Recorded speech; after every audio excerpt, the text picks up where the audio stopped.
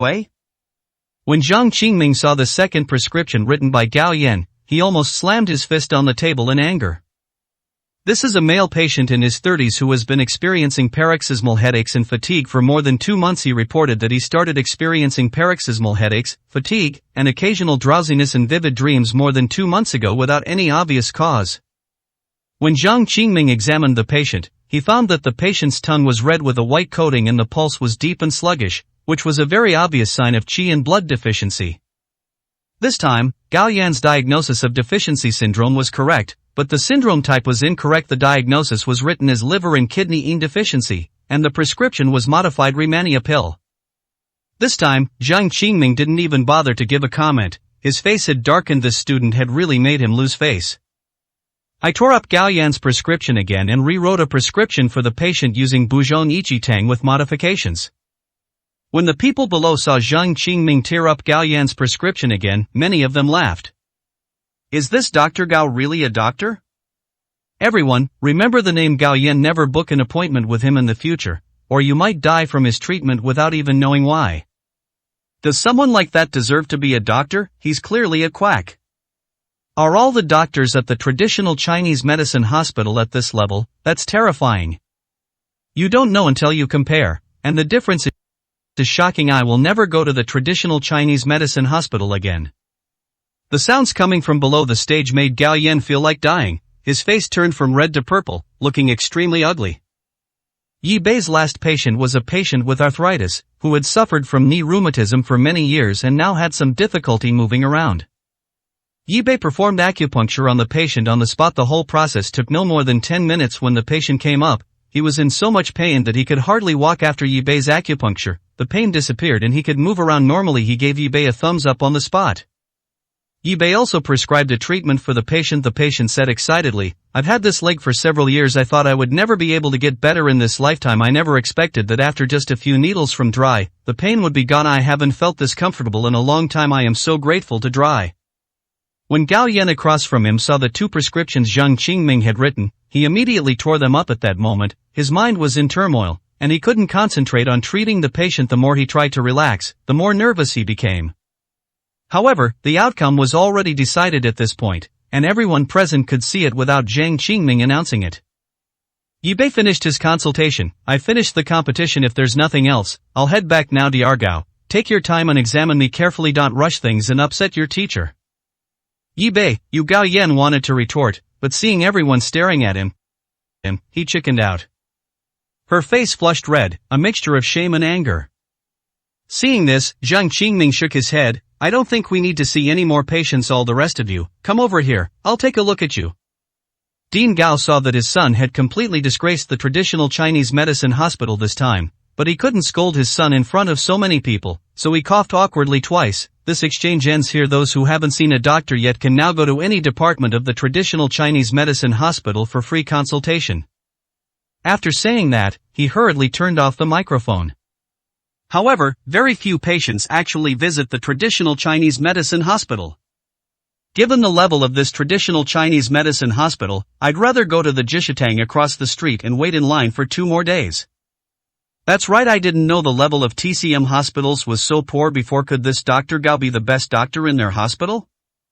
That's very possible, otherwise they wouldn't have chosen to challenge Dr. Yi.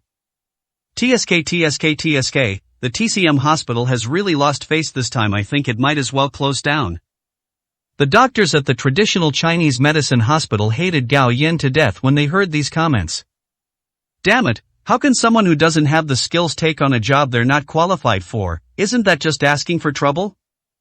Exactly, I used to think he was so amazing, always saying that his teacher was Jiang Qingming.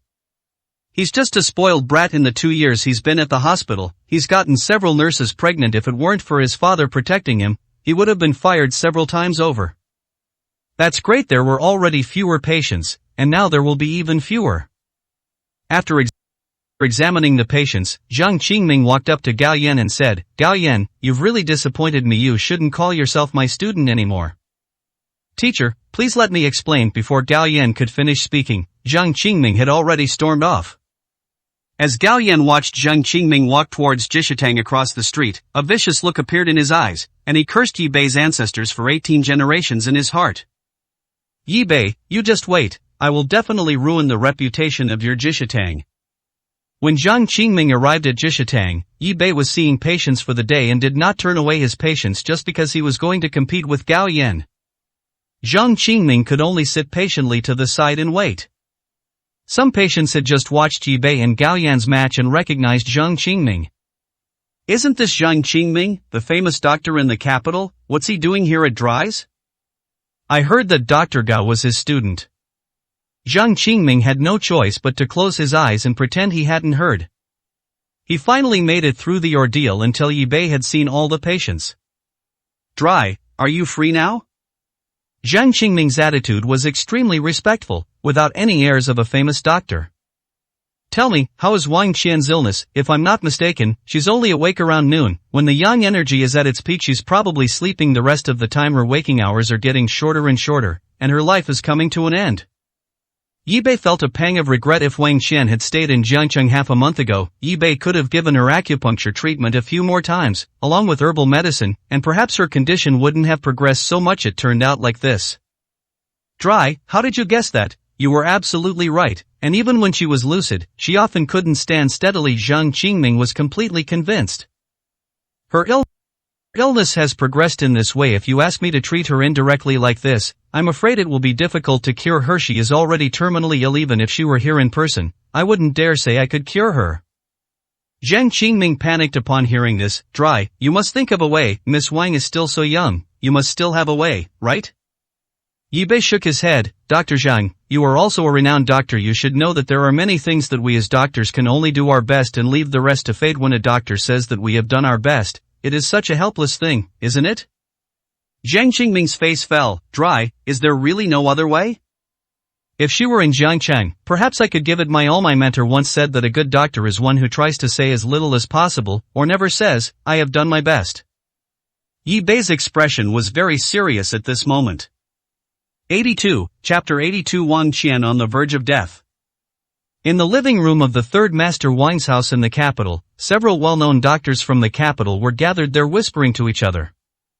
They were all invited by Master Wang to treat Wang Qian. After eating something at noon yesterday, Wang Qian fainted on the dining table and has not woken up yet.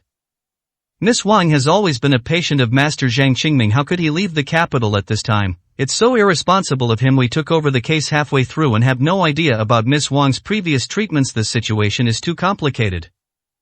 I suggest you take him to the hospital. Western medicine might be able to help. Dr. Zhao, you don't know, do you? Miss Wang has been to every hospital in Beijing, but no one has been able to give her a clear diagnosis. She has also been to hospitals abroad, but they still can't find the cause of her illness. I have no other choice but to call Jiang Qingming back now. As the group was talking, Third Master Wang came out. You are all renowned doctors in the capital, is there really no other way? Master Wang's face was full of fatigue, his expression was listless, and he looked several years older. The group looked at each other, but no one spoke. Wang Sani glanced listlessly at these famous doctors who usually spoke with such arrogance, then waved his hand weakly, signaling that they could leave. One of the doctors walked to the door, then turned back and said, Third Master, the only way now is to call Master Jiang Qingming back. Perhaps there is still a glimmer of hope. Master Wang knew what Jiang Qingming was doing in Jiangcheng, but he had a grudge against Yi Bei during the last auction. Would Yi Bei still prescribe medicine for Wang Qian? Thinking about this, Master Wang felt a little annoyed. It seemed that the jade pendant wasn't that important to his eldest and second eldest brothers. He couldn't understand why his elder brothers didn't blame him for losing the jade pendant. If he had known this would happen, he would have done Yi Bei a favor back then, and perhaps that would have saved his daughter's life. But asking Third Master Wang to beg Yi Bei was something he couldn't do. He couldn't let go of his pride. Uncle Wang sat down weakly, rubbing his throbbing temples with his hands, hoping to relieve his headache. Just then, a phone rang urgently. Third Master, this is Jiang Qingming. I just spoke with Dr. Yi, and he said that if Miss Wang can come to Jiangcheng, he might have a way. What did you say? You mean Yi Bei is willing to treat Xiao Qian? Third Master Wang stood up, leaning on his chair. That's right, that's what Dr. Yi said. Xiao Qian fainted yesterday and hasn't woken up since we've called several doctors, but they can't do anything about it. Yi Bei willing to come to the capital, money is not a problem. Third Master, this is a bit difficult. Dr. Yi has no intention of leaving Jiangcheng. Zhang Qingming had already asked Yi Bei about his opinion, and Yi Bei shook his head. Oh, I'll arrange it right away and send Xiaoqian to Jiangcheng. Master Wang had no other choice, he couldn't watch his only daughter die. When Master Wang entered the house, his wife, Song Jia, was sobbing softly. Madam, do you remember Yi Bei, the divine Dr. Yi, whom I told you about last time? Zhang Qingming said he is willing to treat Xiaoqian, but he wants to send Xiaoqian to Jiangcheng. Then what are we waiting for? Arrange it right away. I'm willing to send Xiaoqian anywhere as long as she can be cured, Song Jia said excitedly. But I offended him last time, and I'm afraid he'll see me, Third Master Wang said with some concern. Master, I'll go with Xiaoqian. We only have one daughter, we can't just watch her like this. Wah. At midnight, the Wang family's private jet quietly landed at Jiangcheng Airport. Since it concerned his daughter's life or death, Third Master Wang still came with his wife. This time, however, there was no grand welcoming procession like last time. There was only an ambulance borrowed by Zhang Qingming, making it somewhat deserted. The ambulance sped toward Jishitang with its siren blaring. This was an ambulance from the traditional Chinese medicine hospital, but it took the patient to Jishitang across the street. When they got off the bus, Third Master Wang wanted to exchange a few polite words with Yi Bei, but Yi Bei frowned when he saw Wang Qian's expression. At this moment, Wang Qian was already on the verge of death. Her face was frighteningly pale, her lips were completely bloodless, and her hands and feet were ice cold. If it weren't for her faint breathing, one would really think she was already dead. Yi Bei helped carry Wang Qian to the treatment room. Dr. Zhang, Ms. Wang's condition is more serious than I thought. Please stay and explain your treatment plan to me. Everyone else can leave. Yi Bei was already preparing the needles while he was speaking. Dry, I'm begging you. After saying a few words, Third Master Wang helped his wife, Song Jia, out. As Zhang Qingming spoke, Yi Bei had already inserted the needle into Wang Qian's body. More than half an hour later, Yi Bei and Zhang Qingming came out of the treatment room. Mrs. Wang immediately stood up from their stools. How is it? If you had arrived 2 hours later, even a god couldn't have saved you. Yi Bei wiped the fine beads of sweat from his forehead. The acupuncture he had just received had used up a lot of his internal energy. The situation has stabilized for now, I'm going to rest, Yi Bei said and went upstairs. Chen Pai arranged 2 guest rooms for them on the 2nd floor. The next morning, Yi Bei came downstairs early. They found Zhang Qingming and Mrs. Wang sitting downstairs. They hadn't slept all night and had been keeping watch over Wang Qian's bedside. After receiving acupuncture treatment from Yi Bei, Wang Qian's face regained some color. Yi Bei took Wang Qian's pulse. I will treat her again in a while, and she should wake up. Seeing that Chen Pai had also gotten up, Yi Bei wrote out a prescription and handed it to Chen Pai. Old Chen, brew the medicine. Dry, thank you for your hard work. Can Xiaoqian's illness be cured? Song Jia asked cautiously. Rescue them first. Whether her illness can be cured depends on the subsequent treatment. She has a congenital cold constitution. I wonder if anything happened to her mother during her pregnancy? To be honest, Dry, when I first got pregnant with Xiaoqian, I didn't have any symptoms and I didn't even know it myself. I happened to go on a trip to the far north, and while I was traveling, I accidentally fell into an ice cave. After I was rescued, I found out I was pregnant when I was in the hospital. Song Jia started crying again as she spoke, and Third Master Wang hugged his wife. Xiaoqian has been frail since she was little, and she gets sick all the time. We all hoped she would get better as she grew up, but we never expected. Song Jia couldn't continue speaking. Yi Bei treated Wang Qian again, and she finally woke up. Dry, is it really you? Wang Qian asked in disbelief. Where am I? At my clinic. Yi Bei smiled slightly, his charming dimples reappearing on his face. 83, Chapter 83. The Little Tyrant of Jiangcheng. Yi Bei handed the medicine that Chen Pai had prepared to Song Jia. You feed her the medicine first. I asked old Chen to cook some millet porridge. You can feed her some too later. Suddenly, the door of Jishitang was being pounded on repeatedly. Open the door quickly, it's time to see a doctor. Someone shouted loudly from outside the door, sounding very fierce. Chen Pai was still upstairs cooking porridge when Yi Bei went out and opened the door. Standing outside the door was a young man with several brightly colored hair dyed in a flamboyant manner, a cigarette dangling from his mouth, followed by 7 or 8 other people dressed similarly to him. Those queuing for medical treatment kept their distance from them. "Hey, is this a clinic?" the young man asked Yi Bei rudely. "This is indeed a clinic, but it won't open for business for another 20 minutes. Guys, this clinic is fucking awesome, they even have opening hours," he shouted, and the people behind him laughed. "Young Master Chun, why don't you just ask him if he knows how to treat illnesses?" The man called Chun Xiao is quite influential in Jiangqing. He Chun is the son of Senator He and Gao Yan's childhood friend. Last night, Gao Yan and He Chun were drinking together and he told Gao Yan about Yi Bei. He Chun immediately patted his chest and said, "Gao Yan, you're such a coward, you can't even handle an outsider. Tomorrow I'll bring a few people to help you get revenge." After He Chun finished speaking, he looked at Gao Yan with a wicked smile and said, "But if things go well, you have to introduce me to the nurses at your hospital. I don't have high requirements, just those twin sisters from your hospital will do. As long as you can get rid of Yi Bei, not only those two sisters, but even our hospital's most beautiful girl, Peach, I can get her to come and keep you company." "Gao Yan, you're really willing to do this, aren't you? Isn't Taozi your woman?" He Chun said with a laugh. "Alright, I know you've been drooling over her for a while now. You stare at her every time you see her. Brothers are like limbs, women are like clothes. No matter how beautiful she is, my old man will never agree to her marrying into our family. I am just playing around." A burst of lewd laughter suddenly filled the private room. So early in the morning, He Chun led a few men who had just come out of a nightclub straight to Yi Bei's place to cause trouble. Yi Bei could tell at a glance that these people were there to cause trouble. "You can see a doctor, but please line up and wait patiently." Yi Bei naturally wouldn't give such a person a friendly look. "Damn it, a tiny clinic dares to make me wait in line. Kid, are you mistaken? Even if I go to a big hospital for a cold, no one would dare make me wait in line. Hurry up and see me. I need to go back to sleep." He Chun blocked the door that Yi Bei was about to close and said arrogantly, "I'll say it again, please line up, that's the rule." "Rules, my word is the rule. A lousy clinic dares to talk to me about rules. If I wanted, I could tear this lousy clinic down tomorrow," He Chun said, kicking the door hard. Among the people queuing for medical treatment, some recognized He Chun and the people behind him.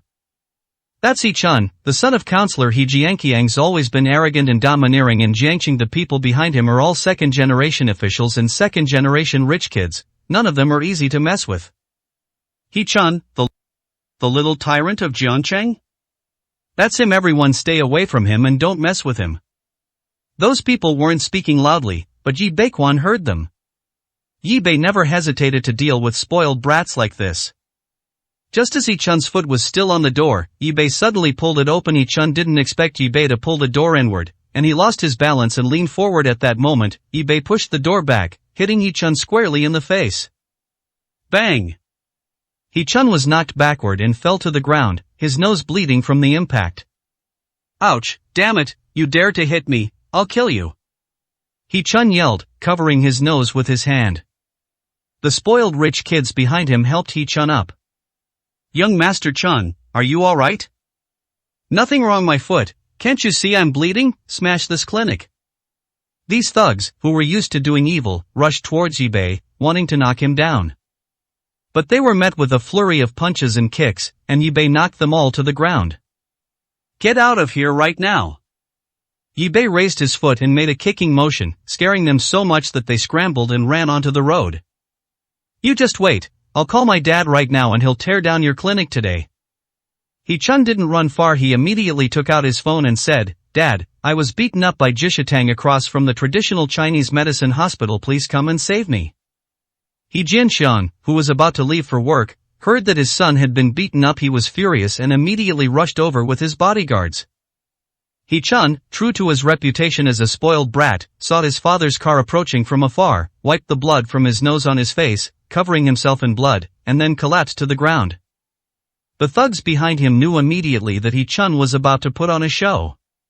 He Jianxiang only has one son, and he is known in Jiangcheng as a fiercely protective father. When the people queuing for medical treatment saw He Jianxiang leading several burly men and approaching menacingly, they all unconsciously took several steps back. He Jianxiang, that plague god, has arrived. Dr. Yi is going to be in trouble now. Who in Jiangcheng would dare to offend the Yi family? The Yi family is a tyrant. As expected, He Jianxiang got out of the car and saw his son lying on the ground, and he became furious. Is there no law anymore? They beat my son like this in broad daylight. Who did it? Step forward. Hee-chun was quite the actor. Seeing his father get angry, he pretended to be on the verge of death. Dad, if you had come any later, you might not have seen your son again. The person who hit me was a bastard from the clinic. Uncle Lee, look, we got beaten too. That person was completely unreasonable. I just wanted to see him at his clinic for a cold, but he told us to wait in line. We were a little slow, and he started hitting us. After Yi-Bei took down these people, he closed the door. He Jianxiang shouted at the bodyguards, "What are you waiting for? Smash the door." Two strong bodyguards immediately went over and kicked the door of Jishitang. Coincidentally, Chen Pai opened the door at that moment, and the two men almost kicked him. Chen Pai narrowed his cloudy eyes slightly. "What are you doing? Old man, get out of here and hand over the man you just hit." The two bodyguards shouted arrogantly. Are people these days so rude? They don't know how to respect the elderly at all. Chen Pai didn't move aside and slowly opened the door. "Old man, are you looking for death?" One of the bodyguards reached out and pushed Chen Pai. 84, Chapter 84 Bullying Others. That bodyguard wouldn't even hit an old man, would he? The He family is really domineering. This is bullying others by abusing one's power. Just as the bodyguard's hand was about to shove Chen Pai turned around seemingly unintentionally, just avoiding the bodyguard's push. Seeing Chen Pai step aside, the bodyguard yelled, "You old codger, you know what's good for you." He Jianxiang strode over when the door opened, and said menacingly, "Hand over the person who beat my son." Yi-Bei, who was talking to Zhang Qingming, turned around and walked to the door. "What do you want?" Yi-Bei looked at the arrogant Lu Jianxiang and gave him a calm glance. Hee-chun had already stood up and called out from a distance, "Dad, he's the one who hit me." "So you're the one who hit my son?" He Jianxiang roared, his voice loud and unforgiving. Yi-Bei understood, this was a case of beating the young and then the old one coming. "I just gave him a little lesson and taught him what manners are. Do you even know who I am? You have no right to lecture my son." He Jianxiang pointed at Yi-Bei. "Who you are has nothing to do with me. Like father, like son," Yi-Bei said calmly, with a slight smile on his face. Yi-Bei's smile was mockery in He Jianxiang's eyes. In Jiancheng, anyone who dared to mock He Jianxiang was courting death. He Jianxiang shouted angrily, "Kid, what do you mean by that? The father and son are equally ill-mannered." When Yi-Bei said this, the onlookers were all sweating bullets for him. Dry really dares to speak his mind, saying that the Yi family has no manners. Doesn't that just make He Jianxiang even angrier? Although it's the truth, this has offended the He family. As expected, He Jianxiang immediately flew into a rage when Yi-Bei dared to say that the Yi family members were ill-mannered. "Who do you think you are? How dare you lecture me? I'm a counselor in Jiangcheng City. I think you're not going to keep your little clinic open anymore. I'm afraid you don't have the ability." Yi-Bei remained expressionless throughout. No one in Jiangcheng had ever dared to speak to He Jianxiang like that. "What a joke! I could tear down your house with just one word, let alone shut down your tiny clinic. Don't take yourself too seriously. I advise you to take your precious son and leave now, instead of making a fool of yourself here." Yi-Bei's attitude made He Jianxiang very unhappy. "You little brat, I'm going to smash up your clinic right now and show you who's in charge in Jiangcheng." He Jianxiang waved to his two bodyguards, "Smash it hard." The two bodyguards, having received their master's orders, tried to rush into Jishitang. "Stop right there, you'll regret it if you dare step through this door." Yi-Bei was getting angry. These unreasonable people were causing trouble here so early in the morning. "What are you two waiting for? Beat him up and break his legs." Hee-chun yelled at the bodyguards. "Don't worry, young master, we will definitely teach him a lesson."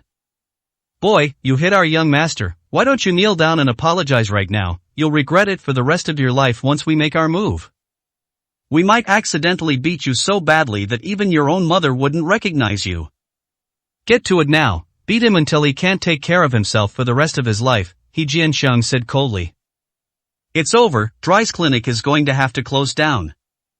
What a waste of such a good doctor. Isn't there anyone who can do something about these bad people?" The onlookers whispered among themselves, but none of them dared to stand up and criticize He Jianxiang. The two bodyguards exchanged a glance, their eyes turning fierce as they stared at Yi-Bei, a cold smile playing on their lips. You knock the person down, and I'll go in and smash everything inside. He's just a weakling, I can cripple him with one punch, the tall bodyguard said, throwing a punch at Yi-Bei's face. Court death. Yi-Bei neither dodged nor evaded, his fist struck the bodyguard who had thrown the punch. Bang! The bodyguard was sent flying high into the air before crashing to the ground. Seeing his companion knocked down by Yi-Bei with a single punch, another bodyguard raised his foot and kicked at Yi-Bei. Yi-Bei slapped the man's leg with his palm, and with a crack, the man's leg broke on the spot. He fell to the ground screaming in pain. Everyone was stunned. Dry's kung fu is just as impressive as his medical skills. Well done, those two bullies who rely on their master's power. He Jianxiang instinctively took 2 steps back, his eyes filled with horror, as Yi-Bei took down his 2 bodyguards in 2 moves. You little brat, you dare to hit someone, you just wait. I'll call the law enforcement agency right now and have them come and enforce the law. He Jianxiang actually called the director of the law enforcement agency. The director of the law enforcement agency dared not delay when he received He Jianxiang's call and immediately sent his subordinates to Jishitang. The Jiangcheng Law Enforcement Bureau is less than 2 kilometers away from Jishitang. Within minutes, 3 vehicles from the bureau arrived at the entrance of Jishitang. Senator He, what happened? A squad leader cautiously approached He Jianxiang. Did you see that? The people from Jishitang broke the law and seriously injured my son and my men. What do you say we should do about it? He Jianxiang thought that as long as he brought Yi-Bei back to the law enforcement agency's prison, he would have a way to make Yi-Bei die in prison without anyone knowing. After hearing He Jianxiang's words, the squad leader walked up to Yi-Bei and asked, Did you hit him? Yes, I hit him, but I was only acting in self-defense. Self-defense? The squad leader stared at Yi-Bei for a long time. Where did they hurt you? They can't hurt me. We can't hurt you. What kind of guard are you? Come with us right now, the squad leader said, taking out handcuffs. He Jianxiang looked at Yi-Bei smugly. Kid, you've been so arrogant, you'll behave yourself when you get to the law enforcement agency. Does that mean I have to let them beat me up before I can defend myself? Yi-Bei found it really funny and couldn't help but laugh. What are you laughing at? You're refusing to cooperate with our law enforcement efforts. We have the right to take you back for investigation. Put your hand out. The squad leader still wanted to gain favor with He Jianxiang. What if I say no? You dare to defy the law? I'm warning you now, if you dare to defy the law, your crime will be doubled. Behave yourself, men. Seal this place off and take him away. The squad leader shouted to his men. The commotion outside startled Third Master Wang, who had just come upstairs, and he came downstairs. Let's see who dares. Master Wang had an extraordinary demeanor. The squad leader, seeing Master Wang, was momentarily unsure of his identity and dared not act rashly. He looked to He Jianxiang for help, implying that Senator He was someone important and whether he could be touched. He Jianxiang had never met Master Wang before. His face was unfamiliar although he looked imposing. This was Jiangcheng, and He Jianxiang wasn't afraid. What are you waiting for? Take them away. 85, Chapter 85. Stop acting. Judging from He Jianxiang's expression, the squad leader assumed that Master Wang, who came downstairs, was just an ordinary merchant. He waved his hand and said to his men, Take him away. If Yi-Bei is taken away, there will be no way to save Wang Qian. How could Third Master Wang let such a thing happen? Let's see who dares to touch him. As Wang Sanyi spoke, he had already walked to Yi-Bei's side. Who the hell are you? How dare you obstruct our law enforcement? The squad leader had already confirmed with He Jianxiang that the person in front of him was not some important figure, so his attitude was naturally not very friendly. You're not qualified to know who I am. Call the person who keeps their word over here. Master Wang's superior aura was now unmistakable. He Jianxiang searched his mind for all the big and small people in Shuangjiang County, but still couldn't find any information about the person in front of him. I am He Jianxiang, a senator from Jiangcheng City. I advise you not to break the law, He Jianxiang said in an official tone. Cooperating with the law enforcement agency is the responsibility of every citizen. I don't need to tell you this, I think you know it. Senator He, have you figured this out? Whose responsibility is it? Is the Jiangcheng Enforcement Bureau Senator He's lackey? Upon hearing Wang San's words, He Jianxiang's expression changed slightly. No matter how powerful he was in Jiangcheng, he wouldn't dare to say that the law enforcement bureau belonged to the He family. And who are you? He hit someone and injured the Maya sent that his fault. Seeing that third master Wang spoke with such force, He Jianxiang responded in kind.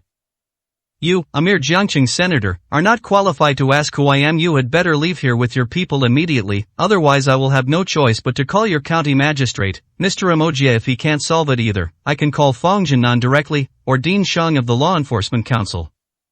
None of the people that Master Wang mentioned were people He Jianxiang could afford to offend. The reason he was so powerful in Jiangcheng was entirely because his brother, He Jianda, was the Secretary General of Shuangjiang County. But the people that Master Wang just mentioned are not people his brother can handle. He squinted and looked at Master Wang again, but he had no recollection of him at all. He hadn't been in Jiangcheng the last time Master Wang came.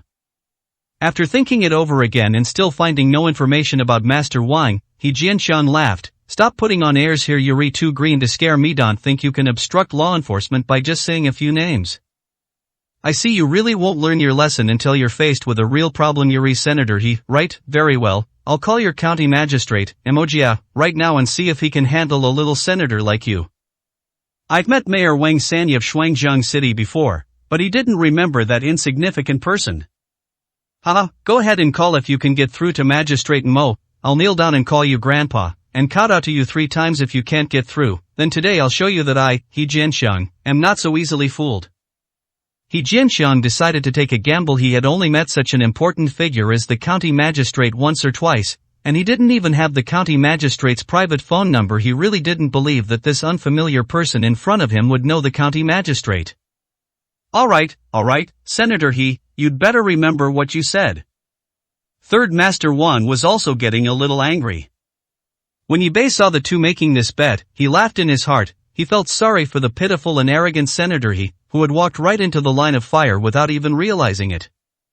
Third Master Wang actually dialed the number of County Magistrate Emojia. Brother Emojia, hello, I met a very powerful Senator He in Jiangqing. I would appreciate it if you could help me resolve this matter. Third Master, when did you arrive in Jiangcheng? You didn't even let me know you were coming to Shuangjiang County, so I could have given you a welcome party. Master Wang had the call on speakerphone. He wasn't trying to hide it from anyone. No need for a welcome dinner, I'm just here to take care of some business. Senator He, have him answer the phone. They're looking for you? Third Master Wang handed the phone to He Jianxiang. He Jianxiang sneered, but instead of taking the call, he said loudly, stop acting. If you really are Magistrate Mo, then I am Magistrate Mo's father. It's easy to imagine how angry Emojia was when he heard this on the other end of the phone. Well, this is really outrageous, Jiangcheng Counselor He Jianda, you come here right now. I remember your brother is a counselor in Jiangcheng, isn't he? Emojia's angry roar came from the phone. Mayor, who are you angry with? He Jianxiang could certainly recognize that it was his brother He Jianda's voice. Upon hearing this, He Jianxiang's face turned pale instantly, and sweat began to bead on his forehead. He Jianda, you have a good younger brother who wants to be my father. What do you say we do about this? Prefect, what did you say? My brother is in Jiangcheng. He Jianda asked, confused. County Chief Mo handed the phone to He Jianda. He's on the other end of the line. You handle this. He Jianda never dreamed that his good brother could get him into such trouble in Jiangcheng. Hundreds of kilometers away his back was soaked with sweat. Governor, this can't be. Third Master, let's open a video call and let our secretary He take a good look at whether that person is his good brother. When the video played, He Jianda saw that it really was his good younger brother and angrily said, you brat, what have you done? Apologize to Magistrate Mo right now. Upon seeing this, He Jianxiang's legs began to tremble involuntarily, and his lips quivered.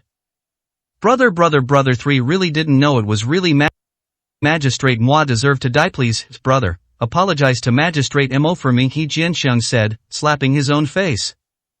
On behalf of the county government, I hereby suspend you from your position as a senator, effective immediately. He Jianda upheld the principle of putting righteousness above family ties. He Jianxiang collapsed to the ground on the spot. When He Chun saw his father like that, he went over and asked, Dad, what's wrong? He Jianxiang, who had never hit his son before, slapped He Chun hard across the face. It's all your fault, you unfilial son. You're always causing trouble for me outside, and I have to clean up your messes every day. He Chun stood there, covering her face, stunned. Dad, you actually hit me. I'm going to beat you to death. He Jianxiang got up and kicked his son to the ground, then kicked him repeatedly. Emoji answered the phone. Third Master, I'm so sorry, those people offended you? Brother Mo, you're too kind, I'll definitely treat you well next time I'm in the capital. There are also people from the Jiangqing Law Enforcement Bureau here, I'd appreciate it if you could say a few words to them. Master Wang turned the camera towards the law enforcement officers, including the squad leader who was nervously looking at his phone. The law enforcement agency is a place to handle cases impartially, not anyone's tool. Let the director of your Jiangqing Law Enforcement Agency come to my office. Greetings, County Chief. I will leave here with my men immediately. I will certainly convey your message to our dean, the squad leader said, sweating profusely and looking disheveled. 86, Chapter 86. Dr. Yi, I'm sorry, I was wrong. The onlookers applauded and cheered as the law enforcement officials slunk away. That's great, Dry's clinic is alright now. These people really need to be taught a lesson. Seeing that the law enforcement officers had left, He Jianxiang also wanted to slip away quietly. Senator He, do you think you can just leave without apologizing? Wang San's voice made He Jianxiang tremble. I remember someone just said that we have to kneel down and kowtow. There's no need to call me grandpa. I am not that old yet, and I don't want an unfilial grandson like you. Wang San's cold voice reached He Jianxiang's ears. He Jianxiang felt like dying to this day. He still didn't know who this person was. Even the county magistrate had to give him face. He only knew that Mo Jie had just called this person third master. How could such an important person appear in a small clinic? He had heard about the opening of Jishitang, but he just laughed it off and didn't take it to heart. Senator He won't go back on his word, will he? Yes, we must apologize to Dry. And his son, we saw it very clearly when we were queuing up early in the morning. It was his son who made the choice first. He Jianxiang aroused public outrage once someone took the lead. More and more people dared to speak out and began to criticize the He family father and son. He Chun's so-called good brothers had long since disappeared. He Jianxiang was struggling internally. If he knelt down, the He family would lose all face, but if he didn't, such a powerful figure could destroy the He family with a single word. He knew perfectly well that his brother had done that to protect him. It was just a temporary pause. As long as his brother didn't fall, He Jianxiang would eventually return to his original position. In the end, He Jianxiang knelt down with a plop. Dry, I'm sorry, I was wrong. Please forgive me, third master. It is my fault for failing to raise my son properly. Please forgive me this time. Third master. He waved his hand and said, get lost. Master Wang's eyes seemed to glance at the crowd unintentionally, but this glance was not unintentional, because he saw the Wang family members behind the crowd of onlookers. To be precise, it was Wang Dong, one of his elder brother's confidants. Why is he in Jiangcheng? Could it be for the jade pendant? Wang Sanyu wondered. Master Wang knew that even if he didn't intervene, Yi Bei could have handled the situation. He intervened to repay Yi Bei's favor. After saying this, he turned and walked upstairs. He was indeed quite sleepy after not sleeping all night. Seeing the disheveled state of the He family father and son, everyone applauded. He Chun was filled with hatred. He hated Gao Yan and cursed in his heart, Gao Yan, you bastard, Jishitang has such a strong background, yet you still made me cause trouble. I'll remember this debt. He Jianxiang was also extremely frustrated and resentful. Jishitang, if you won't do it openly, I'll do it secretly. He Jianxiang, will not rest until I drive you out of Jiangcheng. Yi Bei smiled and said casually to the people queuing for medical treatment, everyone, please line up properly and don't make a scene. Feng Xiaoyu, who hadn't been there for 2 days, arrived around noon, looking rather unwell. Brother Yi, these past 2 days have been so frustrating because Grandpa Lin was murdered. We can't even hold his funeral. Sister Lin is heartbroken and now her second uncle is forcing her to hand over the CEO position. It's really disheartening. Is Lin Chaoran so eager to take the position? The old man's body is barely cold, and he's already starting internal strife. Is this how all big families are? Yi Bei said calmly. Brother Yi, the Lin family's situation is very complicated. Feng Xiaoyu gave a brief account of the Lin family's situation, and Yi Bei realized that the relationship between the two Lin brothers was so tense, and that the divisions among the Lin family's collateral branches were so severe. Dry, are you alright? I heard about what happened this morning. Lu Min walked in carrying a glass of fresh juice, her face beaming. Her tight-fitting sportswear perfectly accentuated her stunningly voluptuous figure. Especially her ample breasts that swayed as she walked, and the snow-white skin at her neckline that drew the eye, exuded the charm of a mature woman. "It's all right now," Yi Bei smiled at Lu Min. "This is freshly squeezed juice that I brought especially for you. Remember to drink it." Lu Min placed the juice on Yi Bei's table. "Thanks." Feng Xiaoyu looked unhappy and her face fell. "Brother Yi, if you like to drink juice, I will make it for you every day. The juice you buy outside is very unhygienic. It is made from some bad fruits." "Hey little sister, why do you sound so sour? You're not into dry, are you?" Lu Min laughed heartily, her clothes adorned with eye-catching curves, her breasts particularly prominent. "What nonsense are you talking about? Why would I be jealous? Brother Yi would never like someone like you," Feng Xiaoyu said angrily, her face turning red to the roots of her ears. "Still denying it? Your pretty face is all red down to your neck," Lu Min said, giggling. Yi Bei noticed that Feng Xiaoyu was a little embarrassed. "Lu Min, please stop joking with Xiaoyu." "Okay, whatever you say." Lu Min gave Yi Bei a meaningful look. "Alright, enough joking around. I am going to work now." Watching Lu Min walk out with her alluring figure, Feng Xiaoyu snorted, "This person is really annoying." "Dry, dry." Wang Qian called softly from inside the treatment room. Yi Bei pushed open the door and went inside. Feng Xiaoyu felt that the voice sounded familiar, so she followed Yi Bei inside. "Miss Wang, what are you doing here?" Feng Xiaoyu asked in surprise. "Oh, it's Miss Fo. I am here for treatment. If it weren't for dry, I might be dead already," Wang Qian said weakly. "Dry, I'm a little thirsty. Could you get me a glass of water?" Of course, Yi Bei. He went out to pour water for Wang Qian. "Miss Wang, when did you arrive?" Feng Xiaoyu had a good impression of Wang Qian. She was easygoing and had a mild temper.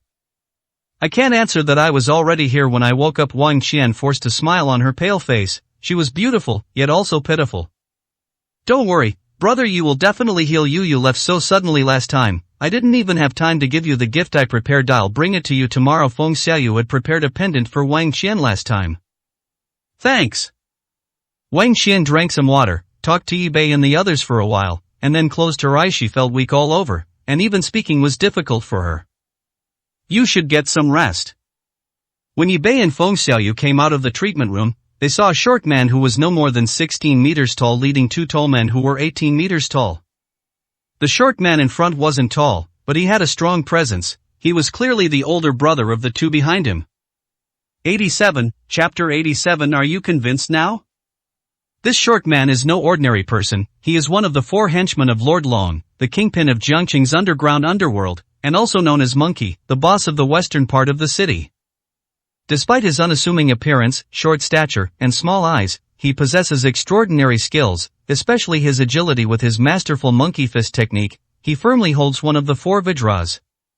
When Brother Biao returned, he relayed Yi Bei's message. Monkey happened to be there and immediately slammed his fist on the table.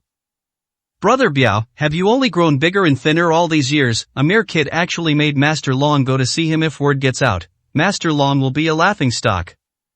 "Monkey, watch your mouth. If you don't know the situation, don't speak. You know old Chen, right? He's called that young Master Yi Bei. Do you think I can't give old Chen some face? I'm just passing on a message." Brother Biao looked unconvinced.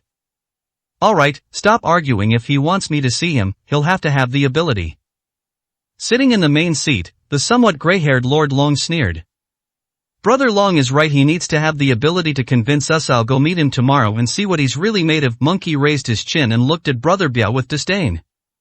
"For Chin Pai's sake, just teach him a lesson, but don't let it escalate to the point of killing anyone," said Master Long before leaving. Yi Bei glanced at them and knew these three were no pushovers. "Are you three here for a medical checkup? If so, please come back tomorrow. Let's not beat around the bush. I'm Monkey, one of the four Vajras under Lord Long." Monkey found a chair and swaggered down, with the two big guys standing behind him. "Did Master Long send you? I heard you want Boss Long to come see you." "I'm not having it." Monkey's gangster-like aura was even stronger than Brother Biao's. It was said that he came from a gang in his early years. "You should go back and have Master Long bring you all together. Otherwise, if you send a King Kong, it will waste everyone's time. Don't you think so?" Yi Bei sat down as well, looking nonchalant. Feng Xiaoyu, on the other hand, was a little nervous. She remembered her father saying that these people were not to be trifled with, and she clenched her little hands into fists. "Kid, do you know who you're talking to?" Someone behind the monkey shouted. "He just said his name is Monkey, right? Here's what we'll do. You go back and tell Master Long to gather everyone together. I'll give him face and go see him in person, have him set the time and place, and let me know." Yi Bei seemed to have conceded a significant step. However, in Monkey's eyes, Yi Bei's attitude was provocative and showed disrespect for Master Long, which Monkey could not tolerate. "Kid, I don't care what your background is, I am here today, so you'd better submit to me first, or I won't give you a single word." The monkey raised its eyebrows as it spoke, its two small eyes fixed intently on Yi Bei. "I don't know how to convince you?" Yi Bei picked up the juice Lu Men brought and drank it. "Of course you have to beat me, I am not that coward Biaogu." This monkey had a short temper. He stood up as he spoke, looking like he was ready to fight at the slightest provocation. Yi Bei put down his juice. "Is this the only option?" "It's fine if you don't fight, just go apologize to Master Long and don't be so arrogant in the future." Yi Bei stood up, stretched his arms and legs, and said, "Then let's fight, all of you, come at me at once." Yi Bei waved to the three of them.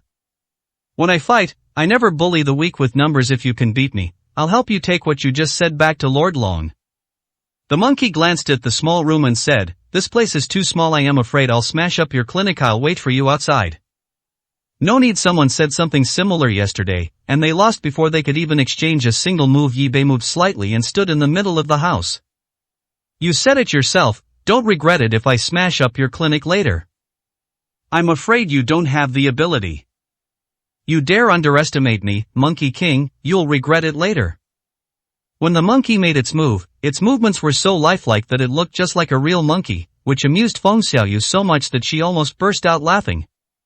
The monkey jumped around Yi Bei, but Yi Bei didn't rush to make a move. He stood there and watched the monkey's performance without moving.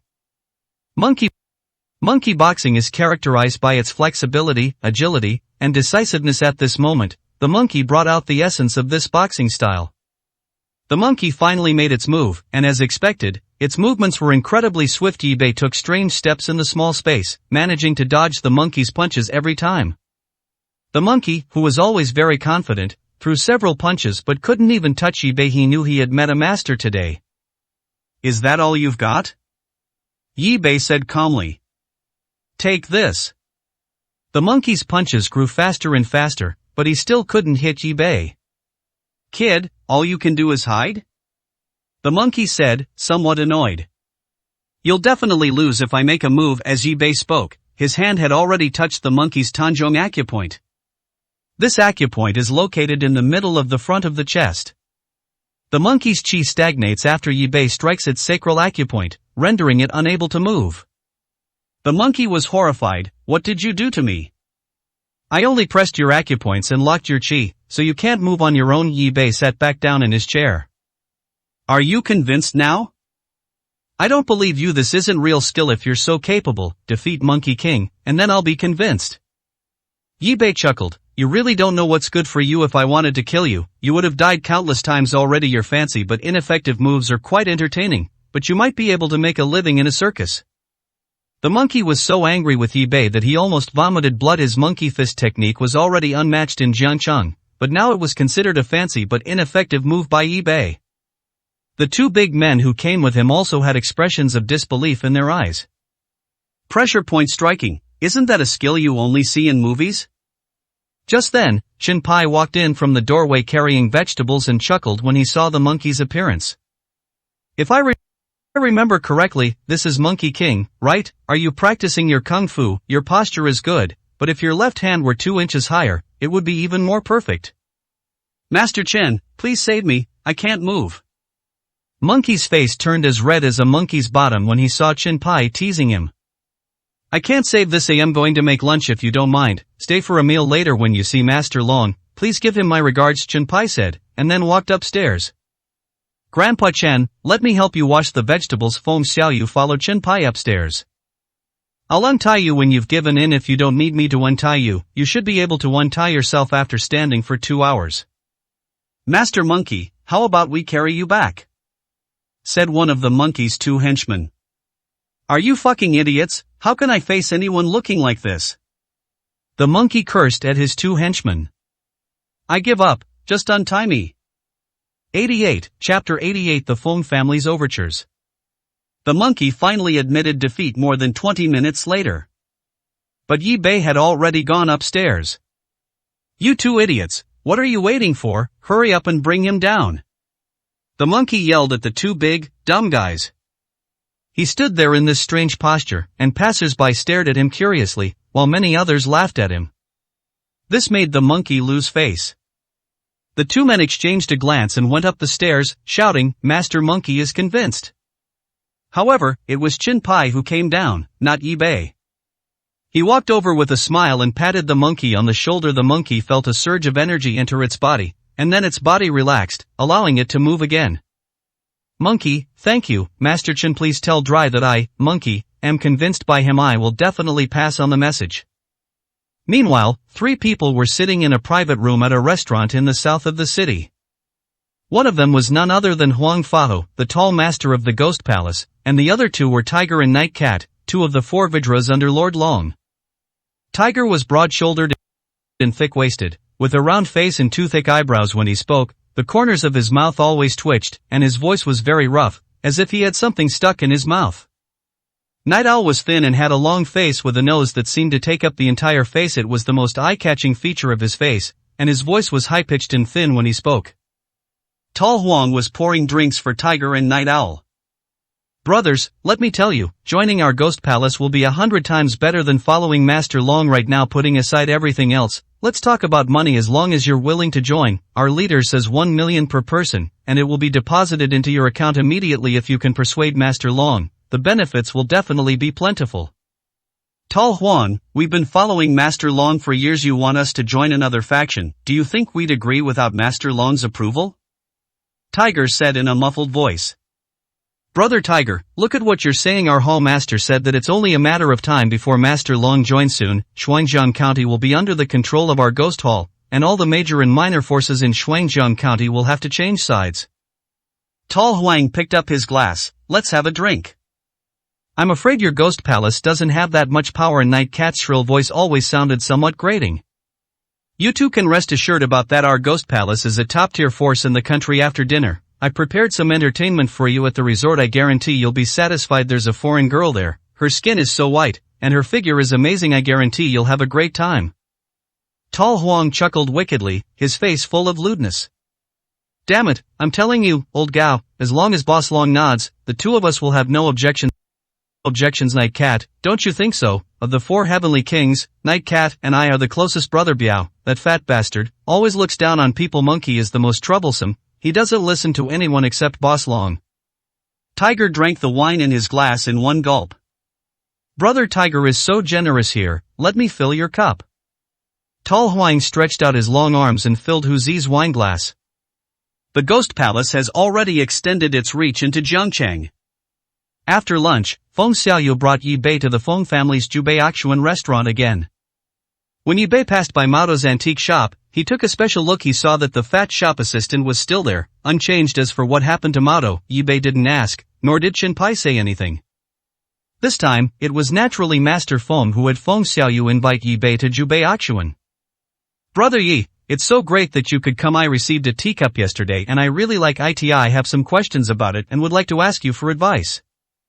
Feng Kuan carefully took out a porcelain teacup, which Yi Bei took and examined closely for a while. Master Feng, this cup is from the Ming Dynasty. It's quite nice. That's good. I was worried about getting a bad eye. Third Master Feng looked at Feng Xiaoyu and said, Xiaoyu, help your third uncle go upstairs and get down my treasured teats on the 3rd floor. Look carefully. Feng Xiaoyu responded and went upstairs. Yi Bei could tell that third Master Feng was trying to get rid of Feng Xiaoyu, because there was some fine tea on the coffee table. Sure enough, as soon as Feng Xiaoyu left, third Master Feng looked around and said, Jiangcheng has been quite turbulent lately, with undercurrents surging and quite a few outsiders arriving. What does Master Feng mean by that? Yi Bei was somewhat confused about what third Master Feng meant by suddenly saying this to him. Brother Yi, are you pretending to be confused? These people only appeared after you arrived in Jiangcheng. I think they're all here for you, right? Feng Kuan made his point clear, looking directly at Yi Bei. They're here for me, third master. That's an interesting question. I am just a patient. Do you think they're all here to see me for medical treatment, like third master Wang from the capital? Hee, brother Yi is quite humorous with your skills. I don't believe you didn't notice that there were more people around you. Among them are indeed members of the Wang family, as well as some people of unknown identity. Feng Kuan chuckled. Why is third master Feng telling me all this? Yi Bei calmly looked at Feng Kuan. Our Feng family wants to be friends with brother Yi. Friendship should be based on sincerity, and this is the sincerity of our Feng family. Feng Kuan looked at Yi Bei with a sincere expression. I thought we were already friends. Yi Bei smiled slightly, his handsome dimples reappearing on his face. Brother Yi is quite interesting. As far as we know, these people are all after the jade pendant you bought from the Wang family. Brother Yi, you'd better be careful. Feng Kuan's contact with Yi Bei was naturally at the behest of Feng Linfeng, the head of the Feng family. After his last encounter with Yi Bei, Master Feng confirmed that Yi Bei bore a striking resemblance to the Feng family's benefactor. Their current task was to verify Yi Bei's identity, because their benefactor's surname was Xiao, not Yi.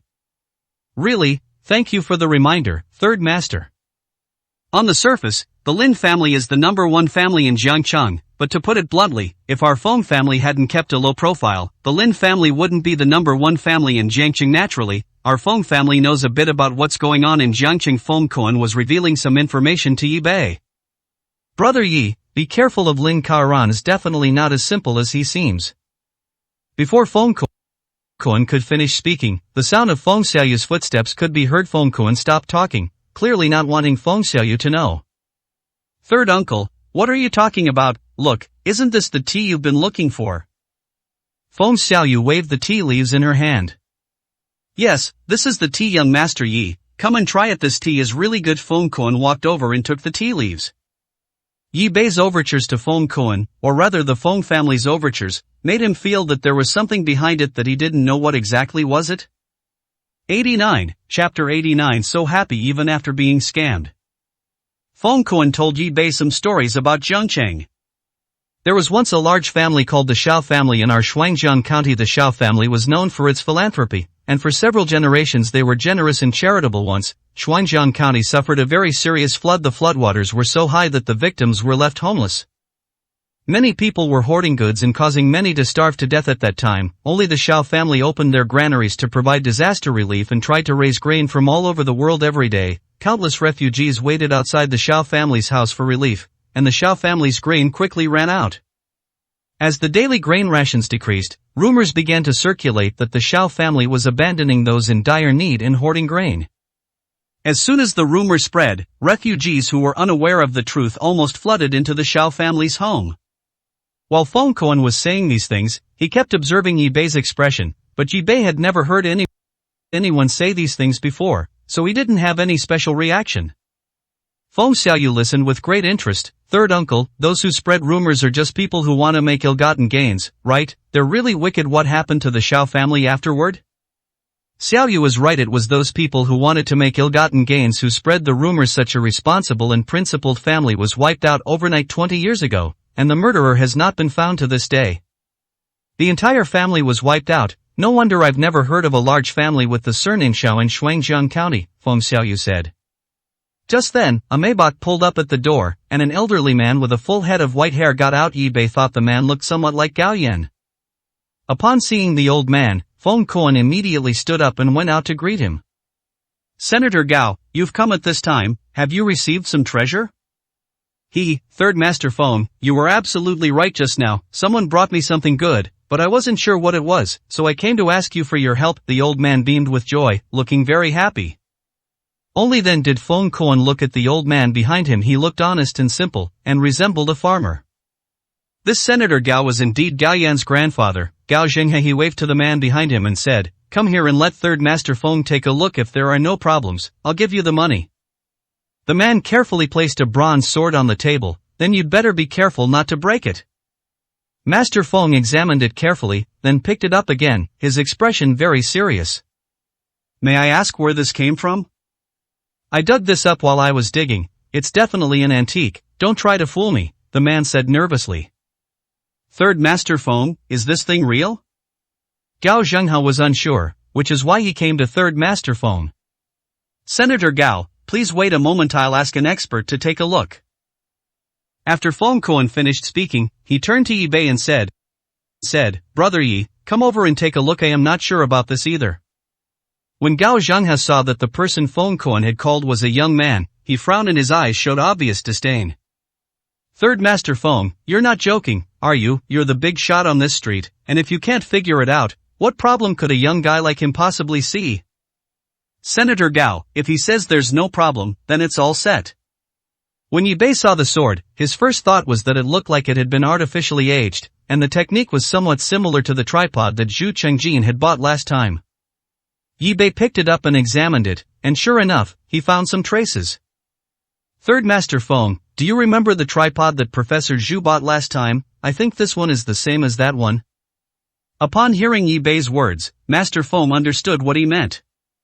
Senator Gao, I'm really not sure about this, the materials look fine. Master Feng is a veteran in this line of work and knows that he shouldn't speak too confidently. Without a professional appraisal, he couldn't definitively say that the sword was fake. Gao Zhenghe hesitated. Seeing Gao Zhenghe's expression, the man glanced at Yi Bei and Master Feng and said, if you don't want it, don't talk nonsense. If you don't want to buy this, I'll go find someone else. As he picked up the sword to leave, Gao Zhenghe stopped him. I didn't say I didn't want it. Rush, let me take another look. You have quite a few of these, don't you? Yi Bei asked the man, whose eyes flickered noticeably. I don't know what you're talking about, she said, taking the item back from Gao Zhenghe's hand. How can you be like this? When did I say I didn't want it? Gao Zhenghe could understand what Yi Bei meant. He didn't trust this farmer-like man. However, Gao Zhenghe really liked the sword, and he had previously underestimated Yi Bei, so he didn't heed Yi Bei's hint.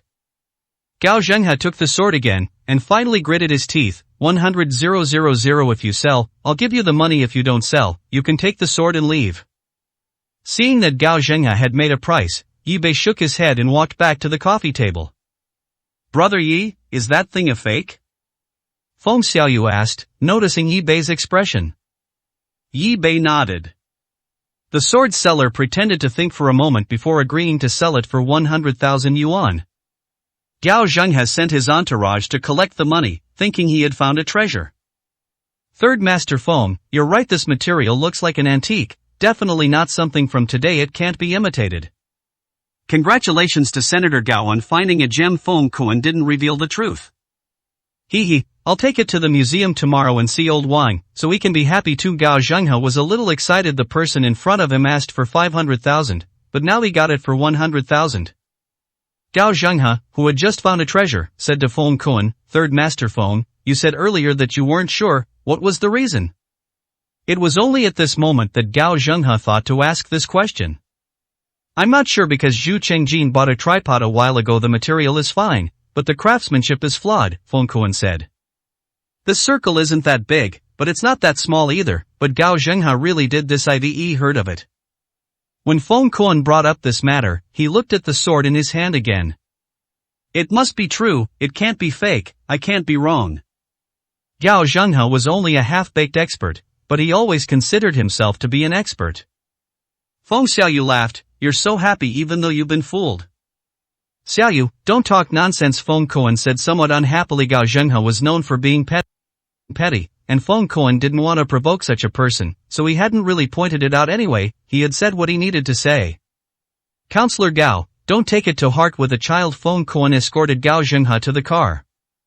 Before getting into the car, Gao Zhenghe said to Feng Kuan, there's actually something else I wanted to tell you today. I was so excited that I almost forgot. I am having a small personal collection exhibition at home the day after tomorrow. I hope you'll do me the honor of attending, Third Master Feng. Okay, I will definitely be there, Feng Kuan replied. By the way, I wonder which family's young master is inside. Please come along sometime, Gao Zhenghe said. That's young Master Yi, Yi Bei. Young Master Yi, I hope you and Third Master Feng will grace us with your presence the night after tomorrow. Gao Zhenghe finished speaking and bent down to get into the car. 90, Chapter 90. Let's talk about it after we've won over Lord Long. After seeing Gao Zhenghe off, Feng Kuan smiled and said to Yi Bei, this Senator Gao never listens to other people's opinions. Let's go see Senator Gao's collection together the day after tomorrow night. Someone like him wouldn't be collecting a whole room full of fakes and treating them like treasures, would he? Feng Xiaoyu said with great disdain.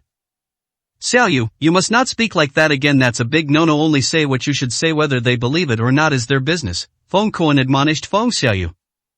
Third uncle, you guys have so many rules. Feng Kuan shook his head helplessly and said, you've been spoiled rotten by the family head, why didn't you bring your bodyguards with you today? I'll give them a day off, they're so annoying following me around all day. If that sword was really made in the same way as the cauldron old Zhu bought last time, there must be more to it than meets the eye, Feng Kuan said thoughtfully, taking a sip of tea. Third Master is right, but didn't Third Master already have someone follow that person? I believe we'll have results soon. Feng Kuan was taken aback at first, then laughed. I have to admire Brother Yi's keen eye. Feng Kuan had only given a wink to one of his men, and the well-trained man followed the sword seller out. As soon as he left, he hadn't expected Yi Bei to see through it. That man thought himself clever. His hands had no calluses and long fingernails, clearly the hands of someone who played mahjong every day. Although he was dressed in peasant clothes, his expression and the way he walked did not resemble a peasant at all. Feng Kuan nodded repeatedly as he listened to Yi Bei's words. I didn't expect you to notice these details as well. Feng Xiaoyu appeared particularly obedient in front of Yi Bei, skillfully brewing tea for Yi Bei and Third Master Feng. It seemed she had been specially trained, as her tea brewing technique was adept. Yesterday, Director Wang called Methy studied the bronze ding that Professor Zhu photographed and found that the materials of those bronzes were very similar to those of bronzes produced near Zhoushan. He judged that someone may have discovered a large number of bronze fragments near Zhoushan and then manufactured bronzes for sale to make illegal profits. That's why I was suspicious when I saw the sword that Counselor Gao brought, Feng Kuan said. Zhou Mountain, is that the place Third Master mentioned last time where someone discovered a treasure 20 years ago? Yi Bei couldn't help but ask. His master had mentioned before that the jade pendant he carried likely came from that treasure. He had carried it with him since he was a child, which made Yi Bei quite sensitive to the name Zhoushan. That's right, it said that after the treasure was opened once, the wealth inside was astonishing. Over the years, that area has been turned upside down, but no one has been able to find the location of the treasure. Feng Kuan's words reminded Yi Bei of the light and shadow he saw when he looked at the pair of jade pendants under the moonlight that night. He thought to himself that he should take another look if he had the chance, to see if he could discover anything. Seeing that Yi Bei seemed a bit distracted, Feng Kuan asked, Young Master Yi, you wouldn't happen to be interested in Zhoushan's treasure as well, would you? Third Master is joking. I was just wondering if that treasure was just a rumor? It's hard to say, after all, quite a few things leaked out of there back then, and only those who have been inside know, Feng Kuan said. Feng Kuan then recounted some of what he knew about Zhoushan, and chuckled as he finished. Just take what I just said as a story. Third uncle, have you ever been to Zhou Mountain? Feng Xiaoyu blinked her curious eyes. I have actually been there once. Zhou Mountain is a mountain range that stretches for hundreds of kilometers. Legend has it that it was once an ancient battlefield, so people often find ancient artifacts there. The feng shui there is good from a feng shui perspective. The entire Zhou Mountain resembles a dragon about to rise from the ground and soar into the sky, so there are quite a few ancient tombs in that area. Third uncle, if you go to Zhou Mountain next time, remember to take me with you. I want to go and see if I can find a treasure. Feng Xiaoyu became interested. Yi Bei didn't return to the clinic until around 10 that night. Wang Qian had already fallen asleep after taking her medicine, while Mran and Mrs. Wang were chatting with Chen Pai on the first floor.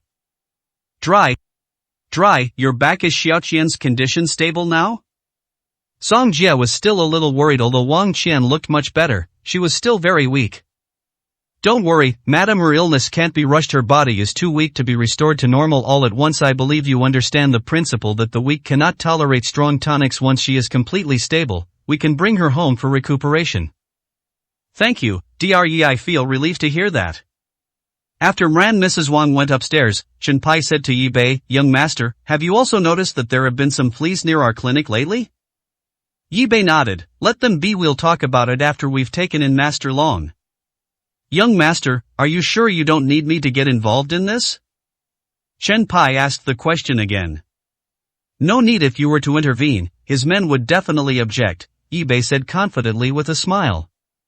The next morning, Yi Bei received a call from Feng Kuan. The person he sent to follow them the day before had been found dead outside the city. Feng Kuan reminded Yi Bei to be careful. After all, he had seen the sword seller yesterday. Feng Kuan concluded that their guess yesterday was correct. Someone was fabricating evidence behind the scenes. When Feng Xiaoyu arrived at the clinic at noon with freshly squeezed juice, she was followed by 12 bodyguards. After Feng Xiaoyu entered the clinic, the 12 bodyguards stood neatly outside the clinic door. Yi Bei could tell that the Feng family was probably now going all out to find the person from yesterday. Xiaoyu, you should stay home as much as possible these days, Yi Bei said, sipping the juice that Feng Xiaoyu had made herself. Brother Yi, what you said is just like my dad, as he said I must have bodyguards with me when I go out, otherwise I'm not allowed to go anywhere. Feng Xiaoyu pouted, her small mouth looked sullen. Just listen to them, they read doing this for your own good, and I also have some things to take care of lately. Yi Bei had just received a letter from Master Long, inviting him to meet at a stadium in the south of the city at 3 p.m. He couldn't take Feng Xiaoyu with him on this trip. He was going to take over Master Long's power and control Jiangqing's underworld for his own use. Brother Yi, you're not going to ignore me either, are you? Can I at least come see Miss Wen? Feng Xiaoyu said unhappily. Xiaoyu, I'll treat you one more time, and in a couple of days you can go buy the clothes you like. This made Feng Xiaoyu happy. The hair on her hands and feet had mostly fallen out, and even her skin was much smoother and more delicate, like white jade. This made the already beautiful Feng Xiaoyu look even more radiant. She noticed that certain parts of her body were becoming fuller, and her old bra was becoming too tight. 91, Chapter 91. I need to ask my brothers if they agree. 3 p.m., Chengnan Gymnasium. Yi Bei walked into the huge stadium alone. When he went inside, he found that there were hundreds of people standing densely packed together. When Yi Bei went in, hundreds of eyes turned to him. In the middle of the venue sat a man with gray hair. This man was Master Long. He was very burly and exuded an aura of power just sitting there. He had his eyes closed, as if he were resting. He had a square face, a straight and firm nose, and his face was clean-shaven. He was dressed in a neat Zhongshan suit and looked very energetic. The 4 heavenly kings stood behind him. Yi Bei calmly walked towards the center of the arena. Master Long, my name is Yi Bei. Yi Bei stopped about 10 meters away from Master Long. Long Yi slowly opened his eyes, his sharp gaze scrutinizing Yi Bei. When he saw Yi Bei's face, Master Long's gaze became intense, and he was deeply shocked. I kept repeating to myself, it's so similar, so similar. Is the person in front of me the young master? Master Long slowly stood up, staring intently at Yi Bei, somewhat lost in thought. Yi Bei looks so much like his former master, they're practically identical. From body shape to facial features, they are identical in every way, even the calmness and confidence in their eyes are exactly the same. Master Long was trembling with excitement, and his eyes were even a little moist. His thoughts were instantly transported back to that night more than 20 years ago, when he led the 3-year-old young master out of the Shao family, which was like a living hell, and ran for his life, running and running until he could no longer hear the sound behind him. He didn't know how far he had run. He was exhausted looking at his young master, who was already asleep in his arms. He found a place to rest, but he actually fell asleep himself. When he woke up again, he found his young master was gone. Yi Bei noticed Long Ye's expression. This underground king of Jiangchen was looking at him with an extremely excited expression. Yi Bei didn't know why Master Long was looking at him like that. He frowned slightly, his handsome eyebrows furrowing. You must be Master Long, right? Believe me, they've already told you what I mean. I am here today to take you and your men down. Yi Bei's voice pulled Master Long back from his memories. Even if the person in front of him was the missing young master, he couldn't acknowledge him in public. That would be too dangerous for the young master. When Yi Bei said he was there to take them away, Long Ye's men shouted, "Insolence, don't you want to live?" Master Long blinked hard a few times, took a deep breath, and restored his gaze to normal. An imposing aura returned to him. He raised his hand, and the surrounding noise immediately stopped. You're Yi Bei? You've got guts. I thought you wouldn't dare come. Master Long is a hero of this region. I believe that Master Long would not resort to bullying the weak with numbers, would he? Yi Bei's composure made Master Long feel more admiration and liking for him. Ha ha, Yi Bei. If you're going to take me and my brothers in, you'll have to ask my brothers if they agree. As soon as Master Long finished speaking, countless shouts rang out again from all around. Disagree, disagree. The sound stopped only when Master Long raised his hand again. Master Long, stop wasting your breath on him, let me go up and cripple him, Tiger shouted in a muffled voice. Yes, cripple him, cripple him. Tiger's men immediately shouted. Nightcat's narrow eyes stared coldly at Yi Bei yesterday. He and Tiger had accepted Gao Lao Huang's arrangement, enjoyed a Western fast food meal, and received benefits from Gao Lao Huang. His heart had already turned towards Ghost Palace. Over the years, following Master Long hasn't brought them great wealth or status, because Master Long forbids them from getting involved in many things, such as gambling, prostitution, and drugs, things that bring in quick money. Especially when it comes to drugs, if anyone in Jiangqing dares to traffic them, Boss Long will have their hands chopped off. So over the years, under Master Long's control, these people have become more obedient, and Jiangqing has become relatively peaceful. Yesterday, Gao Lao Huang's words were still ringing in Yi Mao's ears. Brothers, your dragon lord, it would be a disservice to yourself not to make this great money once you join our ghost palace. You can do whatever you want. Tiger is right, Master Lanji don't know where this reckless thing came from, trying to take us in. I am the first to object. We refuse to accept this, we refuse to accept this. Hundreds of people shouted, creating a terrifying scene. Those with a weak heart would probably faint from fright. Yi Bei glanced around, his expression unchanged. Brothers of Lord Long, please draw up the line, and I, Yi Bei, will accept it all until you are completely convinced. In such a noisy environment, Yi Bei's voice wasn't loud, but it sounded as if it were ringing in everyone's ears. Master Long could tell that Yi Bei's skill was quite remarkable, and his internal strength was extremely profound.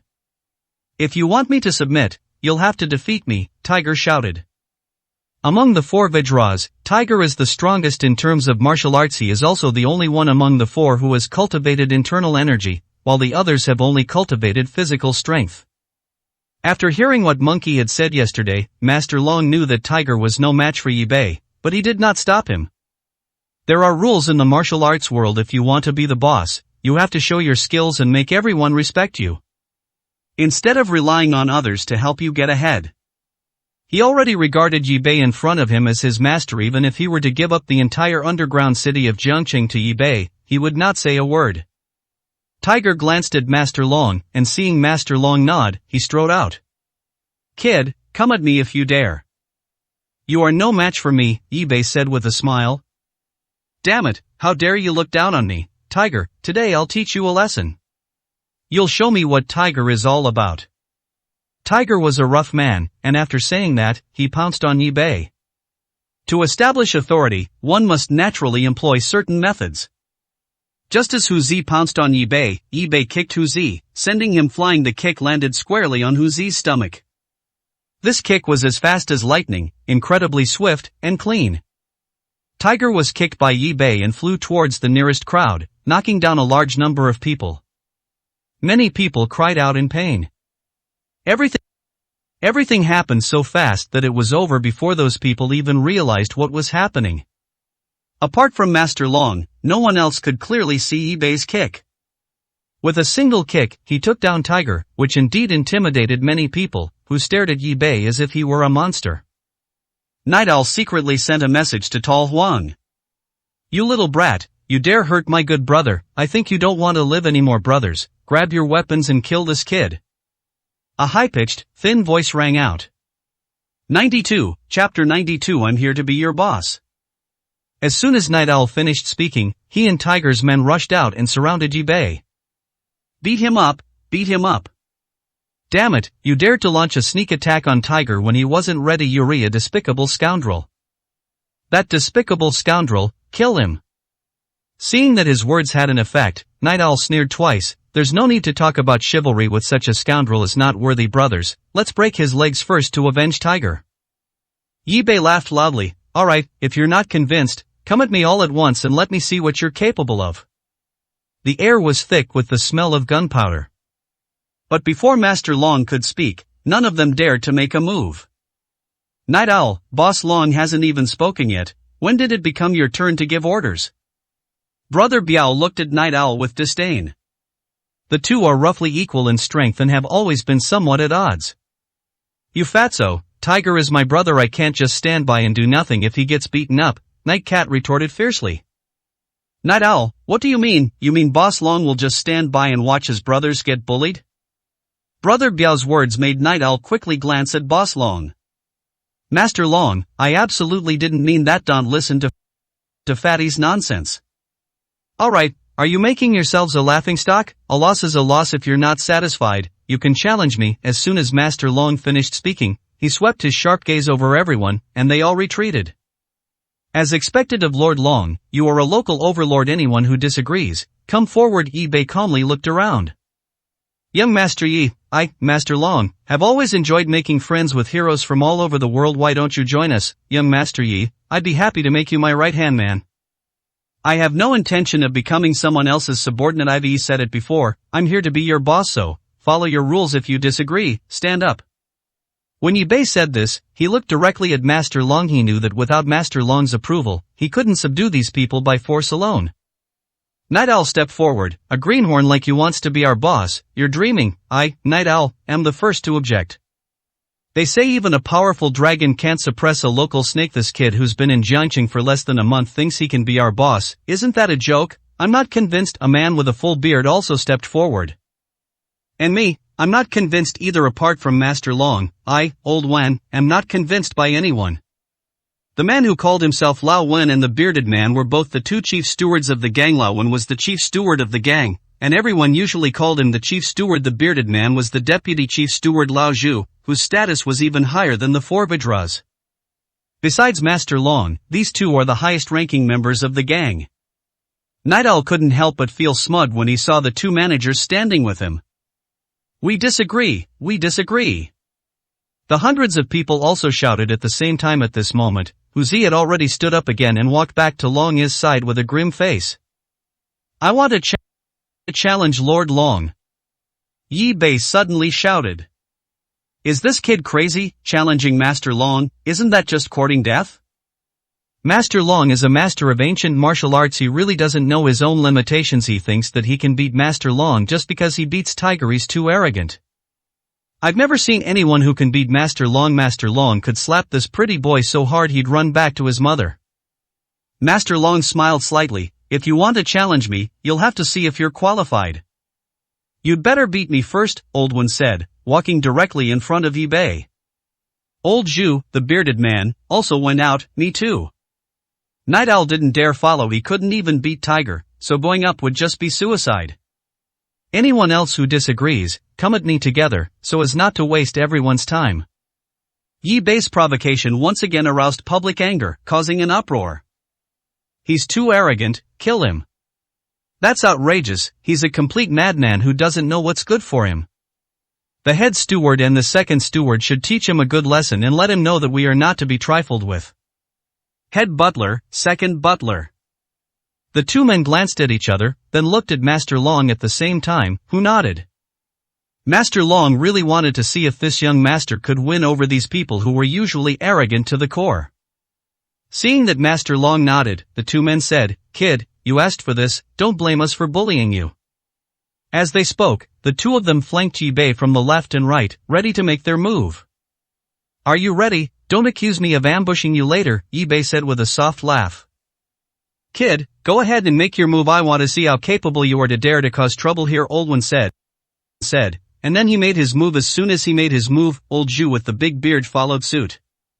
The two had been together for many years and practiced martial arts together regularly, so they were very familiar with each other and their teamwork was very skilled. Head steward, second steward, teach him a lesson. However, their strength is far inferior to Yi Bei's. They are not even on the same level. Yi Bei decided to intimidate these people once again. He knew that this person usually looked down on everyone and that only by being strong enough could he make them submit. Without intimidating them, it would be difficult to make them yield, so he took action. This time Yi Bei was even faster. Old Wen and Old Zhu only felt a blur before their eyes, and Yi Bei had already disappeared.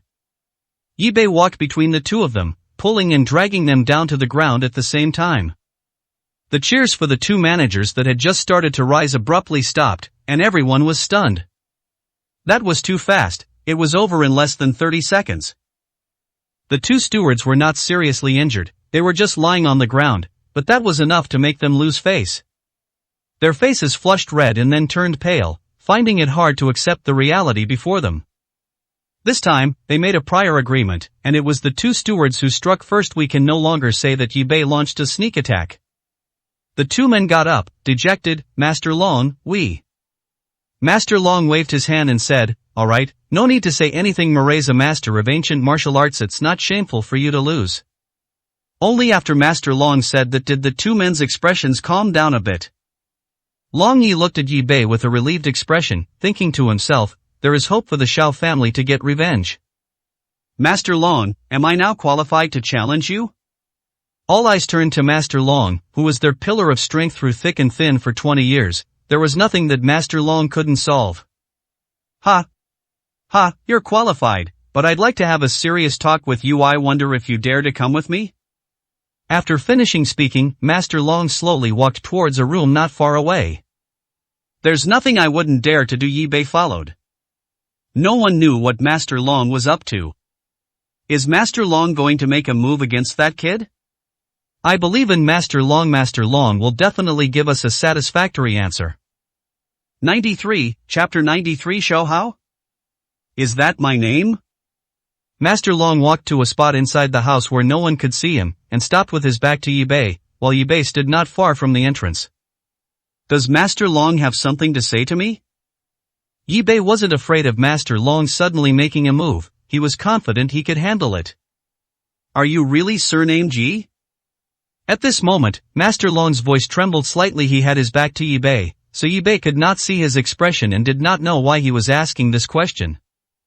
Wu Wei once told Yi Bei that when he found him, he had nothing on him except for the dragon-shaped jade pendant, and that Wu Wei had given him the name. My name is Yi Bei. I wonder what Mr. Long has to say?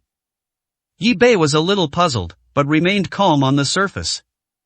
No, Yi Bei is definitely not your name. There can't be two people in the world who look so alike, said Master Long excitedly, lowering his voice as if afraid that the people outside would hear. Do you have a dragon-shaped jade pendant on you? As he said this, Lord Long turned around, his sharp gaze seeming to see right through Yi Bei.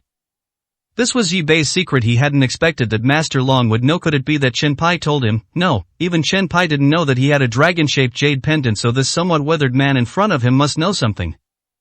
Yi Bei now had several silver needles in his hand. This was his biggest secret. Wu Wei had told him that he must not let outsiders know, so he was ready to kill Master Long.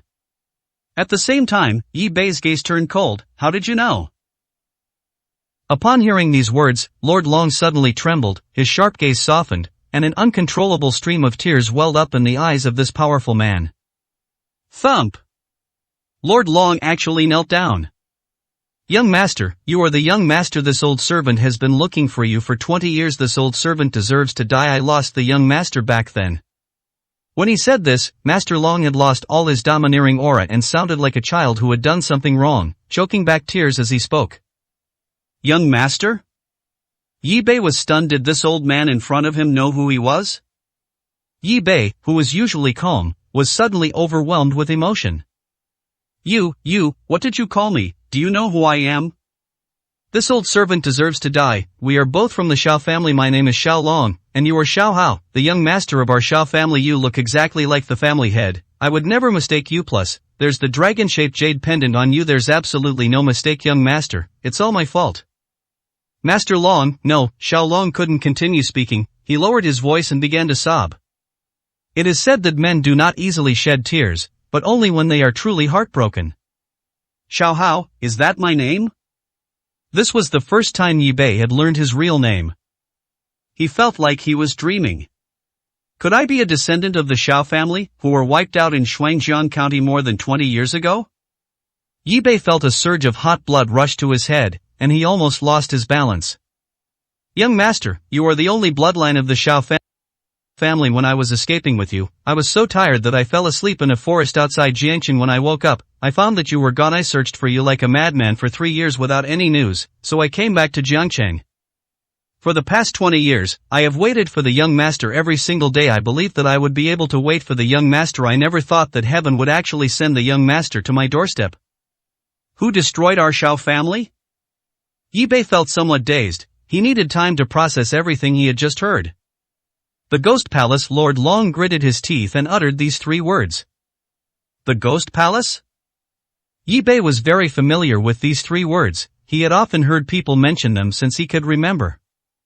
Yes, it's the insane ghost palace. I am absolutely sure I'm not mistaken. For the past 20 years, not a single day has gone by that I haven't thought about revenge. I know every single location they have in Shuangjiang County, and I'll wipe them out one by one. Yi Bei could hear the hatred in Long Ye's words. Yi Bei closed his eyes, and the deadly silver needle in his hand returned to its original position. He believed that what the Dragon Lord in front of him said was true, and that his appearance and voice were not fake. He took a deep breath and tried to calm himself down. Wu Wei's teachings were effective. Wu Wei had told him that no matter what the situation, staying calm would prevent him from making mistakes. Get up, now is not the time to talk. Master Long kowtowed 3 times to Yi Bei. Young master, is right now is not the time to talk. Tonight at midnight, I will wait for you on the bridge outside the south of the city. I will tell you everything then. Okay, Yi Bei nodded. Young master, for the sake of your status, you don't need to get involved with the Jiangcheng underworld. Just tell this old servant what needs to be done, Master Long said, revealing his thoughts. That's fine too. I would like to ask the young master to cooperate with this old servant in a play later. It has to be said that experience counts. Master Long thought further ahead than Yi Bei, which allowed Yi Bei to better conceal himself.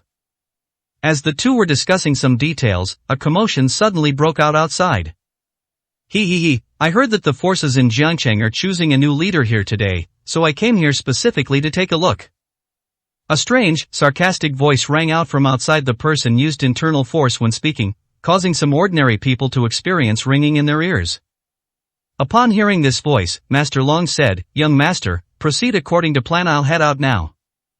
When Master Long went out, he returned to his original appearance, even with a touch more domineering aura in his eyes. Who goes there? If you're here, don't hide, Master Long replied in the same way. When Yi Bei came out, his expression was normal. He could tell that the person who came was a master of ancient martial arts.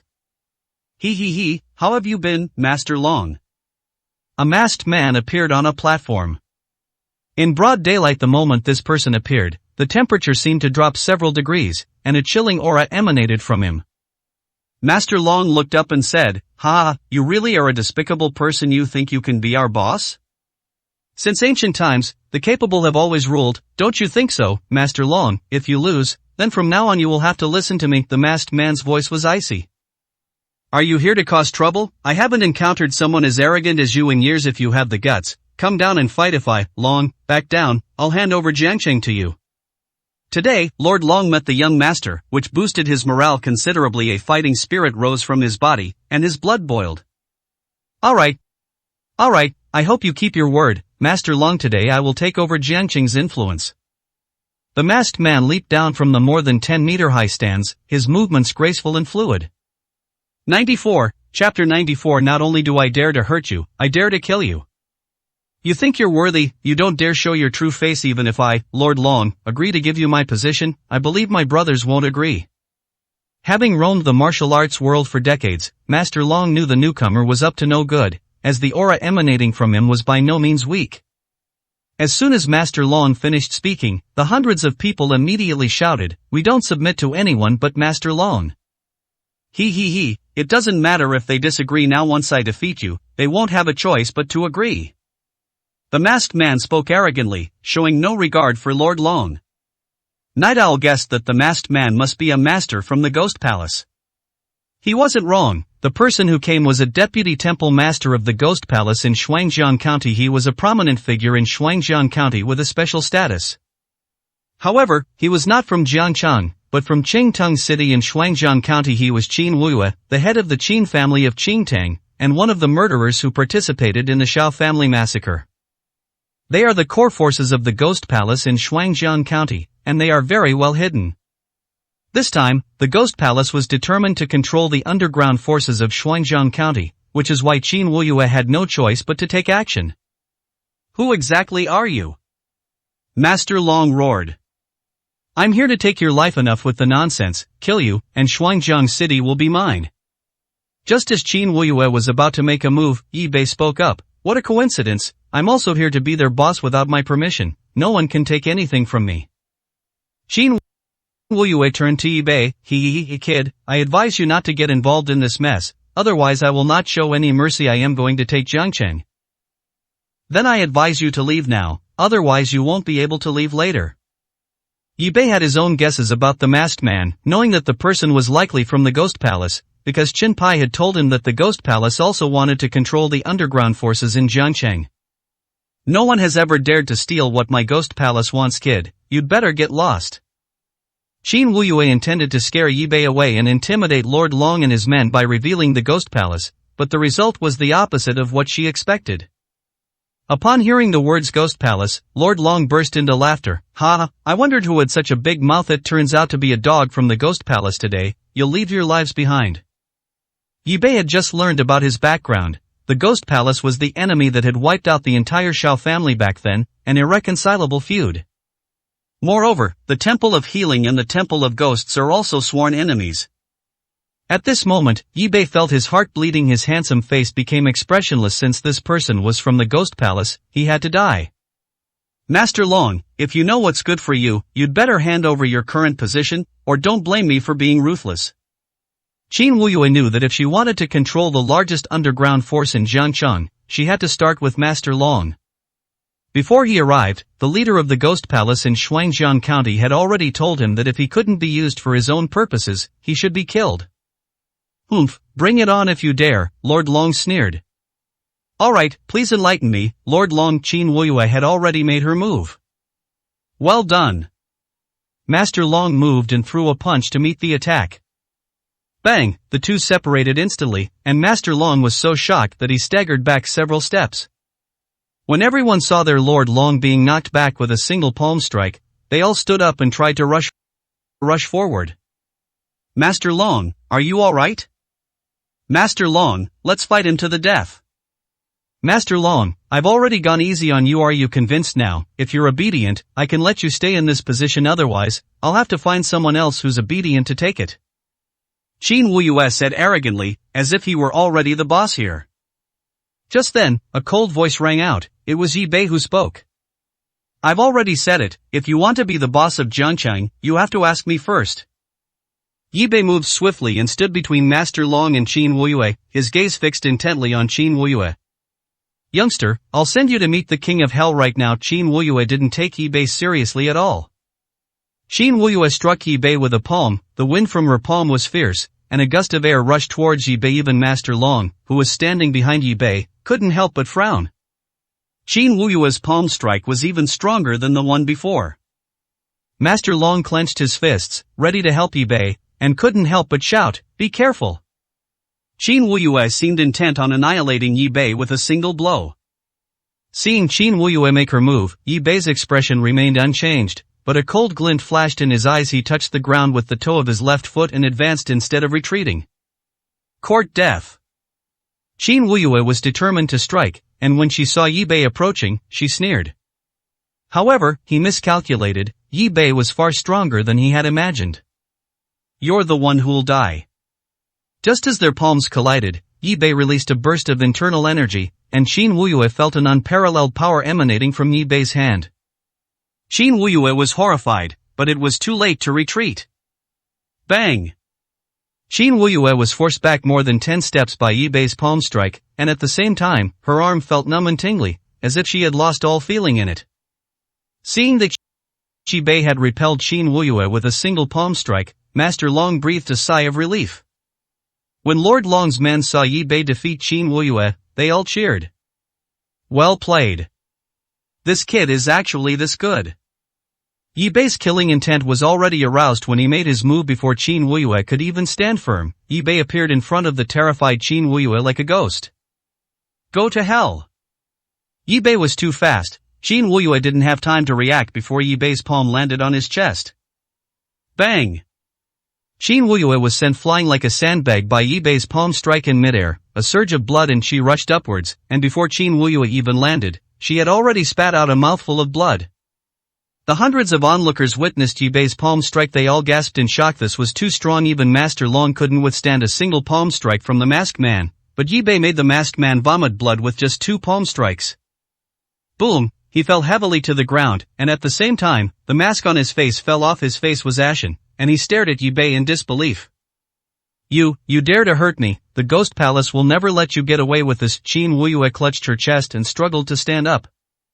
Not only do I dare to hurt you, I dare to kill you. Yi Bei walked over step by step.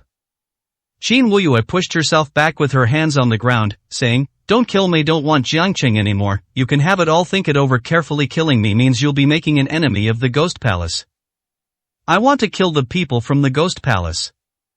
I beg you, please spare me. I am the head of the Qin family in Qingting City. If you let me go, I can give you money, and I can even let you join the Ghost Palace, giving you wealth and luxury. You should take all your things to hell." Without the slightest hesitation, Yi Bei kicked Qin Wuyue's neck and broke it. Qin Wuyue turned into a cold corpse and lay there. The entire room fell silent.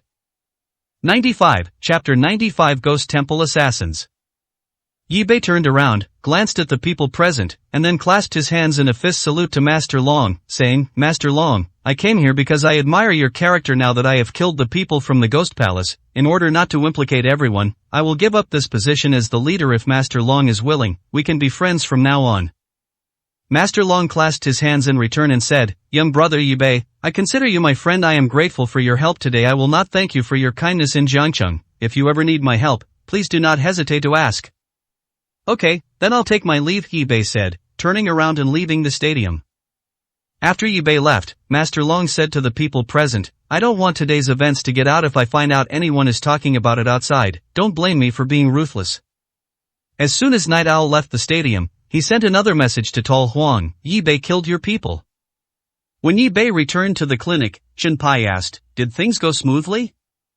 "Something unexpected happened. People from the Ghost Palace showed up, and I killed them." Yi Bei had regained his composure. Chen Pai seemed completely unsurprised, and sighed, "Young master, who did you kill? Did you know their identity?" Before he died, he said that he was the head of the Qin family in Qingting City. I checked on my way back, and his name is Qin Wuyue. The Qin family of Qingtung City. Chen Pai narrowed his eyes, seemingly lost in thought. After dinner, Chen Pai said to Yi Bei, "Young master, I'm going out for a bit. Be careful." Wang Qian's health has improved a lot, and she can now stand up and walk around the house. Ran and Mrs. Wang were very happy. "Miss Wang, after 3 more days of treatment here, you can go home to recuperate." Yi Bei took Wang Qian's pulse again. "So fast, I wanted to stay here a few more days. There are so many fun places in Jiangcheng that I haven't had a chance to visit yet." Wang Qian enjoyed seeing Yi Bei, listening to him talk, and even quietly watching him treat patients.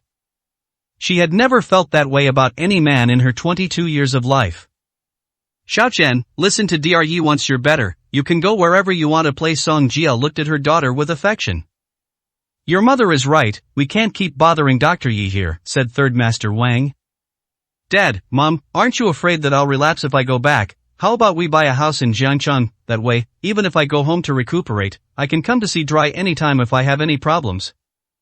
Master Wang and his wife exchanged a glance. "Xiaoqian, do you really want to stay in Jiangcheng?"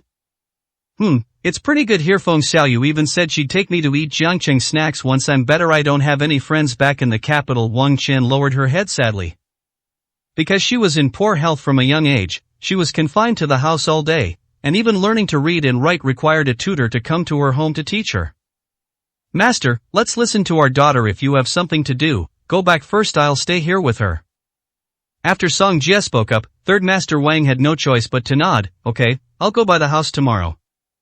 At midnight, on the bridge south of the city, a black car was parked in the middle of the bridge, and the person in the car was Master Long. He checked the time, it was almost midnight, and Yi Bei still hadn't appeared. He opened the car door, walked onto the bridge, and looked around. It was quiet. There wasn't a single person or even a car passing by. The only sounds were the chirping of some unknown insects. Master Long lit a cigarette, the flame flickering brightly in the darkness. Just then, faint footsteps came from one side of the bridge. Master Long turned to look in the direction from which the sound came. With the help of the dim light, he could see a dark figure walking quickly toward him, and Master Long narrowed his eyes. The newcomer was unusually short, noticeably much shorter than Yi Bei. "Who goes there?" Master Long shouted. "The person who killed you." As he spoke, the man drew his knife from his waist, pushed off the bridge railing with both feet, and leaped high into the air, a cold glint sweeping towards Master Long. When Master Long realized something was wrong, he was prepared and flicked the cigarette butt out of his hand. Clang! With the help of Master Long's internal energy, the cigarette butt struck the knife, making a crisp sound. The newcomer's swordsmanship was extremely fierce, with one strike after another, the momentum of the blade never ceasing, forcing Master Long to retreat repeatedly. Who exactly are you? How did you know I was here? Master Long was a little confused. Only Yi Bei knew that he was here. Could it be that he had mistaken him for someone else?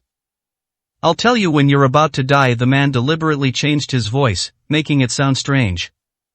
Killing me isn't that easy. Master Long fought and retreated, and for a time the man couldn't do anything to him. You can't escape. You're dead tonight. The assassin finally left a cut on Master Long's body. Master Long also slapped that man. Who dies is still uncertain. You underestimate Master Long too much.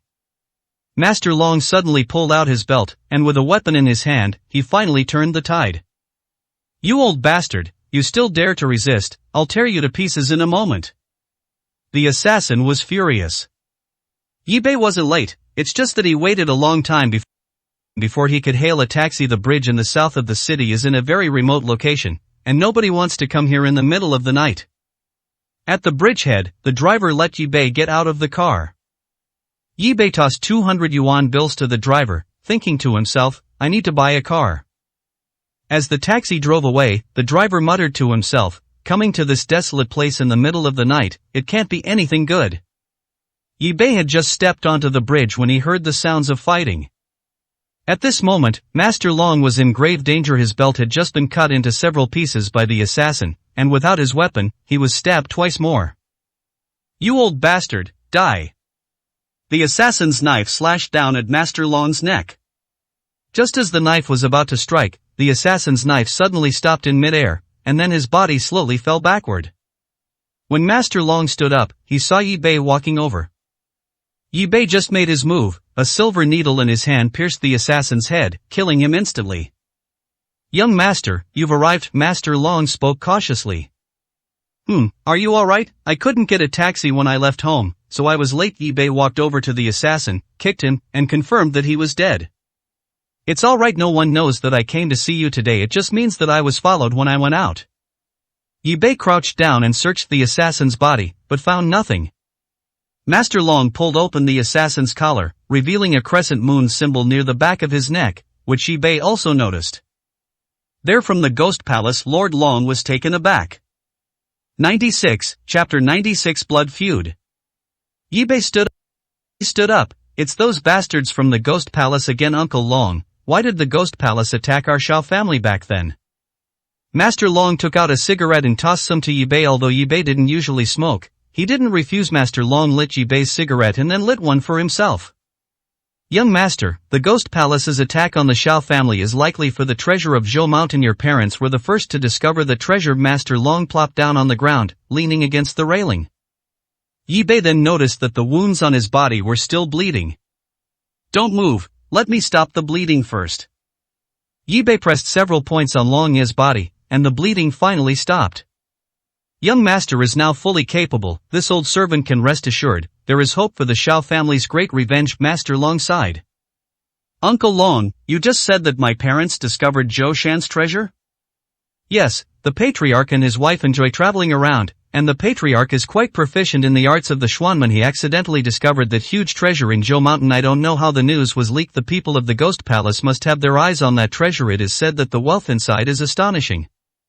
It is said that the patriarch entered the Zhou Mountain treasure with 3 good friends. However, it is said that when they came out of the treasure, apart from the patriarch, the other 3 were seriously injured at that time. The 4 of them swore never to enter Zhou Mountain again in their lives.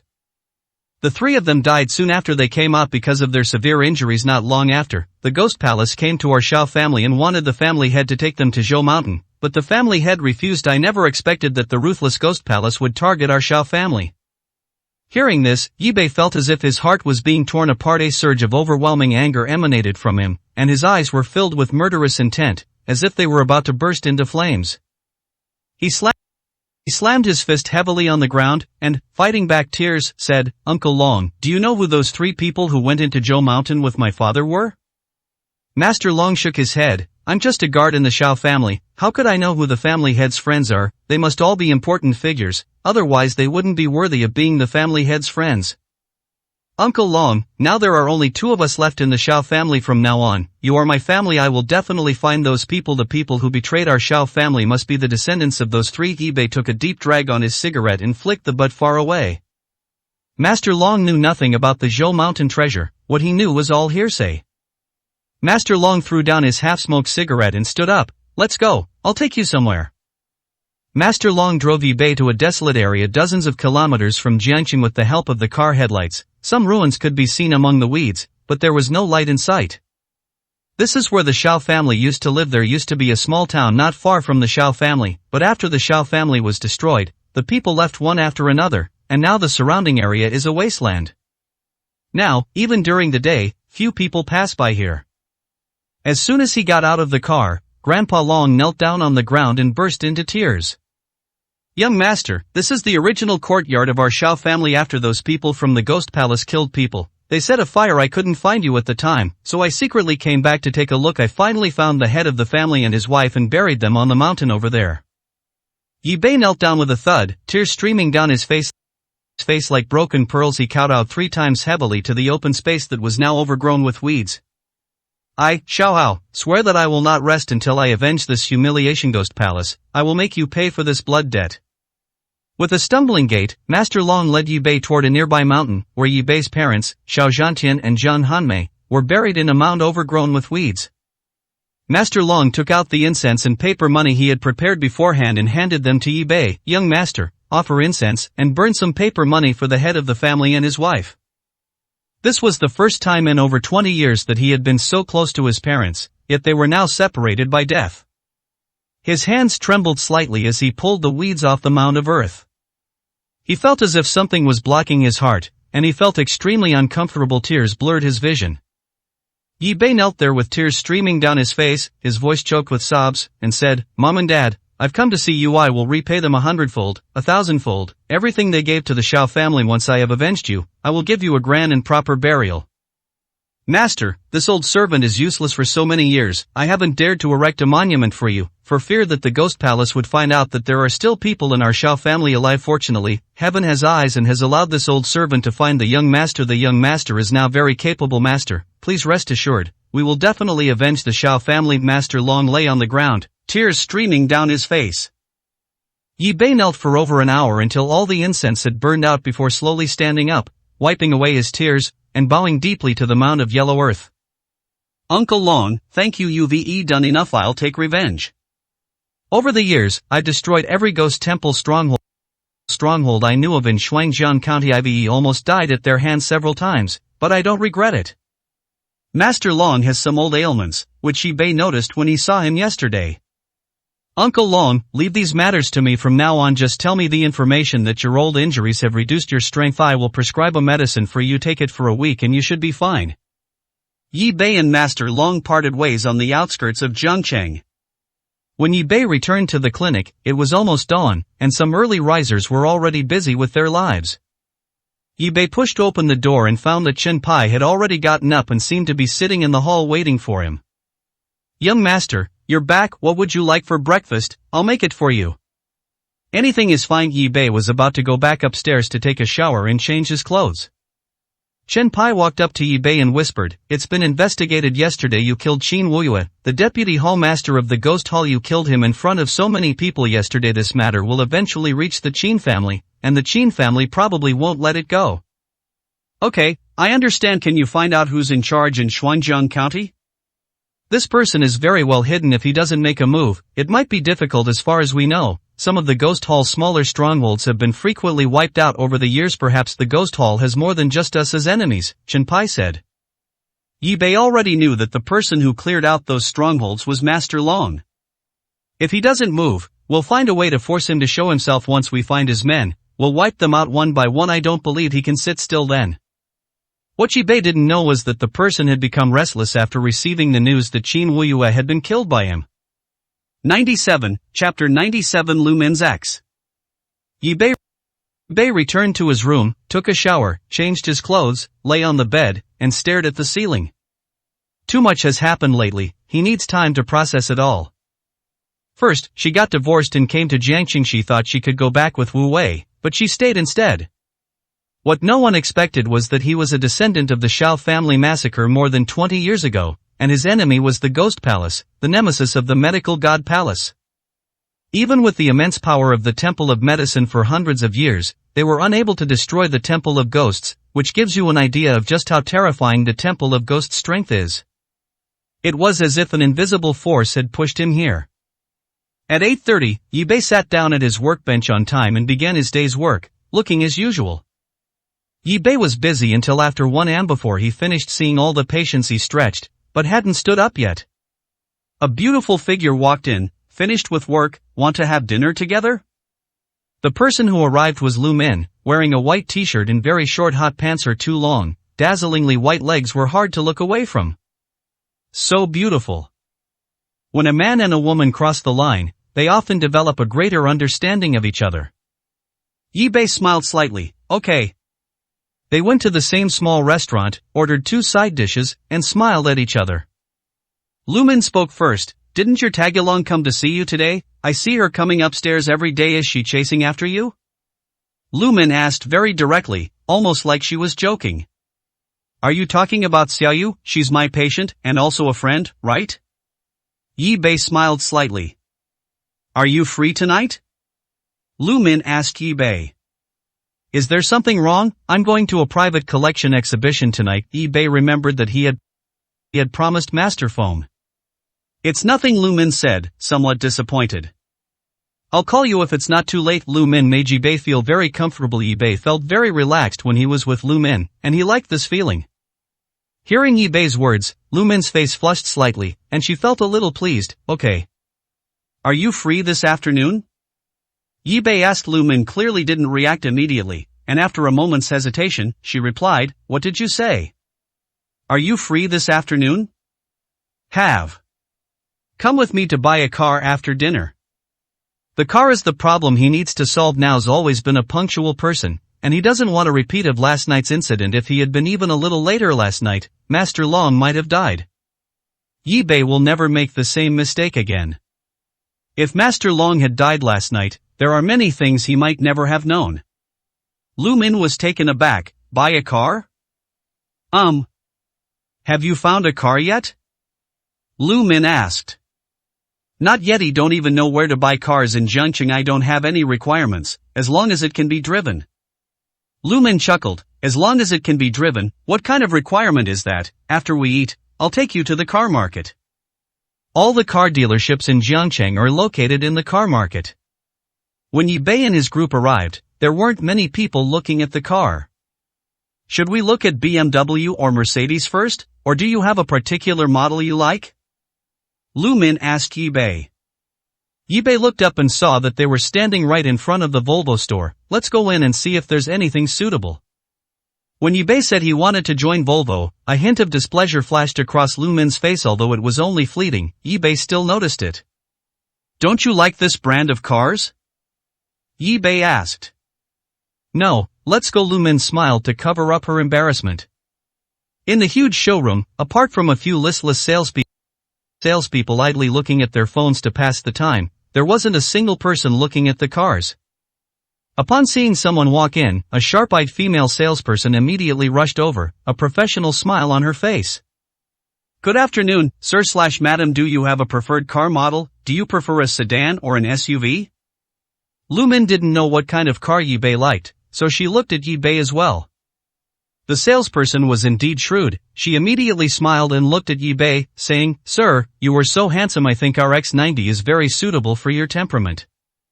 Yi Bei looked at the car. It was quite imposing, but the design was rather outdated.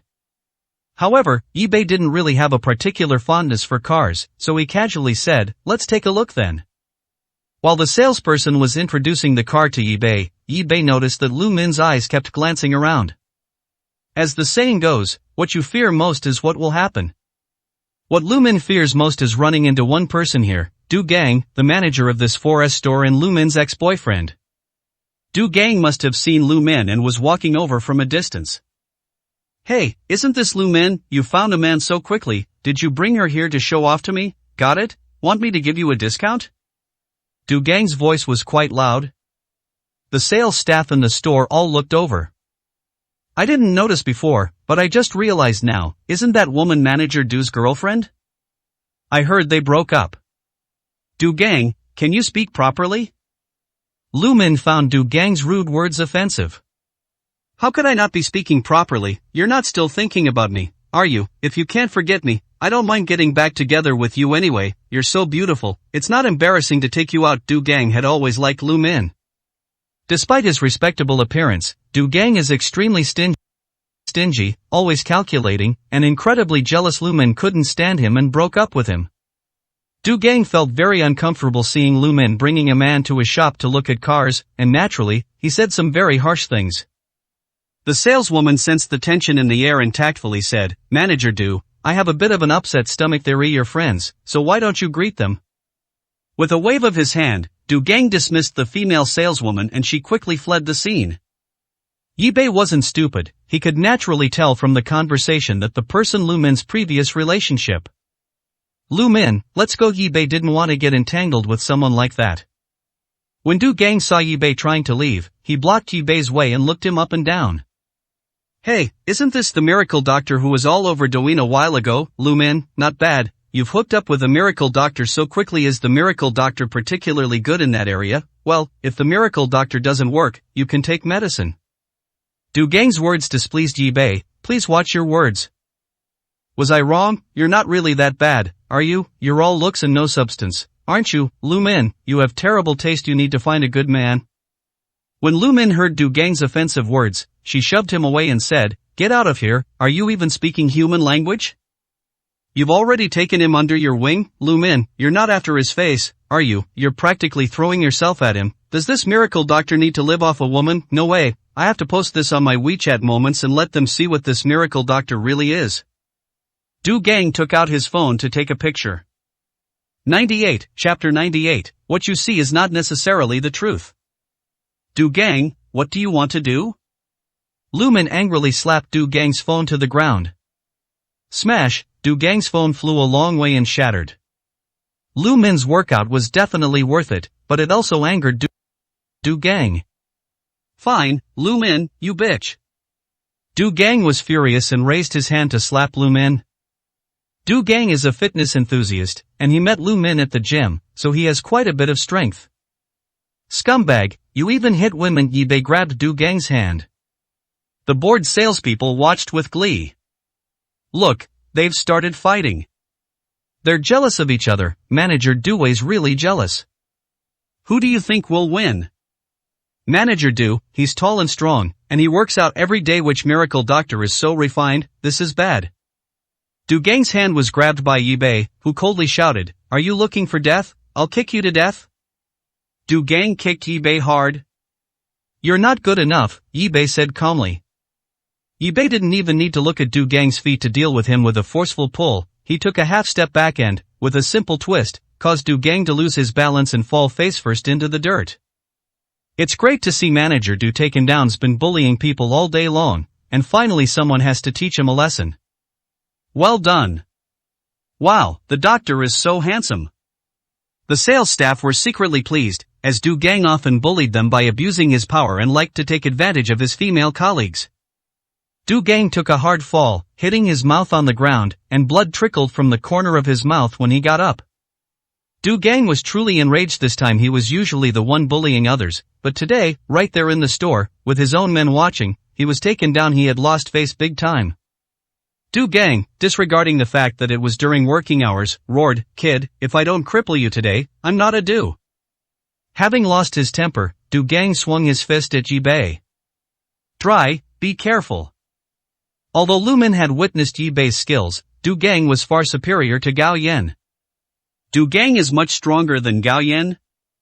You slut, you're heartbroken, watch how I beat him to death. To Du Gang's utter surprise, Yi Bei simply shifted his body slightly and hooked his foot. Bang! Du Gang fell heavily to the ground again, this time even harder than before, and cried out in pain. What are you guys up to during work hours? Lin Chaoran walked in. The Lin family is one of the shareholders of this car city, and Lin Chaoran happens to be in charge of the work here. Lin Chaoran killed his own father, thinking he had gotten away with it, but Yi Bei unintentionally ruined the whole thing. He hasn't even secured the CEO position yet, and after staying home for a few days, he was already in a bad mood. He got even angrier when he saw people fighting in the showroom as soon as he got out of the car. Upon stopping and seeing that it was Yi Bei who had assaulted him, Lin Chaoran was furious and strode over. Lin Chaoran loudly questioned, "Yi Bei, did you hit him?" "Mr. Lin, you're here. He's the one who hit me." Du Gang, the sycophant, said as he struggled to his feet. "Lin Chaoran, what you see may not be the truth." Yi Bei glanced at Lin Chaoran calmly, then turned to Lu Min and said, "Let's go. You hit someone and you think you can just leave. You're not going anywhere until we get to the bottom of this. Stop him." Lin Chaoran harbored a deep grudge against Yi Bei for ruining his plans and sending his son to the law enforcement jail. He hated Yi Bei to the core, so how could he let Yi Bei leave so easily? "Lin Chaoran, I advise you to find out the details first and have your men move aside," Yi Bei said righteously. "Humph, Du Gang, tell me what happened. Don't be afraid of him, I'll stand up for you," Lin Chaoran said with a cold snort. Du Gang wiped the blood from the corner of his mouth and glared fiercely at Yi Bei. "President Lin, this kid came here to cause trouble. I introduced him to a car, but he complained that it was too expensive. I said there were cheaper ones, and he said I looked down on him and started hitting me." When Du Gang saw that someone was coming out to support him, he realized from observing Lin Chaoran and Yi Bei's expressions that they seemed to be at odds, so he made up a story. He feigned a pitiful look, but was secretly pleased with himself. "Kid, the Lin family is the most powerful family in Jiangqing. If you mess with the Lin family, you're as good as dead." "Du Gang, you're a real scoundrel. What nonsense are you spouting? You were the one who started this trouble." Lu Min pointed at Du Gang and cursed. This is my ex-girlfriend. She threw herself at this pretty boy and brought him here on purpose to spite me." Du Gang twisted the truth and played the victim in front of Lin Chaoran. "Are you even a man? You can't even admit what you did, and you're just spouting nonsense." Du Gang was even more smug when he saw Lu Min was angry. This was his territory, and with Lin Chaoran on the side, he didn't believe he couldn't deal with Yi Bei today. "Yi Bei, do you have anything else to say?" "You must apologize to my employee," Lin Chaoran sneered. "You believe everything he says? You're really easy to fool, or is your brain made of wood?" Yi Bei said calmly. "You little brat, how dare you call President Lin a blockhead? I think you're tired of living." One of Lin Chaoran's confidants pointed at Yi Bei and cursed. "Are all the Lin family's dogs this rude? The owner hasn't even said anything yet, and the dog is already barking." "Yi Bei, don't be too arrogant. Don't think that just because the Feng family is backing you up, you can act recklessly. My Lin family isn't so easy to bully. You were in the wrong first today, and you still refuse to apologize. You can't justify this anywhere," Lin Chaoran said with a gloomy face. "Lin Chaoran, you don't know the truth of the matter yet. You're acting as a judge, and you have the audacity to demand an apology from me. Are you out of your mind? Tell your people to get lost." Faced with such an unreasonable, Yi Bei was also a little angry at the person who was reasonable. "If I just let you go after you've bullied my people, they'll think I, Lin Chaoran, am afraid of you. You can leave, but you have to apologize. Of course, since you injured someone, you also have to pay for medical expenses and lost wages." Just when neither side was willing to back down, Feng Linfeng walked in with Feng Xiaoyu. The Feng family are major shareholders of the Auto City, and he came today to discuss something with Lin Chaoran. When Feng Xiaoyu saw Yi Bei, she skipped and hopped over to him, exclaiming, "Brother Yi, what are you doing here?" Lin Chaoran saw Feng Linfeng arrive and said, "Master Feng, you've come at the right time." Yi Bei injured one of our employees and was extremely arrogant. "Uncle Lin, you must be mistaken. My brother Yi is not that kind of person." Feng Linfeng didn't expect to run into Yi Bei here either. He frowned slightly and walked over as well. "Brother Yi is here too. What happened?" Feng Linfeng ignored Lin Chaoran and greeted Yi Bei first, which made Lin Chaoran somewhat unhappy. 99, Chapter 99 Gao Zhenghe's Collection Exhibition. "Mr. Feng, he hit me," Du Gang said obsequiously, feigning malice. Feng Xiaoyu glanced at Du Gang with disgust and retorted, "What are you? Get out of here. Did my dad ask you a question?" Du Gang was embarrassed after being rebuked by Feng Xiaoyu, but he didn't dare to talk back to Miss Feng. "Master Feng, it's nothing serious, we just ran into some petty people blocking our way," Yi Bei said to Feng Linfeng.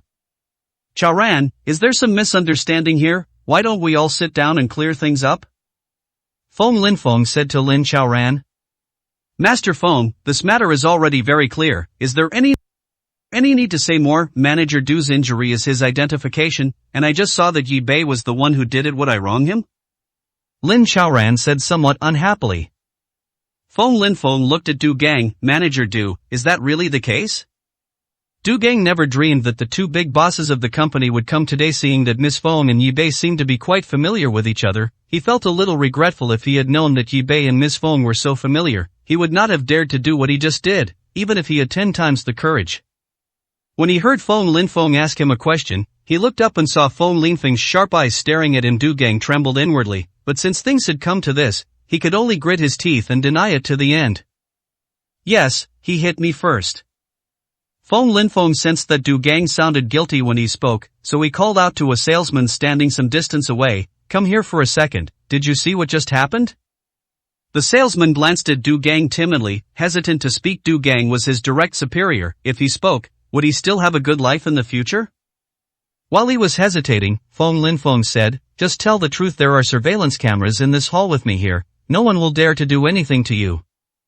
The salesperson pursed his lips tightly. "Mr. Fong, it was Manager Du who started it." "Xiao Fong, what nonsense are you talking about? He's the one who hit me." Du Gang shouted anxiously. "Did I give you permission to speak?" Fong Linfeng shouted, and Du Gang was startled and broke out in a cold sweat. "Go on," Fong Linfeng said to the salesperson. The salesperson recounted the whole story. After hearing this, Lin Chaoran pointed at Du Gang and cursed, "You, Du Gang, dare to lie to me, you're fired, get out of here right now." After Lin Chaoran finished speaking, he said to Fong Linfeng, "Patriarch Fong, I'll wait for you in my office." Du Gang was so frightened that he knelt down on the ground with a thud. "President Lin, you can't fire me. I've worked like a slave for the company for so many years. I've done my best even if I haven't made any great contributions." But Lin Chaoran had already led his men far away. Du Gang crawled up to Fong Linfeng and pleaded, "President Fong, I can't lose this job. Please have mercy and talk to President Lin to let me off this time. I know I was wrong. I am not human."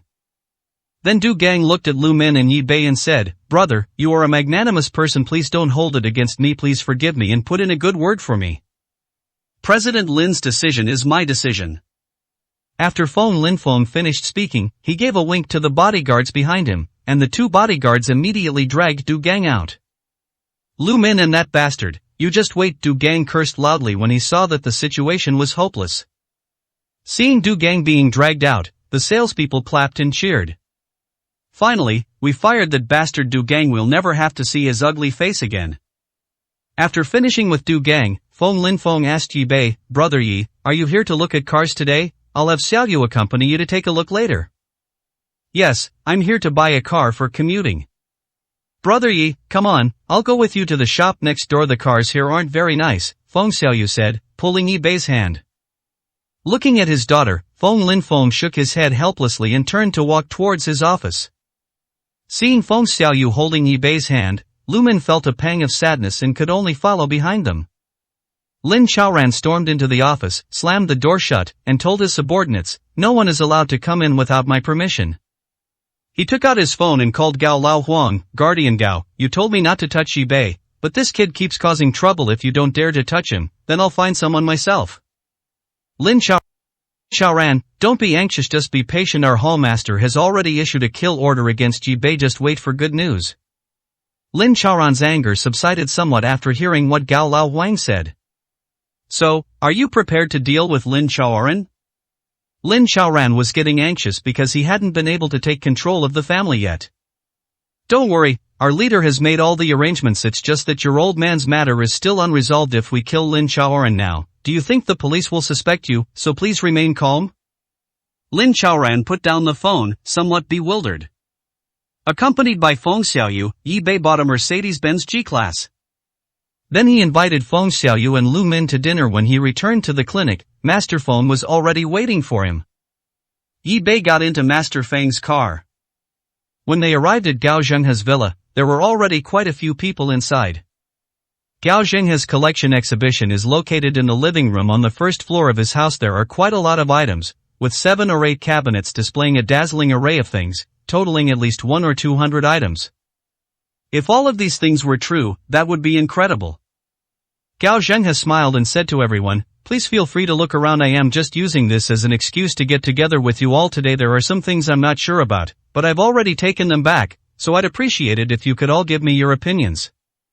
Gao Zhenghe, true to his old fox nature, spoke his mind. Even if there were counterfeits later, it wouldn't be too embarrassing, since he had already said there were some things he couldn't tell the difference allow. Counselor Gao is being modest when it comes to receiving gifts in Jiangcheng. No one can compare to you. Yes, Congressman Gao is really generous. I think every single item is genuine. This is comparable to a museum. Many people flattered Gao Zhenghe, which pleased him greatly.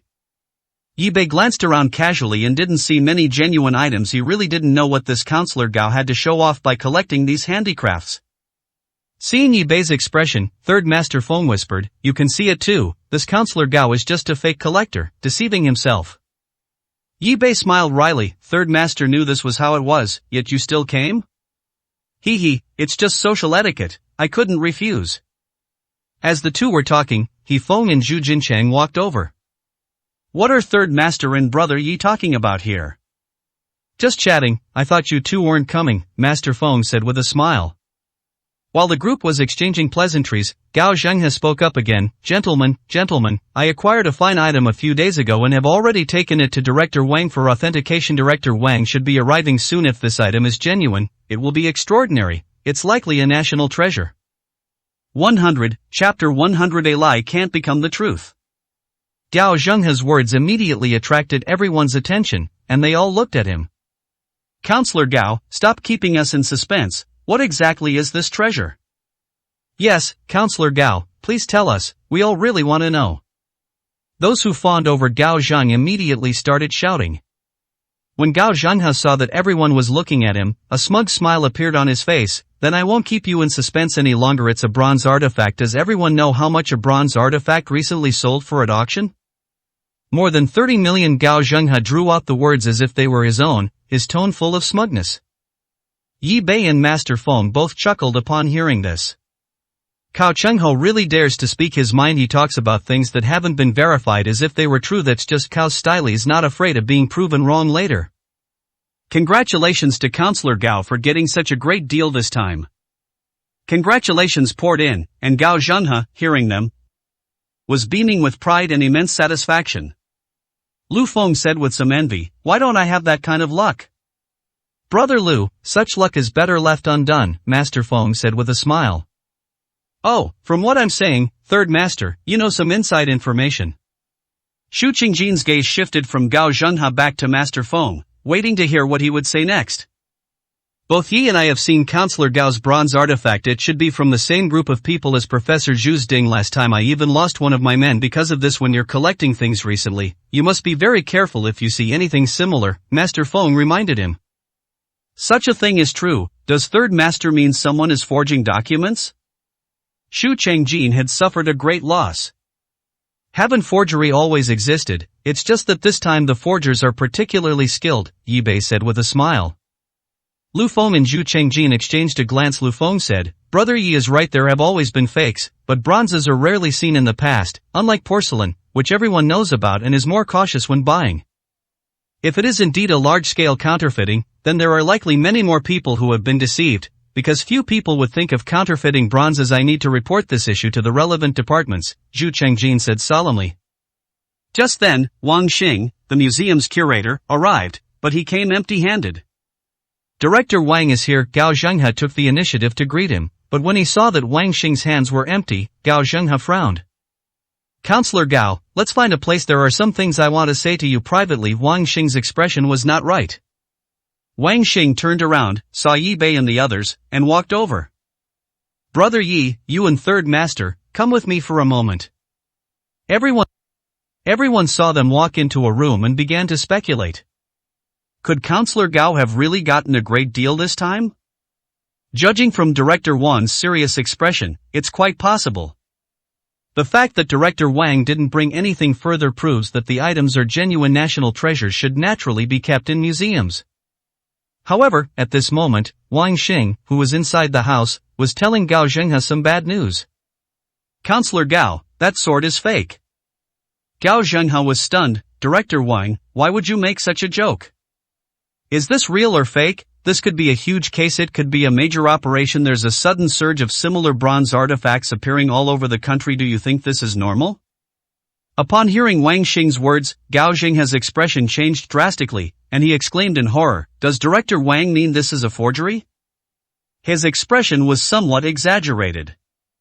Wang Xing nodded. "The police have already opened a case, and hopefully they can catch the counterfeiters as soon as possible. Brother Yi, I called you here to tell you that the Song Dynasty yellow glazed 4-nozzle porcelain plum vase you donated has been officially selected as a national treasure after being evaluated by the expert group. The National Museum will keep it in its collection forever. The municipal government will hold an award ceremony in 3 days. Please attend on time, Brother Yi." Upon hearing this news, Gao Zhenghe looked at Yi Bei with a complex expression, a mixture of envy, jealousy, and hatred, his heart filled with mixed feelings. All he ever wanted was to acquire a national treasure to enhance his prestige, but then he saw Yi Bei, who had gotten a bargain and donated it without hesitation, a national treasure, no less. How could Gao Zhenghe, who had a room full of handicrafts, not be jealous? "Brother Yi, you really have a high level of awareness." Gao Zhenghe's smile was somewhat forced. "Counselor Gao, please remind everyone about the bronze sword incident later, so that everyone is vigilant and doesn't fall for it again," Wang Xing said meaningfully. Master Feng almost burst out laughing when he recalled Gao Zhang's smug speech earlier. Wang Xing was trying to make Gao Zhang slap himself in the face. Seeing Gao Zhenghe's unpredictable expression, Wang Xing asked in confusion, "Counselor Gao, what's wrong? A lie can't become the truth. Are you afraid of losing face? What's there to be ashamed of? Everyone makes mistakes sometimes." Mr. Feng also said, "Counselor Gao, you are setting an example by your own actions and taking responsibility. You are a role model for us to learn from." After listening to Wang Xing and Master Feng's words, Gao Zhenghe coughed lightly and composed himself. "What you two say is right. I have an unshirkable duty to do something so meaningful. It is also my responsibility as a counselor. How could I back down?" As several people came out of the house, someone asked, "Counselor Gao, has the identification been completed?" When Gao Zhenghe heard this question, he really wanted to go up and slap that person. It was like they were deliberately bringing up a sore subject. However, he still possesses the composure expected of a seasoned politician. He straightened his expression and said, "I was just about to tell everyone about this." Gao Zhenghe clapped his hands vigorously, and when everyone looked at him, he said in a serious tone, "Everyone, I have something serious to tell you now." Seeing that his words had attracted attention, he paused for a moment, then raised his voice and said, "The thing is, the bronze artifact I mentioned to everyone earlier after expert examination, the result was determined to be a forgery by criminals." Gao Zhenghe righteously and sternly condemned the criminals, and then said, "So, everyone must keep their eyes wide open when collecting things, and not give criminals any opportunity to take advantage of you. Also, if you encounter a swindler, you must dare to stand up and fight against the criminals." Gao Zhenghe's words were met with applause. Counselor Cao is truly enlightened. His noble character and integrity are exemplary, and we should all learn from him. Among the crowd, one person kept glancing at Yi Bei. This person was Ma Deyuan, the catering tycoon of Jiangcheng. He also has another identity, the head of the Ghost Palace in Shuangjiang County, responsible for all affairs of the Ghost Palace in Shuangjiang County. The order to eliminate Yi Bei and Master Long was given by Ma Deyuan. He was tactful and adept at concealing his true identity. No more than 3 people in Shuangjiang County knew his real identity. Even his wife and children didn't know about his identity. 101, Chapter 101 Treasure Appraisal. Looking at Yi Bei, Ma Deyuan felt a murderous intent. "Yi Bei, the medical god palace dared to interfere with my unified Jiangcheng underground forces. I haven't touched them all these years because I was afraid of attracting attention. That dragon lord has been opposing our ghost palace all along, thinking I didn't know. I was just afraid of being exposed and suffering the consequences, but this time, you all must die." Ma Deyuan received instructions from headquarters to obtain the jade pendant on Yi Bei's person. Ma Deyuan didn't know what headquarters wanted that piece of jade for, but since headquarters had given the order, he, Ma Deyuan, was determined to snatch it even if it meant his death. Ma Deyuan was horrified just thinking about the rules of the Ghost Palace. On one occasion when he went to headquarters, he witnessed a man who had failed in his mission being tied to a pillar, his veins cut open in his limbs, and bleeding to death. As blood gradually decreases, the body slowly loses consciousness, and the body gradually cools down. The fear of death is amplified countless times, making it even more terrifying than being killed outright. He composed himself, put on a smiling expression, and walked over. "Dry, what a coincidence to see you here again. Last time you came to my place for dinner, you were spoiled by Master Long's men. You must not have had a good meal. Why don't you come over to my place another day? It'll be on me. Of course, everyone who hears this gets a share of the praise. Third Master, Master Lu, Professor Zhu, you wouldn't disrespect me, Ma Dayuan, would you? Ma Dayuan, you really know how to do business. You've even expanded your business here, Master Feng chuckled. Brother Yi, since Boss Ma is so eager to treat us to dinner, let's find some time to go to Boss Ma's place for a get-together. Lu Feng seemed to be in a good mood. I'll treat. Master Lu, are you trying to disrespect me, Ma Dayuan? I just said I'm treating you to apologize to Dr. Yi. You have to give me that chance, Ma Dayuan said with a grin. Appropriate social engagements are still necessary, so Yi Bei readily agreed. If he wants to find out what happened to the Xiao family back then, he must become close to the people in Jiangcheng. Perhaps he can get more clues that way. After Gao Zhenghe finished speaking, Wang Xing went up to him.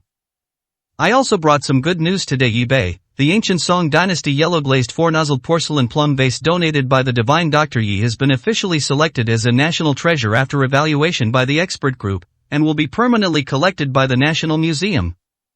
3 days later, the municipal government will hold an awards ceremony. Let's give Yi Bei a warm round of applause to congratulate him. I would also like to thank Yi Bei for his selflessness.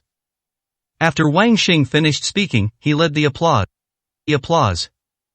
We would like to invite Drai to come up and say a few words. Wang Xing was very happy when he talked about this, because he really admired Yi Bei's character.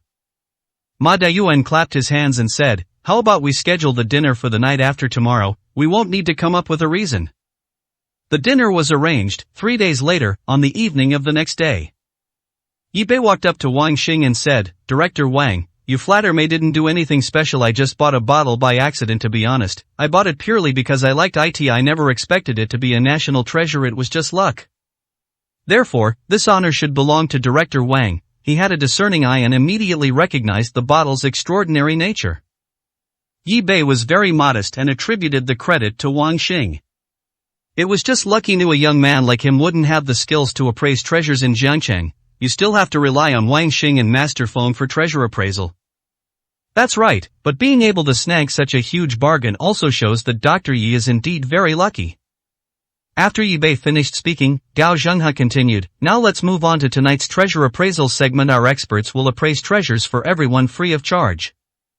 Please welcome Director Wang, Master Feng, and Professor Zhu, 3 prominent figures from Jiangcheng. To this side everyone, bring out your treasures so the experts can take a look. These people who came were all from the Jiangcheng Antique Circle, and they all had some items of their own. Who wouldn't want to find a bargain? But finding a bargain requires not only luck, but also a keen eye, otherwise, all your efforts will be in vain. Soon, these people went back to their cars and took the treasures they had brought to the hall, where they placed them on a long table. Oldly, is this painting really an authentic work by Tang Bohu? Brother Son, this bottle of yours is pretty good. I am sure it's genuine. Before the experts even began to assess the situation, the participants were already praising each other. Before Wang Xing even started looking at the things, he pulled Yi Bei aside and told him to look first. Yi Bei, you go first. I trust your judgment, Wang Xing said. Director Wang, Yi Bei's judgment is good, but you are the expert, and your words carry weight. People trust you. Gao Zhenghe said, implying that Yi Bei was out of the question, and he was just watching the show. Counselor Gao, don't underestimate Yi Bei as a young hero. His insight is something I can't even match.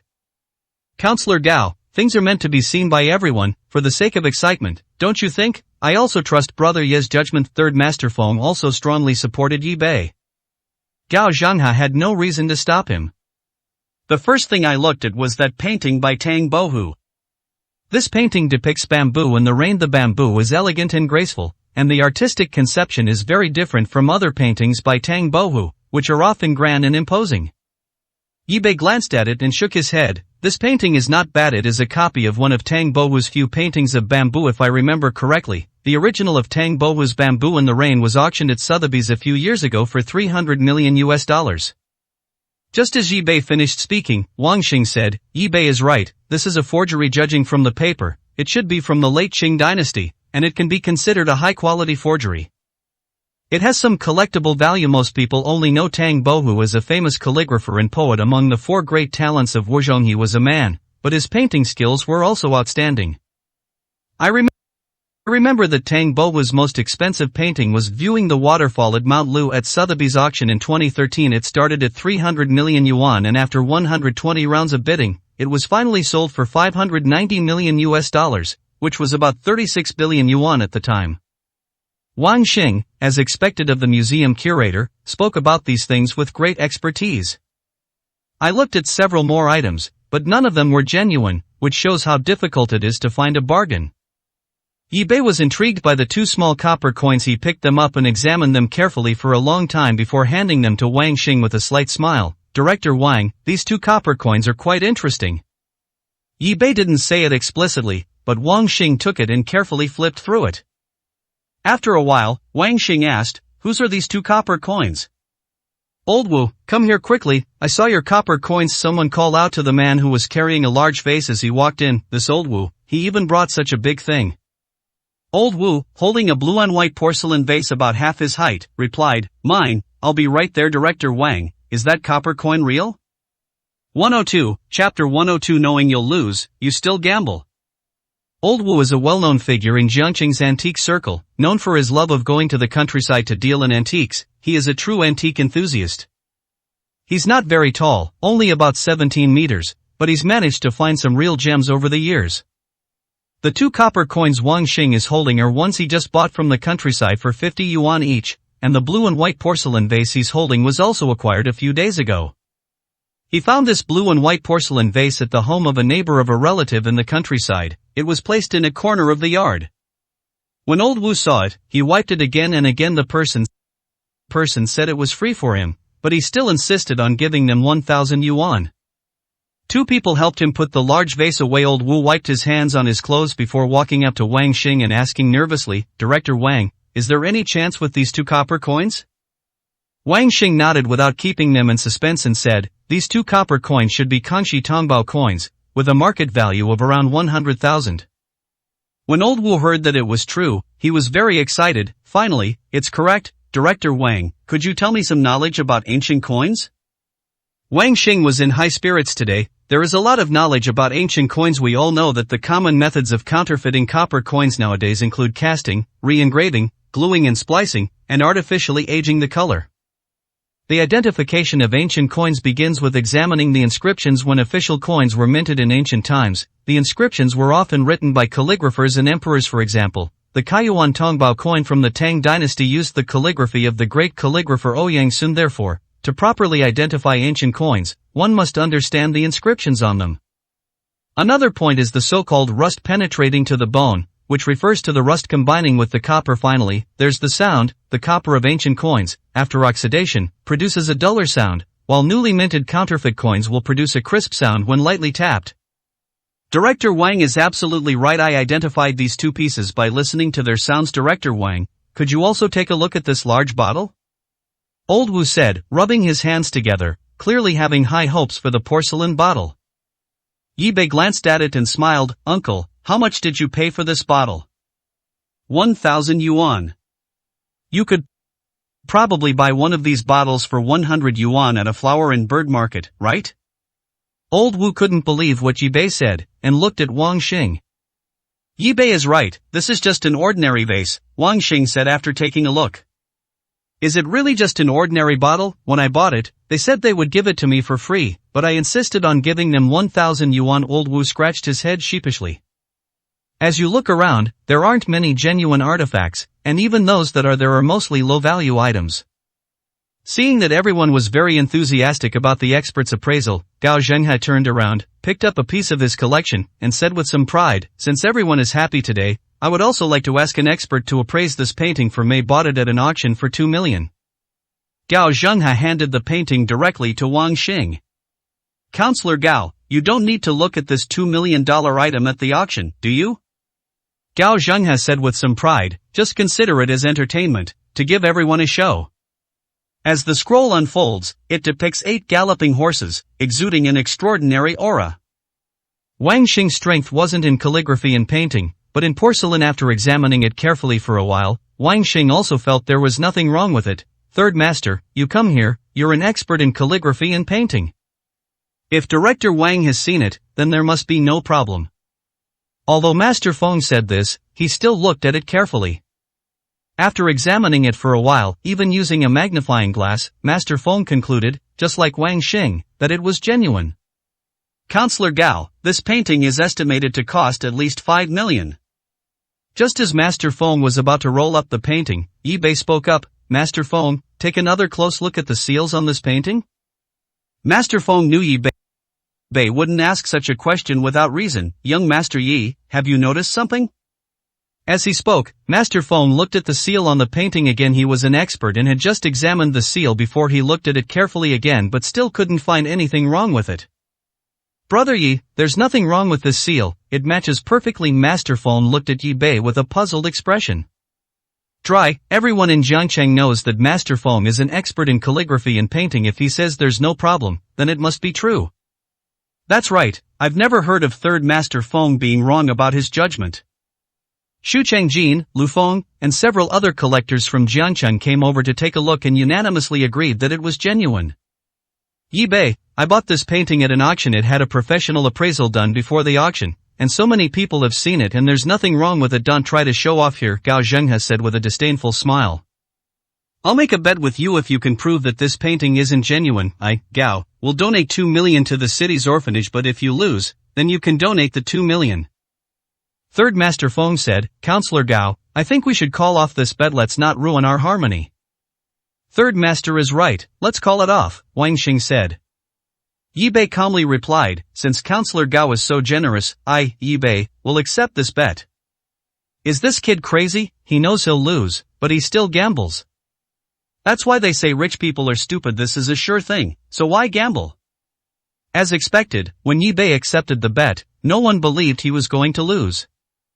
This painting is by Mr. Lu. You may not know that Mr. Lu was best at painting insects, fish, flowers and plants, as well as horses. I think everyone knows that this painting is a very accurate imitation. There is nothing wrong with the painting itself. This is the brilliance of this forgery. The problem lies in the seal. A seal? Didn't Third Master just say there wasn't one? One? Is there a problem? Gao Zhenghe chuckled and mocked, experts have compared this seal, and there's not a single problem. Do you think you're better than the experts? Yi Bei calmly said, you may not know, but old Master Lu is extremely particular about the use of seals. For example, seals depicting insects, fish, flowers, and plants will never appear on paintings of horses. Master Feng is an expert in this field. He hadn't even thought of this question just now, as he was preoccupied with whether it was true or false. Looking at the seal again, Master Feng's expression turned serious. Brother Yi is right, I had completely forgotten about this. I am ashamed. This seal is the round one that Master Lu uses when painting fish. He should use a square seal when painting horses. How is this possible? Even Third Master can make mistakes? Gao Zhenghe scoffed, perhaps old Master Lu made a mistake when he painted this picture. 103, Chapter 103. These people are all drama queens. Such a thing is absolutely impossible. Mr. Lu is a meticulous person. I've also heard that Mr. Lu is very particular about the use of seals in his paintings, and he would never make such a mistake. But we can't just say this painting is a fake based on a single seal, can we? That's true, nothing is absolute. If it really was a case of Mr. Lu stamping the wrong seal and it still leaked out, then the value of this painting would probably increase several times over. I also think it's possible. Everyone started discussing it, and each person had a different opinion. Even Master Feng and Wang Xing were unsure whether the painting was genuine. Gao Zhenghe, of course, would not admit defeat over a mere seal. He retorted unhappily, Yi Bei, you're nitpicking, making trouble out of nothing, deliberately picking a fight. Yi Bei calmly walked to the painting and said composedly, actually, the seal is only one aspect. The paper used in this painting is also perfectly fine, because it is paper from the time of Master Luzu. If you look at the paper quality, you won't find any problems. Such cases exist in the forgery of calligraphy and paintings. In order to make the forgery indistinguishable from the genuine article, the forger may have unintentionally obtained some blank paper seals that have been passed down. When the paper is examined, no flaws can be found. Yi Bei's opening remarks immediately captured everyone's attention, and everyone wanted to know what he was going to say. Besides the seal, the biggest question about this painting is the horse's hooves. Those familiar with Lu Lao's paintings should know that he likes to paint the hooves of horses in a particularly exaggerated way. He likes the energetic look of horses when they are running. Look at the horse in this painting from a distance. It looks very similar to Merle's style, but the horse's hoof is painted too small, which makes the whole painting look uncoordinated. If what Yi Bei said is true, then the probability that the painting is a fake increases. After listening to Yi Bei's analysis, Gao Zhenghe's face fell. Yi Bei, you're not an expert. What are you talking nonsense about? Is what Dr. Yi said true, or is he just making things up? I don't know unless you're an expert who specializes in studying Elder Lu, who would notice these details. Xu Chengjin spoke up. Professor Huang Yiming of our school is an expert who specializes in Lu Xun's paintings and is also the vice president of the National Lu Xun Studies Association. If we can invite him here, we will naturally know whether it is true or false. Gao Zhenghe really did invite Huang Yiming today, but Huang Yiming had guests at home and was a little late leaving, just as Xu Chengjin finished speaking. Huang Yiming walked in from outside. Counselor Gao. Gao, I'm late, please don't be offended. We were just talking about you, and here you are, Xu Chengjin said. Old Xu, I heard you calling my name from outside the door. Are you missing me? Huang Yiming said jokingly, but then realized that the atmosphere in the room was a little strange. Xu Chengjin greeted him. You've come at just the right time. There's a painting by Master Lu here that none of us can quite understand. We're counting on you, the great expert, to do the job. Upon hearing that there were paintings by Master Lu, Huang Yiming perked up. Master Lu's paintings have been very popular these past 2 years. Let me take a look. Huang Yiming walked over, took the magnifying glass from Master Feng, and examined it carefully. As he looked, his brows furrowed, and he nodded and shook his head, leaving everyone wondering whether he had figured out the truth or not. After a while, Huang Yiming finally stood up straight and put down the magnifying glass in his hand. Did Professor Huang notice? Gao Zhenghe was a little nervous. He could ignore Yi Bei's words, but Huang Yiming was the authority. Huang Yiming nodded. First of all, I don't know whose painting this is. What I want to say is that this tuition fee was paid in vain. Once Huang Yiming said that, it was clear that the painting in front of them was a fake. Professor Huang, are you really sure you didn't see it wrong? Gao Zhenghe asked persistently. I also hope I'm mistaken. I can't speak for other works, but Lu Lao's works definitely can't fool my eyes. This forger is very meticulous. The paper used is very particular, and there are no major problems with the overall style in general. There are two particularly obvious points. First, there's the seal. Anyone familiar with Mr. Lu knows he was very particular about the use of seal. Second, there's the horse's hoof. Mr. Lu always painted the hooves in a very distinctive way when he painted horses. Just as Dr. Yi said, Dr. Yi's eyesight is really amazing. I really didn't expect it to be a fake. What a pity. Gao Zhenghe was filled with regret. He shouldn't have taken out the painting and made such a scene, but it was too late now. By the way, whose painting is this? Huang Yiming asked. Gao Zhenghe looked embarrassed. Mine. Counselor Gao, it's a good thing you like collecting things. Consider this a lesson learned. Come on, let me point out some other things wrong with this painting. Huang Yiming pointed out several more details, which further confirmed that the painting was a fake. Counselor Gao, we agreed to keep our word, so I thank you on behalf of the children at the orphanage. Yi Bei's face lit up with a charming dimple. Gao Zhenghe was furious with Yi Bei, but he didn't show it on his face. I am very happy to be able to do my part for the orphanage. Gao Zhenghe was eager to show off, but he was repeatedly humiliated. Many people didn't say anything on the surface, but they secretly laughed at Gao Zhenghe's pretense, just like his personality. Gao Zhenghe's collection exhibition ended abruptly.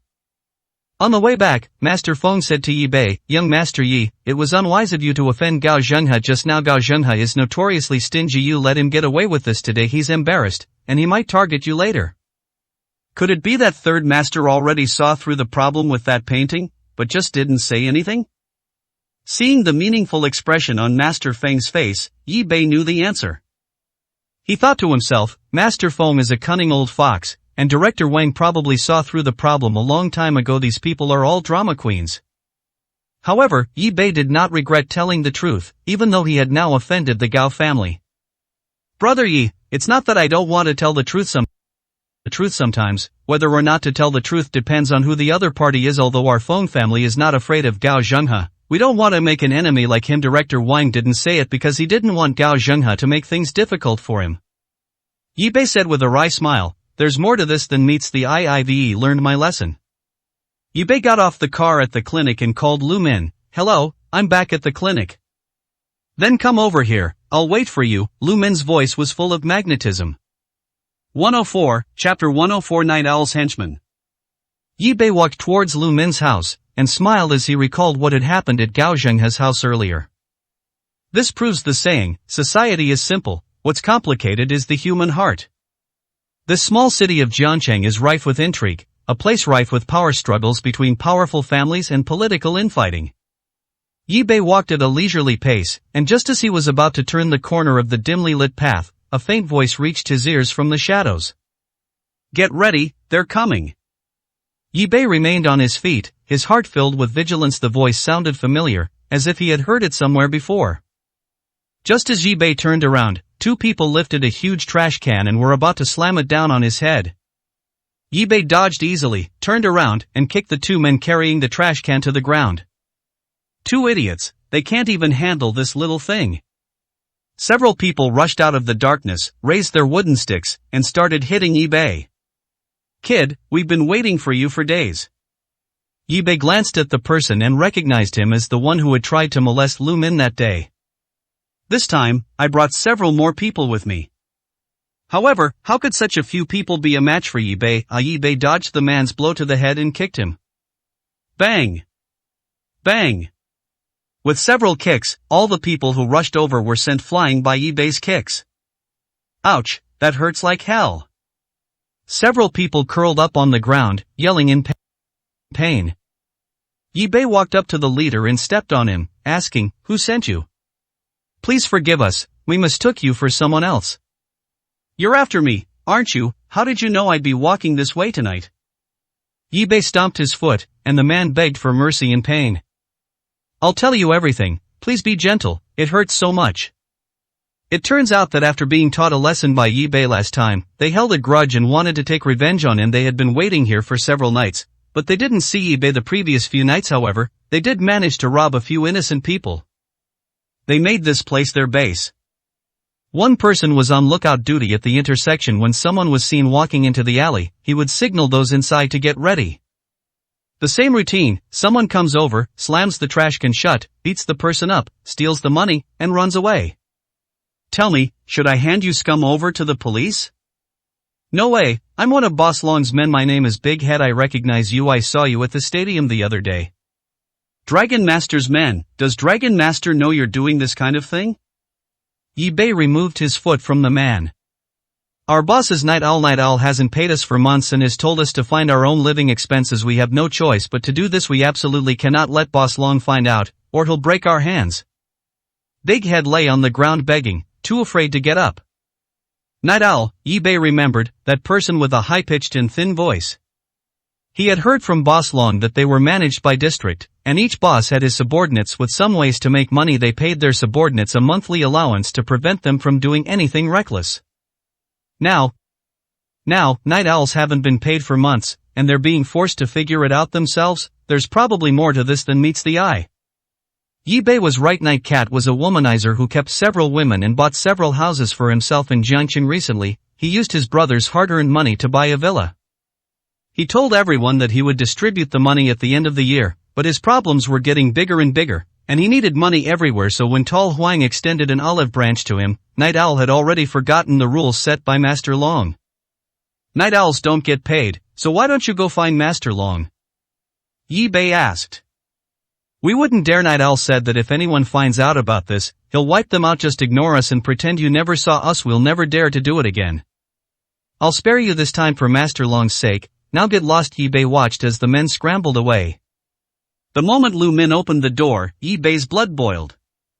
Lu Min's hair was still wet, and the large bath towel on her body looked like it was hanging on a majestic snow-capped peak, as if it might fall off at any moment. Her fair and tender shoulders, sexy and snow-white legs, and the fragrance emanating from her body after her bath were all incredibly alluring and tempting. Yi Bei instinctively swallowed, the impact of his eyes sending his adrenaline soaring. Seeing Yi Bei staring intently at her, Lu Min reached out and put her hands on Yi Bei's shoulders, giving him a charming smile. "Come in." Lu Min's movement caused the already loose bath towel to slowly slide down, revealing the magnificent landscape to Yi Bei. An hour later, Lu Min nestled contentedly in his arms, her delicate white hands caressing Yi Bei's chest. "You don't work out, yet your physique is better than those who do. How do you do it?" "I don't work out, but I practice martial arts." "Practicing martial arts?" When Yi Bei woke up, Lu Min had already prepared breakfast for him, just like last time. The two embraced and kissed gently. How about trying today's breakfast? It's something I just learned to make." Lu Min sat down opposite Yi Bei, resting her chin on her hands as she looked at him. She's a smart woman, she wouldn't be foolish enough to ask Yi Bei what their relationship is now. She knew that a man as outstanding as Yi Bei might just be a passerby in her life, but she didn't care. Life is too short, having had him was enough. "Thanks." Yi Bei picked up the sandwich Lu Min had prepared for him and put it in his mouth. When Yi Bei returned to the clinic, Wang Qian and her family had already packed their things. Thank you for your help these past few days." Third Master Wang bought a villa in the east of the city. "You're too kind, Third Master Wang. It's my duty to treat the sick and save lives." Wang Qian's previously pale face regained some color. "I want to call you Brother Yi like Xiaoyu does, is that alright?" As she said this, a blush spread across Wang Qian's face. "Faint. It's just a form of address, of course it's fine," Yi Bei said calmly.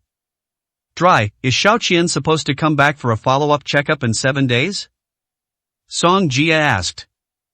"Yes, come back in 7 days to check if it's stable. You can take medication at home to regulate your condition." After thanking Yi Bei repeatedly, Wang Qian and her family left. "Young master, someone just delivered this." Chen Pai took out a file folder and handed it to Yi Bei. Yi Bei opened it and found that it was a formal invitation to attend the commendation meeting for the Song Dynasty yellow-glazed four-nosed old porcelain plum vase that Wang Xing had mentioned, and the time was the morning after tomorrow. "Old Chen, put up a sign and go out. You'll have a day off the day after tomorrow." "Okay, I'll post it in a bit." "Last night, Boss Long came to have drinks with Mei He. Said he wanted to meet you." Yi Bei knew that Master Long must have something on his mind, otherwise he wouldn't have wanted to see him. "Did you mention the time and place?" "On Changnan Bridge, at 8 o'clock in the evening." After Chen Pai finished speaking, he went out to hand out numbers to the patients in line. 105, Chapter 105. The Ghost Palace's Office. When Master Wang returned to the villa he had just bought with his wife and daughter, he saw his elder brother's confidant, Wang Dong, waiting outside the door. Master Wang told his wife and daughter to go back inside first. "Third Master, is Miss feeling better?" Wang Dong was very respectful. "I'm fine now, Wang Dong. Is there something you need from me?" Master Wang knew that his elder brother Wang Hao and his second elder brother Wang Liang were definitely hiding something from him. "Third Master, have you seen any unusual people visiting Yi Bei these past few days, or heard any unusual things?" Wang Dong came to gather information, which displeased Third Master Wang. "What kind of people do you think I should see, or what kind of things should I hear?" Third Master Wang asked in return. "This." Wang Dong hesitated. The family head, Wang Hao, had told him to keep this a secret, but the third master in front of him was also considered his master. If there's anything inconvenient, then there's no need to say anything. Master Wang believed that there must be a reason why Wang Hao didn't tell him certain things, and he was used to this leisurely lifestyle anyway. "Third Master, what are you saying? It's not that I don't want to tell you, it's just that the fewer people who know about this, the better," Wang Dong quickly explained. "Alright, you don't need to bring up the head of the family. If you have something to do, go do it. I'll be going back to the capital in a couple of days. Miss and Madam will be staying in Jiangqing then, so have someone keep an eye on their safety." Wang Dong could only nod and say, "Don't worry, Third Master, I know what to do." Wang Dong ultimately did not reveal his purpose for coming to Jiangcheng. In the Wang family, everyone knows that Third Master Wang has never been one to get involved in anything. Wang Dong didn't get any information, but he did get an extra mission, to protect Third Master Wang's family. There weren't any particularly unusual patients at Yi Bei's place that day. Feng Xiaoyu went with Lin Mengyao and didn't bother Yi Bei. After dark, Yi Bei left the clinic. As soon as he started his car, 2 cars followed him from behind.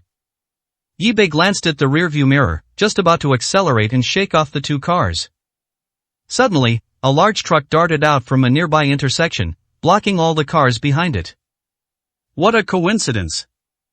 Yi-Bei smiled, sped away from the city center, and headed towards the bridge in the south of the city. Yi-Bei arrived earlier than Master Long today, and Master Long's car didn't appear until a few minutes later. Young master, this old servant is late. There was a tale when I left. It should be someone from the Ghost Palace. Really, there were 2 cars following me when I left, but luckily a truck blocked them, otherwise I probably wouldn't have been so punctual, Yi-Bei said. Hee, I know. I arranged that. Karchenpai said there were a lot of fleas near the clinic recently, so I arranged for someone to wait there. Yi-Bei then realized that the truck from earlier was arranged by Master Long. Uncle Long, is there something you need? Yi-Bei asked directly. My men have discovered an office of the Ghost Temple in Luoshui City. Yi-Bei was no stranger to Luoshui City. He had lived there for 3 years, and when he had nothing to do, he would explore the streets and alleys of Luoshui City on foot, so he knew the place very well. Is the information accurate? Absolutely accurate. This team was specially trained by me, and they were the ones who discovered those locations in the Ghost Temple before. Alright, then this time we'll wipe them out. Just give me the address. You don't need to go this time, Yi-Bei said to Master Long. Young master, I'm not comfortable with you going alone. Why don't I go with you? No need. I am very familiar with Luoshui, Uncle Long. Don't worry, I won't do anything I'm not sure of. Okay, here's the address. Master Long handed a note to Yi-Bei. No 129 Jiefang Road, Luoshui City. How many people are there in total? Young master, there are 5 people, 2 of whom are experts. I understand. If there's nothing else, you can go ahead. I'll leave later, Yi-Bei said. Young master, should we eliminate those people monitoring Jishatang? Don't touch them for now. There's a group of people whose identities I still haven't figured out. These people are probably after the jade pendant I bought from the Wang family last time. Young master, do you mean these people are all after the Zhou Mountain treasure? Master Long asked, somewhat surprised. Yi-Bei nodded and said, very likely, so let's not alarm them until we figure out their purpose. Yi-Bei took out a cell phone and handed it to Master Long. Let's see each other less in the future. If you call me from this phone, I'll know it's you. If I hang up, it means I'm not available to answer the phone. I'll call you back when I have time. You can also send me a message.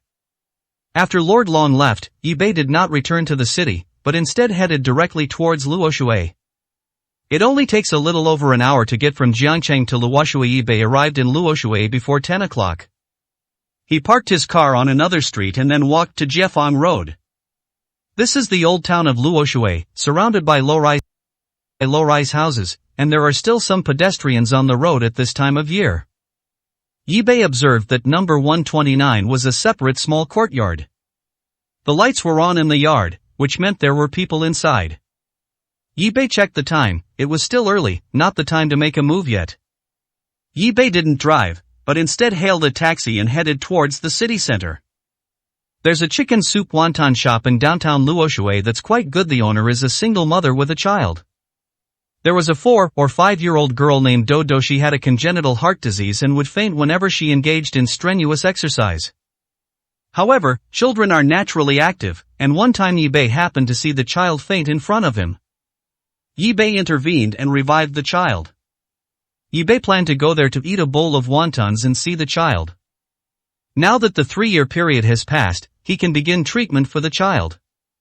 The city center seemed even more bustling at night than during the day, with crowds thronging the streets. Yi-Bei walked towards the wonton shop. The owner was busy serving customers and was taken aback when he saw Yi-Bei. Yi-Bei's handsome appearance is truly unforgettable. Long time no see, is it the same as before? No sesame oil. The proprietress smiled at Yi-Bei.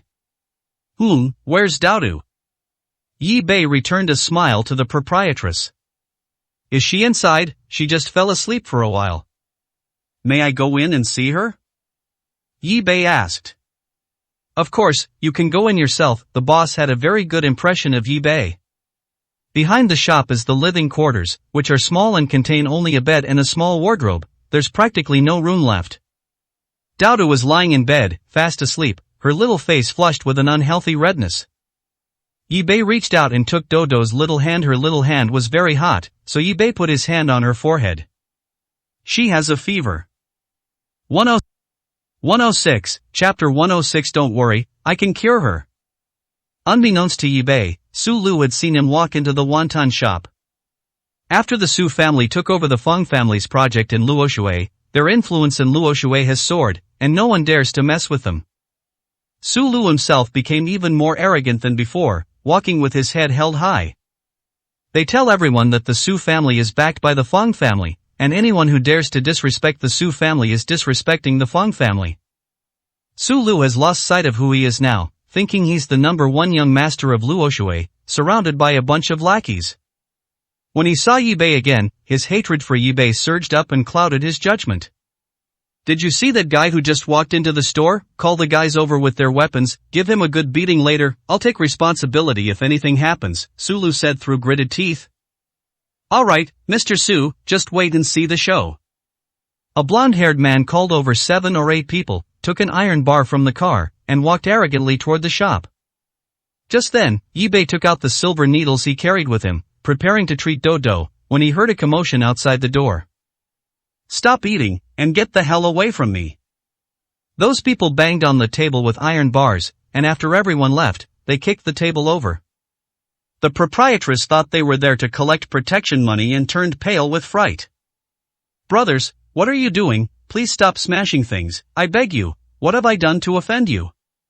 The blonde-haired man stared at the proprietress, a wicked smile spreading across his face. Oh, I never noticed before, this little girl is quite hot, tsk, she's a real wonton beauty. The people behind him kept grinning maliciously. Why don't you take her in, Huang Mao, then the brothers will have wontons to eat every day. I bet you're after the big wontons on the landlady's body. Those people let out another wicked laugh, which frightened the boss so much that he covered his chest with both hands. The blonde-haired man slammed the iron bar in his hand on the table twice. Hey little girl, go call your man out, I need to talk to him about something. Two don't have a man, the terrified proprietress stammered.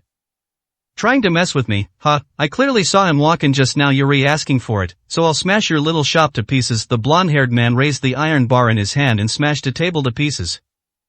Bang! The proprietress was so frightened that she took several steps back, tripped over something, and was about to fall. A strong hand supported her from behind. Are you alright? They're after me.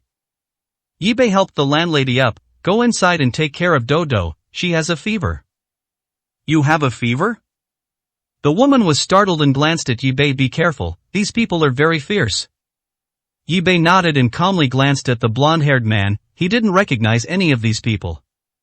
You've come to see me? That's right, you only have yourself to blame for offending the wrong person. Brothers, beat him up. At Huang Mao's command, the men immediately surrounded Yi Bei. Who sent you? Yi Bei frowned slightly, revealing his handsome eyebrows. Kneel down and call me grandpa, and I'll tell you, the blonde-haired man shouted arrogantly. Yi Bei, I called them. Su Lu walked over. You hurt me last time, and today I'm going to take it back from you tenfold. Su Lu, so it was you, you scumbag. Yi Bei looked at Su Lu coldly. Yi Bei, isn't the proprietress your lover? After I deal with you, I'll teach her a lesson and let her experience my power. After Su Lu finished speaking, he turned to Huang Mao and shouted sternly, Huang Mao, hurry up and take care of him. After that, I'll treat the brothers to a good time. Young Master Su, don't worry, I've learned Kung Fu from my master. Someone like him, I could take on 5 of him by myself, the blonde-haired man boasted. Yellow Hair swung the iron bar in his hand at Yi Bei with considerable force, the blow accompanied by a whooshing sound. Kill him! Su Lu shouted. Yi Bei neither dodged nor avoided the blow. Just as the yellow-haired man's iron bar was about to hit him, Yi Bei reached out and grabbed the iron bar. You think you can teach me a lesson? You're too weak. With a forceful pull, the iron bar in the blonde-haired man's hand immediately flew into Yi Bei's grasp. Yi Bei then struck the blonde-haired man's foot with the stick. Click!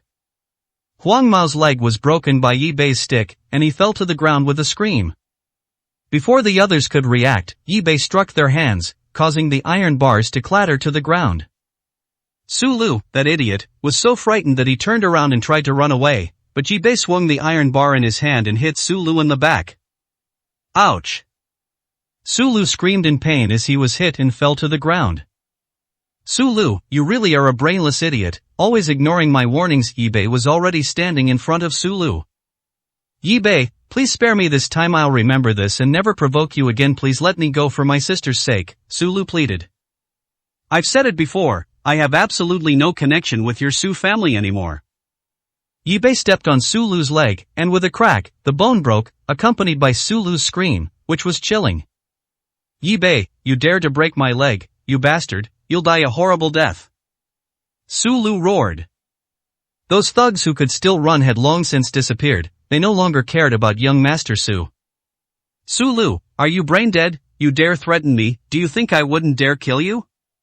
Sulu trembled with fear. Please, don't kill me. Swear I'll never mess with you again. Please have mercy and let me go. Sulu, listen to me carefully. If anything happens to this wonton shop, I will hold you responsible and take your life. Yi-Bei wouldn't even bother killing a coward like Sulu. Get lost. When Yi-Bei turned around, he saw the proprietress carrying Dodo walking out.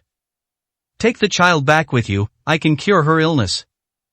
Can you really cure her illness? This child has allergies and can't take many medications. My biggest fear is her getting sick, but she was born with this condition after her father found out she was sick. He abandoned us, mother and daughter, and ran away. The woman finished speaking and began to sob. Yi-Bei took Dodo from her hands. Don't worry, I can cure her.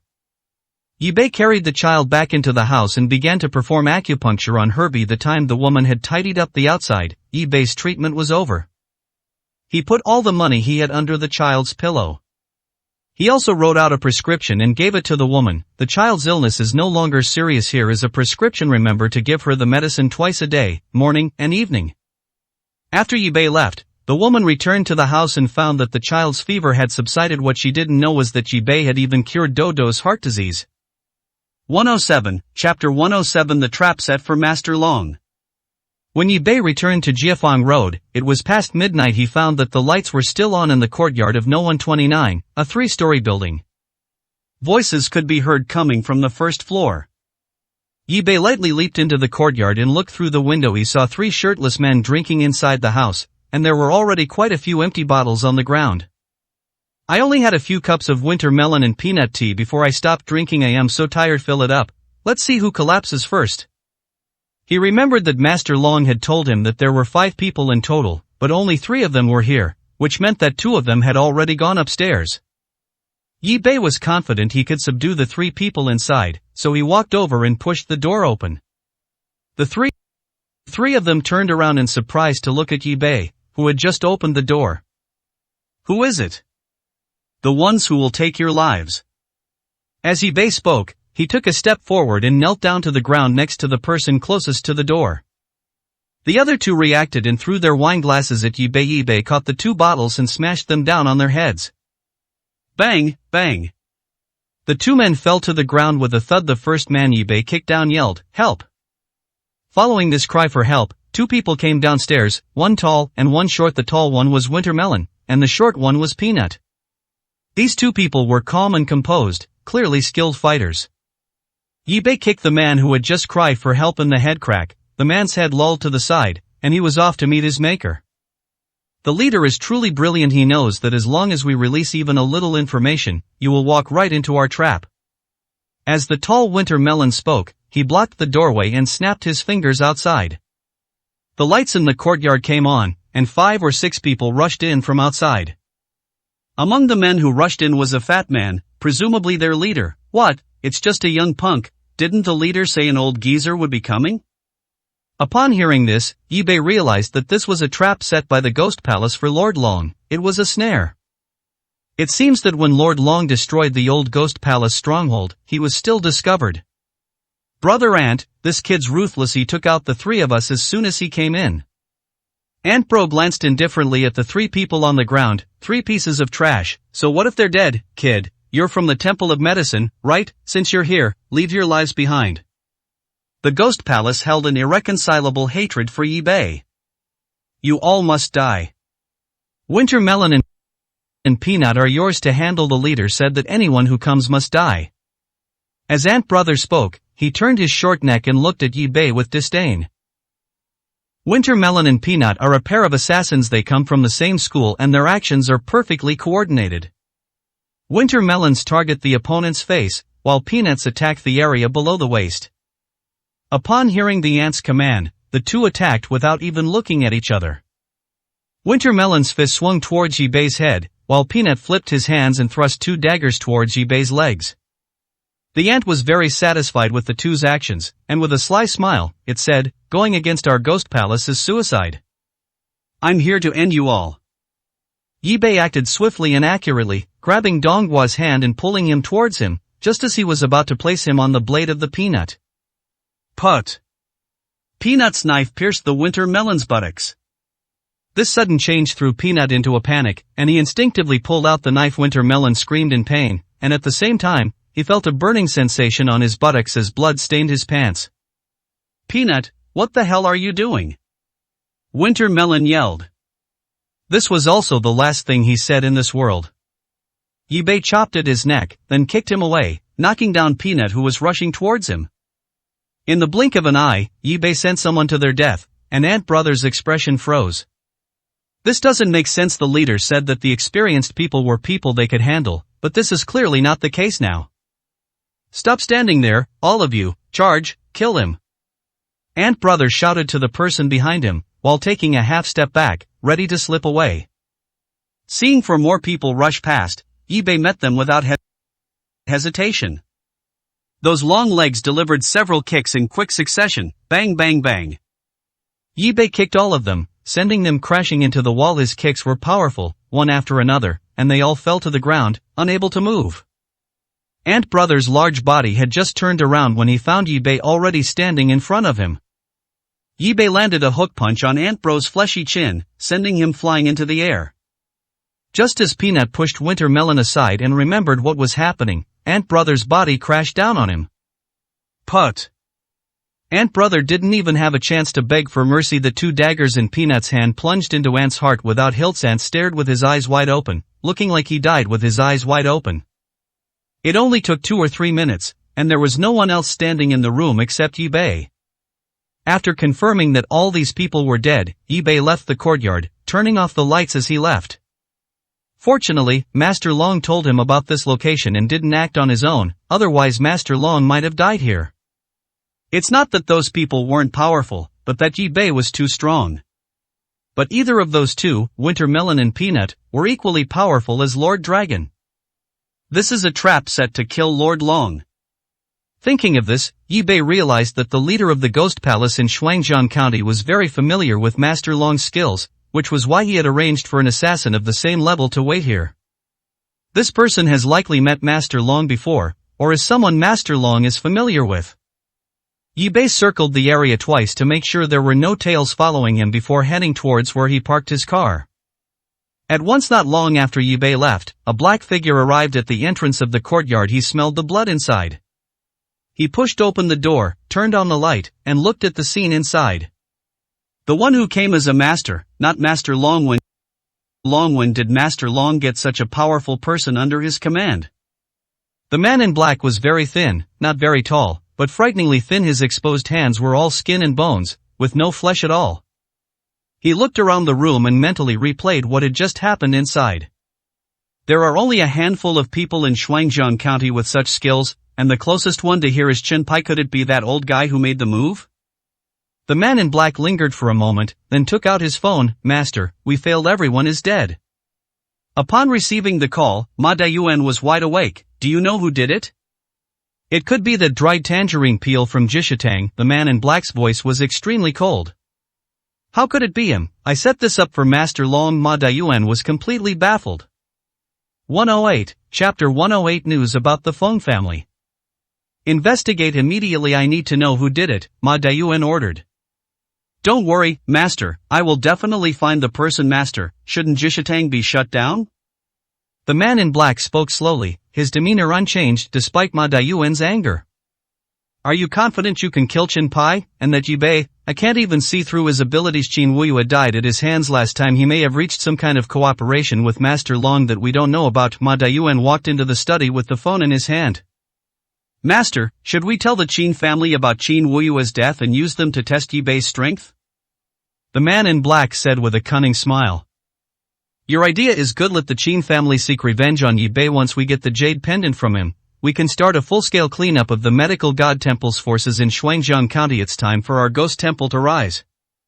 Ma Daiyuan lit a cigar and took a puff. I know what to do. After the man in black left, he made another phone call, asking someone to come and clear out the people in the house, and then disappeared into the darkness. When Yi Bei returned to Jiangchang, he noticed that the people monitoring him near Jishitang were still there. He ignored them and returned to the clinic as if nothing had happened. 2 days later, at 8 a.m., a black sedan pulled up in front of Jishitang. Wang Xing personally came to pick up Yi Bei. Yi Bei, don't you have any more formal clothes? Wang Xing noticed that Yi Bei was dressed the same as usual. Isn't this fine? It's just a ceremony, isn't it? Dressed casually, Yi Bei said nonchalantly. Wang Xing was dressed very formally today, wearing a white shirt and tie, with a well-tailored suit and shiny leather shoes. Wang Xing glanced at the time. Forget it, let's go, it's getting late, we can't keep the boss waiting. Yi Bei saw many of the people he had met at Gao Zhenhe's house that night at the scene. Those people came over and greeted Yi Bei with feigned politeness. Before the ceremony began, leaders and experts spoke on stage for almost an hour. Yi Bei only made a brief appearance at the commendation ceremony this time. The municipal government awarded Yi Bei a bonus of 2 million yuan, along with a certificate of honor. As Yi Bei stepped off the stage, Third Master Feng Kuan approached him and said, "Congratulations, young Master Ye, have a few words I'd like to say to you." Before Master Feng could finish speaking, Lu Feng and Ma Daiyuan came over, also to congratulate Yi Bei. Young brother Yi Bei, as we agreed last time, I'll be treating tonight you, the main character, absolutely must come. And Third Master, I won't notify you separately. Everyone here is a familiar face from Jiangcheng. There are no outsiders, Ma Daiyuan said with a smile. Okay, I'll definitely be there, Yi Bei said calmly. Only after the entire ceremony was over did Master Feng find another opportunity to be alone with Yi Bei. He had just learned that Yi Bei had arrived in Wang Xing's car that morning, so he took over the task of taking Yi Bei back from Wang Xing. Once in the car, Master Feng's expression turned somewhat serious. Brother Yi, I received a message this morning that the Qin family in Qingtang City is threatening to take revenge on you, saying that you killed the head of the Qin family. Is that true? Master Feng asked, looking at Yi Bei with both eyes. The Qin family of Qingtang City? Yi Bei seemed to be deep in thought, and Shen Pai's worries finally came true. The Qin family is an ancient martial arts family, with many experts in the family. How did you get involved with them? Master Feng couldn't understand why Yi Bei wanted to kill Qin Wuyue. Qin Wuyue was considered a prominent figure in Shuangjiang County. I killed him. Yi Bei only admitted to killing Qin Wuyue, but did not intend to explain. He could sense the goodwill of the Feng family, but he did not understand why the Feng family was trying to befriend him. This was something he could not figure out. The information I received is that Qin Shuang, an elder of the Qin family, is on his way to Jiangcheng, said Third Master Feng. Thanks.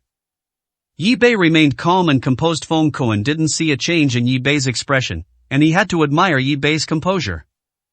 Young master, you might not know Qin Shuang yet. Qin Shuang ranks second in strength within the Qin family, much stronger than Qin Huaiyue, said to have been a martial arts fanatic in his youth. With exceptional talent, he's the strongest among his generation in the Qin family. Besides Qin Shuang, the strongest person in the Qin family is their patriarch, Qin Jian. Master Feng told Yi Bei about the Qin family's situation in detail. Thank you again, Third Master, for telling me about the Qin family's situation. In fact, Shen Pai had also told Yi Bei some things about the Qin family. Third Master, have you found the person who killed your men? Yi Bei asked. Feng Kuan shook his head. Not yet. That person hasn't appeared since that day in Jiangcheng. I suspect he has left Jiangcheng. My people are searching for him with all their might, but so far there's not a single clue. Oh, he killed someone and managed to escape the Feng family's investigation. This person must have a powerful backer. Brother Yi is right, that's what we thought too. This should be an organization. After their scheme was exposed, they haven't made any moves in Jiangcheng recently. However, we have already sent people to spread our net to other places. Last time, Director Wang said that these bronze artifacts came from Zhou Mountain. I wonder if Third Master has sent anyone there? Yi Bei asked softly. To be honest, Brother Yi, the people set off a few days ago, hoping to bring back some useful information. Yi Bei could tell that Feng Kuan didn't seem to have much hope for this. Young Master Yi, our patriarch wishes to see you. Do you have the time? Feng Kuan said this after checking his phone messages. Okay, Yi Bei also wanted to find out whether the Feng family was friend or foe, so he readily agreed. Very good, our patriarch is already waiting for us at Jubeiachuan. Feng Kuan smiled when Yi Bei agreed. Feng Linfeng met Yi Bei upstairs at Jubo Xian. This is a room decorated in an antique style. The room is not very big. There is a coffee table in the middle and a set of mahogany sofas. When Yi Bei arrived, Feng Linfeng had already brewed the tea. Brother Yi, please have a seat, Feng Linfeng said politely. Yi Bei sat down opposite Feng Linfeng. Did Patriarch Feng invite me here because there's something important he wants to discuss? What I'm about to say may or may not be important to Brother Yi. It's just some information that our Feng family has gathered. Please sit down and have a cup of tea, Feng Linfeng said slowly. This tea is good. It has a refreshing aroma and a sweet aftertaste. It must be a top-quality Maojian tea. Yi Bei took a sip of tea and said, Feng Linfeng isn't in a hurry, and neither am I. If Feng Linfeng meets with him alone, what message will he have to say? 109, Chapter 109. Are you really surnamed Yi?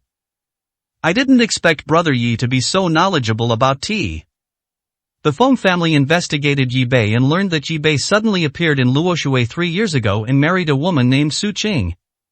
Then Su Qing's business took off. She only recently came to Jiangcheng after her divorce, and she was invited by the Lin family. Apart from that, the Feng family didn't find much else. I wouldn't call myself an expert. I just happened to have had this tea before.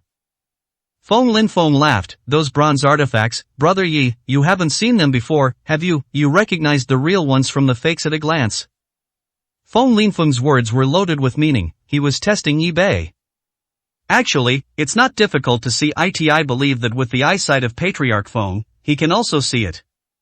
Feng Linfeng chuckled to himself. I'm a rough guy. I'm really not good at those things. More than 20 years ago, a major case that shocked the whole country occurred dozens of kilometers away from Jiangcheng. Feng Linfeng suddenly changed the subject, glancing at Yi Bei out of the corner of his eye. Did Patriarch Feng invite me here to hear a story? Yi Bei asked without changing his expression. Would you like to have some tea and listen to a story, Brother Yi? I wonder if you'd be willing to let me finish this story? Please speak, Patriarch Feng. Yi Bei felt a mixture of anticipation and indescribable emotion as he looked forward to what Feng Linfeng was about to say.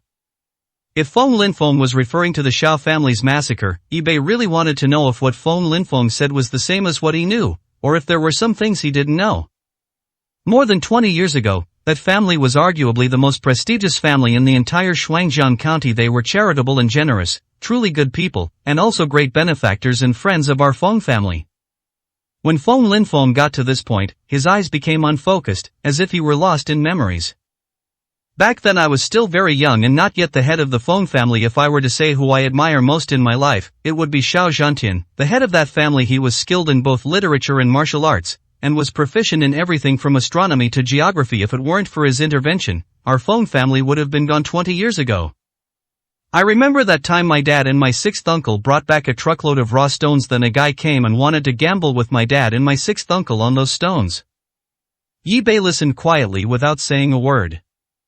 At that time, my father and sixth uncle were very confident, but in the jade gambling industry, no matter how good you are, you will always make a mistake. That time, my father and sixth uncle lost, and the price of losing was bankruptcy. Feng Linfeng took a sip of tea and continued. Just then, Xiao Zhantian appeared. He used the Xiao family as a wager to gamble with that person again. If he lost, he would give the Xiao family to that person as well. In the end, heaven smiled upon him, and Xiao Zhantian won back our Feng family. But such a righteous and upright man had his entire family of over 100 people wiped out overnight for so many years. My Feng family has never given up searching for the Xiao family's enemies. However, the fire that night destroyed all the crucial evidence, and we still have no clues. Our Feng family has let the Xiao family down. Hearing this, Yi Bei finally understood the relationship between the Feng family and the Xiao family. Feng Linfeng stared intently at Yi Bei as he said this. Brother Yi, do you believe that there are two people in this world who look exactly alike?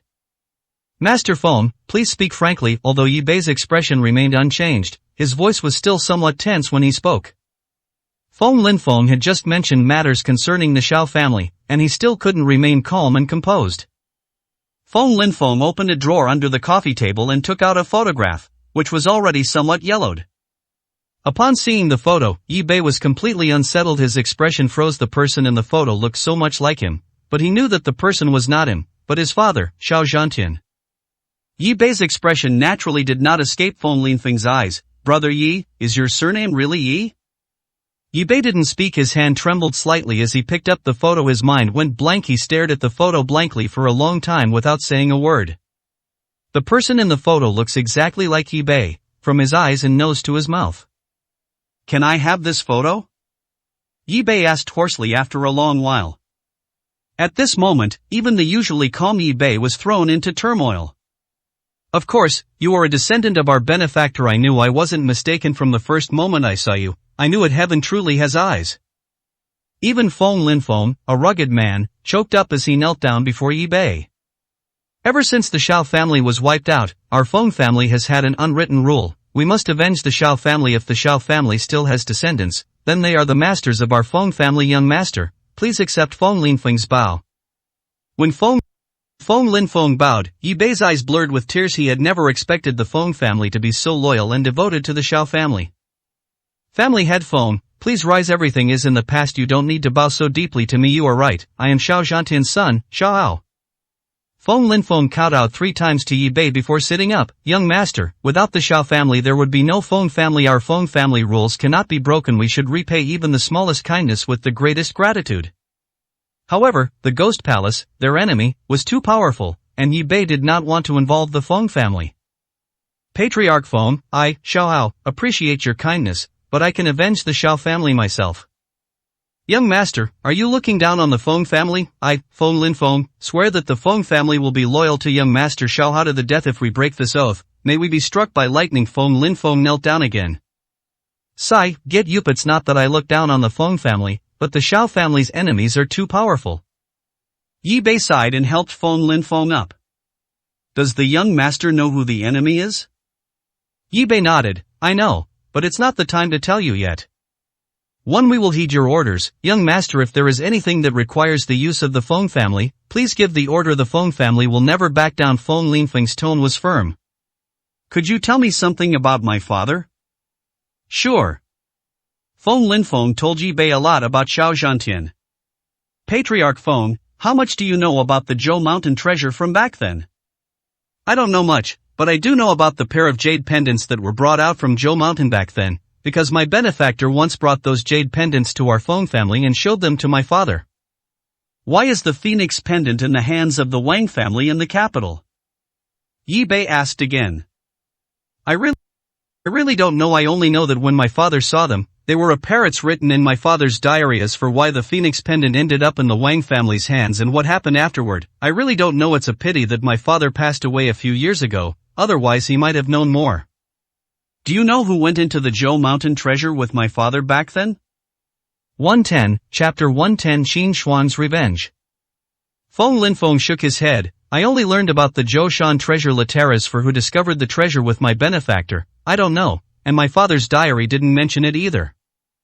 Feng Linfeng thought for a moment and said, I heard that several amazing ancient artifacts were brought out from Zhou Mountain back then. Besides the pair of jade pendants, there were a few others. As long as we follow those artifacts, I believe we will eventually find them. Leave this matter to me. Okay, be careful when investigating this matter. Yi Bei originally didn't want to involve the Feng family, but he didn't yet have the ability to mobilize the power of the Temple of Medicine. He knew that Wu Wei had been very busy lately, and the internal conflicts within the Temple of Medicine were becoming increasingly prominent. Wu Wei was not letting him get involved, and he knew there must be a reason. Young master, I have a question, but I don't know if I should ask it. It's about the jade pendant. Feng Linfeng asked. Please send your regards, Patriarch Feng.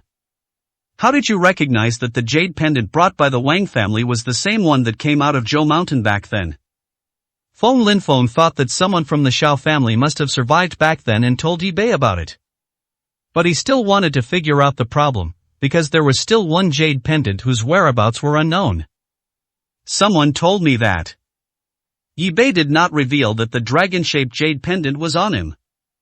My father's diary records that this pair of jade pendants was the key to finding the Zhou Mountain treasure, but the specific reason was not written down. The tea in Feng Linfeng's hand had gone cold, but he didn't care. Young master, among those monitoring you are members of the Wang family, and there's another group of people who are very mysterious. We don't know who they are. Our Feng family has also sent a few people to monitor them.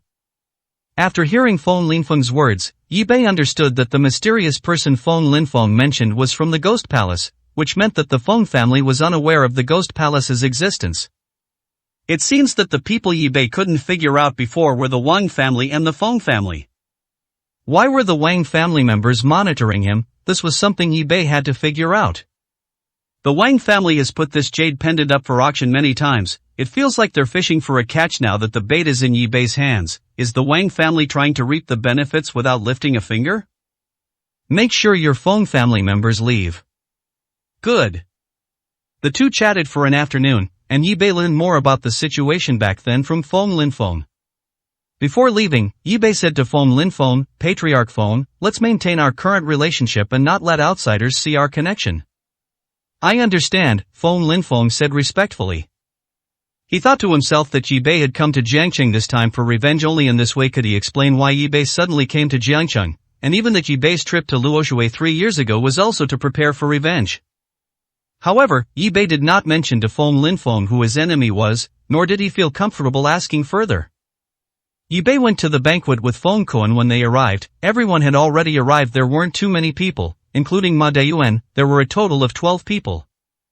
This is a very luxurious private room, over 100 square meters in size, decorated in a magnificent style. Ma Dayuan led Yi Bei to the seat of honor. Young brother Yi, you are the protagonist today, so you must sit in this position. Yi Bei didn't stand on ceremony. I'll gladly accept your offer. The dinner was filled with laughter and conversation, especially when Lu Feng told off-color jokes, one after another, making the atmosphere very lively. Halfway through the meal, the door to the private room was kicked open from the outside. A loud bang startled everyone inside. There stood a burly man with a dark face and a full beard, looking furious. Who is Yi Bei? Come out and face your death. The burly man with a dark face shouted. Ma Dayuan was the first to stand up. What are you doing here? He was secretly pleased with himself and sneered, Yi Bei, let's see how you deal with this. It could be said that he arranged all of this, otherwise Qin Shuang wouldn't have come here directly. All eyes turned to Yi Bei. Yi Bei slowly stood up. I am Yi Bei, may I ask who you are?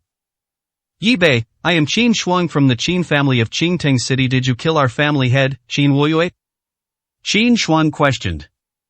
Qingteng City's Qin family? How did young Master Yi get involved with the ancient martial arts Qin family? I've heard that the Qin family is extremely protective of its own. Yi Bei's smile vanished. He deserves to die. Boy, you've got to die. Qin Shuang knocked down the two waiters who tried to stop him and barged into the private room. Qin Shuang, Brother Qin, this is my Ma family's territory, please. Brother Qin, for my sake, let Brother Yi go. Ma Dayuan walked over and pretended to stop Qin Shuang, his smile very fake. Get out of my way, or I'll beat you up too. Qin Shuang glared at Ma Dayuan, who then glanced at Yi Bei with feigned fear. Mr. Ma, this is a matter between me and the Qin family. I'll handle it myself. Yi Bei walked over. Upon seeing this, Feng Kuan also stood up and stepped forward to Qin Shuang, saying, Qin Shuang, for the sake of my Feng family, let's investigate this matter first. Is there some misunderstanding here? Third Master Feng, he has already admitted it, so please don't meddle in other people's business, Qin Shuang said bluntly. At this moment, Yi Bei had already walked to Feng Kuan's side. I appreciate Third Master's kindness. Then he looked at Qin Shuang and said, let's settle this outside. Do you dare to come with me? Yi Bei wanted to know if Qin Shuang was a member of the Ghost Palace, but with so many people here, there were some things he couldn't ask. There's nothing I wouldn't dare to do, kid. You're dead today. Qin Shuang said fiercely, looking like she had Yi Bei completely under her thumb. Yi Bei strode outside, with Qin Shuang following closely behind.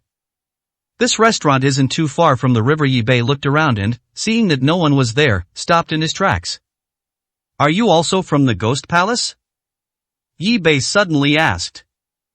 Qin Shuang seemed not to understand what Yi Bei was saying. No palace can save you, go to hell. Qin Shuang has a very fiery temper, and he had already made his move while he was speaking. Yi Bei dodged Qin Shuang's punch with a swift movement. It seems you don't know Qin Wuyue's identity either. If you stop now, I can pretend nothing happened. Yi Bei is not someone who indiscriminately kills innocent people. He wants to kill the dogs of the Ghost Palace. Anyone who kills a member of my Qin family must die, no matter what their reason is. Qin Shuang came with the hatred of the Qin family, so why would she listen to Yi Bei? I'm afraid you'll be disappointed. Yi Bei faced Qin Shuang's barrage of punches with ease, but taking a beating like this was not Yi Bei's style. His foot suddenly kicked out. The kick was as fast as lightning and at a tricky angle, and it hit Qin Shuang hard. Qin Shuang was sent flying by Yi Bei's kick, crashing into a large tree and making it shake. You can't kill me, you can leave now, Yi Bei said, turning to leave. 111, Chapter 111. The fox's tail is about to be revealed. Just as Yi Bei turned to leave, Qin Shuang's scream came from behind him. Ah! Yi Bei immediately turned around and saw a black figure darting into the woods not far away. The man was incredibly agile, like a large bird that could fly. Yi Bei chased after him. He didn't need to look to know that Qin Shuang was definitely dead. That person was trying to frame him. Yi Bei flipped his hand and a silver needle appeared in his hand just as the man was about to enter the woods. The silver needle in Yi Bei's hand shot out. The man in black paused for a moment, but still managed to escape into the woods. When Yi Bei chased the man to the edge of the woods, he had already disappeared. Behind a large tree, a gaunt man dressed in black clung tightly to the trunk. Too afraid to move, his hands were like withered tree branches, devoid of any flesh.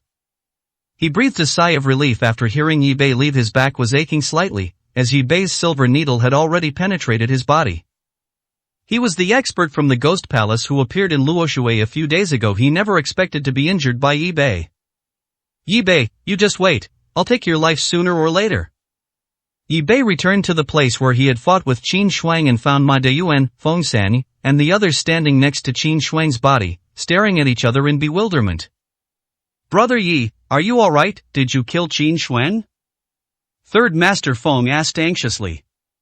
The person who killed him escaped, Yi Bei said calmly. They ran away? Ma Deyuan looked around exaggeratedly. Qin Shuang is dead, and the Qin family probably won't let this go. Yes, Brother Yi, now there's no way to prove anything just now. Only you and Qin Shuang were here. Now you're saying that the person who killed him got away. Do you think the Qin family will believe you? Brother Yi, you've stirred up a hornet's nest this time. The Qin family and the Zhao family of Shuangjiang City and the prefecture have always been on good terms, and the Zhao family is known as the strongest family in Shuangjiang prefecture. It seems that Qin Shuang's wife is from the Zhao family. Brother Yi should leave Shuangjiang County as soon as possible. It would be unwise for him to fight against the Qin and Zhao families all by himself. I've already said I didn't kill them. Let them come if they want, Yi Bei said calmly. Yi Bei found today's events very strange. First of all, Qin Shuang found him in the restaurant, and the man in black who had just killed someone and fled was likely following Qin Shuang all along, intending to use the Qin and Zhao families to get rid of him. Yi Bei thought of a possibility. The person behind this evil must be the Ghost Palace. If that's the case, then there are people from the Ghost Palace among those who came to eat today. Thinking of this, he went through the 11 people who came to eat tonight in his mind. Aside from Master Feng, the remaining 10 people are all possibilities. Master Long needs to investigate this matter discreetly. Master Feng escorted Yi Bei back to the clinic, his expression grave. Young Master Yi, you still need to be more careful lately. Thank you for your concern, Third Master. Chen Pai was still awake, smoking his water pipe at the door. Yi Bei sat down next to Chen Pai. Elder Chen, the Ghost Palace has become active again. Yi Bei told Chen Pai about what had happened in the past few days, including Qin Shuang's death just now. Chen Pai squinted and said, Young Master, the fox's tail will soon be revealed. Let them do whatever they want. This Ghost Hall Master, who has been hiding in Shuangjiang County for many years, will surface soon. The man in black who appeared tonight is quite skilled. He has excellent agility. He didn't attack you, so he must have some purpose. Although the Zhao family and the Qin family have always had a good relationship, it's hard to say whether the Zhao family would take action for the Qin family. Chen Pai put down his water pipe. Why do you say that?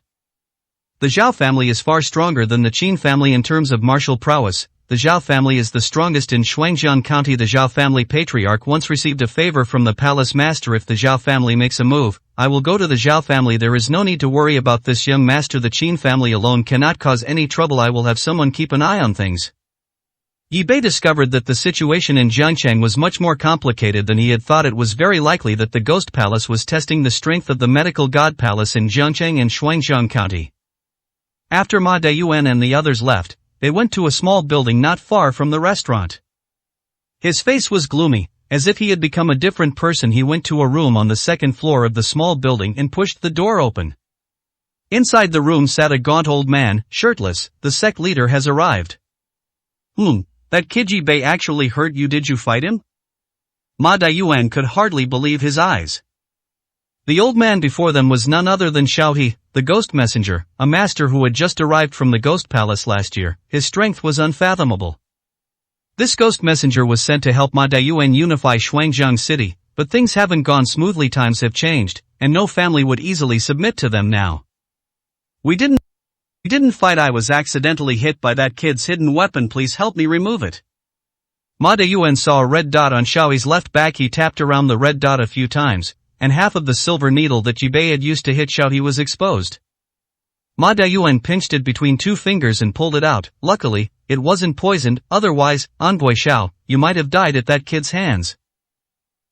If I hadn't been so surprised that he knew how to use hidden weapons, he wouldn't have been able to hurt me, Xiao He snorted defiantly. The Qin family should have received news of Qin Shuang's death by now. Now it's up to Yi Bei to decide how to respond. However, we've suffered quite a few casualties recently. If we don't take down one or two of the Medical God Hall strongholds, we won't be able to explain ourselves to our superiors. As Ma Dayuan spoke, he raised his hand, and the needle he had pulled from Xiao He's body embedded itself in the wall. Don't worry, Master, I haven't been in Shuangjiang County for nothing these past 6 months. The Temple of the Medicine God has a branch in the west of the city. I'll go there in a bit. He pulled it out. Xiao He felt humiliated after being hurt by Yi Bei. Then I'll have to trouble Envoy Xiao. There are many things I can't do myself now. The Qin Wuiyue, that arrogant fellow, is dead. It's not so easy to use the Qin family as a pawn anymore. Now we'll see if the Zhao family will step in for the Qin family. Yi Bei and Chen Pai chatted for a while, then Chen Pai stood up and said, I'm going to the west of the city. Take care on the road, Mr. Chen. Yi Bei returned upstairs and found that the moonlight was beautiful tonight. He took out the jade pendant, went to the rooftop, and placed it under the moonlight. After absorbing the moonlight, the jade pendant slowly emitted a faint glow, and the light and shadow gradually became clearer and clearer, revealing a huge mountain range. It was incredibly magical, like a giant projection. Yi Bei had no idea how such a scene had appeared. When the light and shadow were fully revealed, Yi Bei was shocked. This is the treasure map of Zhou Shan's treasure. 112, Chapter 112. The Lin family's power struggle. There was a red dot in the mountains illuminated by light and shadow, and Yi Bei believed that was where the Zhou mountain treasure was located. Just as Yi Bei was about to take a closer look, the clear light and shadow slowly became blurry and eventually disappeared. Then the jade pendant returned to its calm state, as if nothing had happened. Not many people probably know the secret of the jade pendant. Those few people who followed my father into the Zhou mountain treasure area back then might know it. Yi Bei put away the jade pendant, looked up at the moon, and murmured, the Wang family keeps putting this jade pendant up for auction, obviously because they want to find the dragon-shaped jade pendant. Their ultimate goal is most likely the treasure of Zhou mountain. At this moment, Yi Bei thought of a possibility. The Wang family's ancestor was very likely one of the 4 people who entered the Zhou mountain treasure with his father, Xiao Zhantian. He also told the secret of the Zhoushan treasure to future generations. If that's true, then did Master Wang come to Jiangcheng this time with a purpose in getting close to him? Yi Bei sorted out his thoughts. All the clues he knew now pointed to the Wang family, so he had to start his investigation from there. But at the same time, Yi Bei also thought of a question. How did the Ghost Palace know that the secret of Zhou Shan's treasure was related to this jade pendant? Was the person who stabbed him in the back last time, and tried to kill him in the middle of the night to get the jade pendant, purely for the sake of money? Around 3 a.m., Chen Pai returned and knocked on Yi Bei's door. Young master, something has happened. Chen Pai's expression was not good. Old Chen, what happened? Yi Bei frowned. Everyone at the western checkpoint has been killed. If only I had gone half an hour earlier. Chen Pai felt a little regretful. He was supposed to go there tonight, but he stayed late because he was chatting with Yi Bei. Take me to see it. Yi Bei quickly changed his clothes and followed Chen Pai out. As soon as Yi Bei's car started moving, the car monitoring them blatantly followed. This is really troublesome. Yi Bei said something, stepped on the gas, and headed towards the south of the city. He wants to shake off the tail behind him. By the time they reached their destination in the west of the city, it was already slightly dawn. As you can see, those people were all killed by having their throats choked, dying in one move, which shows how skilled the attacker was. There wasn't a single drop of blood at the scene. I've looked through everything, but there are no useful clues left, Chen Pai said. It's the Ghost Palace. Chen Pai nodded. There won't be anyone else but them. It's just that this spot is extremely secluded, and I rarely come here. I eliminated one of their strongholds. This is retaliation. Notify the others to be careful recently, and tell everyone not to gather together unless necessary, Yi Bei said calmly. I had already notified them when I realized something was wrong, Chen Pai replied. Very good. Do you have any leads on that tall guy Huang we talked about last time? Yi Bei turned to look at Chen Pai. The task of arresting Tall Huang was entrusted to these few. They called me over last night, so they must have some news. Have others continue to inquire, and notify me immediately if there is any news. When Yi Bei and Chen Pai returned to the clinic, he made a point of checking and found that none of the people who had been monitoring him were there. While Yi Bei was treating a patient, Feng Xiaoyu arrived. She tied her hair into a pretty ponytail, with a few wisps of hair hanging by her ears, making her look playful and cute. A low-cut white dress perfectly accentuated her figure, showcasing her slender arms, long, straight legs, and flawless, snow-white skin, making her exceptionally beautiful. The diamond necklace she wore around her neck gave her an elegant and charming aura. Feng Xiaoyu's outfit today was a pleasant surprise for Yi Bei. She looked like an ugly duckling transforming into a swan. She was so beautiful. Her appearance immediately attracted everyone's attention. Wow, what a beautiful woman. Even Chen Pai's usually dull eyes showed admiration when he saw Feng Xiaoyu. Feng Xiaoyu walked gracefully up to Yi Bei. Brother Yi, am I pretty?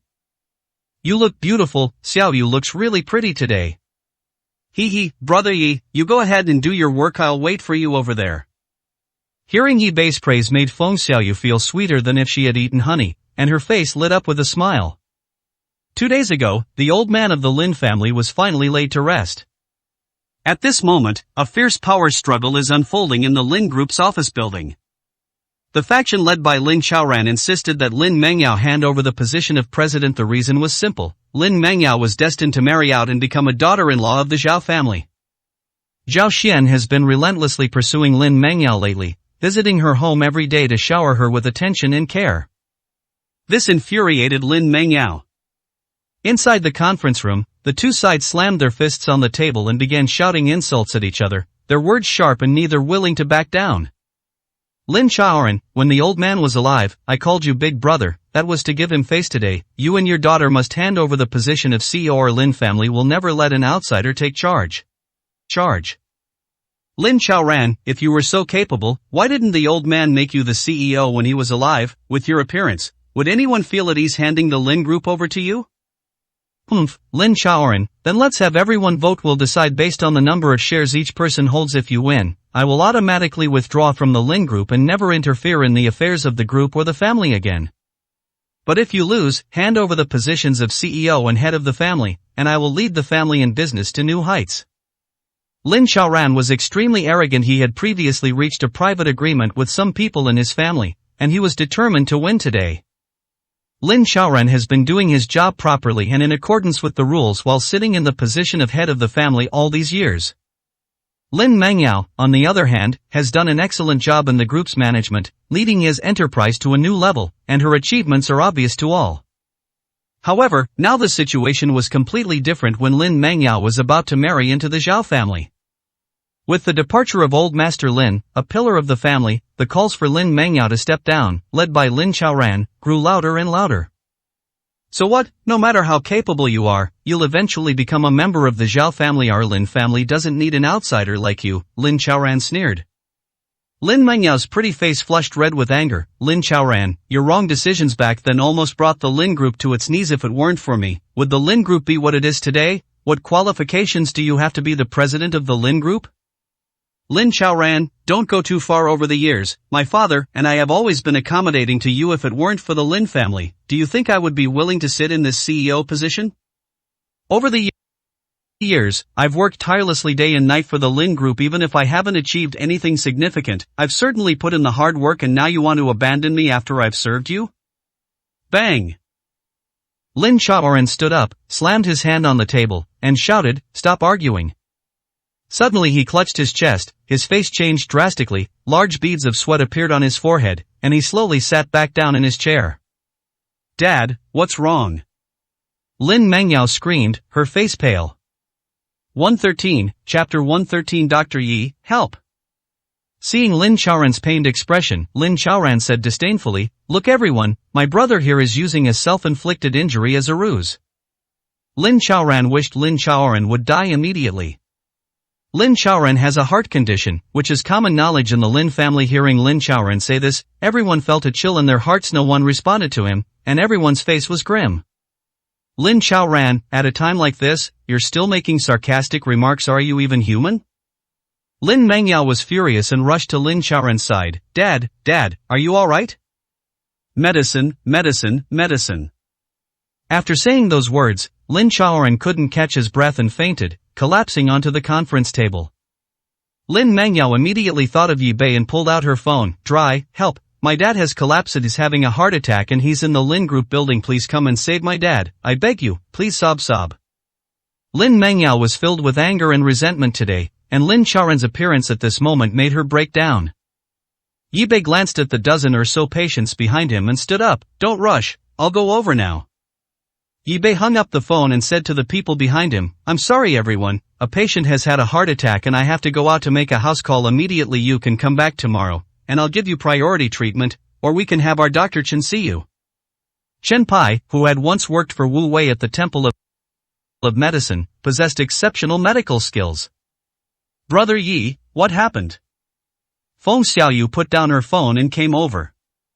Lin Chaoran has had a heart attack and has fainted. Do you know where the Lin Group building is?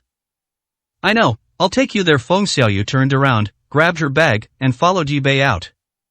Yi Bei drove very fast. Fortunately, it wasn't rush hour. The golden rescue time for heart disease is 30 minutes before the onset of the attack. 20 minutes later, Yi Bei and Feng Xiaoyu arrived at the Lin's building.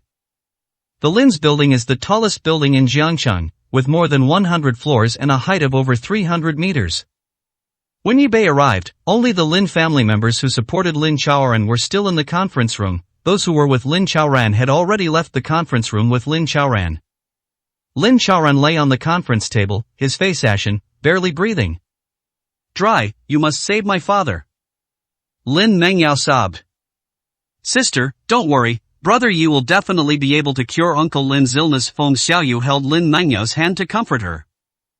Yi Bei went over and examined Lin Chaoran. His condition is very serious. Did he suffer any shock today? I'll treat him now, but I suggest you call an ambulance and take him home to recuperate. He can't take any more shocks with his condition. Yi Bei treated him with acupuncture, and Lin Chaoran woke up after more than 10 minutes. Thank you, dear Yi. I thought I was going to die this time, Lin Chaoran said as he saw Yi Bei. You're alright for now. I'll prescribe a medicine for you. Go home and take good care of yourself. Avoid any stimuli and keep a good mood, as this will benefit your condition.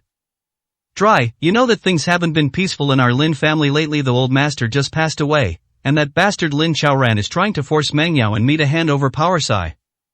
Patriarch Lin, your health is your own responsibility. You understand these principles without me having to explain them. I also hope that the truth about old master Lin's case can be revealed as soon as possible. I'll take my leave now.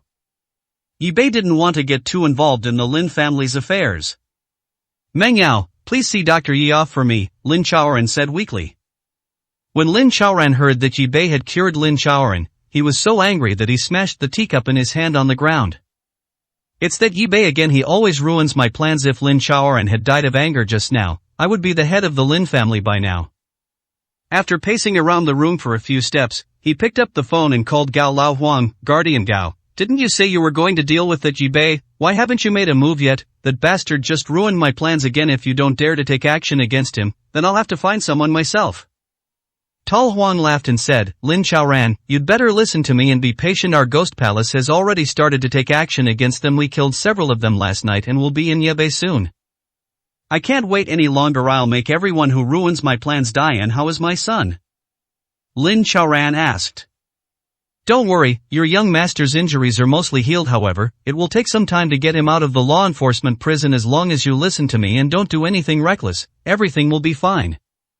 Tal Huang had no way of getting people out of the law enforcement prison, but he had to keep Lin Chaoran in check, as he was an important pawn for the Ghost Palace.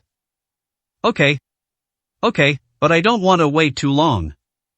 Lin Chaoran put down the phone, walked to the window, and looked at the gloomy sky. Tal Huang hung up the phone and cursed, that idiot Lin Chaoran, how dare he talk to me like that? Is he tired of living? Just as Tal Huang finished cursing, his phone rang. He glanced at it and saw it was Night Owl calling, so he answered it. Hey Night Owl, is there some good news? Hey, Tal Huang, didn't you say you'd give me $1 million last time? Where's the money, brother? This is a real crisis. If I don't give some money to my men, I'm afraid things will get out of control. If they report me to Boss Long, I'm finished. You still have the nerve to ask me for money? I let you join the Ghost Palace, you little bastard. You even slept with the foreign girl and ate the food, and now you're backing out? Are you trying to play with me? Tal Huang cursed angrily. No, Brother Gao, no, Brother Huang, as long as you give me, I'll do anything you want with my money, okay? I'll join. Night Owl had no choice, people were asking him for money every day. Now that you've joined, you should at least offer some kind of pledge of allegiance, otherwise how will I know if you're sincere? Tal Huang was just waiting for the Night Owl to fall into his trap. Just tell me what you want me to do, and I won't say a word against it, Night Owl said through gritted teeth. Very well, you just need to tell me where Master Long is. That shouldn't be too difficult for you, right? You don't need to lift a finger, just use your words, Tal Huang sneered coldly. Okay, wait for my message. They've finally taken the bait. Once we take down Lord Long, I'll have accomplished another great feat, Tal Huang laughed smugly. Back at the clinic, Yibei sent a message to Master Long, find Tal Huang. Then, looking across the street at the people from the Ghost Palace who were monitoring him, he said to Chen Pai, Old Chen, I'm going to meet those fleas. After Yibei finished speaking, he stood up and walked outside. 114, Chapter 114. A belly full of bad intentions. Before Yibei could even reach those people, both cars drove away at the same time. Yibei smiled and said, these bastards are quite alert. Just as Yibei turned to walk back, a car sped straight toward him. Yibei turned around when he heard the sound, and he was certain that the car was coming for him. People on the street gasped when they saw the car was about to hit Yibei. Some didn't even dare to look, and even Chen Pai, who was standing at the entrance of the clinic, stood up. However, Yibei still had a smile on his face. Just when the car thought everything was foolproof, the driver only felt a blur before his eyes, and Yibei disappeared from in front of the car. The car whizzed past Yibei, who was unexpectedly pushed back more than 2 meters at an astonishing speed. Many people thought they were seeing things. As the car passed by Yibei, he recognized the driver as Gao Yan from the traditional Chinese medicine hospital across the street. When he saw Yibei, anger surged within him, and he floored the accelerator anyway. The Gao family could afford to pay a few 100,000 yuan in compensation for killing someone. Yibei had made him lose face last time, and after that challenge, no one came to him for medical treatment. His father had no choice but to transfer him to the logistics department, which made Gao Yan, who was always proud and arrogant, feel frustrated. Gao Yan slammed his hand on the steering wheel. Damn it, even this crash didn't kill that bastard Yibei. Gao Yan braked suddenly and swerved into the parking lot of the traditional Chinese medicine hospital. Last night, He Chun and his gang of spoiled young men from Jiangchen gathered together again, along with Gao Yan and Ma Xiaoyuan. When Yibei was mentioned, He Chun gritted his teeth and said, if any of you brothers have the ability to take down that Yibei, I'll give him $1 million right away. Gao Yan continued He Chun's words, I'll add another $1 million. Ma Xiaoyuan had always secretly loved Feng Xiaoyu, and he knew that Feng Xiaoyu often followed Yibei around like a shadow. Although this kid also hated Yibei, he was just as shrewd and cunning as his father, Ma Dayuan, and full of bad intentions. We're here to have fun, let's not talk about anything unpleasant to Ma Xiaoyuan laughed it off, that kid is just an outsider, I don't believe he can outmaneuver you young masters. What do you know, kid, don't cause trouble here, I won't let this go until I've killed that bastard Yi Bei. He Chen shoved Ma Xiaoyuan aside. Isn't it easy to kill that bastard Yi Bei? Ma Xiaoyuan said with a wicked smile.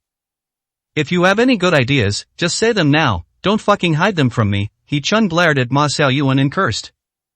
Brother Chun, I don't have any good ideas, I am not good at killing people at worst, we can find a scapegoat and run that kid over with our car traffic accidents don't cost much in compensation, Ma Xiaoyuan said. Damn it, you're always the one with the most tricks up your sleeve, this task is now yours, don't think we don't know you like Feng Xiaoyu, your goddess goes to Yi Bei's place every day, aren't you afraid she'll end up in Yi Bei's bed? He Chun jokingly handed over the task of killing Yi Bei to Ma Xiaoyuan. Ma Xiaoyuan said with a wry smile, Brother Chun, don't joke like that, I can't do this, if my dad finds out, he'll beat me to death. You coward, the woman you like has run off to someone else's bed and you don't dare say a word, are you kidding me? Tell me what other tricks you have up your sleeve, I know you're full of bad ideas. Ma Xiaoyuan chuckled and said, Brother Chun, isn't that kid a famous doctor? You spend money to find a few of his old patients, I really don't believe he can cure every disease. If he can't be cured, just have someone post his story online, saying he's a fraud. Gao Yan should have plenty of patients like that. As the old saying goes, to kill someone, you must first destroy their spirit. If we ruin his reputation, he won't even need us to chase him away, he'll leave on his own. Seeing everyone looking at him, Ma Xiaoyuan was very smug. There are plenty of ways, I don't believe Brother Chun doesn't know them.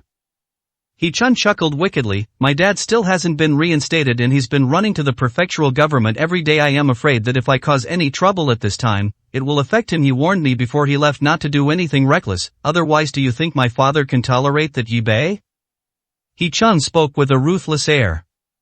So when Gao Yan saw Yi Bei crossing the road, he had murderous intent, and then he remembered what Ma Xiaoyuan had said last night. Yi Bei stopped Gao Yan at the hospital entrance. Gao Yan, you're really ruthless. Were you trying to kill me just now? You think you can just leave without apologizing? Gao Yan, his face contorted with rage, shouted, a good dog doesn't block the way, get out of the way. Gao Yan, I'm warning you, don't mess with me, or I won't be polite to you, Yi Bei warned. Security guard, get this guy out of here. Gao Yan shouted arrogantly at the security guard. Warning me, what a joke, if I see you on the street again, I'll still run you over. Don't believe me, just stand on the street next time and see for yourself, Gao Yan said provocatively as the security guard approached. Is that so, young Master Gao? I hate it when people talk to me like that. As Yi Bei spoke, he suddenly hooked Gao Yan with his foot, and Gao Yan immediately fell to the ground. Yi Bei acted quickly, and the two security guards who were walking over didn't see that it was Yi Bei who made the move. They thought Gao Yan had fallen down on his own and ran over. Dr. Gao, are you alright? Isn't that Dr. Gao who fell down? Someone looked over. Is Dr. Gao sick? He's even falling over while standing there. Serves you right, all show and no substance. A nurse who was somewhat attractive happened to pass by. This nurse had tried to seduce Gao Yan before, but found that Gao Yan was a liar and disappointed. Yi Bei, you dared to hit me and deal with him. Gao Yan shouted angrily. However, the two security guards, seeing that Gao Yan had fallen on his own, exchanged puzzled glances. I glanced at it. Yi Bei laughed and said, young Master Gao, you lost your footing because your legs went weak. Who can you blame? You're so young and your body is already so weak. I advise you to take better care of yourself. After seeing Yi Bei leave, Gao Yan cursed at the two security guards, useless, you saw me get taken down and didn't even lift a finger. Don't you want to keep your jobs? Gao Yan knew he was no match for Yi Bei, and could only watch helplessly as Yi Bei left. Us. The two security guards felt wronged, but dared not contradict Gao Yan. Gao Yan looked at Yi Bei's back and said fiercely, you just wait, you'll see. He has already found several patients with difficult to treat conditions, just as he and He Chun had agreed on last night. These patients were all half dead. They paid money and threatened the patients' families to make them carry the patients to Yi Bei.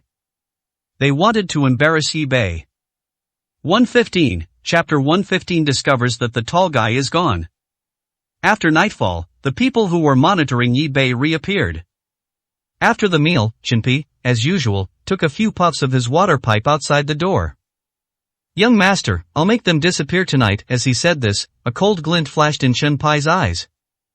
Then it's up to you. Try to get some information out of those guys from the Wang family. Yi Bei glanced around and noticed that the weather had changed. There were many dark clouds in the sky, and it looked like it was going to rain. Yi Bei turned around and was about to go back upstairs when his phone rang. It was Master Long. Young master, it's me. Speak. We've discovered that Gao Lao is out of the picture and is drinking with Yi Mao, that traitor. I've already had people keeping an eye on them. They right here on Yi Mao's turf. What do we do now? Great, give me the address. I'll handle this. You don't need to show your face. Yi Bei hung up the phone. Old Chen, I found out that Gao Lao is out of the picture. I'll go meet him. The other side is up to you. Yi Bei didn't drive his own car. He went back upstairs, turned on the room light, and then went out through the back door. Yi Bei arrived at the address given to him by Master Long, which was a small restaurant. Yi Bei went inside. I'll look for Night Owl. The boss sized up Yi Bei. You must be Brother Cat's brothers in the number 1 private room on the 2nd floor, at the very back. The boss didn't pay any attention. This area was the territory of night owls, and no one dared to cause trouble here normally, so he didn't care when he heard that they were looking for night owls. Yi Bei went up to the 2nd floor. By this time, it was long past lunchtime, and only the number 1 private room was still lit. Yi Bei walked straight over and knocked on the door. Damn it, who is it? Night Owl's impatient voice came from inside. Yi Bei pushed open the door. Master Cat, drinking? When Night Cat saw Yi Bei, he was shocked and rubbed his eyes, exclaiming, "It's you." When Tall Huang saw Yi Bei, he was also startled. His eyes were complicated, and a trace of fear flashed in them, but he quickly calmed down. Yi Bei had never seen him before, and he thought that if he could kill Yi Bei here, it might be another great achievement. I've made up my mind. Yi Bei pulled out a chair and sat down. I heard that Master Cat is drinking here, so I wanted to come and make friends with Master Cat. Night Owl mistakenly believed that Yi Bei, like Tall Huang, had come to win him over. Yi Bei, I'm willing to make friends, but we have to drink first. Night Owl stood up and filled Yi Bei's glass with wine, unaware that Tall Huang planned to kill Yi Bei. Yi Bei had only glanced at Tall Huang briefly since entering the room. Without making a point of looking at him, it gave the impression that Yi Bei was there for Night Owl, not for Tall Huang. Brother Cat, who is this friend? Yi Bei asked, feigning concern. My buddy, Tall Huang. Night Owl casually introduced himself, already quite drunk, his breath reeking of alcohol. Tall Huang pretended not to recognize Yi Bei and said, Night Owl, this is him. He's none other than Yi Bei, the famous physician Yi in Jiangcheng recently. My apologies for my disrespect. Tall Huang picked up his wine glass. I'd like to toast Dr. Yi. There's a saying that goes, those who walk different paths cannot make plans together. I don't know if you've heard of it, Yi Bei said with a smile on his face. When Huang Bubin heard Yi Bei say this, his heart skipped a beat, and he instantly realized that Yi Bei knew his identity. Tall Huang laughed, trying to hide his unease. Dry really knows how to joke. I don't quite understand what you're saying. As Gao Lao Huang spoke, he suddenly made a move, wanting to strike first and catch Yi Bei off guard. He threw a punch at Yi Bei. However, Yi Bei seemed to have anticipated this and grabbed Gao Lao Huang's hand. Tall Huang, you're already making a move before even drinking the wine. Aren't you in a bit of a hurry? Yi Bei, let's stop pretending you came here for me, didn't you? Tall Huang tried to pull his hand back forcefully. You really are a smart person. Yi Bei released his hand and looked at him calmly. Yi Bei, I was just looking for you, and you've delivered yourself right to my doorstep. You'll leave your life here today. Tall Huang's words sobered Night Owl up a bit, and he shivered. Tall Huang, what do you mean by this? Tall Huang glanced at Night Owl. You idiot, don't you understand? We've been targeted. Either he dies, or we do. Let's join forces and take him down. Night Owl broke out in a cold sweat and stammered, Tall Huang, what did you say? Did you tell anyone about our meeting today? Tall Huang really wanted to slap Night Owl twice. No. Night Owl also woke up and shook his head vigorously. Yi Bei, how did you know we were here? This Night Owl is really slow to react. It took him this long to think of asking such a question.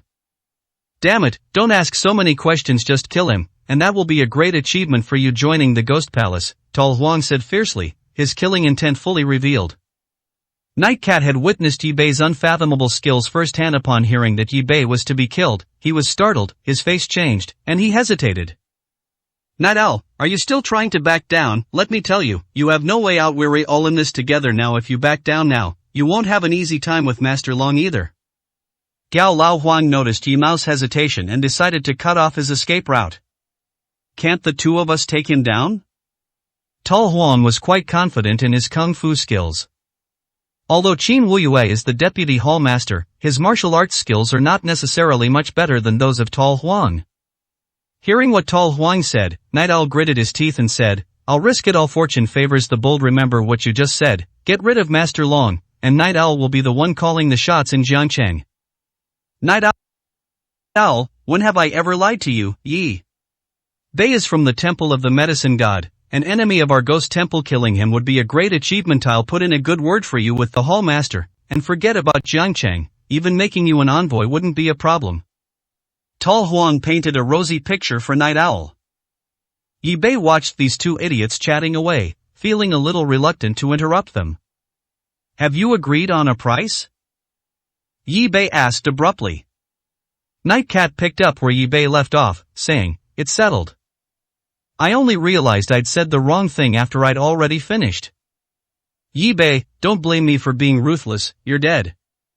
Are you so confident you can kill me? If I were afraid, would you be so stupid as to come here to die? Yi Bei's calmness made Night Cat even more nervous. Tal Huang was already in an attacking stance. Go.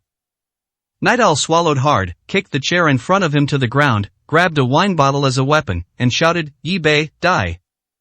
He yelled and smashed the bottle in his hand at Yi Bei. 116, Chapter 116. Killing a few small thugs. Bang! Yi Bei tilted his head, and the wine bottle smashed against the wall behind him, shattering into pieces on the ground.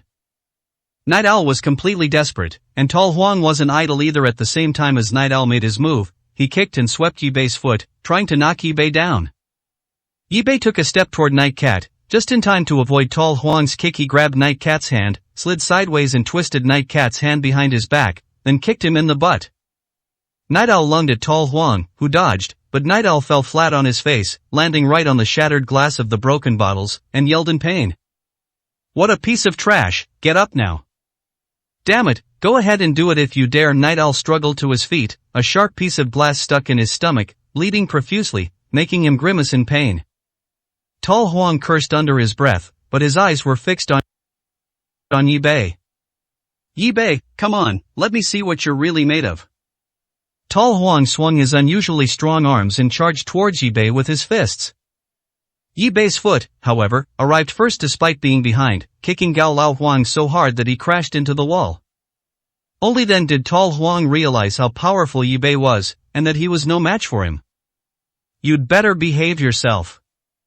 Yi Bei walked towards Tal Huang, and as he passed Night Cat, he delivered a karate chop to Night Cat's neck, knocking him unconscious.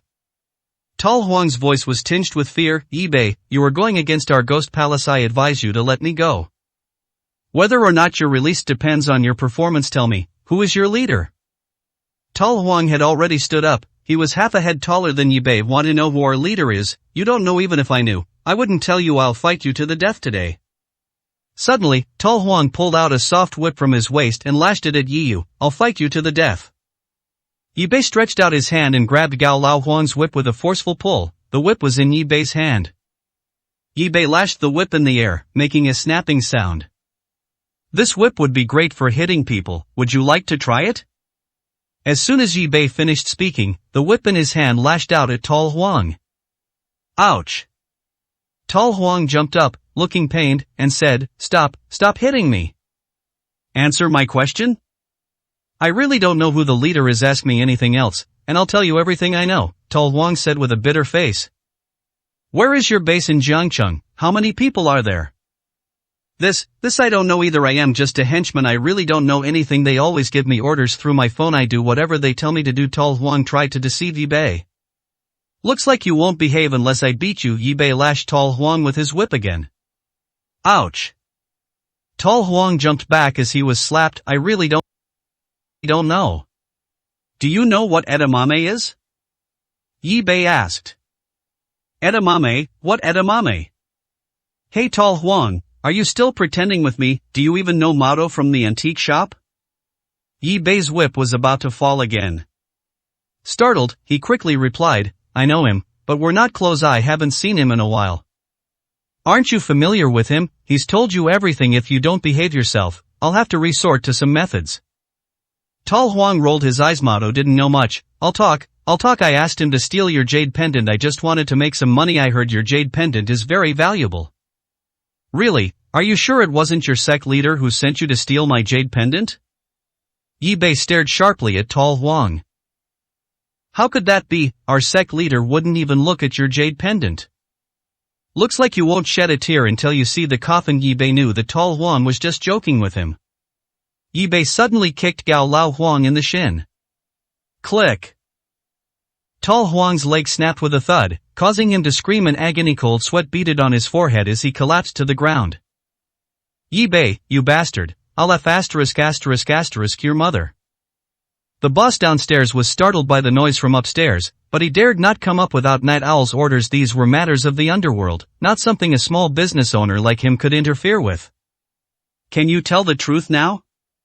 Tall Huang glared maliciously at Yi Bei. Go ahead and kill me if you dare, I won't tell you anything. Really, you've got guts, then I won't hold back. Yi Bei stomped on Gao Lao Huang's other leg again. Tall Huang, whose legs had been broken by Yi Bei, was in so much pain that the muscles in his cheeks were twitching incessantly. You're really ruthless, aren't you? I'll haunt you even as a ghost. The wrath of the Ghost Palace will one day burn your medical god palace to ashes. I, Gao Lao Huang Shang, am a member of the Ghost Palace, and I will be a ghost of the Ghost Palace even in death. Tall Huang glared at Yi Bei with a twisted expression. Tall Huang, if you don't tell, you'll just have to die. Seeing the people from the Ghost Palace reminded Yi Bei of the massacre of his Shao family of over 100 people overnight by the Ghost Palace, and an overwhelming hatred erupted from the bottom of his heart. I told you, but you didn't believe me. Really don't know who the leader is. That bastard Mado is just one of my underlings, believe it or not. Save such nonsense for hell, I'll raze the Ghost Palace to the ground. Yi Bei kicked and broke Gao Lao Huang's neck, then he called Master Long and asked him to send someone to handle the scene. As for the Night Owls, that's for Master Long to handle. When Yi Bei returned to the clinic, he found that the people monitoring the area across the street were gone, and Chen Pai had not returned yet. He didn't know what had happened to him. Yi Bei waited until the early hours of the morning. Chen Pai just returned. Young master, were you waiting for me? Everything's been taken care of. Those people from the Ghost Palace don't know much. As for the Wang family, they insist they just want to find an opportunity to retrieve the jade pendant and won't say anything else. What about that tall guy Huang? Even if you kill him, he won't say anything.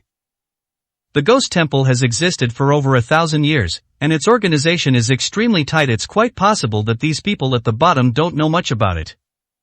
Chen Pai said calmly that he had dealt with the Ghost Palace for most of his life and knew it better than Yi Bei. I don't believe that they would remain silent after we've taken care of their people. From now on, kill any of their people we find and force that whole master out. The hatred for the massacre of his entire family ran deep, and killing just a few henchmen could not possibly ease Yi Bei's resentment. The next day, before Jishitang even opened, several half-dead patients appeared at the entrance of Jishitang. As soon as they arrived, they began to pound on the doors of Jishitang. 117, Chapter 117. Are you trying to threaten me? Chen Pai opened the door and saw a group of people carrying 5 seriously ill patients standing there. As soon as Chen Pai opened the door, those people carried the patient inside and placed him in Jishitang without saying a word. Old man, where is Dry? We all came here to see him for treatment. Yes, we heard that his medical skills are very good, that's why we came. We mustn't let him down. I heard he's a miracle doctor. If he can't cure the illness, we'll smash his signboard. These people were the patients Gao Yan had brought to make things difficult for Yi Bei. Their family members were being threatened and were extremely unhappy, so they spoke very aggressively. They didn't have much hope when they came, since the patients in the hospital were all considered terminally ill. Yi Bei, who was having breakfast upstairs, came downstairs when he heard the commotion. These long-term bedridden patients really smelled bad, and with several of them sitting there at the same time, Yi Bei frowned as he walked down. Among the patients who came, 3 were stroke patients. 1 was a patient who had suffered multiple comminuted fractures and intracranial hemorrhage after a car accident and had been lying in the hospital for half a year. Another type is brain tumors, which are so large and located in extremely dangerous locations that surgery is not an option, leaving patients to die. Yi-Bei naturally felt something was amiss when several patients came at the same time. "Dry, please, you must cure my father, I beg you." Dry, my son is still young, he's counting on you. The doctor said my mother will never wake up. The doctor said my husband only has a month to live at most. Yi, you must save him. If you can't cure our young master, I'll smash up your clinic. These were the words of the family member of the person involved in the car accident. The patient in the car accident was Su Jiaxiang, a playboy from Jiangxing. The accident happened a year ago when he was speeding. The hospital had already determined that he would never wake up. His father was Su Chuang, a well-known mining tycoon in Jiangcheng. Su Chuang basically doesn't care about his son anymore, leaving him to fend for himself in the hospital, and he's found a new lover and is planning to have another child. Please calm down, everyone. Now that you're all here, there's no reason for us to turn you away. Doctors are compassionate, and Dry will need to examine the patient's condition to determine if he can cure him, Shenpai said. Yi-Bei changed into his white coat and came out. This is just a clinic, and we don't have the facilities to let you stay here, so after you finish seeing the patients, please carry them home. These patients are all seriously ill and won't get better in a day or two. Su Jiaxiang's caregiver was furious. What are you saying? Let me tell you, we won't take him away until you cure him. Yes, Dry, please be kind and let them stay for treatment. It's too much trouble for us to carry them around. Whether we live or die depends on you, Dr. Yi. These people all have the same idea. Since Yi-Bei can't cure the patients, they're leaving them here. If I'm not mistaken, someone sent you here, right? Yi-Bei said bluntly. Apart from Su Jiaxiang's family, everyone else looked embarrassed but dared not say anything. Dry, we have no other choice. Yes, we really had no other choice but to come here. Su Jiaxiang's companion said, why talk to him so much? We've said everything we need to say. If he's cured, we won't shortchange him a penny. If he's not cured, we'll ruin his reputation as a miracle doctor. Let me tell you, my young master is Su Jiaxiang, the son of Su Chuang, the mining tycoon of Jiangxing. If anything happens to him here, the consequences will be beyond your control. When he spoke, no one else dared to utter a sound. This person was specially arranged by He Chun, and he had received a lot of benefits from him. Hearing this man speak like that, Yi-Bei's face turned cold. Are you trying to threaten me? Let me tell you, I, Yi-Bei, will not be threatened by you. If you don't want treatment, take him away now. Yi-Bei looked at the man with a sharp gaze. If you want treatment, you have to listen to me, otherwise I'll let the police handle it. Seeing Yi-Bei's firm attitude, the man didn't say anything more. He was also afraid that Yi-Bei would kick him out like this and he wouldn't be able to complete the task He Chun had given him. As you can see from the conditions here, I believe you are all patients transferred from the hospital. 3 stroke patients come for acupuncture once a week. Even if this young master Su wakes up, he can only sit in a wheelchair, his legs are useless, and this brain tumor patient came for treatment twice a week for the past 2 weeks. Upon hearing Yi-Bei's words, those people all showed expressions of difficulty. The person who threatened them had not given such instructions, he had told them to leave the patient with Yi-Bei. Dry, don't you have a treatment room? I saw on the news last time that when you opened, those 2 injured patients were able to stay here. It's really inconvenient to carry them around like this. Once someone spoke up, everyone else chimed in. There was nothing we could do about those 2 people. We couldn't contact their families at the time. I need to use these 2 treatment rooms every day. If you were admitted, what would happen to the patients who come later? Yi-Bei made it clear that he could help them with their treatment, but there was no way they would stay with him. You guys discuss it yourselves. If you can accept it, I'll start the treatment in a bit. If not, please move the person away right now. Su Jiaxiang's caregiver went outside and called He Chun. Brother Chun, Dry won't let patients stay in his clinic. He said that treatment is possible, but the patient has to be carried away after the treatment. Damn it, he can't even handle such a small thing. Here's what we'll do. If he won't let you stay at his clinic, just set up a tent and leave him outside his clinic, He Chun said. The man hesitated for a moment. If Boss Su finds out about this, it'll cost me my life. Rest assured, okay, I'll take care of Uncle Su for you. He has a new lover now. He doesn't have time for his son anymore. I'll have someone send the tent over right away. Tell the others that no one is allowed to take him home if he's going to die. He should die at the entrance of Jishitang. After hanging up the phone, the man walked back to Yibei's clinic. Listen up, everyone, I have an idea. We can move the patients out of the clinic and have them stay outside. IDE already had tents delivered so that if anything happens to the patients, Dry can handle it promptly. Yibei was furious. If that's the case, please take the person away now, and let old Chen call the police. Fine, you dare to refuse patients, I'll sue you. I'll call the reporters over right now and see what you can do to us. That person immediately yelled at Yibei. Do as you please. Yibei was completely unfazed by his threat. 118, Chapter 118. Young master, he is not someone you can afford to offend. The man didn't bring Su Jiacheng over for treatment. He didn't believe Yibei could cure their young master. His father, Su Chuang, has basically given up on this son and hasn't visited Su Jiacheng for more than 2 months. Otherwise, even a servant wouldn't dare to do such a thing. In addition, He Chun gave him a large sum of money and assured him that he would explain the matter to Su Chuang and put his mind at ease. He had taken Yi Chun's money and now only wanted to help Yi Chun get things done. He didn't care whether Su Jiacheng lived or died.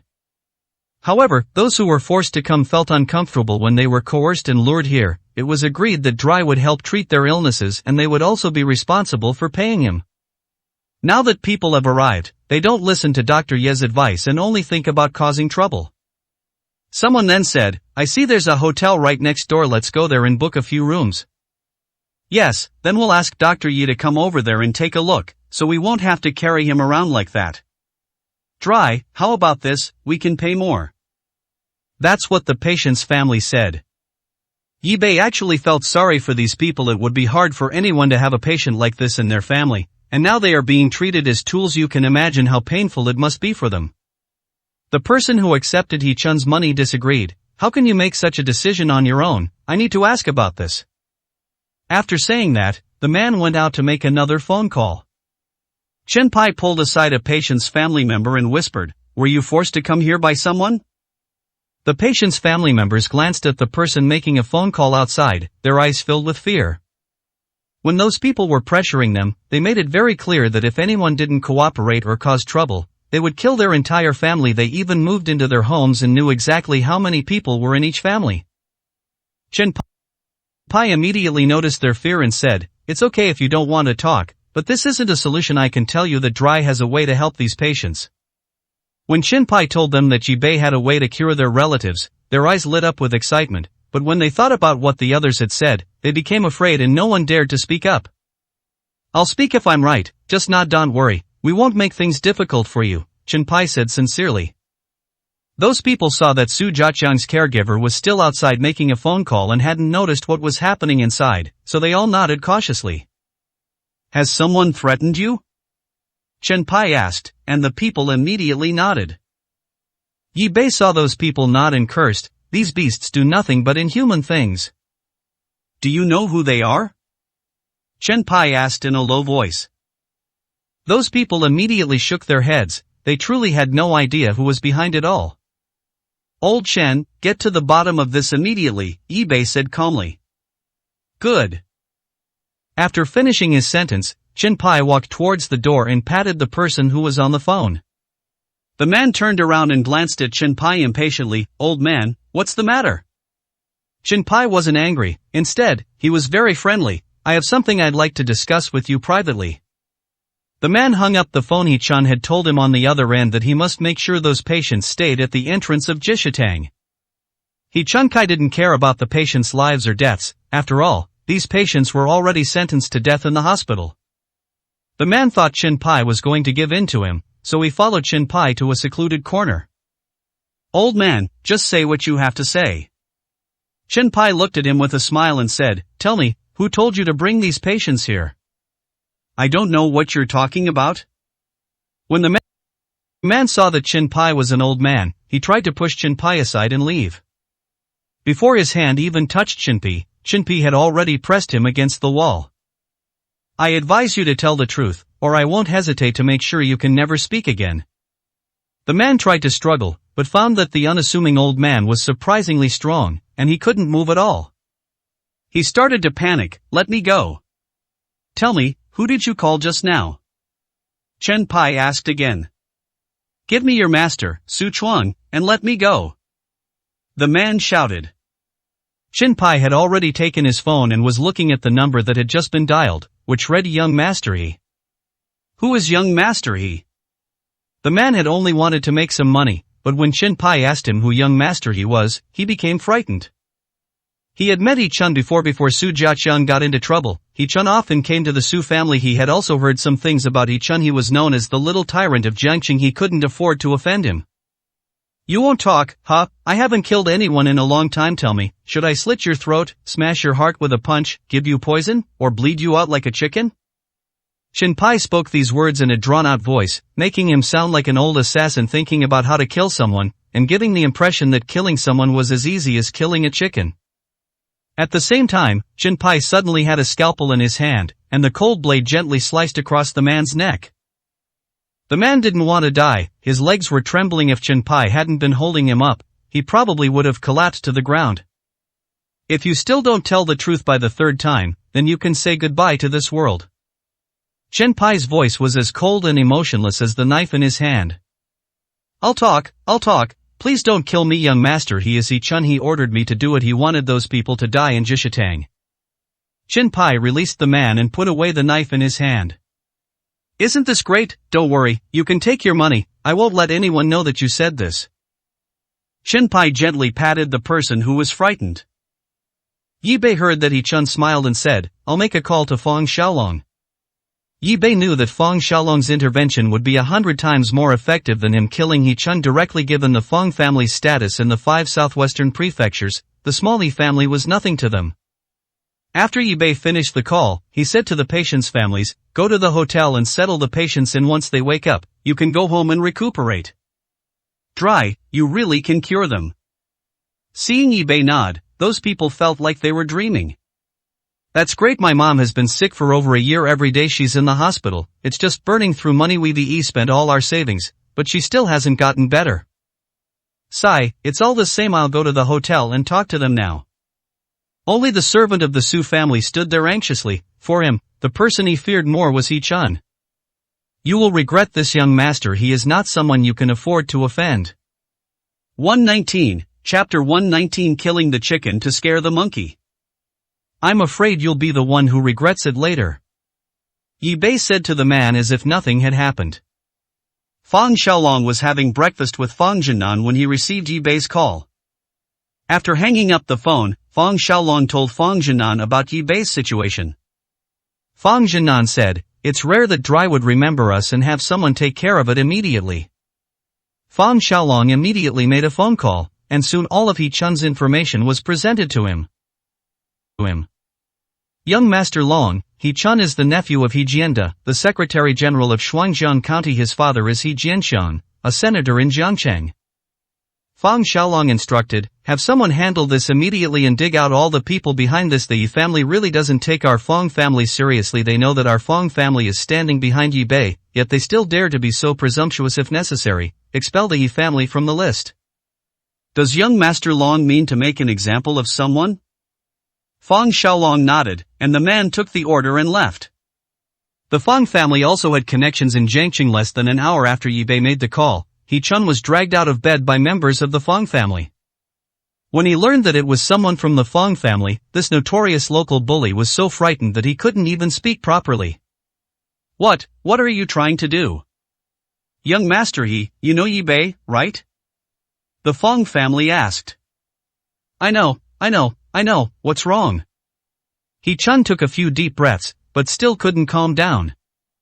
Tell me everything. What do you mean by having someone send a few patients to Jishitang? When He Chun heard that the Fang family had come for this matter, he broke out in a cold sweat. It really wasn't me, it was Gao Yan. Gao Yan did it. At this moment, He Chun no longer cared that Gao Yan was his childhood friend, and that their friendship, which they had grown up with, was worthless now. Call him over immediately. Call everyone involved in this, or you know what the consequences will be when we find out. The person from the Fang family spoke without any politeness.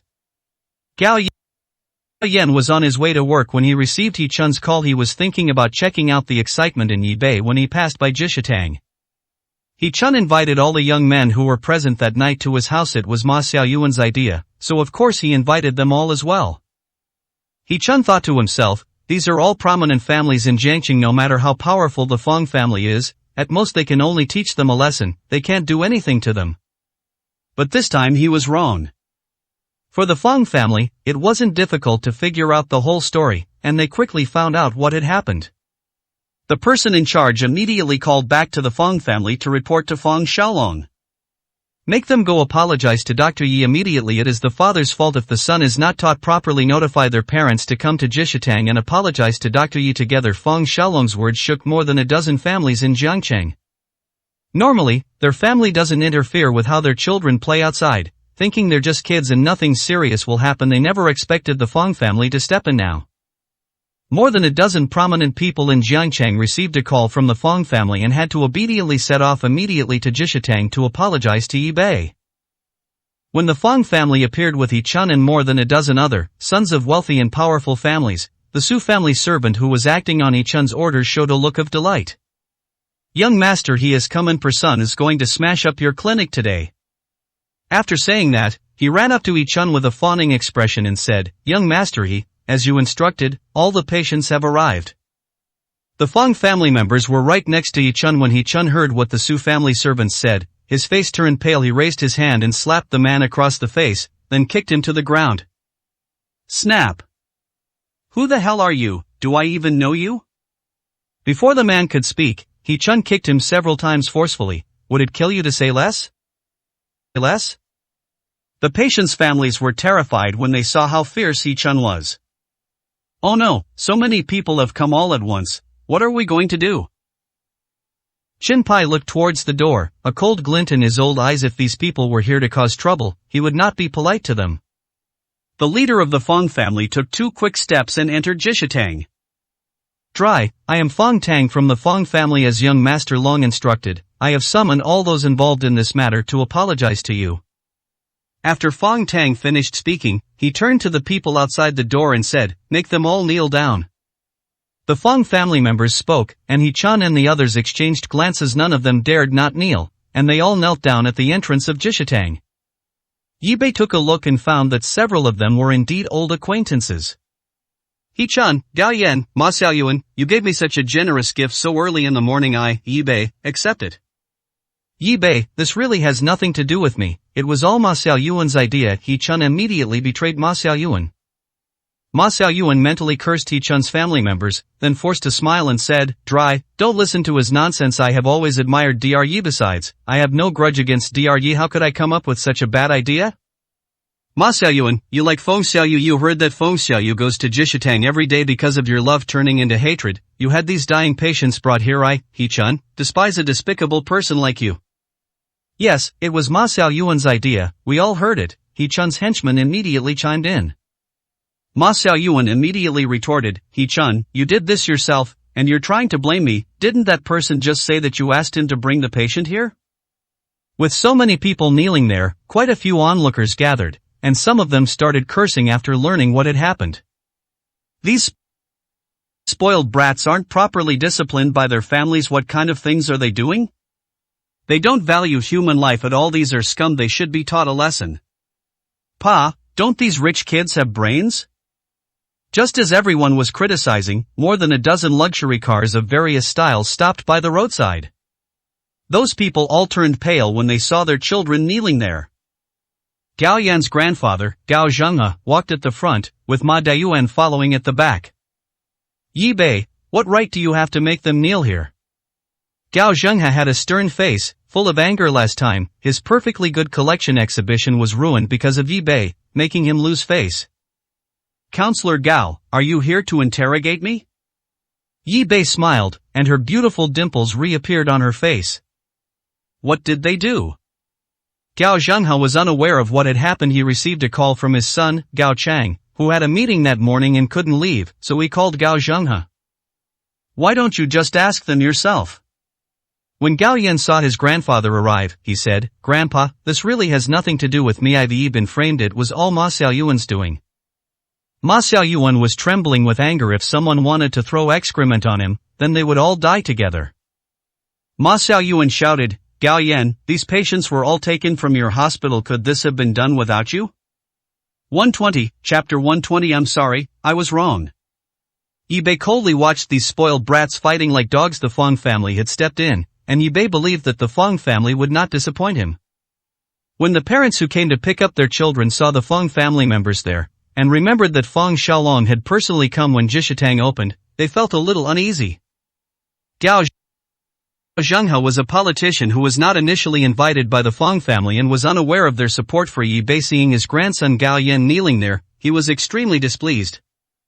Yi Bei, no matter what mistakes these children have made, you can't make them kneel. Gao Yan, get up.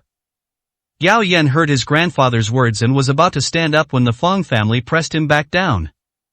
Counselor Gao, right, these people were made to kneel by me. Fong Tang, no one is allowed to get up without my permission. Gao Zhenghe didn't recognize Fong Tang and sneered. What are you? Gao Yan is my grandson. You'd better get your facts straight. I know everyone's background very well. Our Fong family doesn't need Counselor Gao to remind us of what to do. Gao Zhenghe looked stunned when he heard the words Fong family, Fong family? He glanced at Gao Yan and cursed inwardly, of all people to mess with, why did they have to mess with the Fong family? Isn't that just courting death? Fong Tang glanced at the group and said, the matter is now very clear. The mastermind behind this is Yi Chun, and we will hand him over to the law enforcement agency for impartial handling.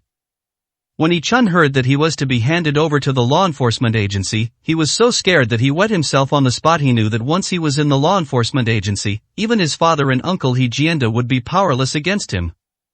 In the Xia Kingdom, the Law Enforcement Bureau is an independent department with supreme power.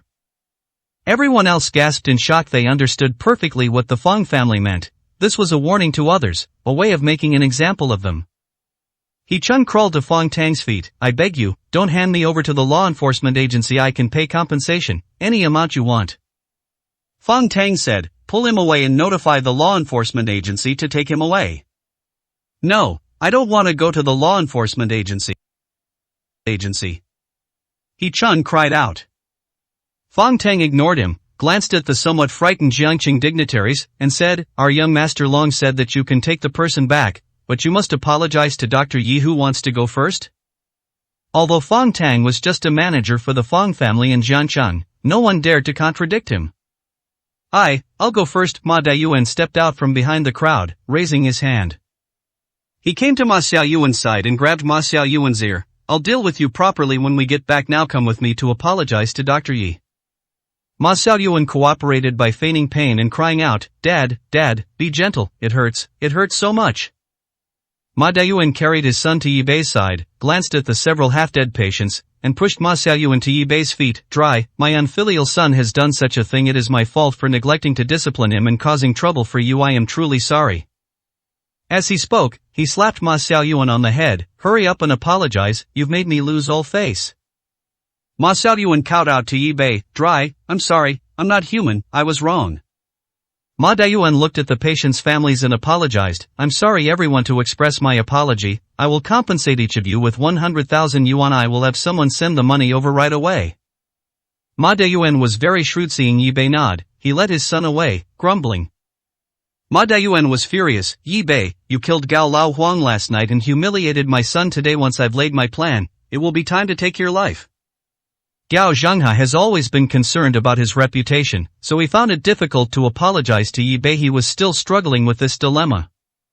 Several other parents followed Ma Daiyuan's example and took their children away.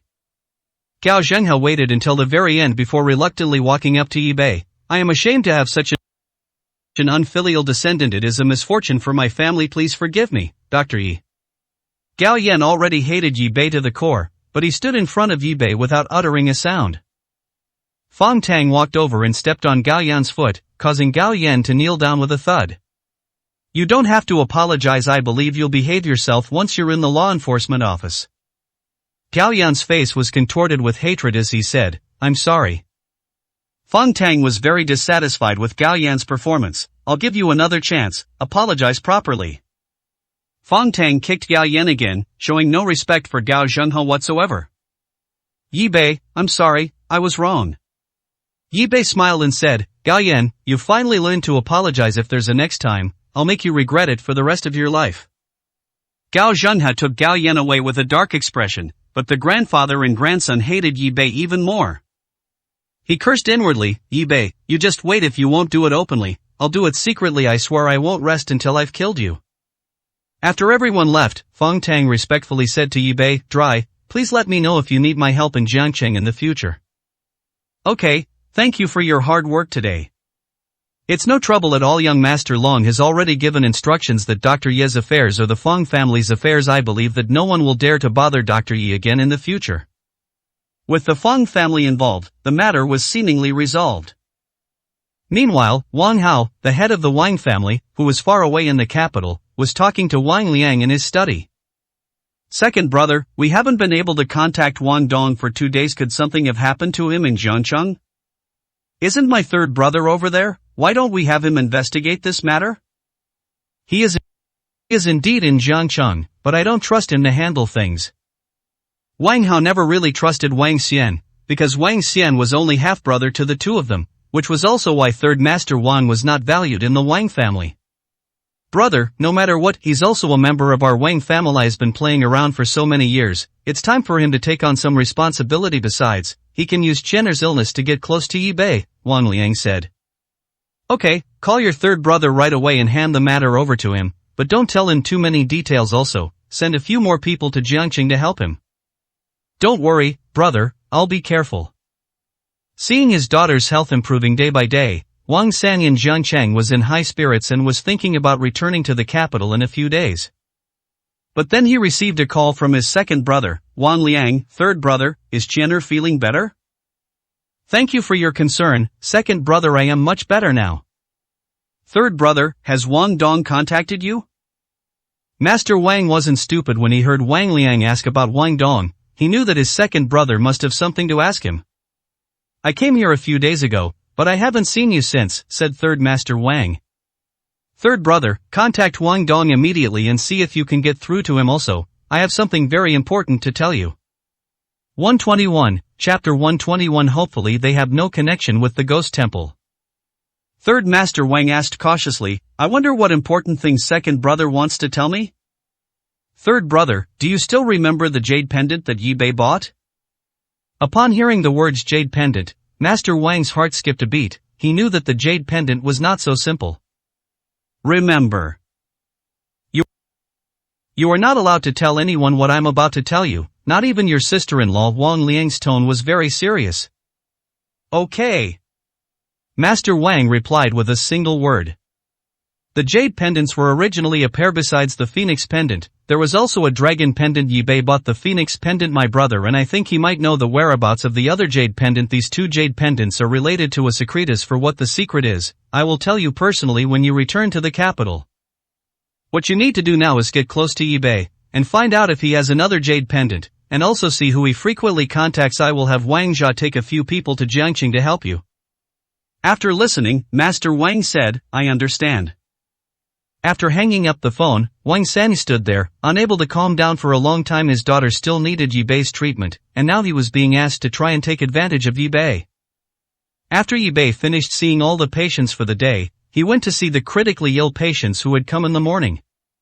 Su Jiaqian was taken back by the servant of the Su family. He didn't believe that Yi Bei could cure such a patient. These seriously ill patients all need acupuncture treatment. While Yi Bei was focused on his treatment, the phone rang. He glanced at it and saw it was Feng Kuan calling. "Third Master Feng, is something the matter? The guy who sold the bronze sword last time has been very stubborn and won't say anything." "Okay, I understand. I still have some things to take care of. I'll come find you when I'm done." When Yi Bei arrived at Jubeiaquan, the sun had already set. Upon seeing Yi Bei, Third Master Feng said, "Get in my car, the patriarch is already waiting for us over there." Master Feng led Yi Bei to a warehouse, where several people were guarding the outside. Feng Linfeng was interrogating the man inside. The man was tied to a chair and had several injuries on his body. "This guy is skilled in martial arts. We injured several of our brothers trying to capture him," Feng Linfeng said. "Still unwilling to say anything?" Yi Bei said calmly. "They didn't say a single useful word, but they talked a lot about useless things." The man with single eyelids looked at Yi Bei and said, "I know who you are." "Oh, you still recognize me. I hope you can tell me everything you know. Yi Bei sized up the man. If I tell you everything, I'm afraid it will scare you to death. I am warning you, don't meddle in other people's business. You can't handle this. If you know what's good for you, let me go. The single-eyelid man spoke arrogantly even though he was tied up. I don't believe it can scare me to death. Tell me, where did that thing come from? The man with the single eyelid laughed. Yi Bei, whether I tell you or not, you're dead, and so is your Feng family. None of them will escape. Yi Bei flipped his hand, and a silver needle appeared in his hand. The silver needle gleamed with a cold light. He slowly approached the single eyelid. I've heard that there's an acupoint on the human body where you can insert a needle and the person will tell the truth, or they'll die. I've always wanted to try it out, and I think you'd be perfect for it. As soon as Yi Bei finished speaking, the needle in his hand was already inserted into the Baiha acupoint on the top of the head of the single-eyelid man. Do you know what? If this needle goes in just 2 centimeters more, you'll become an idiot. If it goes all the way in, even a god couldn't save you. Yi Bei spoke slowly, his single eyelids starting to tense. What do you want to do? I want to hear the truth. I don't have the patience. Human brain cells are irreversible. Do you know what irreversible means? The man felt a throbbing pain on the top of his head, and he was terrified, his face changing drastically. Irreversible means that if you become an idiot, you can't go back to being an idiot. I don't know if you want to try it. I'll give you 3 seconds to think about it. 1, 2. What do you want to know? Sweat began to bead on the single eyelid's forehead. Who are you? Where did you get this stuff? I am a member of the Ghost Palace. Someone gave me that thing and asked me to bring it to Jiangqing to sell. I really don't know where it came from. The Ghost Palace? Feng Linfeng and Feng Kun exchanged a glance. Yi Bei didn't seem surprised and continued, who did you contact when you came to Jiangqing? Tal Huang, what I said is true. You can ask him. If you don't believe me, know how to contact him. Very well, so who is your boss? I am from the Qin family of Qingting City. My name is Qin Sheng. I used to listen to our family head, but after you killed him, I don't know who to listen to anymore. I came to Jiangqing this time to find Gao Lao Huang, but I was captured by you before I could contact him. After hearing what he said, Yi Bei was somewhat disappointed. This was just a small fry, not very useful. Besides Tal Huang, have you seen anyone else from the Ghost Palace? Qin Sheng thought for a moment and said, I saw a very thin old man at Cao Lao Huang's place last time. He was so thin that he was just skin and bones, and he looked terrifying. This news piqued Yi Bei's interest, and he asked a few more questions, but couldn't get any more information out of him. Yi Bei took out the silver needle. There is a gap at the top of the head. Even if you stick the whole needle in, it won't kill you. Yi Bei walked out of the warehouse, and Feng Linfeng and Feng Kun followed him outside. Young master, what should we do with that person? Kill the Ghost Palace people. Have someone keep an eye on the old man. He just mentioned that is likely an important figure. If you see him, don't make any rash moves. Notify me immediately, Yi Bei said. Yes, young master. What is this Ghost Palace I mentioned earlier? It is a very mysterious organization, and also extremely powerful. I've seen these 3 words in my father's diary, but I never understood what they meant until now, Feng Linfeng said. Oh, what did your father write in his diary?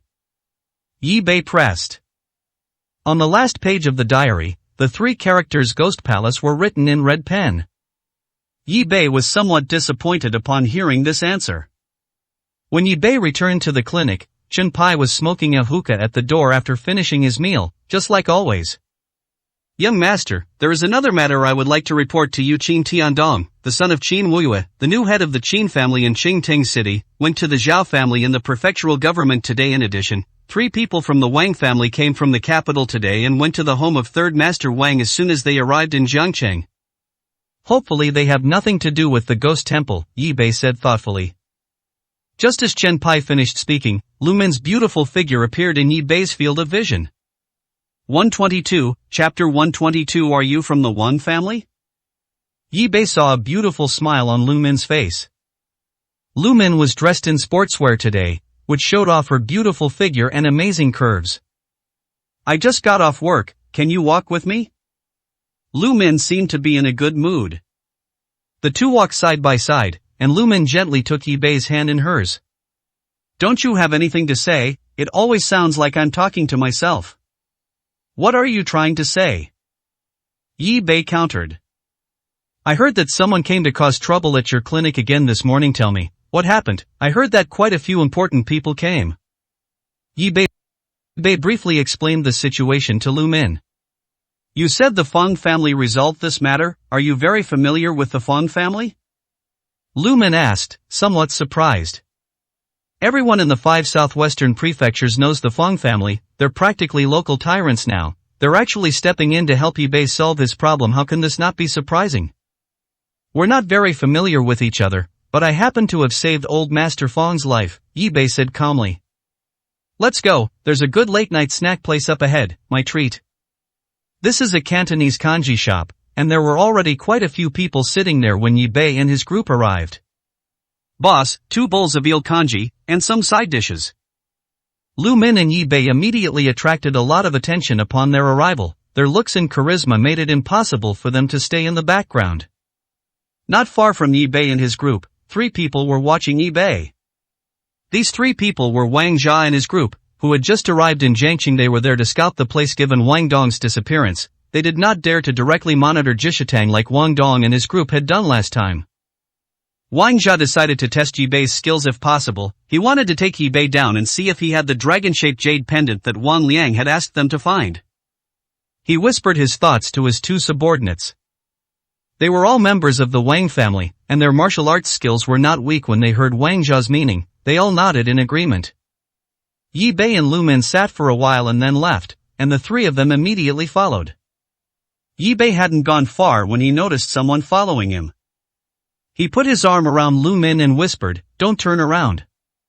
Lu Min was initially surprised, then obediently leaned against Yi Bei's firm chest. Who is it? Yi Bei shook his head, indicating that he didn't know. Wang Jia was obviously unaware of Yi Bei's prowess, otherwise, he wouldn't have dared to have such thoughts. Yi Bei and Lu Min quickly arrived at the somewhat dark alley.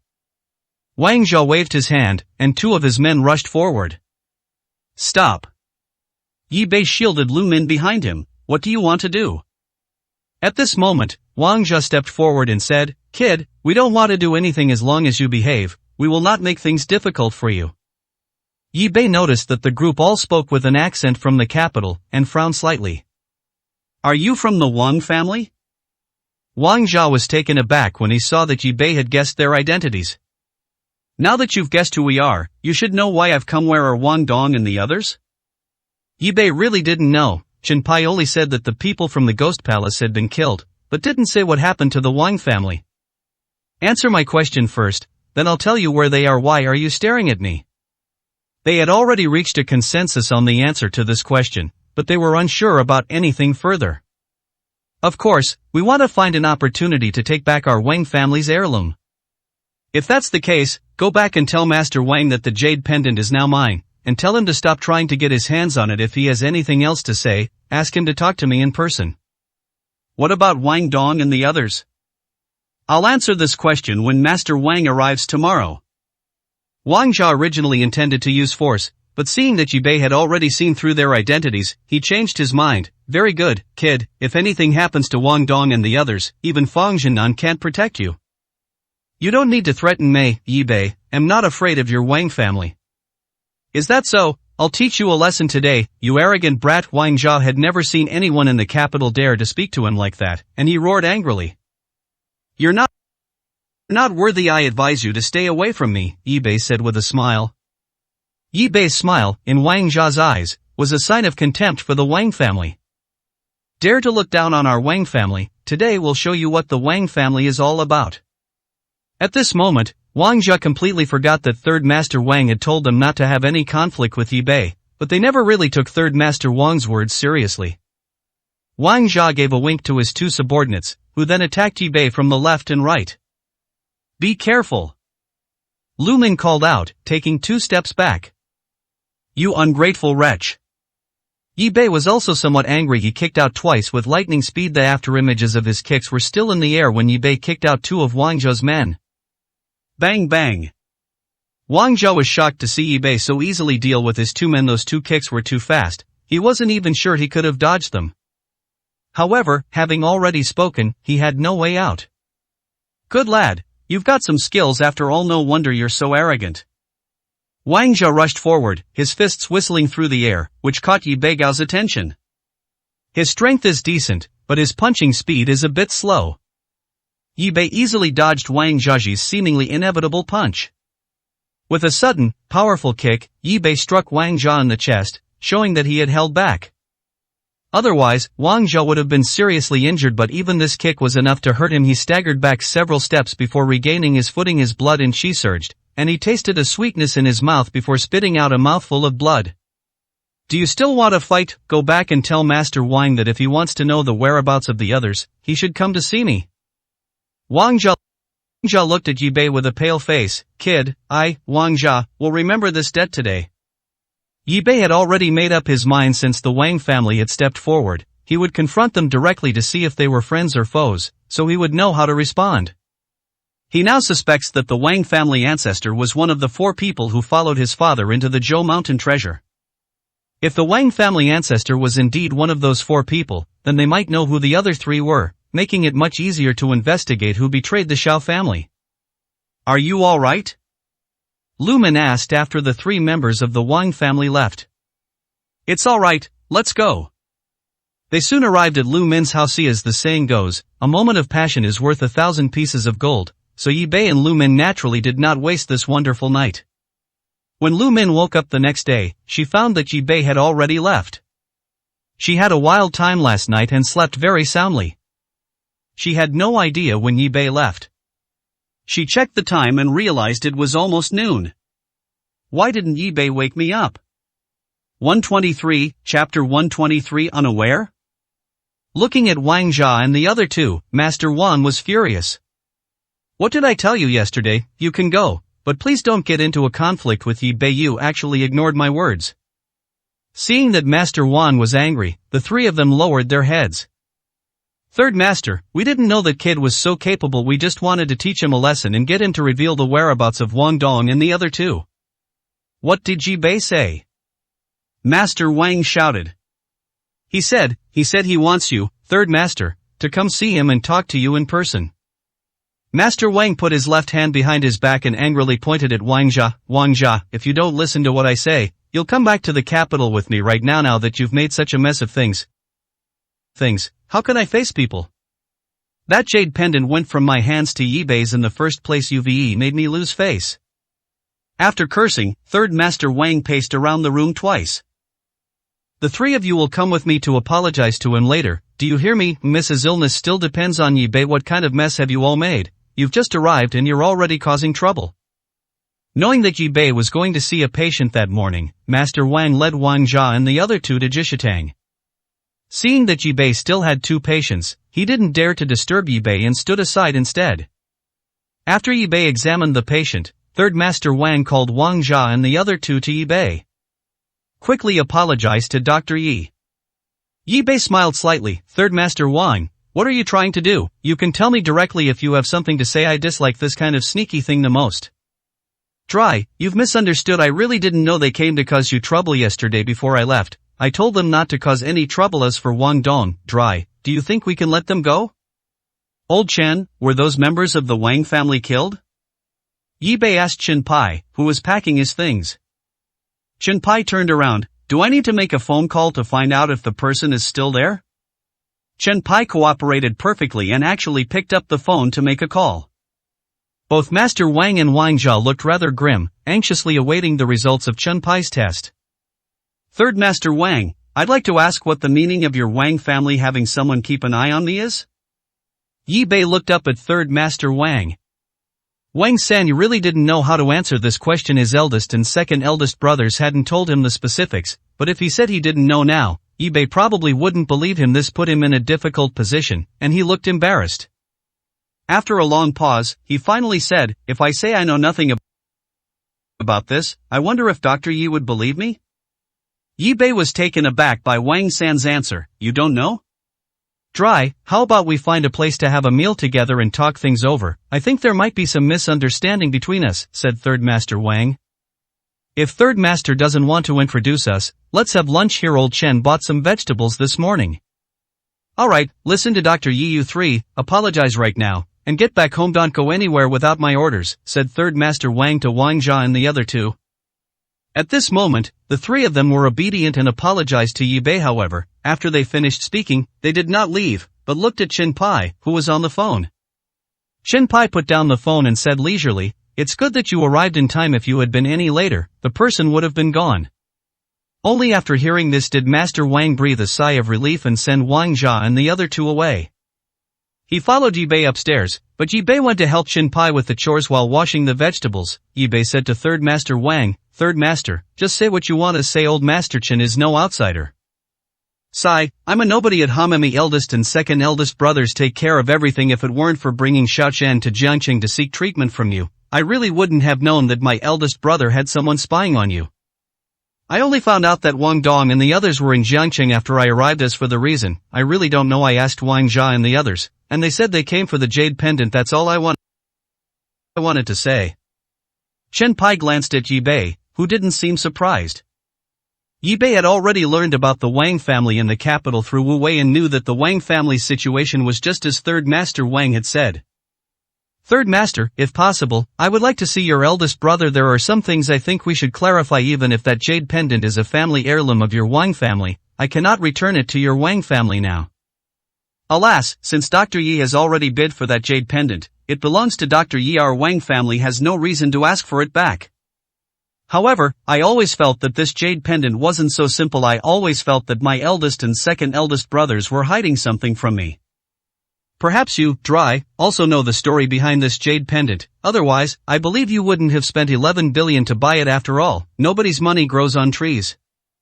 Third Master is a sensible man. There is indeed a story behind this jade pendant. I think your eldest and second brothers should know about it. I wonder if Third Master knows how this jade pendant ended up in your Wang family." Old Master Wang shook his head. He was rarely home when he was young and didn't know much about his family. He was abroad when his father passed away, and by the time he returned, the man had already been buried. He still doesn't know how his father died. He only heard that he died of illness. But he remembered that his father had always been in good health and was also a martial artist with high skill levels. "Your father passed away suddenly more than 20 years ago, right?" Yi Bei asked again. Uncle Wang nodded and said, "Yes, but I didn't get to see him one last time. By the time I got home, he had already been buried." Yi Bei is now almost certain that his father was one of the people who followed Xiao Zhantian into the Zhou Mountain treasure trove back then. Then he approached. What did he say before he died? Are the Wang family members of the Ghost Palace? These are things that you can probably only ask Wang San's eldest and second eldest brothers. My second brother called the day before yesterday, telling me to keep an eye on Dr. Yi and to look for Wang Dong and the others. Wang Jia and the other two came yesterday. That's all I know. Master Wang simply told everyone what had happened. This was a strategic retreat. While they were chatting, Chen Pai had already cooked the dish. "Third Master Wang, we've already laid everything bare. You should go back and ask your elder brother if he can have an open and honest talk with me. There are many things I'd like to know as well." Yi Bei looked at Master Wang and said sincerely, "Okay, I will definitely pass on Dr. Yi's message to my elder brother, but I can't be sure if he will come to see you. You can tell him 2 words, and whether he comes or not is up to him," Yi Bei said. "What word?" Third Master Wang asked curiously. Zhou Shan. 124, Chapter 124. So handsome, he might not actually be a thief. Wang Hao received a call from Third Master Wang. After listening to what he had to say, he pondered for a while. "Third brother, Yi Bei is about to lay his cards on the table with our Wang family. It's time to tell you some things." Wang Hao decided to tell Wang Xian about it. It turns out that more than 20 years ago, before his father passed away, he left behind the secret of the Phoenix pendant and the Zhoushan treasure. His father, Wang Yiwei, was one of the people who entered the Zhou Mountain treasure cave with Xiao Zhantian that time. At that time, Wang Yiwei was critically ill and somewhat delirious. He could not explain the situation clearly, only repeatedly mentioning Zhoushan and the jade pendant. He died before he could finish speaking. Later, Wang Hao also learned some things about what happened back then, and learned that what he brought from Zhou Mountain was a pair of dragon and phoenix jade pendants. So Wang Hao and Wang Liang discussed it and decided to use the phoenix pendant as bait to find out what happened back then. It would be a lie to say that I wasn't tempted by the Zhoushan treasure. Wang Hao also harbored ambitions to find the Zhou Mountain treasure. Over the years, he sent many people to the Zhou Mountain range, but to no avail. After Yi Bei won the jade pendant, Wang Hao and Wang Liang believed that Yi Bei must be someone who knew the secret of the Zhou Mountain treasure. So they sent Wang Dong to Jiangqing to keep an eye on Yi Bei. After hearing Wang Hao's words, Third Master Wang asked, "Brother, will you see Yi Bei?" "Third brother, your second brother and I have a feeling that the Zhou Mountain treasure has been undiscovered for so many years, so it might be a hoax, or perhaps there's some conspiracy involved. My father once said that they had all sworn never to return to Zhou Mountain if it were truly a great treasure. Why would they make such a vow? So I think there must be a huge secret behind this." "Brother, according to what you just said, only 4 people have entered that treasure, so how did the story about the Zhou Mountain treasure spread later?" Third Master Wang asked, puzzled. "Then it must be that one of the 4 broke the agreement and leaked the information," Wang Hao said. After thinking for a while, Wang Hao said, "Tell Yi Bei everything I've said and see how he reacts. Now is not the time for me to meet him." Yi Bei learned that the Wang family were indeed among those who followed his father into Zhou Mountain back then. He sensed that Wang Hao must have left some crucial things unsaid, such as how the Phoenix pendant came to the Wang family after all. The Dragon and Phoenix Jade pendant was brought back to Jiangqing by Xiao Zhantian and shown to the Feng family. "How did you end up at the Wang family's place?" As Yi Bei was pondering the problem, the phone rang. "Xiao Bei, I received the pendant you gave me, thank you. I like it very much. How are you doing in Jiangcheng? Have you missed your senior sister?" Yi Wushang's voice on the other end of the phone was still as pleasant as ever. Yi Bei had already entrusted someone from the medical god temple to deliver that imperial green jade pendant to Yi Wushang. "Senior sister, I'm glad you like it. I was planning to go back and celebrate your birthday, but master won't let me go back now." "Your senior sister has received your sentiments actually. It doesn't matter whether you celebrate or not. You forgot that I, like you, don't know my own background, and I don't even know if this birthday is real. Just listen to your master. The medical god temple is very complicated right now." Yi Bei wanted to hear more, but Yi Wushang didn't continue. "My master also told me to tell you to wait for his notification before you come back. Don't worry, I won't cause any trouble for master. What he needs to do now is to find out what happened at Zhoushan back then, and also to deal with the ghost palace." "Senior sister, do I know who I am now?" "You mean you know about your past?" Yi Wushang was very clever and realized it immediately.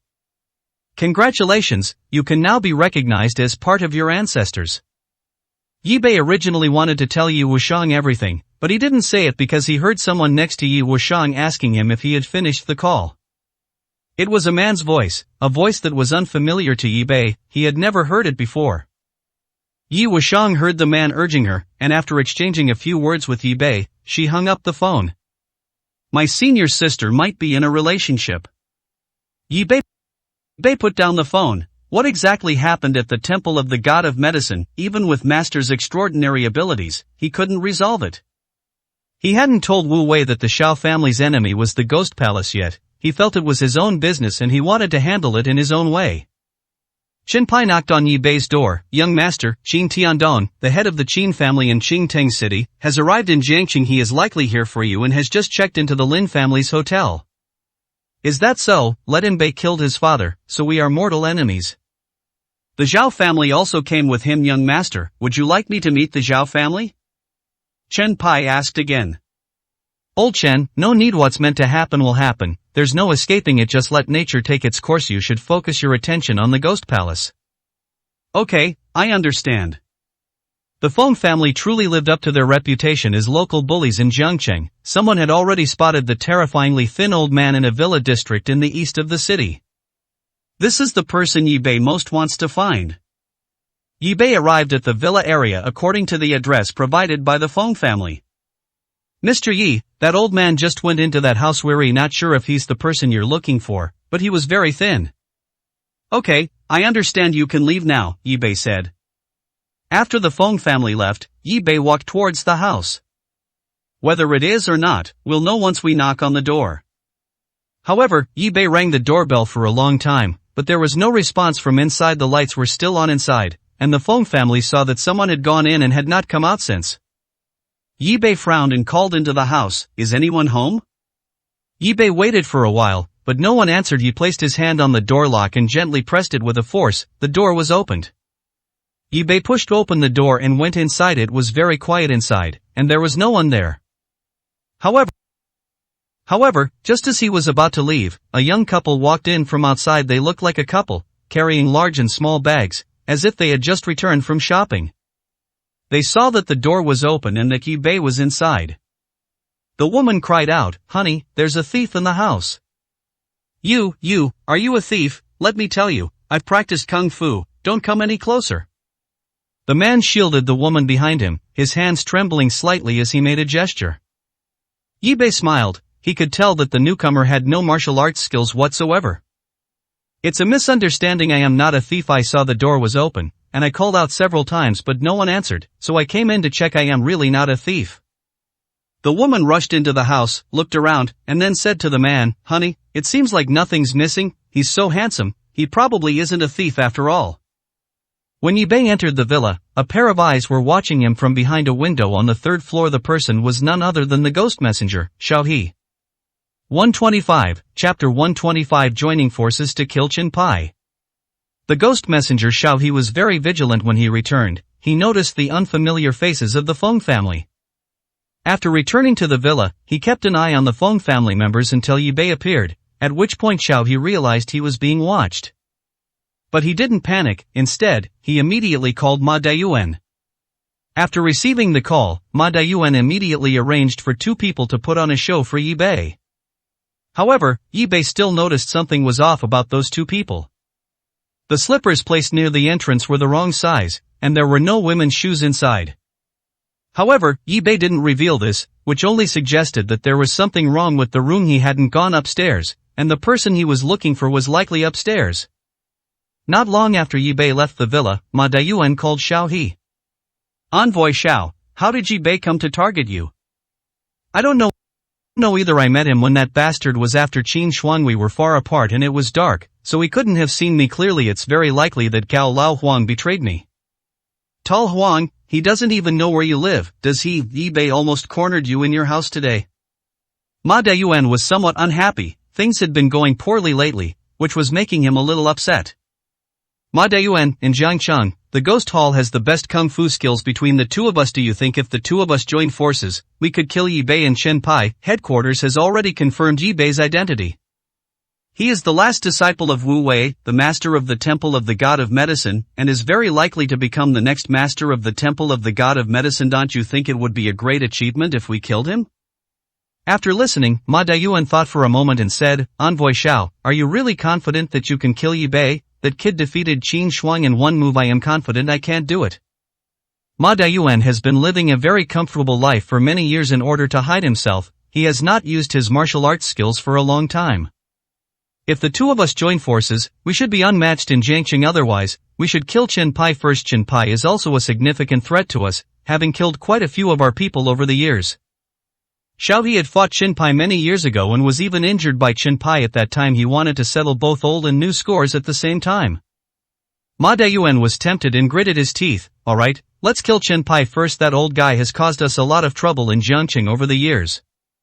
"Very good, I have a way to lure that old guy out, then we'll eliminate the threat completely." Xiao He hung up the phone and chuckled sinisterly. "Qin Pai, you're dead this time. I trained hard all these years just to avenge that palm strike from back then." As night fell, Qin Pai received a package. "Qin Pai, I'll be waiting for you by the Wuqiao River tonight. If you don't come, Xiao He, will look down on you." When Qin Pai saw the name Xiao He, his cloudy eyes narrowed slightly, as if he were recalling something from many years ago. More than 10 years have passed in the blink of an eye. I didn't expect that old guy was still alive. After finishing his meal, Qin Pai took a couple of puffs of his water pipe as usual, but Yi Bei still hadn't returned. Qin Pai left a note for Yi Bei and then left Jishitang. When Qin Pai arrived, Xiao He was already waiting there, looking at Qin Pai with a cold expression. "Qin Pai, it's been so many years, and you're still alive today. Let's settle our old and new scores together." "If you're not dead, how can I die first?" Qin Pai's cloudy eyes flashed with a cold light. "Xiao He, you brought helpers with you. Tell him to come out with you. Don't hide it." Wearing a mask, Ma Daiyuan chuckled as he emerged from the shadows. "You old codger, you're quite vigilant. You even managed to spot me." "Xiao He, do you think you two can kill me?" Qin Pai glared at Ma Daiyuan. Are all the people from your ghost palace so shameful, wearing a mask in the middle of the night? Aren't you afraid of scaring yourselves to death? Old man, you've ruined a lot of things for our ghost palace in Jiangqing over the years. Today we're here to take your life, Ma Dayuan cursed. Chen Pai laughed. You wouldn't happen to be the ghost hall's leader in Jiangqing, would you? You've been hiding for quite a while in Shaoyi. I never expected you to look so malnourished, as thin as a ghost. It seems your ghost hall can't even get enough to eat. How pitiful. Envoy Xiao, stop wasting words with him, let's all attack and kill him. Ma Dayuan channeled his inner energy, and a terrifying aura emanated from his body. Chen Pai smiled without changing his expression. Bring it on, I'll take care of you all today. Xiaohi had already moved. He moved very quickly. His two skin and bones hands, like two terrifying eagle claws, reached out to grab Chen Pai. With a whistling sound he grinned maliciously. Chen Pai, just watch how powerful my eagle claw kung fu is. Chen Pai slapped Xiaohi with his palm. I'll beat you into a chicken claw. Arrogant, I'll make you die by my claws today. Ma Dayuan also rushed up. As long as you die, we will have no rivals in Jiangqing. I will kill all the people from the medical god hall in Jiangqing, leaving no one alive. I'm afraid you don't have the ability, so I'll keep you all here today. Chen Pai's figure was like a ghost, and he was able to deal with the two attackers with ease. His cloudy eyes suddenly became incredibly sharp, like the eyes of an eagle. Bang! Chen Pai knocked Ma Dayuan back with a single palm strike, then launched a full-scale attack on Xiaohi. Xiaohi was no match for Chen Pai and was forced to retreat repeatedly. Master, what are you doing? Hurry up and attack, this old guy is really damn good. Xiaohi blocked several attacks and felt extremely strained. Ma Dayuan suddenly produced two short knives in his hand. These were his signature moves, the Mandarin duck knives. Here he comes, I'm going to cut him in two. Ma Dayuan brandished his twin swords and rejoined the battle. It is said that no matter how skilled you are in kung fu, you are still afraid of a kitchen knife. Chen Pai was genuinely afraid of the darts flying in Ma Dayuan's hands, because Ma Dayuan's knife skills were truly impressive. The two of them finally gained some advantage by working together. Chen Pai, just accept your fate. Xiaohi reached out with his claws to grab Chen Pai's back. Ma Dayuan also cooperated by slashing at Chen Pai's face. Caught in a pincer attack, Chen Pai let out a cold snort. You two think you can win already? You're too naive. Chen Pai suddenly dodged the attacks of the two men with a strange movement, and at the same time kicked Xiaohi's body. Xiaohi's body was as light as paper and floated backward. Ma Dayuan was taken aback, but he used his two swords to protect himself completely. However, Chen Pai's target was only Xiaohi. He knew that as long as Xiaohi was killed, the current hall master would be no threat. 126, Chapter 126 The Fox's Tale. Xiaohi, you can't escape. Chen Pai was very confident. He took off and chased after Xiaohi, moving even faster than Xiaohi. This is the true strength of dried tangerine peel. Hearing the sound of wind behind him, Xiaohi glanced back and was shocked. He didn't dare to fight and turned to run away. Seeing this, Ma Dayuan was taken aback. Damn it, neither of them is a match for this old guy. Seeing that Chen Pai was hot on his heels, Xiaohi circled around halfway and returned to Ma Dayuan's side. Master, let's kill him together. Alright, bring out your weapons too, let's wipe him out together. Xiaohi suddenly drew a long whip from his waist and lashed it at Chen Pai. The long whip cracked through the air. Chen Pai's body was still in the air when he used a powerful downward strike to dodge Xiaohi's long whip. Before he could even steady himself, Ma Dayuan's knife was already slashing down. Oomph, the two of you can't hurt me.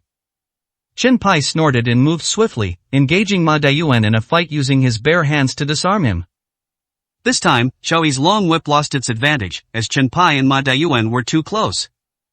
Chen Pai truly lived up to his reputation as the top expert in Jiangqing. Although Ma Dayuan wielded two swords, he was unable to unleash their full power under Chen Pai's relentless pressure.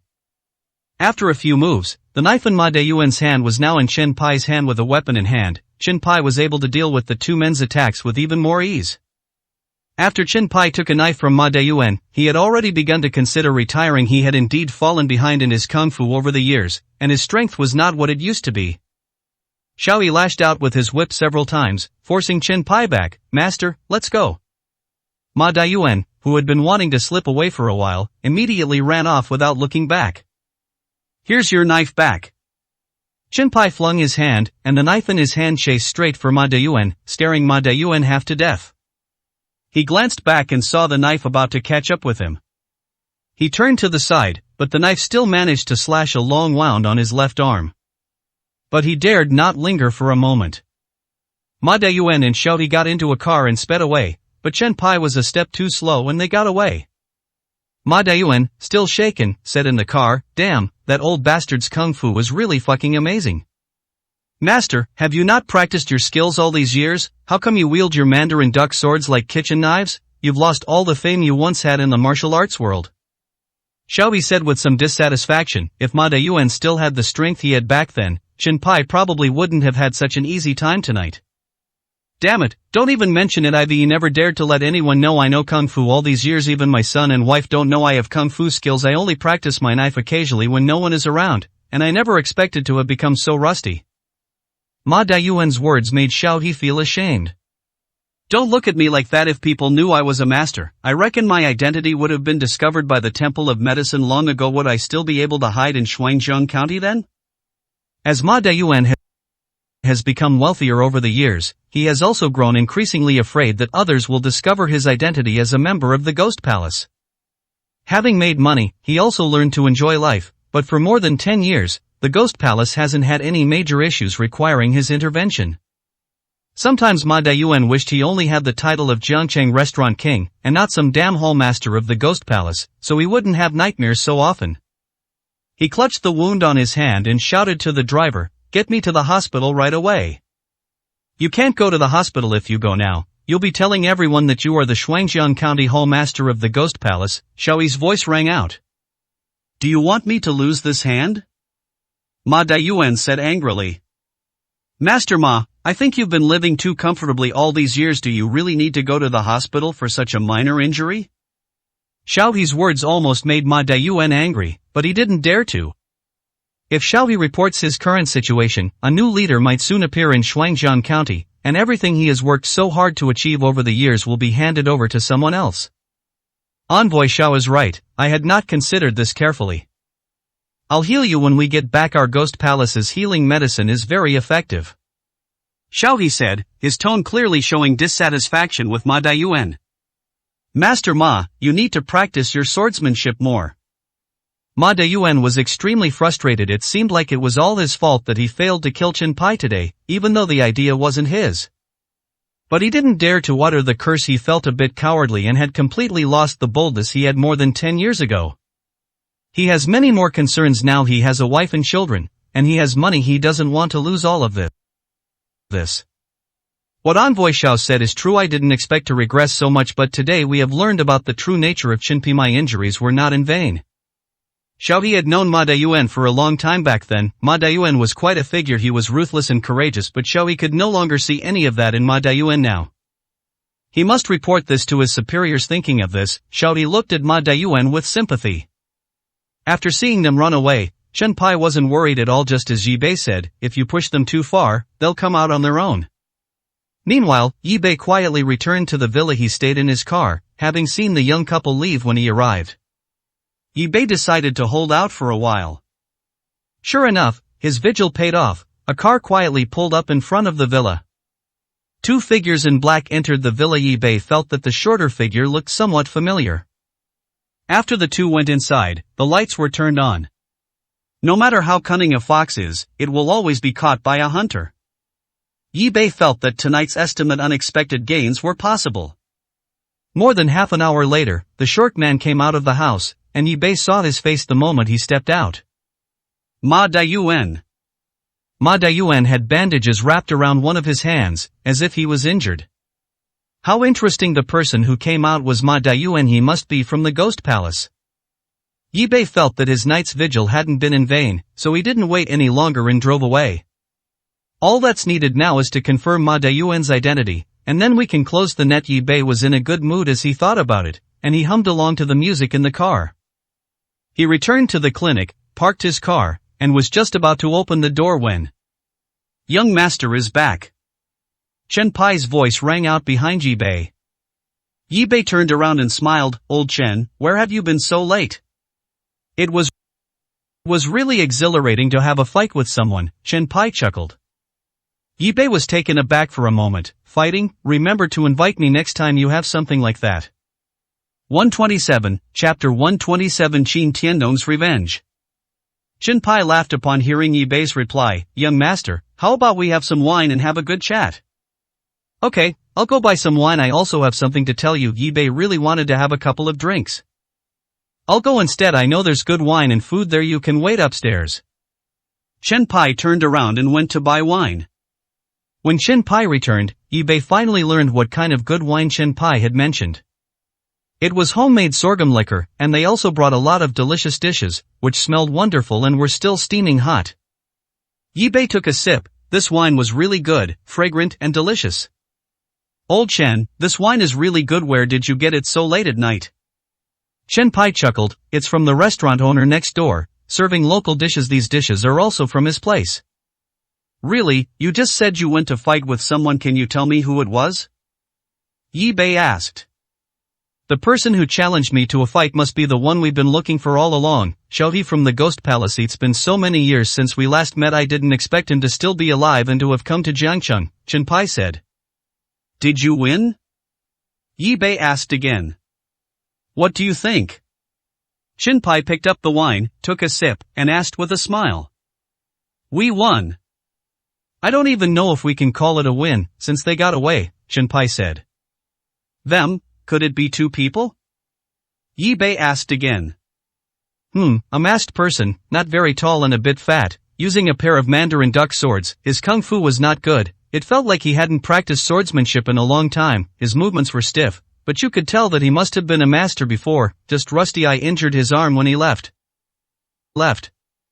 Yi Bei laughed when he heard this. Ha ha ha, then I might know who he is? Chen Pai said oh, and then asked, young master, you can tell fortunes? Because I just happened to see a person with an injured arm. Yi Bei's words surprised Chen Pai. It seems the young master has had quite a haul today? If I hadn't seen it with my own eyes, I would never have guessed that this person was from the Ghost Palace. The person I saw was Ma Daiyuan. Ma Daiyuan? Chen Pai laughed when he heard the name. When you say that, that person's physique really does match his. He's a famous figure in Jiangcheng. Everyone says he started from scratch, so this person could very well be the hall master we've been looking for. I think it must be him now. Elder Chen can arrange for someone he trusts to keep an eye on him, but don't keep too close an eye on him also. I've discovered the person who killed Qin Shuang that day, Yi Bei said. That person is Xiao He, who challenged me to a fight today. There's no mistake. Only his likeness skill could allow him to escape right under your nose. Yi Bei now understood. He and Chen Pai had met the same person tonight, just in different places. Now that even this hall master can't hide anymore, the ghost hall is no longer a threat in Shuangjiang County. Once we figure out the situation, we'll wipe them all out.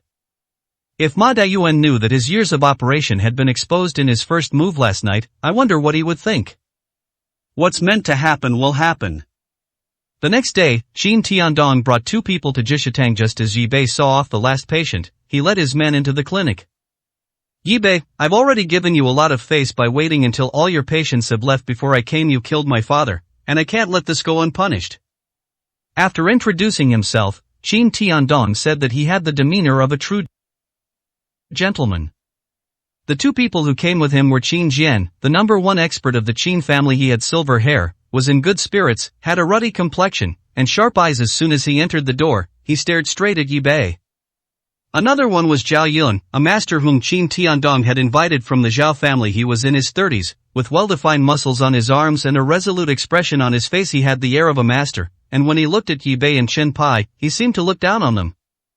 I killed people from the ghost temple. If you are one of them, I wouldn't mind killing you too. Yi Bei sat down and glanced at the three people who walked in. People from the Ghost Palace, don't make baseless accusations. My father couldn't possibly be a member of the Ghost Palace, Qin Tiandong shouted angrily. Boy, you killed the head of our Qin family and are now trying to frame us and make excuses. You also killed Qin Shuang, didn't you? We'll settle both scores with you today. Yi Bei smiled calmly. If he wasn't a member of the Ghost Palace, why would he be there? Besides, he himself said he was a member of the Ghost Palace, and when I killed him, he was wearing a mask. Impossible, my father couldn't possibly be a member of the Ghost Palace. Qin Tiandong shouted again. he didn't believe Yi Bei was telling the truth. There were many people there at the time, you can ask them if you don't believe me. Besides, he attacked first, he wanted to kill Mado. You think I could just stand there and not fight back? That's just sophistry. I don't believe you. I'll kill you today to avenge my father. Qin Tiandong's face was contorted with rage, his fists clenched so tightly they cracked, as if he wanted nothing more than to kill Yi Bei right then and there. Zhao Yun stood there like a lord, watching them argue without saying a word, seemingly disdainful. Believe it or not, it's up to you. If you don't believe me, there's nothing I can do. Whatever you want to do, I'll take it, Yi Bei said calmly. This really annoyed Qin Tiandong. Yi Bei, I know you have a good relationship with the Feng family. Even if the Feng family comes, it won't help you avenge your father's death. The Qin family had this concern before. Yi Bei laughed. Don't worry, the Feng family doesn't need to get involved in this matter. Yi Bei, can handle it myself. As I just said, I won't let any of the Ghost Palace members go. Our Qin family is a prominent family in Shuangjiang County. Don't say we're unreasonable. A life for a life, a debt for a debt will be waiting for you outside the city tonight. Qin Tiandong, this is the came to issue a challenge to Yi Bei. Yi Bei found this person somewhat endearing, talking about revenge like this. Had he been reading too many novels? Yi Bei, accept it. Yi Bei said seriously that he has always respected his opponents. I am the referee tonight, Zhao Yun from the Zhao family. Zhao Yun spoke only then, his voice devoid of emotion, like that of a robot. After the three left, Chen Pai frowned and said, Young master, I have a feeling that your battle tonight was a trap. Why do you say that, old Chen? Don't you find Qin Tiandong interesting? I've never seen anyone who wants to take revenge and then reason with their enemy. It's just a feeling. Chen Pai seemed lost in thought, his eyes narrowed to slits, as if he were pondering something. I sense that the person from the Zhao family is hostile towards us, Yi Bei said. So you sensed it too, young master. I thought I was overthinking it. I'll accompany you tonight. Chen Pai laughed heartily. 128, Chapter 128, A Mysterious Night. Just after 8 p.m., Yi Bei and Chen Pai arrived at the place Qin Tiandong had mentioned. This is an abandoned factory, somewhat desolate, with a dim light on, and the surroundings are very quiet, without a single person in sight. Young master, have we come to the wrong place? I've just looked around, there's no one here. Chen Pai had already looked around. Yi Bei frowned slightly. This is the address he gave me. It can't be wrong, let's wait a little longer. After waiting for more than 10 minutes, 2 cars slowly drove over. You're here? Chen Pai's cloudy eyes seemed particularly bright in the night. Yi Bei didn't speak, but just looked in the direction the car came from. The car stopped, and 5 people got out of the first car, followed by 5 more people from the cars behind. 10 people of varying heights walked towards Yi Bei and his group, each carrying a weapon. But it wasn't Qin Tiandong who arrived, nor did Qin Jian or Zhao Yun from the Zhao family. A cold glint flashed in Yi Bei's eyes, and a hint of doubt appeared on his handsome face. Are you Yi Bei? The leader was a bald man who asked a question when he was about 7 or 8 meters away from Yi Bei. I am Yi Bei. As soon as Yi Bei finished speaking, the man ordered the men behind him, brothers, that's him, kill him. Without saying a word, the people behind him raised their knives and started hacking at Yi Bei, as if they wanted to kill him with a flurry of blows. Chen Pai sneered, a bunch of bastards. He flashed ahead of Yi Bei, his body incredibly agile, the knives in their hands couldn't even touch Chen Bei. Bang bang bang. Chen Pai used every punch and kick without wasting a single one. It was as if those people were training specifically for Chen Pai. In just a short while, none of the 10 people were still standing. Tell me, who sent you?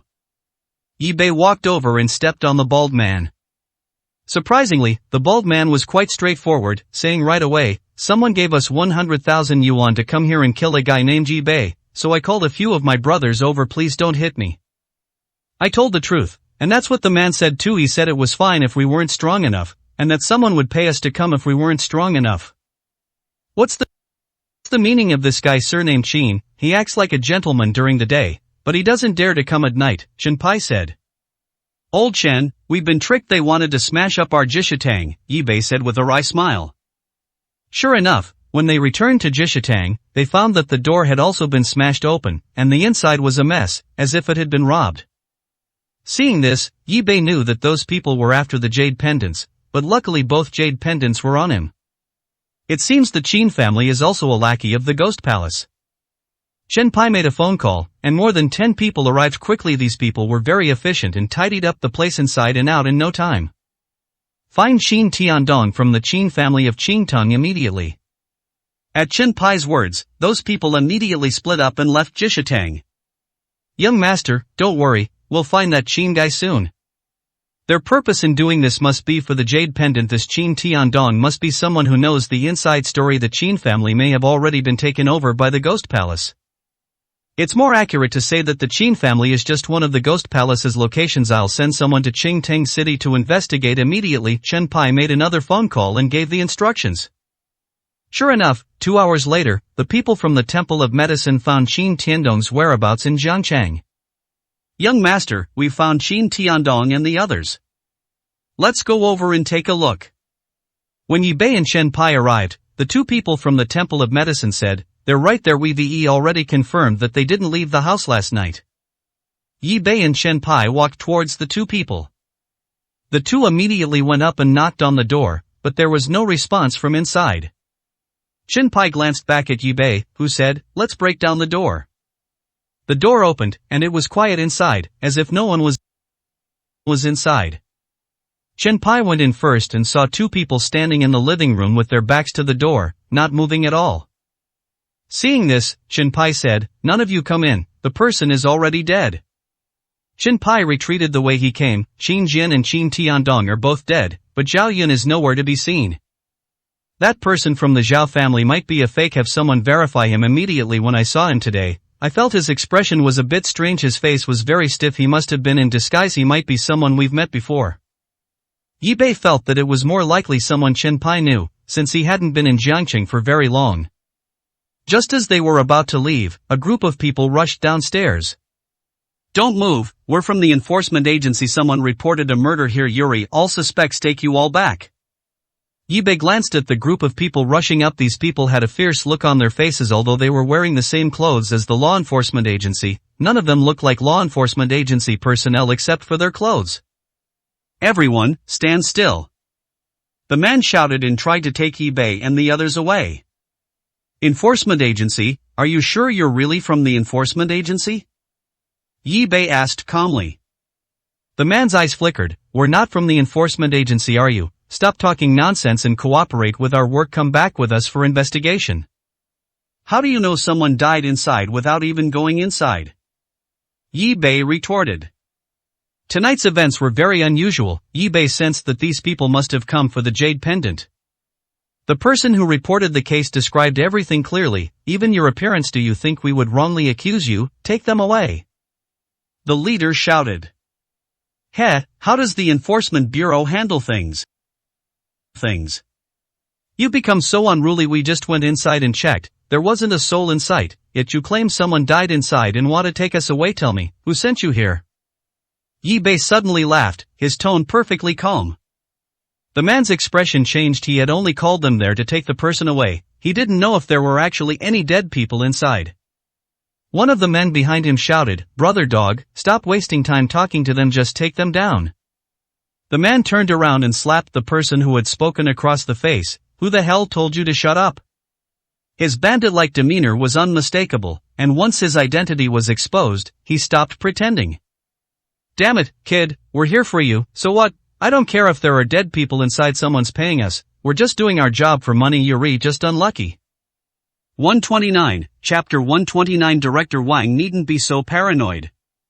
Chen Pai said to Yi Bei, "Young master, when did you realize that these little bastards weren't from the Enforcement Academy?" Yi Bei laughed. "Old Chen, you're not trying to tell me you didn't notice, are you?" The meaning of this statement couldn't be clearer. These people were seen through the moment they appeared. The guy called Dog Bro, realizing his act had been for nothing, roared, "Brothers, take them all away. Anyone who resists, beat them up." "Young master, let me do it." Chen Pai was about to walk out when Yi Bei stopped him. "Old Chen, you should rest for a while." Yi Bei looked at the people rushing towards him with an extremely calm expression. With a flash, he swept his long legs, and the people in front immediately fell to the ground. Before Dog Bro could react, Yi Bei had already grabbed him by the neck. Speak, who sent you here? Don't you know that impersonating law enforcement officers is also a crime? You're going to jail. Do you want to spend some time in the law enforcement jail? I can call them over right now. Dog Brother was being squeezed so hard by Yi Bei that he couldn't breathe, and his face turned bright red. Yi Bei loosened his grip slightly, and Dog Brother took a deep breath. I'll talk. That person said that as long as we can bring you back, any method will do, and then I came up with this idea. What's the name of the person who sent you? I don't know who he is, but he's very quick to give money, the kind of person who just throws money at people. That guy has no expression at all. He's not short, he's very strong, and his hands are muscular. He must be a gym goer. Yi Bei immediately recognized them as the people who had come to Jishitang with Qin Tiandong that day. That person is very likely the one who killed Qin Tiandong. Perhaps the Qin family has already received news of Qin Tiandong and Qin Jin's deaths. And the murderer must be Yi Bei again. Don't these people find it boring to do these petty things? What are they planning to do behind the scenes? Yi Bei hadn't figured it out yet, but he knew that person was likely watching them from nearby. Yi Bei knew that asking any further questions would yield no results. Yi Bei threw that Dog Brother on the ground. Get lost. An hour later, Yi Bei and Chen Pai returned to the clinic. Young master, tonight's events are very strange. They must have some purpose. I just checked, and nothing in the clinic is missing, not even the money in the cabinet. They came for that jade. They ransacked my room. For that jade pendant you bought from the Wang family, so they're after that legendary treasure. The way these people are doing things today doesn't seem like the Ghost Palace as people. Chen Pai said. This Zhao family member who suddenly appeared might not even be from the Zhao family. The Qin family of Qingtang has now become a tool in these people's hands. It's really pathetic. I've already told people to keep an eye out. As long as that person is still in Jiangcheng, we can find him. I've also spoken to Boss Long. Chen Pai said. He is still unaware of the relationship between Master Long and Yi Bei. Very good. For the next 2 days, there was still no news from that person. Logically speaking, if such a person were still in Jiangcheng, it would be highly unlikely that he could escape the eyes of the medical god temple and Lord Long. Unless that person has already left Jiangcheng. Although there is no news of that person, the Feng family found information about bronze artifacts in Qingting City. Upon receiving the news, Master Feng rushed to Jishitang immediately. Brother Yi, we found a bronze manufacturing site in Qingting City, and it's very likely connected to the Qin family. This Qin family is getting more and more interesting. What else have you found out? Have you found out that they have any connection with the Ghost Palace? Yi Bei said with a faint smile. Not yet, but I want to keep them in check for now. I want to follow this lead to find out the source of those bronze fragments and where they sell their products, Feng Kuan said. Okay, then you keep an eye on him for now. Also, have your men keep an eye on someone recently, a very strong man with very defined muscles in his hands and a stiff expression on his face. Okay, I'll give the order right away, Feng Kuan said. While the two were talking, Wang Xing rushed to Jishitang. Third Master Feng, you're here too. That saves me the trouble of looking for you. Can you two come with me now? A bronze artifact just arrived from the Shuangjiang County Museum. It looks a lot like one of the ones from last time, but I'm not sure. I'd like to ask you two to take a look. Director Wang, didn't you use any instruments to examine it? Third Master Feng asked. I've seen it, but this item is absolutely perfect. It was acquired by a big shot from the county government a few days ago. He took it to the county museum for appraisal, but they couldn't determine its authenticity, so it was sent here, Wang Xing said. If the instruments can't detect anything wrong, it could be genuine. Director Wang, there's no need to be so paranoid, Yi Bei said. Sai, I know that, but this big shot's identity is different. You are not outsiders either, so I'll tell you this item was collected by the head of the Zhao family in the prefecture. Upon hearing Wang Xing say that the owner of the item was the head of the Zhao family, Yi Bei became interested. Okay, let's go take a look. Yi Bei spoke up, and Master Feng naturally had no objections. Inside the museum, Yi Bei was carefully examining a bronze artifact with the magnifying glass that Wang Xing had handed him. The artifact was exquisitely crafted and, one could say, perfectly formed in appearance. Master Feng was also looking down, with Wang Xing standing behind them, and a person from the county museum also standing there. Director Wang, is this young man the expert you mentioned? He's too young. Is his judgment any good? Don't worry about that, he was the one who donated national treasures last time, he was the one who discovered those few, he's the one who owns the different bronze artifact, Wang Xing quickly said. Oh, appearances really can be deceiving. If this is genuine, it could be a significant milestone in the history of bronzeware. The two were filled with anticipation. They had already consulted many experts at the county government, who all agreed that it was genuine, but the curator of the county museum was still not convinced. The more Yi Bei read, the more serious his expression became in Feng Kuan's eyes. This was a bad omen, but Yi Bei hadn't finished reading, so he could only wait patiently. After Yi Bei finished reading, he handed the magnifying glass to Third Master Feng. Third Master, take a good look too, and see if you can see anything different. Wang Xing couldn't wait any longer and asked, Brother Yi Bei, how is it true? Let's talk after Third Master has finished looking at it. Could you tell me how you received this? Yi Bei didn't rush to tell people what he saw, but instead asked about the origin of the object. 130, Chapter 130, Qingshan Village, Qingting City. The person who brought the bronze artifact to the county museum said, a few days ago, the head of the Zhao family saw this artifact by chance when he went to the antique market to meet a friend. He liked it very much at the time, and later asked two friends to take a look. In the end, he bought it. After this person finished speaking, Master Feng also put down the magnifying glass in his hand. Judging from the material, this item is very similar to the two fake items from last time. I personally feel that they are the same thing, but I can't see any signs of splicing. It's really hard to say whether it's genuine or not. Master Feng still maintains his habit of not offending anyone with his words. After listening to Feng San's words, Wang Xing said, yes, that's the problem. The materials can be confirmed to be the same through comparison, but there are really no traces of splicing in this one. If it's made of the same material, is it possible that this piece is one of the complete pieces from among those broken bronze materials? That's what I think too. Yi Bei picked up the large square mirror again. I wonder if everyone has seen this place? Yi Bei pointed to an inconspicuous gap in the object and asked. Everyone nodded, wondering what Yi Bei was going to say. Look, this inconspicuous spot is the flaw. It seems they've found a new way to deal with those warring states. Period fragments. This method is enough to make them indistinguishable from the real thing, Yi Bei said. You mean this one is fake too, a patchwork? Wang Xing was taken aback, even though he had had this idea before. The man from the county museum looked serious. Young man, you need to have evidence to back up your words. You can't just make things up without proof. They've found a new way to blend things together, making the original stitching marks even more perfect. But a fake is a fake. It can't be. Really wonder if Director Wang has any magnifying glasses with higher magnification? Yi Bei added. Of course, I'll have someone bring it over right away. Director Wang Xing said to a young man, Xiao Zhang, bring over that high-powered magnifying glass from our museum. While waiting for the magnifying glass, Yi Bei briefly described the possible ways to assemble the bronze artifact, and Wang Xing first looked puzzled but then nodded. Brother Yi, what you're saying seems theoretically sound, but it might not be easy to do in practice.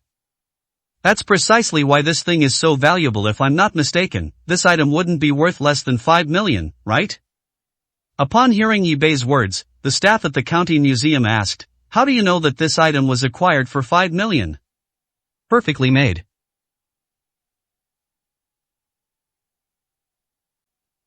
If their counterfeiting techniques have reached this level, then I believe similar products will continue to emerge. Yi Bei took the magnifying glass handed to him by the staff member, and this time, following that perfect little gap, Yi Bei found even more flaws. Wang Xing took the magnifying glass and, with Yi Bei's guidance, saw the inquiry mirror. He immediately gasped in shock. After examining it, the experts from the prefecture government looked very serious. I really don't know how this was made. Even we couldn't do something of this level. Yi Bei said, Director Wang, if you feel that what I have said is not enough to prove that this thing is fake, you can send it to a higher level appraisal institution for professional appraisal.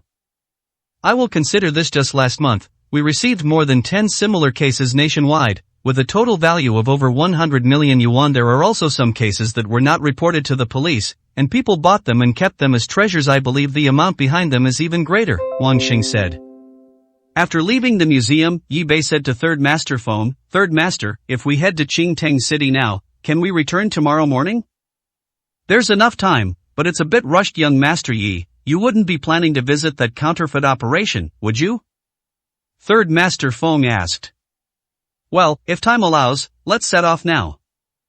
Master Feng had already received instructions from Feng Linfeng to do his best to complete anything Yi Bei asked of him. Good. Master Feng immediately turned the car around and drove towards Qingtang City. Not long after dark, Yi Bei and Master Feng arrived in Qingtang City, having just exited the highway. The Feng family was already waiting there. Yi Bei and his group followed the car but did not enter Qingtang City. Instead, they drove towards the countryside. Soon they arrived at a place called Qingshan Village. Third Master, that spot is in the village we went in a couple of days ago disguised as scrap collectors. They are very wary of outsiders. There is a hidden sentry a little further ahead, so we can only go this far. After listening, Yi Bei said, Third Master, I can go in by myself. You can come here to pick me up in 2 hours. Master Feng immediately exclaimed, No, that's too dangerous. I'll go with you. The Patriarch instructed me not to let you be in any danger. Don't worry, Third Master, too many people would be inconvenient. You should leave here immediately to avoid arousing suspicion. After Yi Bei finished speaking, he disappeared into the darkness. Feng San had no choice but to leave with his men. Yi Bei sped off alone towards the village. Sure enough, there were 2 sentries about 500 meters ahead, which Yi Bei bypassed. Further in, Yi Bei smelled a sour, putrid odor, the distinctive smell of sulfuric acid and sulfides. These chemicals were essential for the production and fusion of those fake bronze artifacts. At the entrance to the village, there is a checkpoint where people and vehicles must be inspected before they can pass. Yi Bei observed for a moment, then decided to go around it. Upon entering the village, I found it very quiet, with only occasional sounds of conversation. The sound. There were dim streetlights along the village road, and Yi Bei could hear some knocking sounds coming from a courtyard in the center of the village. Yi Bei crept over and found a large tree just outside the courtyard. He easily leaped onto it. In the courtyard, a dozen or so people were busily working in an orderly manner. They had clear divisions of labor and were all focused on their tasks. Rarely speaking, a man in his 30s with a mustache was occasionally patrolling and giving instructions at various posts. It must be the master chef here, the one who oversees every single detail. This is a highly specialized and professional antique forgery operation, and you can also see some porcelain pieces piled up on one side. Be careful, everyone. The higher-ups are very satisfied with the recent work. Everyone come to me to collect your overtime pay, 10,000 each. A fat man suddenly came out of the house and spoke to the people who were working. 131, Chapter 131. Good intentions gone wrong. When the foreman saw the fat man come out, he said to the others, Put down what you're doing and come with the fat man to get your pay. You'll have half an hour to rest. You must finish your work tonight, understand? When they heard that they could get paid and rest, they happily replied, Boss Qin, that's fine. When have we ever made you worry about our work? After Yi Bei and the others returned to the house, he lightly leaped from the tree into the yard, like a cat, without making a sound. He looked at each step of the process and noticed a small notebook with patterns of bronze artifacts on it where the man named Qin Tu had been sitting. There are all sorts of them, they just replicate these bronze artifacts according to the pictures above. Yi Bei glanced at it and realized that the booklet was a book published by the National Museum about how to identify bronze artifacts. This is so ironic. Yi Bei walked around the small courtyard and basically understood their methods and techniques for making fakes. They used traditional methods, but they did it perfectly. It has to be said that the person in charge must be a master who was very knowledgeable about antiques. Without such a talented person, it would be impossible to make those fakes so realistic. When Yi Bei saw the semi-finished porcelain pieces, he was quite surprised. These semi-finished porcelain pieces, which had already been aged, were of very high quality. This shows that these people had quite an appetite, collecting bronze and porcelain together. Porcelain is a major item among antiques. These kinds of pieces are the easiest to sell. Even experts can't guarantee they'll always be right, let alone ordinary people. Yi Bei heard footsteps approaching the courtyard, so he went back to the big tree. But then they saw a familiar figure, the same person who had come to Jishitang with Qin Tiandong and Qin Jin that day. Although he had removed his disguise and his face shape was somewhat different, Yi Bei was certain that he was the same person. No matter how much you disguise yourself, you can't change your eyes.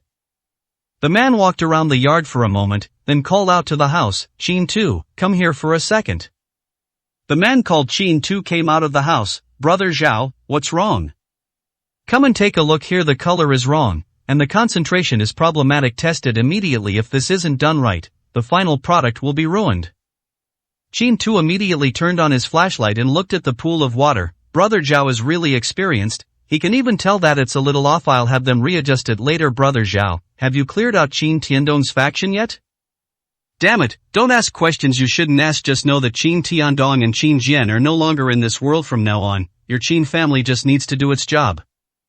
Brother Zhao is right, our Qin family still needs your Zhao family to make money. Qin Tu flattered Brother Zhao. This information was extremely important to Yi Bei. The Zhao family was very likely the real mastermind behind everything. The Qin and Zhao families were actually in cahoots, and for money they even killed their own family members, which is truly outrageous. Yi Bei wandered around the area again and found a warehouse filled with various semi-finished products and some finished products. Yi Bei took a small piece of porcelain and a small piece of bronze, and was just about to leave the warehouse when someone walked towards the warehouse humming a song. Yi Bei slipped behind the door, ready to kill the person. Who knew that the man had only gone to the toilet next to the warehouse to urinate? He was lucky to be alive. If he had actually gone into the warehouse, Yi Bei might have sent him to the Western Paradise for a trip. Some people had already returned to the courtyard, while Yi Bei was still in the warehouse. I was careless, Yi Bei thought to himself. He wanted to leave, but found that the warehouse didn't even have windows, and there were already people outside. If he went out at this time, he would undoubtedly be discovered. But if he waits, he might miss the time he agreed to meet with Master Feng. If he misses it, and Master Feng and his men rush into the village out of concern for his safety, everything here will disappear completely before dawn. Yi Bei believed that these people were capable of doing it and wouldn't let anyone easily find fault with them. We need to find a way to get out. Yi Bei took a deep breath and listened carefully to the sounds outside. There were only 2 people outside, but Yi Bei couldn't kill them now, as that would alert the enemy. After waiting a few more minutes, the 2 started chatting in the courtyard, which made Yi Bei extremely frustrated. If he couldn't leave tonight, it would be even more difficult to leave when it got light. Yi Bei took out his phone, ready to send a message to Third Master Feng, asking him to come over later, but then he heard a noise outside. You 2 come in quickly, the boss is treating us to something to eat today, hurry up or it'll be gone. After hearing that the 2 had left, Yi Bei did not waste this opportunity. When he came out of the village, he was still 10 minutes later than the agreed time. Feng San was pacing anxiously. Brother Yi, you're finally back, hurry up, someone just came over and asked us why we're here. We can only pretend the car broke down, but they might come back again soon. Once in the car, Master Feng asked, have you discovered anything? Yes, this is the Villigites, not small either. To take them down, we'll need to work with the relevant departments, but simply destroying it isn't difficult. The real challenge is dealing with the mastermind behind it. At this moment, Yi Bei thought of the bronze artifact that the Zhao family patriarch had sent to the museum, and a bad feeling arose in his heart. The Zhao family patriarch is intentionally testing their new product. This is a trap. Thinking about this, Yi Bei admired the Zhao family head's shrewdness. He did this because he had great confidence in their craftsmanship, and also to leverage the expertise of museum experts help them identify their shortcomings. If even museum experts can't tell the difference, then they might just release a lot of these kinds of things. However, if a flaw is found, they will strengthen themselves and strive for perfection, making it much more difficult to find their flaws again next time. Thinking of this, Yi Bei took out his phone and called Wang Xing. Director Wang, what about that item, is it still in Jiangcheng? Yi Bei asked directly. They took it back to the prefectural government this afternoon and will return it to the Zhao family tomorrow morning. We also issued an appraisal report pointing out the flaws, otherwise we were afraid the Zhao family head wouldn't believe it. Yi Bei was completely bewildered. He had only intended to do a good deed, but a single misstep could easily turn a good thing into a bad one. Director Wang, I may have misread it. That report must not be given to the Zhao family. Also, tell the Zhao family head that the bronze artifact is genuine. Don't ask why now, just do as I say, or the consequences will be unimaginable. 132, Chapter 132 Unexpected Discovery. Wang Xing scratched his head, confused about what Yi Bei was up to, but the fact that Yi Bei was calling about this so late meant there was something wrong. He thought for a moment and said, I'll call the county museum right now. Hopefully it's not too late, Yi Bei said after hanging up the phone. Driving, Master Feng asked in confusion, Brother Yi, what's wrong? Yi Bei recounted how he had discovered the Zhao family members in the village, and Feng San, being a sensible man, explained. Does Brother Yi mean that Patriarch Zhao deliberately took that bronze artifact to the museum for authentication? That possibility cannot be ruled out otherwise. Do you think someone like the head of the Zhao family would go to a museum for a mere 5 million yuan item? Yi Bei stared at the dark fields outside the car window, mentally reviewing the clues he had gathered. If that's the case, then this matter might be more complicated than we thought, Master Feng murmured. Yi Bei thought of what the Qin family had said earlier. To eliminate Qin Tiandong and Qin Jianzhou, the current head of the Qin family is likely a puppet of the Zhao family also. Is there still a connection between the Qin family and the Ghost Palace? If the Qin family still has members of the Ghost Palace, how could they possibly stand by and watch the Qin family become puppets of the Zhao family? Unless the Zhao family are also members of the Ghost Palace? Thinking of all the possibilities, Yi Bei simply closed his eyes. Master Feng glanced at Yi Bei, and seeing that he had closed his eyes, he didn't say anything. The car quickly got on the highway back to Jiangcheng. Yi Bei's phone rang. It was Wang Xing calling. Brother Yi, I've already spoken with the people at the county museum. Our decision is to tell Patriarch Zhao that his bronze artifact needs further authentication to determine its authenticity. Okay, thank you for your help, Director Wang. I want to know why we can't tell Patriarch Zhao the truth? Wang Xing wondered. Director Wang, it's not appropriate to discuss this over the phone. Let's talk about it at Master Feng's Jubei Akshuan tomorrow afternoon. When Third Master Feng saw that Yi Bei had woken up, he asked, there's a service area ahead. Would you like to go in and rest for a bit before continuing? Okay, I'll drive in a bit. You must be tired after a long day, Third Master. The car slowly drove into the service area. Just as Yi Bei was about to open the door, he was stopped by Third Master Feng. Brother Yi, wait a moment. Yi Bei turned around and looked at Master Feng, asking, what's wrong?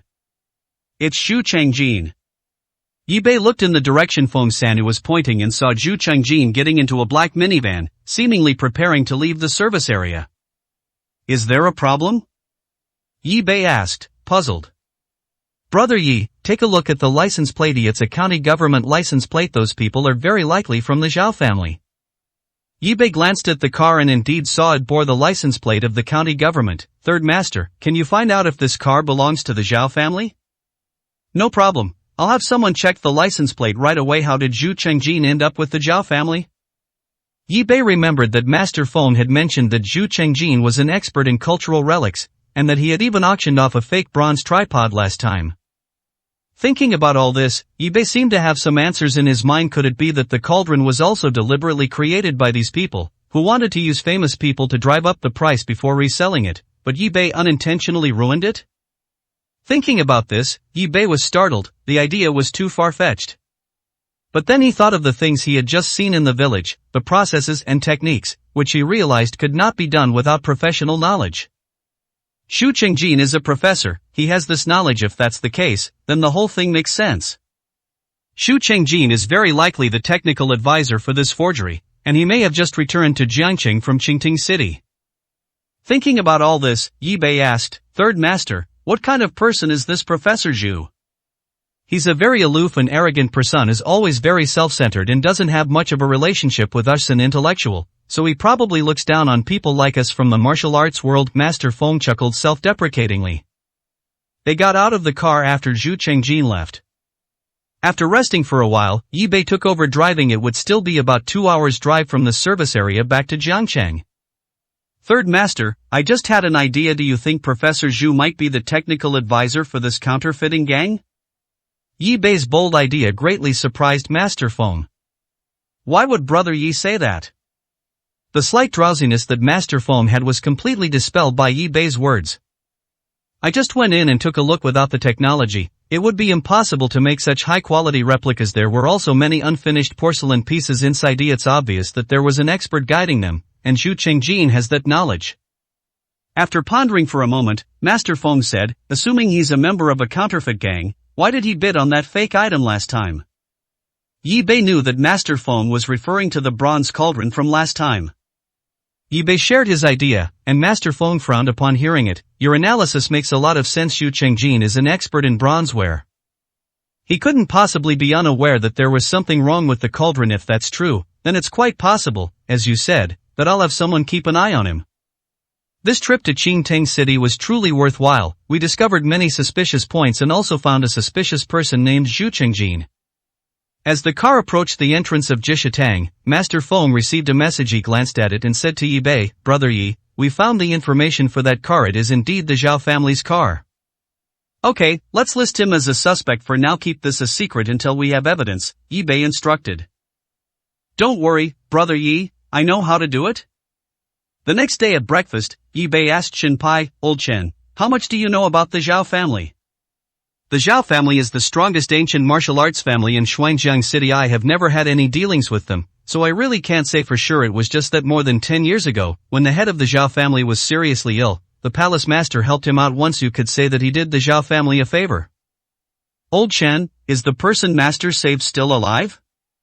Chen Pai shook his head. He left 2 years ago. After all, time waits for no one. Old Chen, have our people keep an eye on the Zhao family and investigate whether they have any dealings with the Ghost Palace. Young master, have you discovered something? Chen Pai was taken aback. He had lived in Jiangqing for so many years and knew a lot of things, but he had never heard of any dealings between the Zhao family and the Ghost Palace. Don't you think the Zhao family member who came with Qin Tiandong and the others last time is strange, Mr. Chen? Yi Bei said.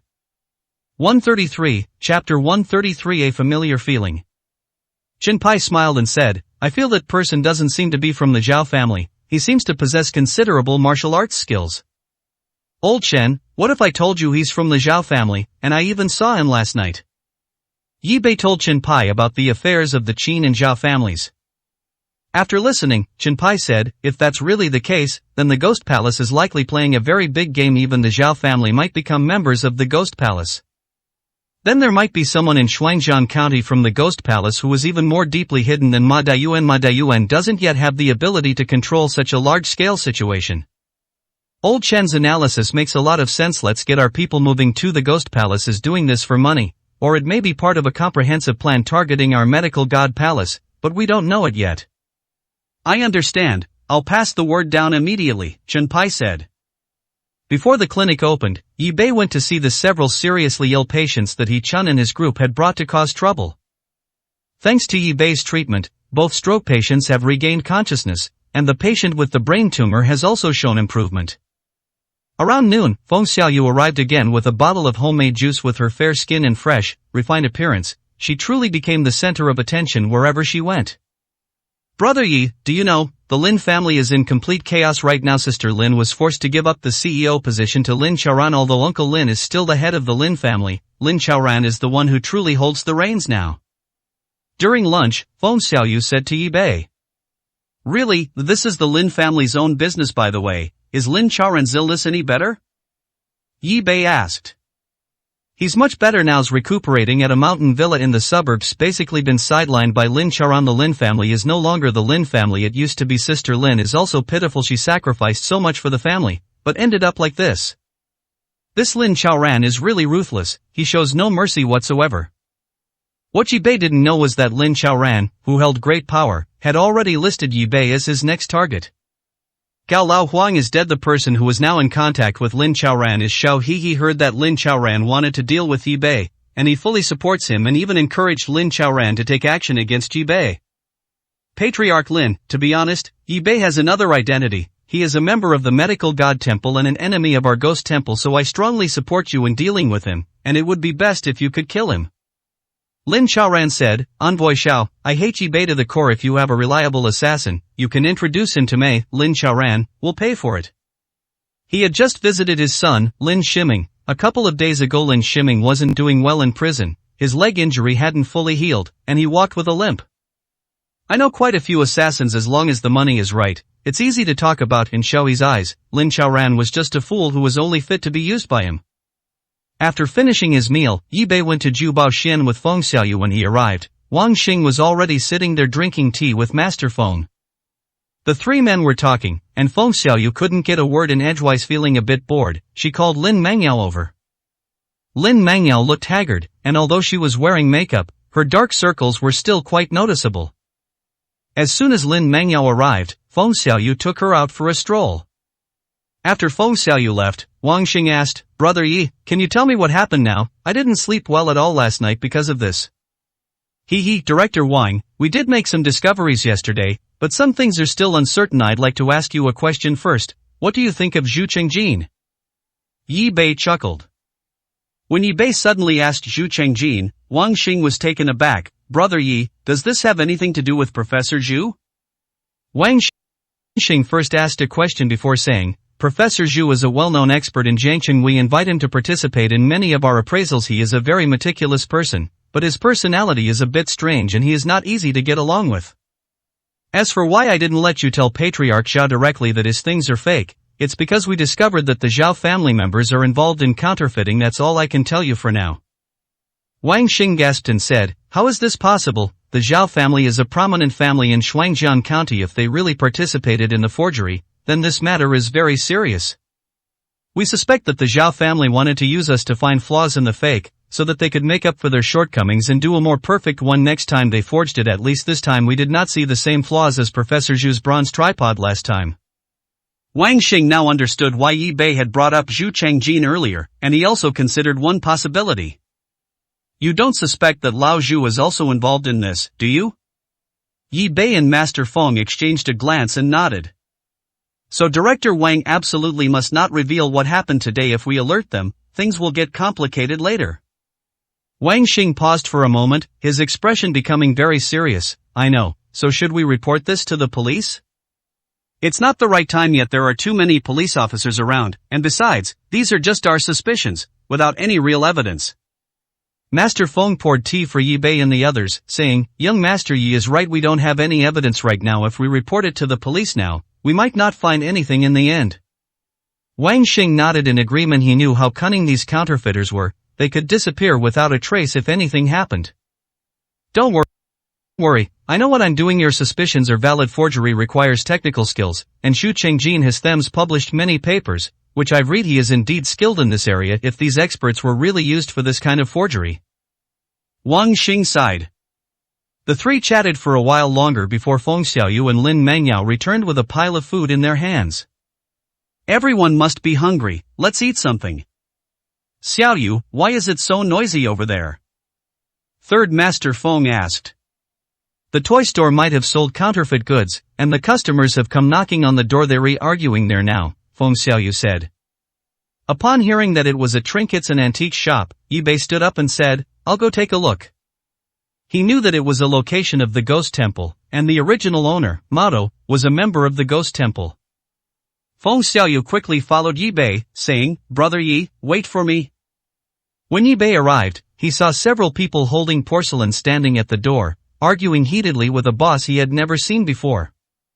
Yi Bei glanced at what they were holding and had a sense of déjà vu, as it looked very similar to the unfinished product he had seen in the village. 134, Chapter 134 The Assassin's Shadow.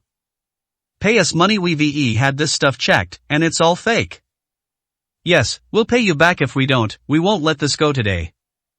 Everyone, please be the judge. The three of us bought these things from him, and we've all had them checked. They're all fakes, and now he won't give us a refund. Do you all think this is reasonable? The shopkeeper was still that same fat guy, with a what can you do to me look on his face. Everyone, listen to me for a moment. I believe you all know the rules of this business. These items were consigned to me by others, and they took the money. I only earned enough to drink tea. I didn't force you to sell these items. You misjudged them. Can you blame me for that? It's a cash-on-delivery transaction. Who in the antique business hasn't been fooled, and who hasn't seen something like yours? If that's how it works, then all the shops on this street should just close down, right? The fat man's voice was quite loud. Some people nodded, while others shook their heads. Alright, another risk-free and highly profitable deal. If we've made a mistake, we can't blame anyone else. It must have been three people who misjudged the product at the same time, and all at the same store. Do you really believe there's nothing fishy going on here? The onlookers had all sorts of opinions. Yi Bei walked over to one of them and said, Brother, can I take a look at this? Fine, it's just a high-quality fake. They even claimed it was from the Song dynasty. Damn it, it's my fault for being greedy and thinking I'd found a great bargain. Now I'm stuck with this bitter pill to swallow. Everyone should be careful of this shop in the future. It's a shady business. I only realized this after I bought it. Nothing in this shop is genuine.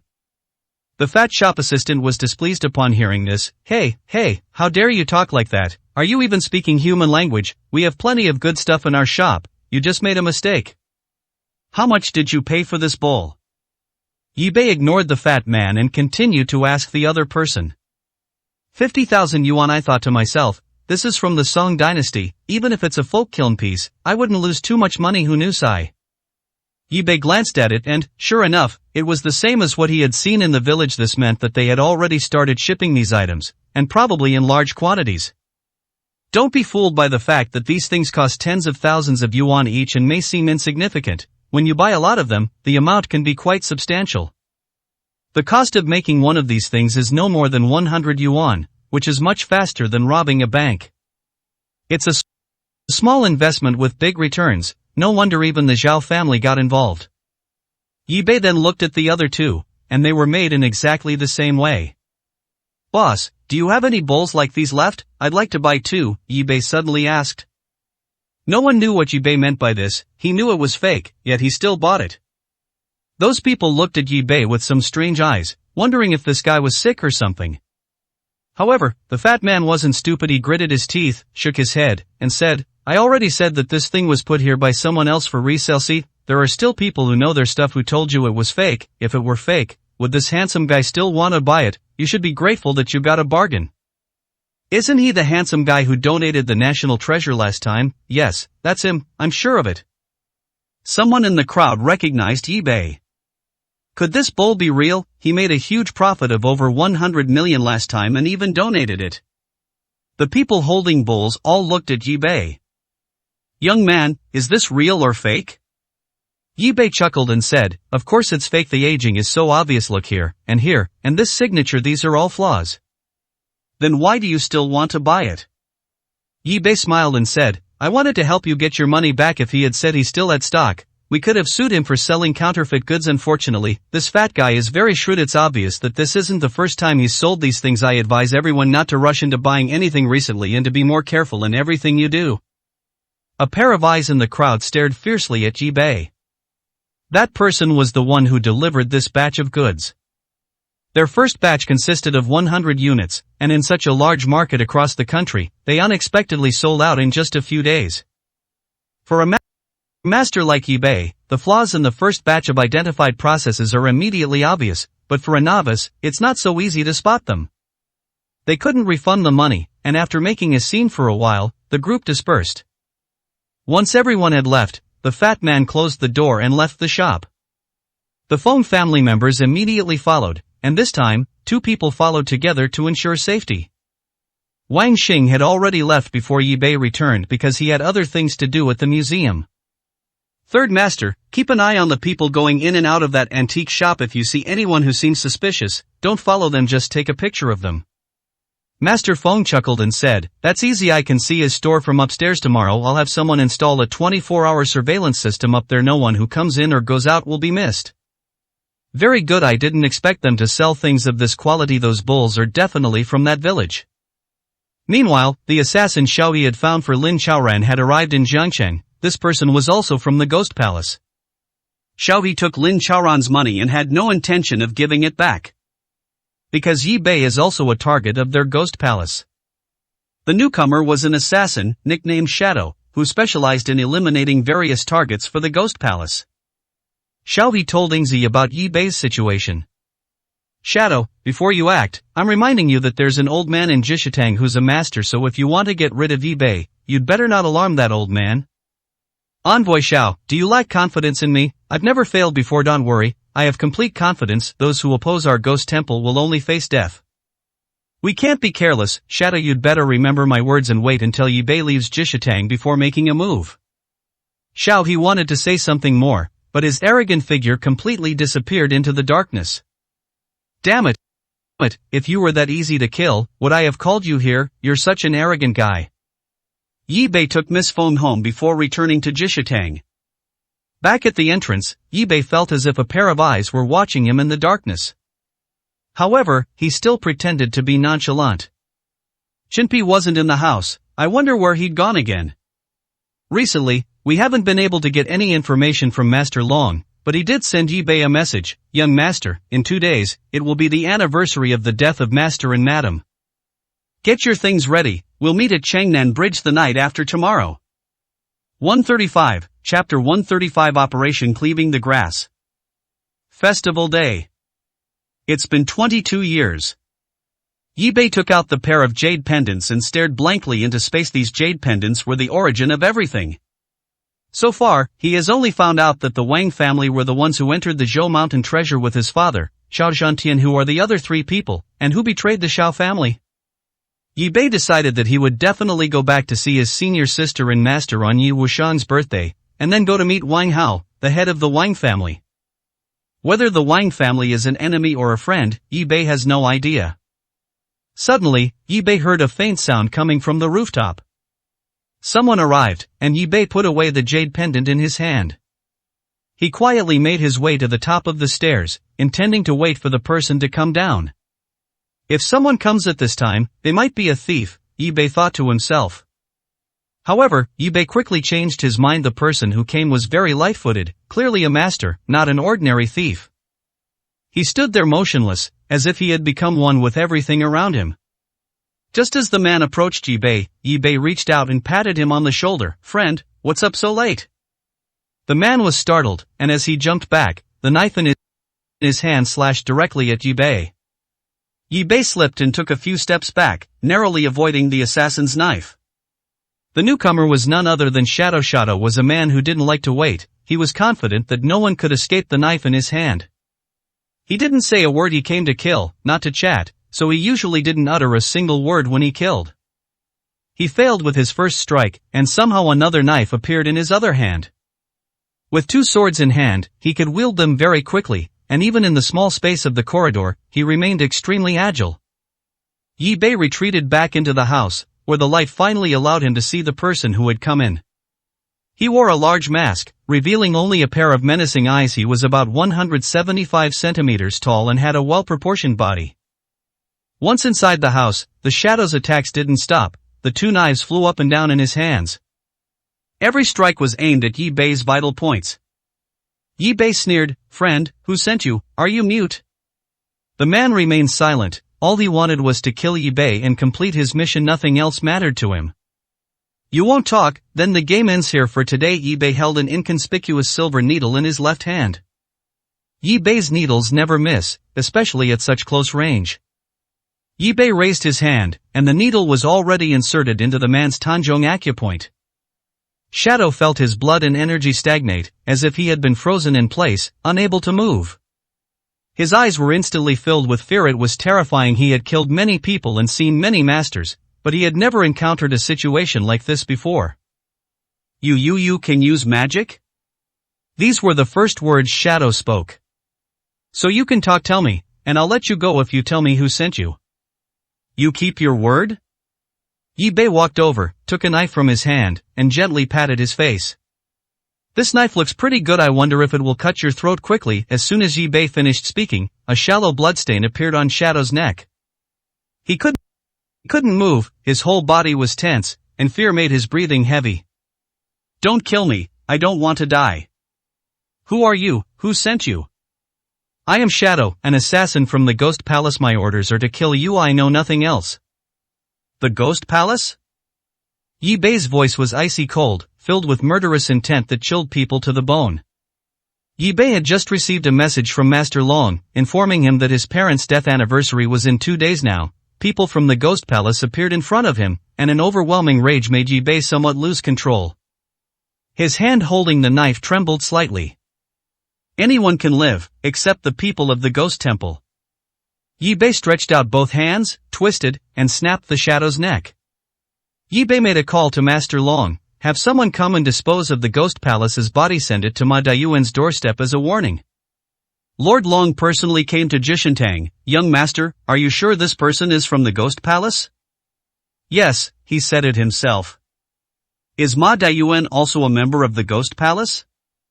Master Long was somewhat surprised. He had lived in Jiangqing for so many years, so of course he knew Ma Daiyuan well. Ma Daiyuan would send him gifts during holidays and would also send him fruit and other things every now and then. Yi Bei nodded.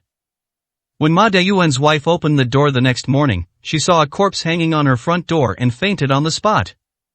Ma Daiyuan didn't recognize Shadow, but he knew that this person must be from the Ghost Palace. He called Shou He over. Xiao He cursed upon seeing the Shadow's corpse. That useless thing. I warned him yesterday not to rush into action and to wait for an opportunity. What an idiot. What the hell are you doing behind my back, and who is he? Ma Daiyuan was furious. He's the head of the hall, yet he doesn't even know about the Ghost Palace's actions. I told him to kill Yi Bei, but I don't even know if Yi Bei actually did it? Ma Daiyuan was startled when he heard Yi Bei's name. You mean I've been exposed? How could Yi Bei possibly know I'm from the Ghost Palace? Ma Daiyuan panicked. He had been hiding for so many years without any trouble, but now someone had hung up a picture of someone from the Ghost Palace on his door. This was enough to tell him that he had been exposed. Master Ma, so what if Yi Bei finds out? Aren't we going to launch the weeding out operation against the Temple of Medicine anyway? You don't know anything. I was originally hiding in the shadows, but now I've been put on the table. Still don't know who that person is? It's you. Aren't you panicking? I've been hiding for so many years, and it's all been for nothing. Whether it's Yi Bei or not is still uncertain. Xiao He's reason was one that even he himself didn't believe. Tell me, what the hell am I supposed to do now, you bastard? You did this behind my back and then put me in the fire to roast. Ma Daiyuan felt like the end of the world was coming, as if everything was about to end. The only way now is to act ahead of time and take out Yi Bei the day after tomorrow. The people sent by the higher-ups to support us should arrive as long as we get rid of the people from the Temple of Medicine. Jiangcheng will still be yours, Ma Daiyuan. Ma Daiyuan said through gritted teeth, do it this way, make the arrangements, move the operation forward, and lock down the people from the Temple of Medicine in the next 2 days. Ma Daiyuan had no way out and could only fight with all his might. However, what Ma Daiyuan didn't know was that Master Long's men were already watching all of Ma Daiyuan's people and places, including his home. 136, Chapter 136. Do we really need to be so polite with each other? 2 nights later, Yi Bei arrived at the bridge in the south of the city, where it was as quiet as ever. Master Long was already waiting there.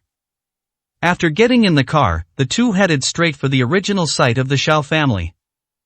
Young master, a lot of strangers have come to Jiangcheng these past 2 days. They seem to be related to the Ghost Palace. Do you know where they are? I know, they're all in a mountain villa outside Ma Daiyuan's village.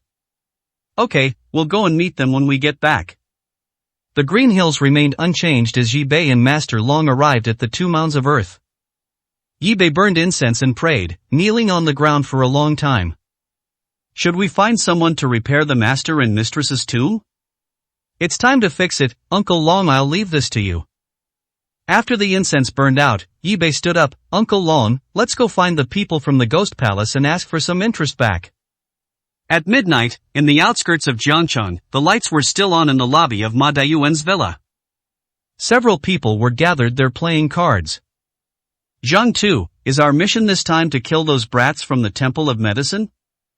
Don't ask around, someone will notify you when the time comes. Play your cards quickly. No, pass. I am not playing anymore after this round, or I'll lose everything. Yi Bei's car was parked several hundred meters away. Uncle Long, wait for me in the car. Young master, you must include me in this revenge. I'll go with you. Alright, go and guard the back door. Don't let a single one escape. The Ghost Palace has suddenly gathered so many people here, they must be planning something. Let's take them down. Just as Yi Bei and his group were preparing to take action, in a club in Jiangcheng, Ma Daiyuan was personally entertaining 3 experts from the Ghost Palace. Beautiful women and fine wine, what a delightful experience. Yi Bei acted quickly. As soon as he entered the house, he wiped out the group of people playing cards downstairs in no time. By the time the people upstairs heard the commotion and got up to come downstairs, it was already too late. As a result, Yi Bei wiped out everyone in the building by himself, leaving Master Long waiting in vain at the back door. Young master, have you asked them what they came for? I didn't ask. There wasn't a single expert among these people, just a bunch of lackeys. I should have let you go, Uncle Long. That's a deal. I'll handle this kind of thing next time. Before dawn, Ma Daiyuan received a phone call when he arrived at the villa. He was dumbfounded before he could even take action. Everyone had been killed. It was clear that the person who came was a master, as they could kill almost everyone with a single move. Ma Daiyuan's eyelids twitched at the sight, and he glared at Xiao He.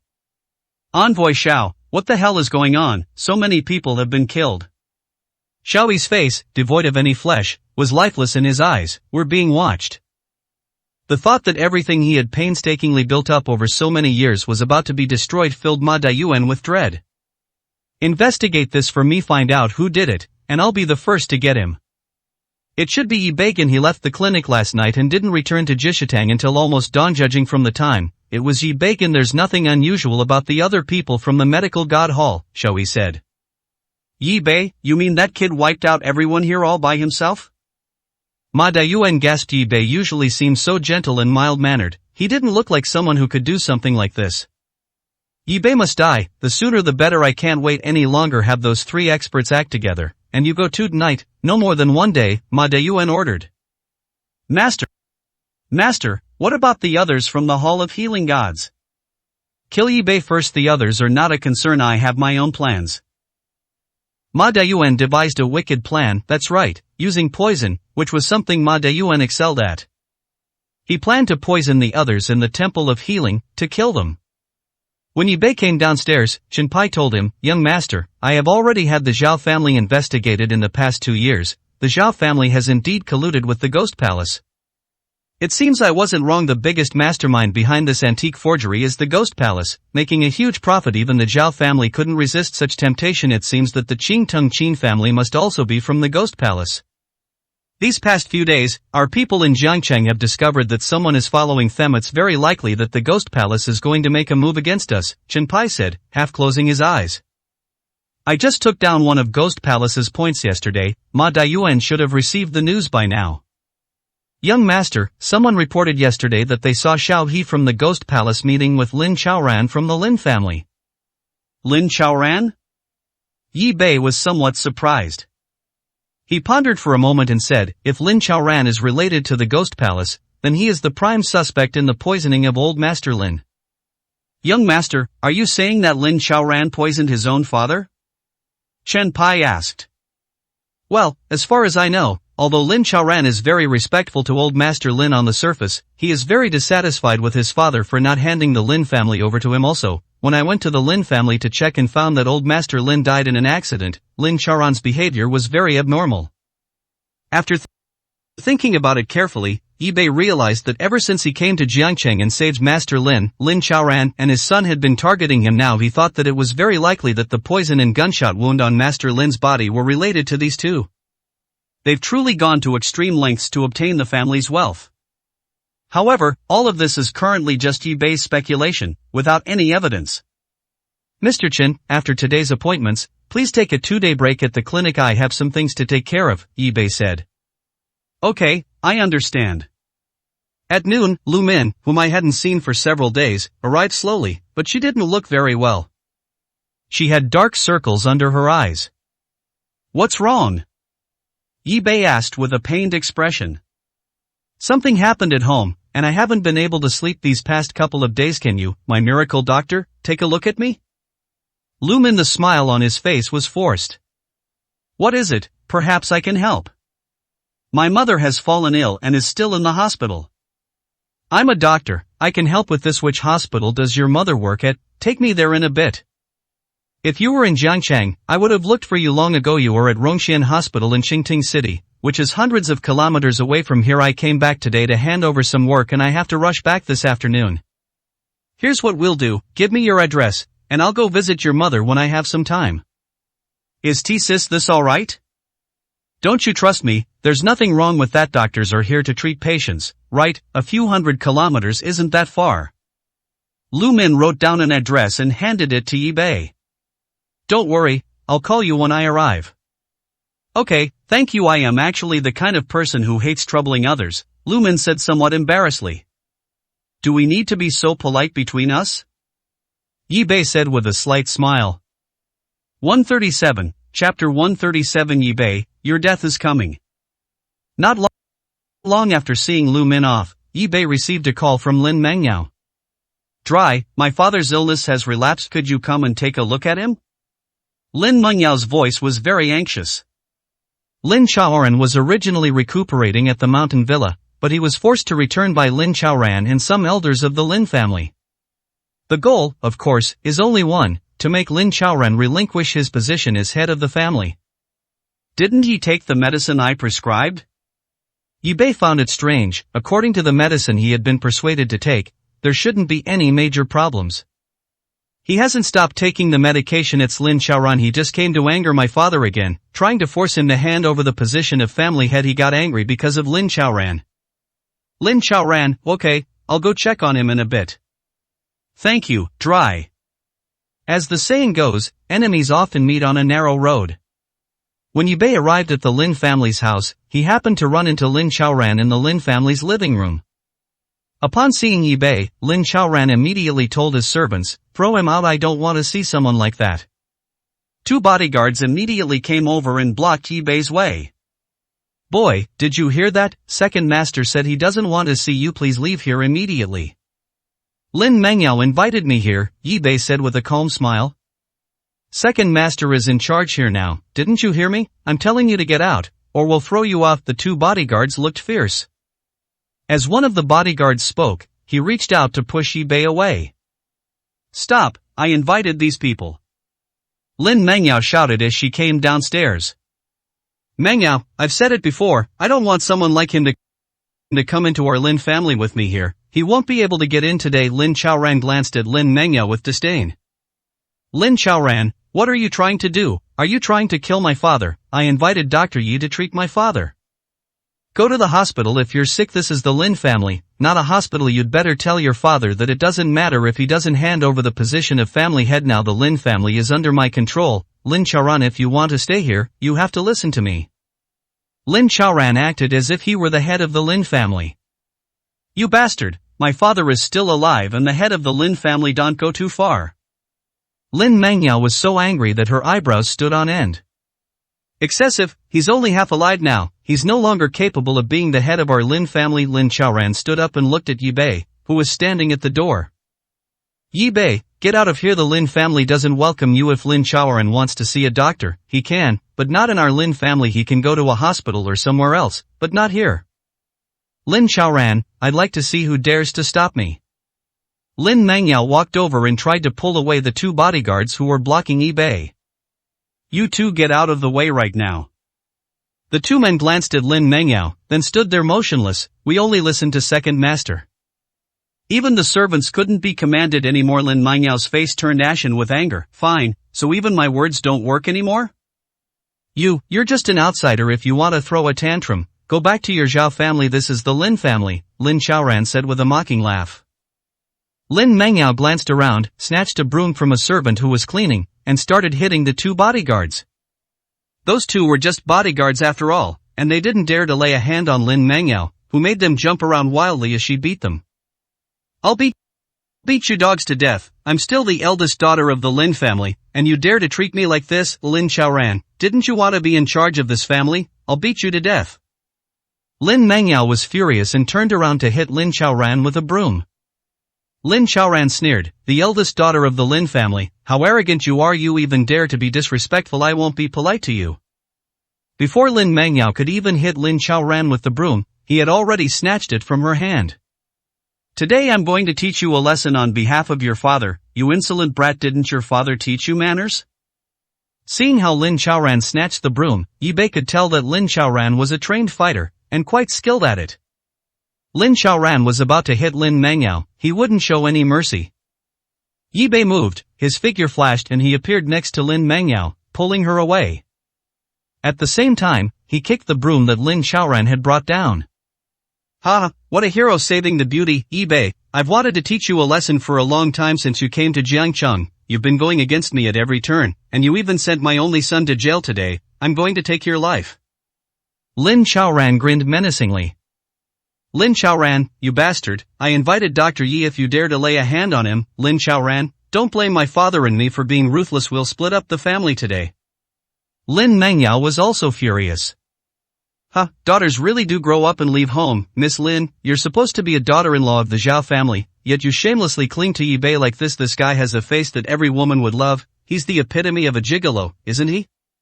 Want to separate from the family? I'll be lucky if I don't kick you and Lin Chaoran out. Everything in the Lin family belongs to me. Lin Chaoran, you can forget about it." Lin Mengyao really didn't expect Lin Chaoran to be so heartless and crazy as to want to take all of the Lin family's property. "Lin Chaoran, you are not human. Ignoring Lin Mengyao's presence, Lin Chaoran glared at Yi Bei and said, "Yi Bei, today I'll show you how powerful I, Lin Chaoran, am." Lin Chaoran threw a punch directly at Yi Bei. The punch came suddenly and quickly, and it looked like it was about to hit Yi Bei's face. "Lin Chaoran, you are not worthy to teach me a lesson. You are a piece of scum. Don't think that everything you do is flawless. You are a beast who would even kill your own father." Yi Bei dodged Lin Chaoran's punch with a swift movement head. Lin Chaoran's heart skipped a beat when he heard Yi Bei's words. How did Yi Bei know that he was the one who killed Old Master Lin? His murderous intent intensified, and his fists did not stop. "What nonsense are you spouting? I'll tear you apart." Seeing Lin Chaoran's expression, Yi Bei laughed and said, "What, did I hit the nail on the head? Old Master Lin's gunshot wound and the poison in his body are related to you, aren't they? That's why you lost your temper when I was saving people at the hospital, and also when I discovered the real cause of Mr. Lin's death last time. You acted very strangely. All of this is enough to prove you're a beast." "Ha, even if what you said is true, you can't do anything to me without evidence. That old bastard, I am also his son, but from childhood to adulthood, he only has eyes for Lin Chaoran. I refuse to accept this. The Lin family is mine now, and no one can stop me. Yi Bei, your death is nigh." Lin Chaoran suddenly threw out two throwing knives, fast and urgent. The two were too close. Yi Bei had virtually nowhere to escape. 138, Chapter 138. He said we were bragging.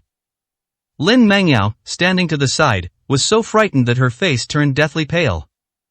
Yi Bei smiled calmly. "Lin Chaoran, you're overthinking it. You can't kill me." Yi Bei's body suddenly leaned back, and two throwing knives flew past his face. Whoosh! Whoosh! Lin Chaoran's surefire strike was dodged by Yi Bei, and he was very unwilling to accept it, so he stomped on Yi Bei. Yi Bei braced himself with both hands behind him and kicked off with both feet towards Lin Chaoran. Lin Chaoran was caught off guard and kicked squarely by Yi Bei. Yi Bei's kick was quite forceful, sending Lin Chaoran flying. Yi Bei used the momentum to stand up and saw Lin Chaoran, who had just crashed onto the coffee table. Boom! Lin Chaoran clutched his waist and struggled to his feet, roaring at the bodyguards, "What are you all looking at? Get him and kill this kid. Let's see who dares to lay a hand on you. Anyone who dares to make a move, leave the Lin family immediately." Enraged, Lin Chaoran stood on the upper floor, gripping the railing and roaring. The security guards were genuinely afraid of Lin Chaoran. Lin Chaoran saw Lin Chaoran and laughed wildly. "Lin Chaoran, you sick cat, you are not qualified to be the head of this family. Listen to me, he is no longer the head of the family, you don't need to listen to him." The security guards looked at each other, unsure of what to do. "Those who aren't going to fight, get out of here right now," Lin Chaoran shouted. "Second brother, do you really want me dead?" Lin Chaoran clutched his chest, his face extremely pale. "I wish you were dead right now, and I'm not afraid to tell you that I killed the old man," Lin Chaoran said menacingly. Hearing this from upstairs, Lin Chaoran trembled with excitement. "Second brother, you beast, did you really kill the old man? You still want to be in charge of this family?" Lin Chaoran was so angry that he collapsed to the ground. When Lin Mengyao saw her father fall, she immediately ran upstairs, asking, Dad, what's wrong? Do you still want to help this beast?" Yi Bei coldly glanced at the bodyguards. "Yi Bei, today is your death day too, kill them," Lin Chaoran shouted. "Lin Chaoran, I believe the law enforcement agency and the police will definitely find evidence that you killed Master Lin." Yi Bei walked towards him. Lin Chaoran panicked a little. He thought his throwing knife would kill Yi Bei, but he failed. "No one can do anything to me without evidence. Kill this bastard." This statement is undoubtedly a classic case of protesting too much. "Dry, please save my father. Dry, please save my father."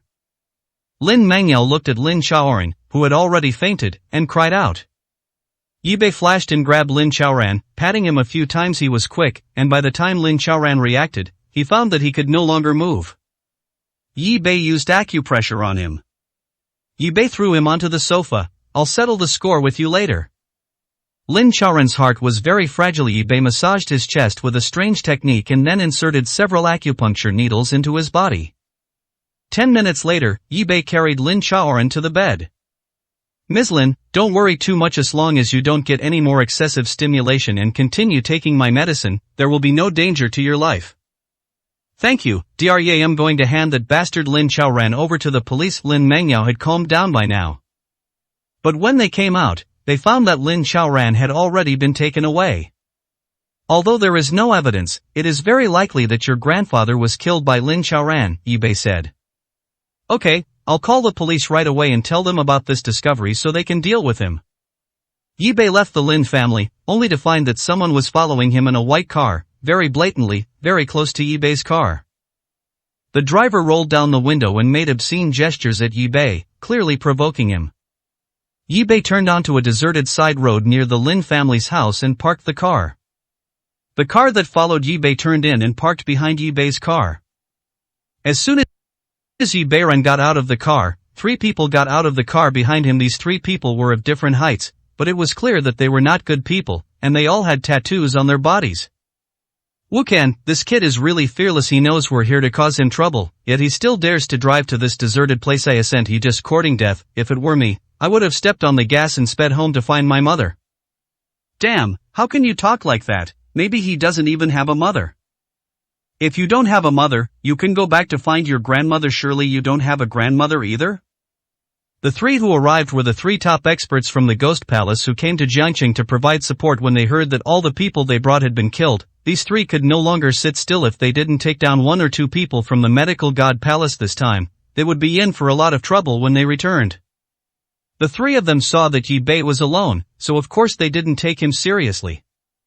Any one of those 3 could easily take down this pretty boy and beat him until he cried for his parents.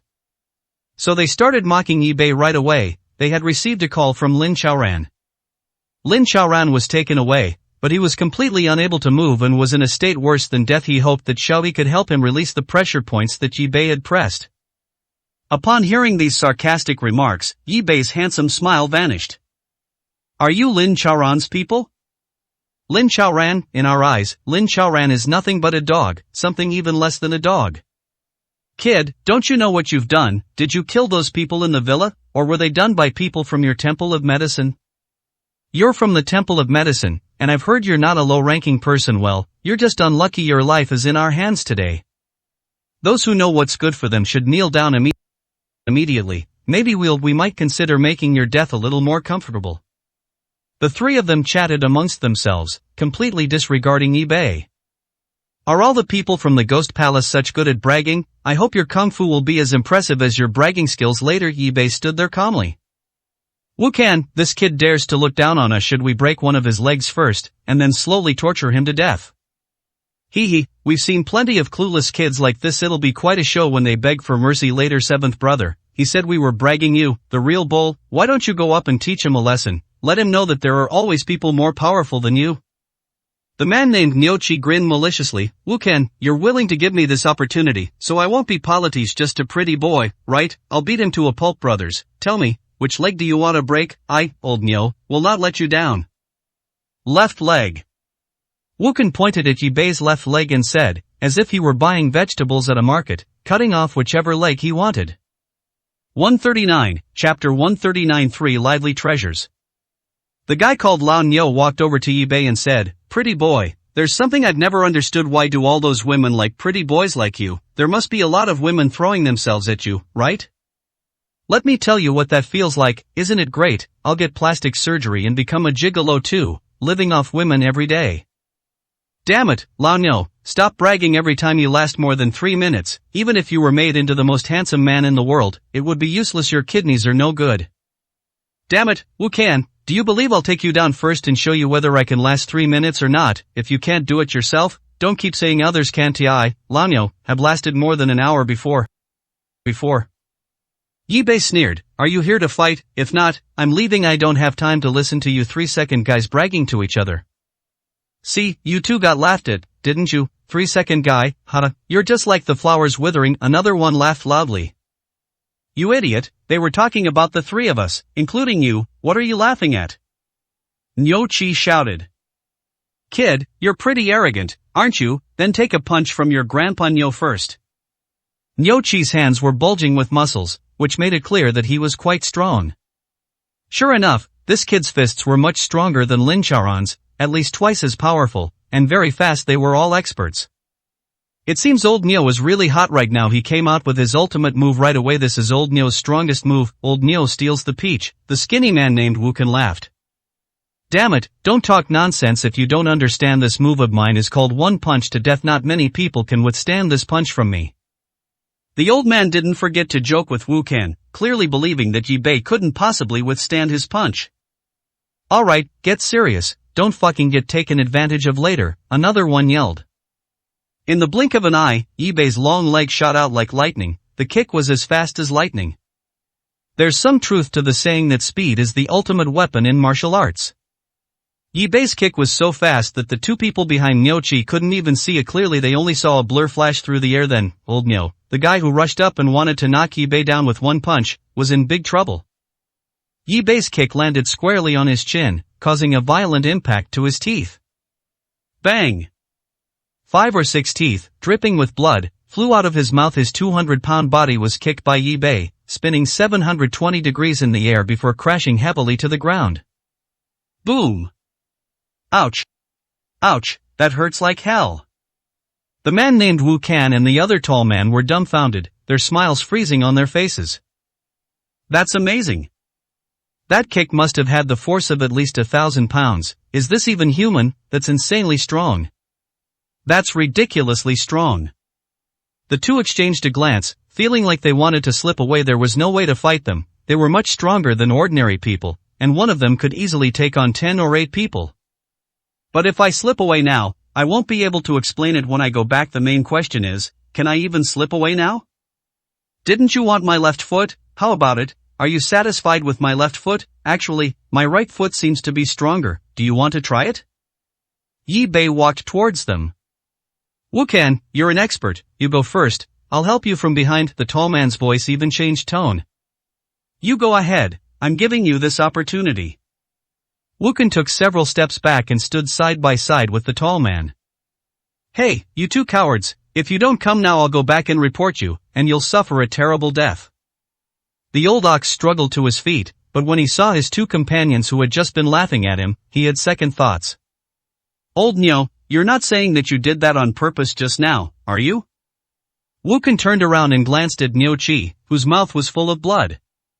Go to hell, I've lost all my teeth, try showing me one on purpose. Yi Bei looked at these three idiots and couldn't help but laugh. Did the Ghost Palace send you here to be a joke? Let me tell you, none of you are leaving today. You're all going to die. You're right, I killed everyone in the villa. The three of them were stunned. Damn it, such a high-level expert, and the three of them, were supposed to deal with him. What kind of intelligence is this?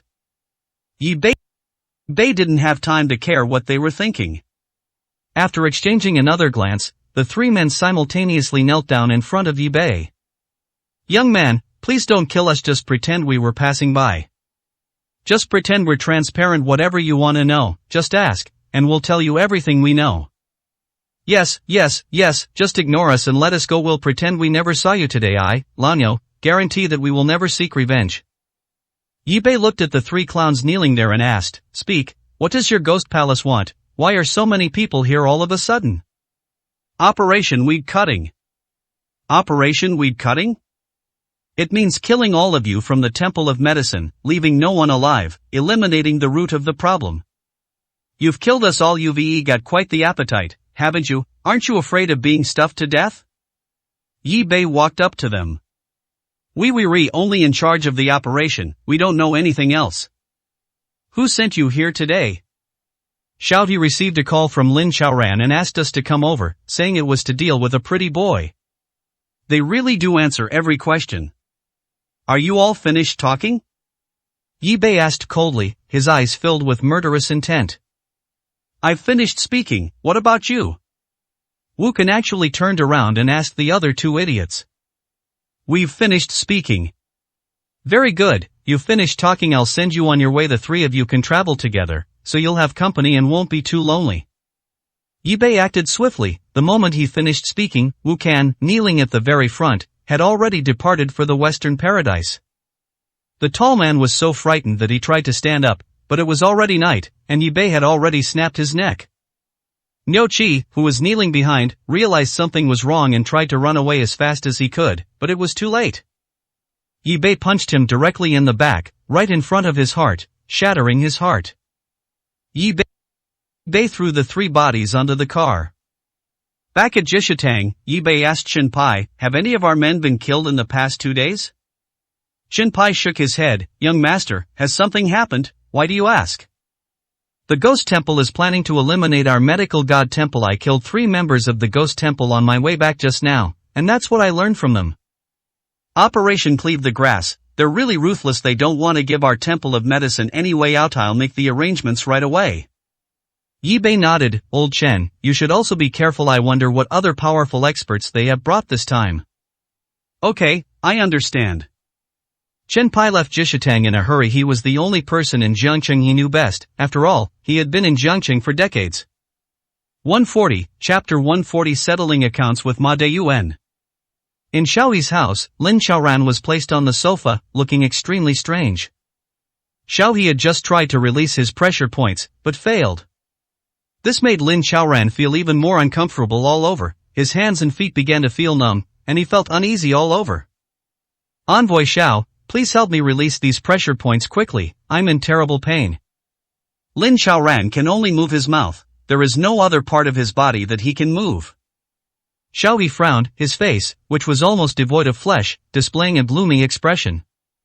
"Lin Xiaoran, why did you have to fight with Yi Bei? This kid's pressure point technique is extremely unique. I've already tried several methods without success. I am afraid I might accidentally cripple you."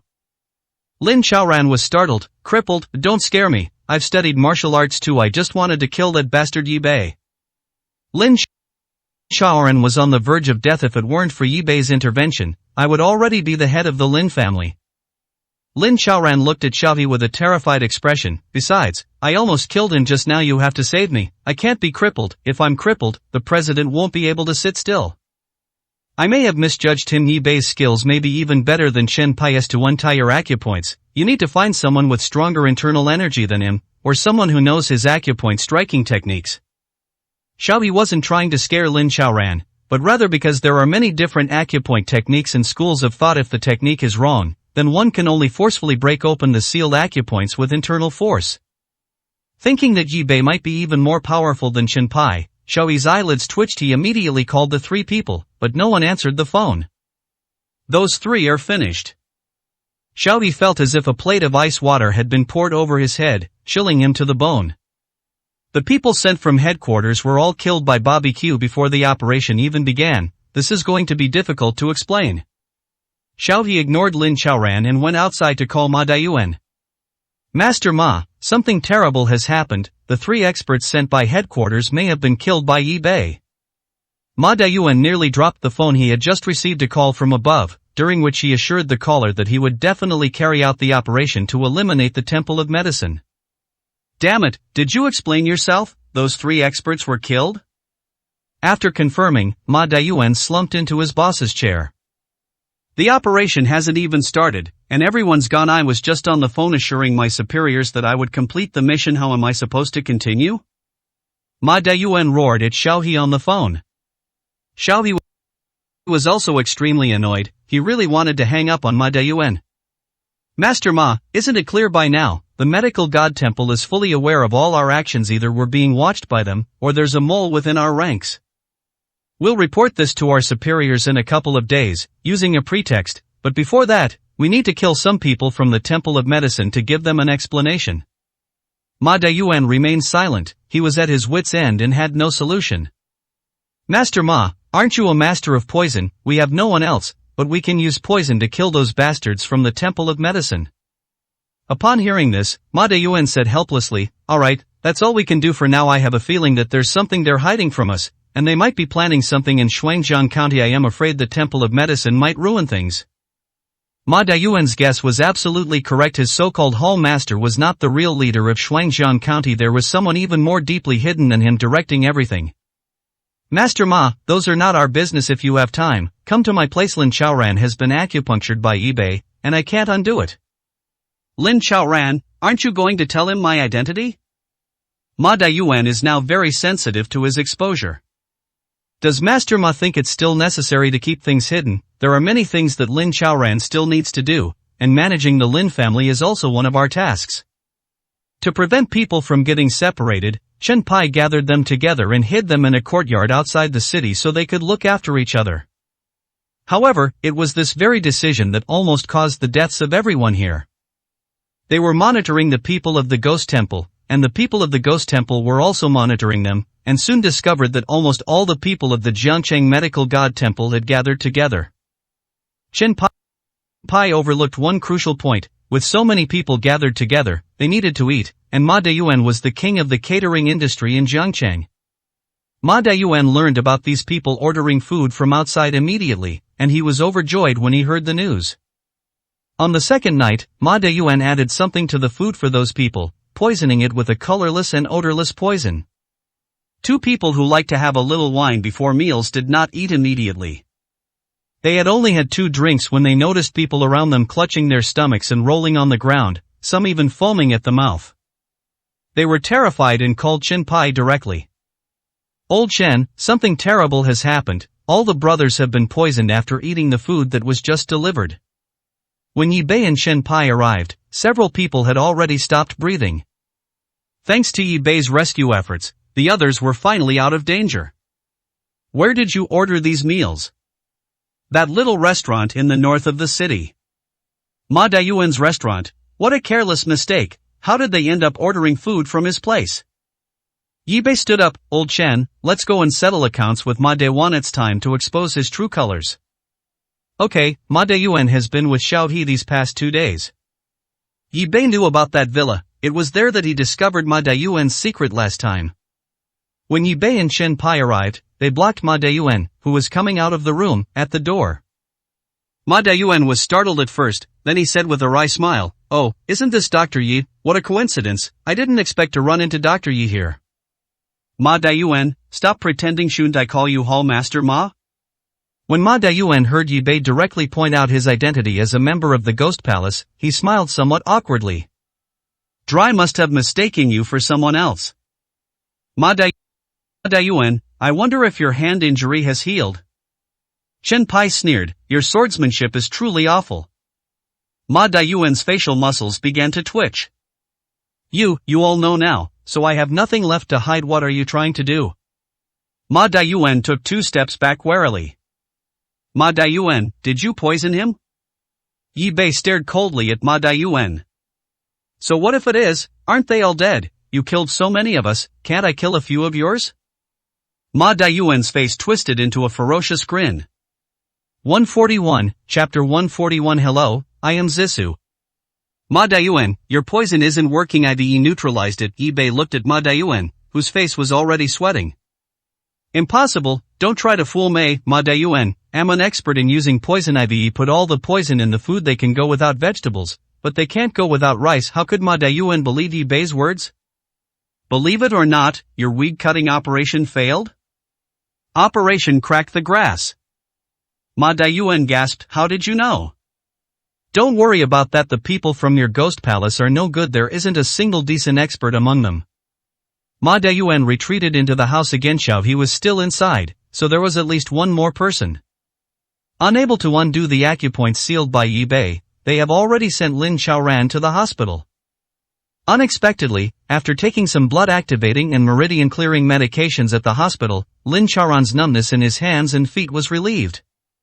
The police received Lin Mengyao's call, but they had no evidence. They had heard about the infighting within the Lin family, but they treated it as an internal conflict and didn't really take it seriously. They only conducted a routine inquiry with Lin Xiaoran while he was at the hospital. After Lin Xiaoran was able to stand up, he returned to the Lin family. He had no intention of letting Lin Xiaoran and Lin Mengyao go. Hearing the commotion outside, Xiao He, who was inside the house, also came out. Xiao He wasn't surprised at all to see Yi Bei and Chen Pai. "Yi Bei, I underestimated you. You discovered I was staying here last time, didn't you? You haven't made a move yet. You really patient." Ma Dayuan recalled the time he returned here to recuperate after his last injury. "Yi Bei, did you know my identity when I was injured that time?" "That's right. It was quite a coincidence. The day I was originally looking for Xiao He, but I didn't expect you to show up and give me such a pleasant surprise." Ma Dayuan turned around and glared fiercely at Xiao He. Damn it, it's all your bad ideas, otherwise I wouldn't have been exposed so quickly. Master Ma, let's take care of them first, otherwise neither of us will be able to leave. Xiaobi suddenly made his move, all he wanted to do now was leave this place. Suddenly, he raised his two withered, twig-like hands towards Yi Bei and Chen Pai, and two black daggers flew towards them. At the same time, instead of advancing, Xiaobi retreated and suddenly ran towards the back door. As soon as Ma Dayuan saw Xiaohi's expression, he knew that Xiaohi was going to run away. Ma Dayuan followed closely behind Xiaohi, desperately trying to keep up. As Yi Bei and Chen Pai dodged the two black daggers and gave chase, they heard the sound of a car starting up behind the house. Yi Bei and Chen Pai returned to the car and drove towards the exit of the residential area. However, Ma Dayuan and Xiaohi have disappeared. It turns out that Ma Dayuan and Xiaohi didn't actually leave. There's an underground parking lot in this residential area, and Yi Bei had just planned to ambush them at the entrance. However, they didn't leave the residential area at all. Instead, they hid in the parking lot. Ma Dayuan cursed at Xiaohi, "I'm finished, it's all because of you. If you hadn't come to Jiangcheng, I would never have been discovered." Xiaobi coldly looked at Ma Dayuan, "Hall Master Ma, the higher-ups have long been dissatisfied with your performance over the years. You're just a coward, you haven't done anything all these years. Aside from your restaurant, if I hadn't come to Jiangcheng, would you have completely forgotten your identity as the master of the Ghost Palace?" Ma Dayuan was displeased. "Isn't what I'm doing contributing more to the Ghost Palace? I've killed quite a few people from the Medical God Palace over the years, haven't I? Don't make it sound like I haven't done anything wrong." "Master Ma, save those words for heaven." Xiaohi plunged a gleaming dagger into Ma Dayuan's heart. You actually dared to kill me." Ma Dayuan, who died with his eyes wide open in disbelief, ended up dying at the hands of his own people. Xiaobi glanced at Ma Dayuan, "You idiot, I came here with a mission. As soon as you're exposed and useless, I'll kill you." Xiaobi killed Ma Dayuan and went to see Lin Chaoran before leaving Jiangcheng. "Lin Chaoran, you can't mess with Yi Bei without my orders. I am leaving Jiangcheng for a few days, so you'd better keep a low profile." The next day, news of Ma Dayuan's death in the car made the headlines in Jiangcheng. "Young master, Ma Dayuan is dead." When Chen Pai went to buy groceries in the morning, he still bought a copy of the Jiangcheng Morning Post as usual, a habit he has maintained for many years. Ma Dayuan is dead? Yi Bei took the newspaper from Chen Pai and glanced at it. It was most likely Xiaohi who did it. With Ma Dayuan dead, the Ghost Palace will probably be quiet in Jiangcheng and Shuangjiang County for a while, Chen Pai said. Yi Bei, however, had a different opinion. "I don't think so. If that madman Xiaohi were to take charge of the Ghost Palace's affairs, things would probably be even more turbulent." Chen Pai smiled and said, "What the young master said makes sense. We must not let him escape next time. Old Chen, it will be senior sister Ye's birthday in a few days. I have already told master that I will go back to celebrate her birthday. Master said that he will send a doctor to our place, and he will arrive in the next couple of days. Alright, go ahead without worry with this old fellow like me here in Jiangcheng. Nothing serious will happen. Our medical god temple stands between heaven and earth with the mission of healing the sick and saving lives. It's not good for this clinic to be constantly closed. Having a new doctor would give the young master more time to do what he wants." Just before noon, a beautiful woman in her early 20s walked into Jishitang, dragging a large suitcase. The newcomer was tall and slender with perfect curves and long, straight legs. She wore jeans and a t-shirt, looking very capable. Yi Bei, who was examining a patient, looked up and saw that he had an oval face, large eyes, a large mouth, a high and straight nose, and wheat-colored skin, which made him look very healthy. Beautiful. The woman's eyes met Yi Bei's, and she gave him a beautiful smile. Her white teeth made her smile very charming. "You must be senior brother Yi. Hello, I'm Zissou, I'm from the northern frontier." Zissou generously extended her hand to Yi Bei. Yi Bei and Chen Pai were both somewhat surprised, not expecting that a young woman had been transferred from elsewhere. "Hello, I'm Yi Bei. Senior brother Yi, I had heard of you before I came. Everyone says you are the most outstanding young talent in our medical god Halley. Hope you will give me more guidance in the future." Zissou was cheerful and talkative. "Old Chen, please take Miss Zissou upstairs to put her luggage away. I still have a few patients here." Yi Bei called Chen Pai over and asked him to take Zissou upstairs. That suitcase was quite heavy, but Yi Bei noticed that Zissou carried it very easily when they went upstairs. This girl's martial arts skills are probably quite good. 142, Chapter 142 Making a Difficult Decision. Zissou was very quick and efficient. After putting things away, she went downstairs to help Chenpai tidy up. Grandpa Chen, let me do it, she snatched the broom from Chenpai's hand. Old Chen, don't cook lunch today, let's go to the small restaurant next door and have a welcome dinner for Zissou. Okay, Chenpai had no objection and agreed happily. Zissou replied, no need to be so polite, do you have any flour at home? I'll make some noodles for you, my noodles are delicious. Zissou, you've just arrived today, so listen to me, make noodles for us another day. Okay, I'll cook for you guys tonight. I probably won't be able to enjoy this meal tonight, a friend's mother has fallen ill, and I need to go see her, it's quite far, and I'll probably have to ask you to take care of things at the clinic tomorrow. When Yi Bei saw Zissou arrive, he decided to go and see Lu Min's mother as well. As long as senior brother Yi trusts me, that's enough, I am here to learn from you. No need to be so polite, the fact that you were invited here means that your skills are up to par. After lunch, Yi Bei followed the navigation and set off towards Qingtang City. The map showed that it was still more than 60 kilometers of secondary road from Qingtang City to Lu Min's hometown. Yi Bei expected to arrive in the county town around dark, so he sent Lu Min a message before he set off. Just as Yi Bei had predicted, he arrived in the small county town shortly after dark. The town was small, with only 4 or 5 main streets, but it was very clean and beautiful. Yi Bei easily found the county hospital by following the navigation. He had just spoken to Lu Min on the phone and they arranged to meet at the hospital entrance. After Lu Min finished her phone call with Yi Bei, she jogged to the hospital entrance. Before she could even stand still, a fat man and 2 young men with tattoos walked out of the hospital. The fat man muttered as he walked away, damn it, what a bad day, I almost ruined my hand. One of his hands was wrapped in gauze. Hey fatty, I'll get you a hot girl later to help you get rid of your bad luck. You're really good at handling things, no wonder boss who values you so much. The fat man perked up when he heard about the woman. Hey fatty, look, there's a stunning beauty over there. If it weren't for her back being too thick, her figure would be absolutely perfect. The fat man followed the direction the young man was pointing and saw Lu Min waiting for Yi Bei. She really is a beauty. Let's go. The fat man strode towards Lu Min. Hey beautiful, are you waiting for someone? The fat man's voice arrived before he did. Lu Min felt quite helpless about this kind of advances. Unexpectedly, after the fat man saw Lu Min's face clearly, he spoke up, oh, isn't this Lu Min, my high school classmate? The fat man recognized Lu Min and took the initiative to greet her. Fatty Huang, Lu Min greeted him. It's true what they say, girls really do change a lot as they grow up. Lu Min, you're getting more and more beautiful. Fatty Huang's eyes scoured Lu Min, revealing a greedy look. Back in school, Lu Min was a well-known beauty. Fatty Huang was naturally one of those who secretly admired Lu Min. Although Lu Min was only wearing a t-shirt and jeans today, her curvaceous and charming figure could not be hidden. Hey fatty, do you know this stunning beauty? The young man couldn't take his eyes off Lu Min. It was rare to see such a beautiful woman in this small county. High school classmate, it's been so many years. Fatty Huang stared at Lu Min with a smile.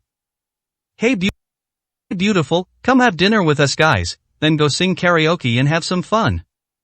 Sorry, I'm waiting for someone, maybe next time. Lu Min just wanted to get rid of these people. Yi Bei parked his car and walked towards the hospital entrance.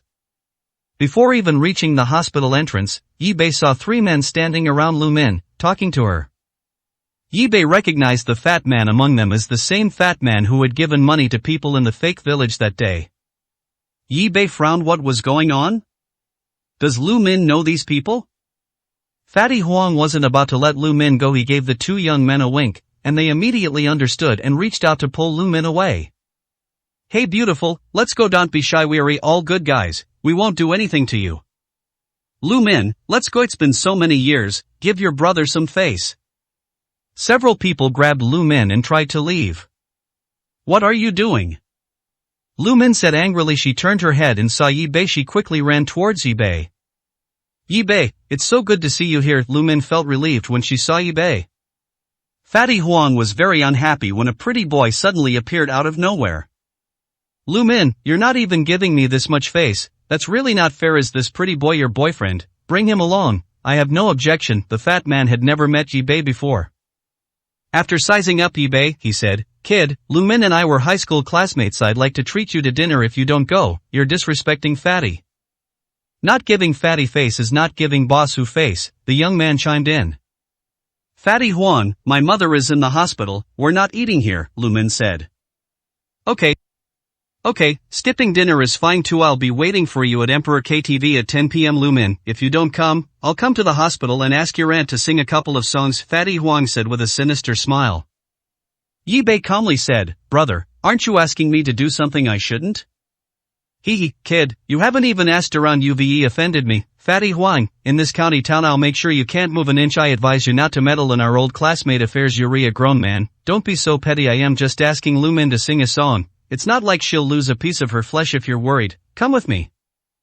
That's what Fatty Huang said with ill intent. "Okay, we'll be there on time," Yi Bei replied.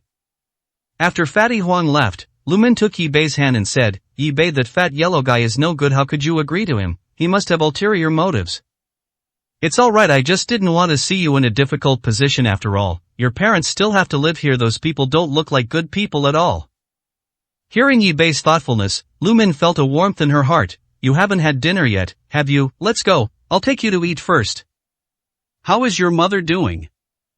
"I just took my medicine and fell asleep. My dad is inside with me." Lu Min accompanied Yi Bei as they walked out of the hospital. Huang, who had just gotten into the car and hadn't left yet, said to the young driver, "Find someone to keep an eye on them. I've had a crush on that woman since I was in school. Prepare some drugs tonight, I'm going to sleep with her." The young man leered, "Don't worry, Fatty, they can't run away here if they dare to come tonight. That beauty will be yours." 143, Chapter 143 could very well lead to someone's death. Yi Bei also prepared some gifts when he brought them to the ward. Lu Min's father was delighted to see Yi Bei's tall and handsome appearance. "Where can you find a son-in-law like this?" "Young man, how old are you this year? What's your zodiac sign?" Lu Min quickly exclaimed, "Dad, what are you doing? He's the doctor I invited to treat Mom, not for you to ask me all sorts of questions." Lu Min's father sighed and said, "Your mother can't speak now, but I know what she's thinking. She just wants you to get married, to have someone who can love you and take care of you, someone you can rely on, and if possible, to hold your children. She's getting old, she doesn't ask for much anymore." "Dad, why are you here again? You're even more nagging than Mom." Lu Min said to Yi Bei somewhat embarrassedly, "Yi Bei, don't listen to my dad. That's just how he is. He talks about this all the time, as if I'll never get married." In fact, Lu Min knew that there was always something missing between him and Yi Bei, and that they could never become husband and wife. The current relationship can only be described as consensual, based on mutual need. But she was already content with that. "Uncle, don't worry, Lu Min is such a good girl, she will definitely find a good husband. Let me take a look for Auntie first." "Sigh, the doctor has already said that there is no hope for her mother's condition. Once her condition stabilizes, she can go home and recuperate slowly. You know, what kind of bad luck did she have to get such an incurable disease? Even the hospital can't do anything about it. Young man, if you don't mind Xiaoman, then marry her." Yi Bei placed his hand on Lu Min's mother's pulse points and, after taking her pulse, conducted a thorough examination. "Lu Min, uncle, don't worry. Aunt's illness is treatable after treatment. She will be able to take care of herself completely. You don't need to worry too much." As Yi Bei was speaking, a female doctor in her 30s walked in with 2 interns. "You must be the patient's family members. The patient's condition is basically like this now. Would you like to decide whether to continue treatment here or go home to recuperate? If you choose to go home, you can be discharged tomorrow." After the doctor finished speaking, he glanced at Yi Bei, mainly because Yi Bei was incredibly handsome. "Doctor, may I perform acupuncture treatment on my patient here?" Yi Bei smiled faintly, revealing his handsome dimples, which almost captivated the young female doctor. She paused for a moment, then said, "Of course, no, what did you just say? Could you say it again?" "I mean, can I perform acupuncture treatments for patients here?" Yi Bei asked again. You're a doctor?" Yi Bei nodded. "Which hospital?" The female doctor asked Yi Bei again. "I am a doctor at a clinic." "A doctor from a clinic? That won't do. This is a hospital. Even our hospital can't help with this kind of illness. What can a doctor from a clinic possibly do? You don't even know what's wrong with this patient?" The young female doctor looked down on Yi Bei. In her eyes, such a young doctor was at most someone who had just graduated from medical school. She admired Yi Bei's courage in opening his own clinic at such a young age, but she had serious doubts about his medical skills. Of course I know what's wrong with the patient. It's a stroke. Who says a doctor at a clinic can't cure a patient? Yi Bei said without changing his expression. Since you know this patient has suffered a stroke, you should know that this is a medical challenge worldwide, and it's not something that can be cured by simple acupuncture. If you really want to treat him, wait until he goes home. But I must warn you, if any problems arise, don't blame me for not warning you. Thank you for reminding me. Just give me half an hour. Now is the best time to treat the patient because the stroke was caused by liver yang hyperactivity, and this is the time when liver yang is at its weakest. I have just examined the patient. If you give me half an hour, I can get the patient to sit up and speak. The young female doctor couldn't help but sneer. You look quite good, but unfortunately, you're not very bright. What nonsense are you talking about? Do you even know who he is? He's Yi Bei from Jiangcheng Jishitang. Haven't you all heard of him? Lu Min said somewhat angrily. This doctor is so unpolite. Upon hearing Lu Min's words, the two interns said, no wonder he looks so familiar. It turns out he's the dry who made Jiangcheng Central Hospital have no patients. The young female doctor asked, what are you talking about? What miracle doctor? Are you a fraud? And in turn took out his phone, found a video about Yi Bei, and showed it to the young female doctor. Look, it really is him, much more handsome in person than in the video. The young female doctor glanced at the video and said, you kids are so easy to fool. How can you believe anything in this video? Unless he can cure the patient in front of me, I won't believe him no matter what.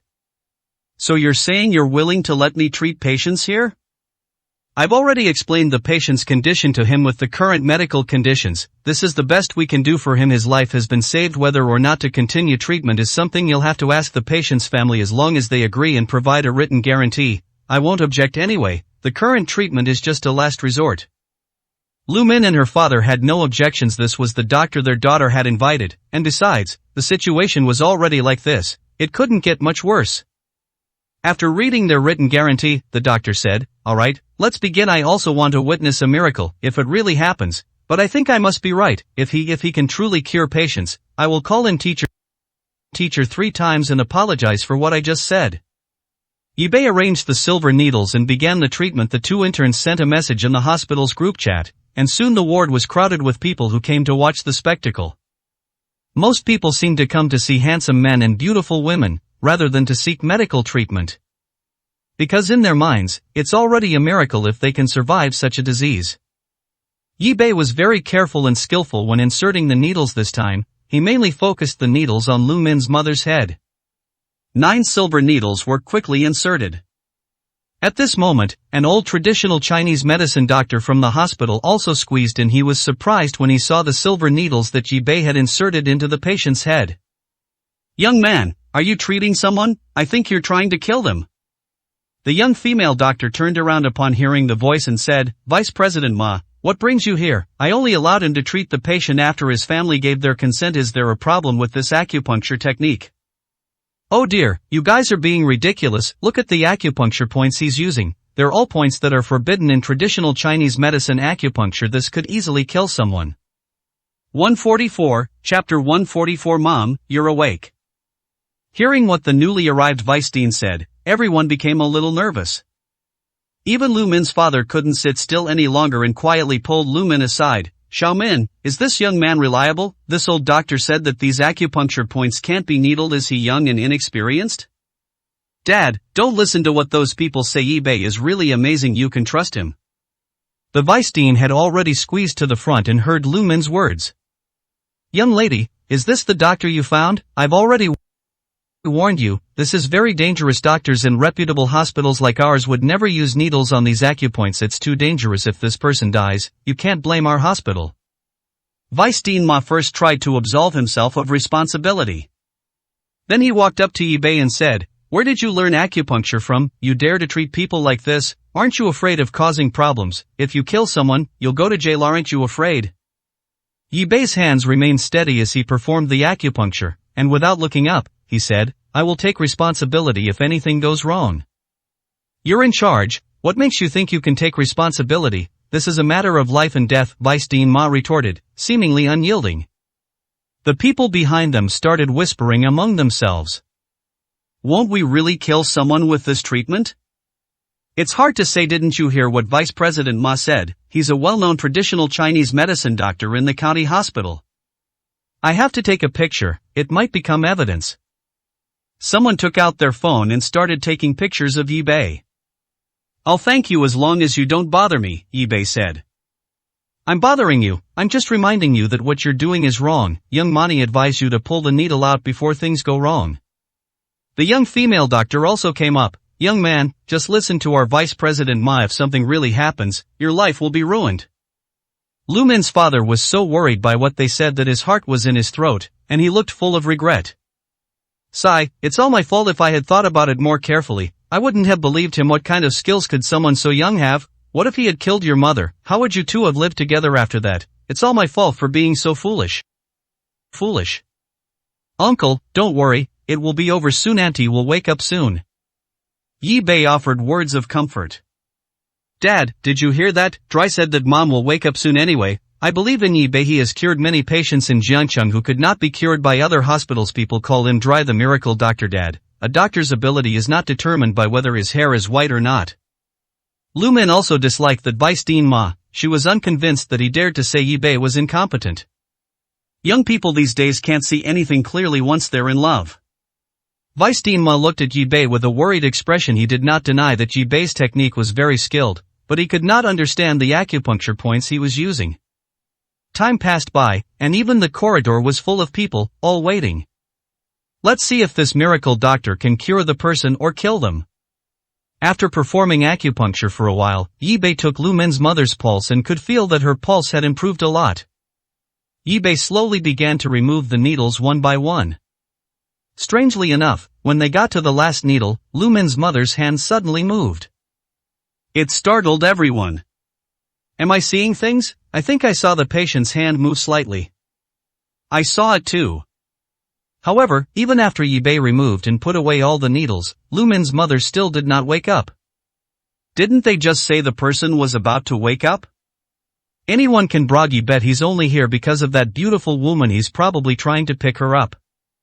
Luckily, no one died from the treatment.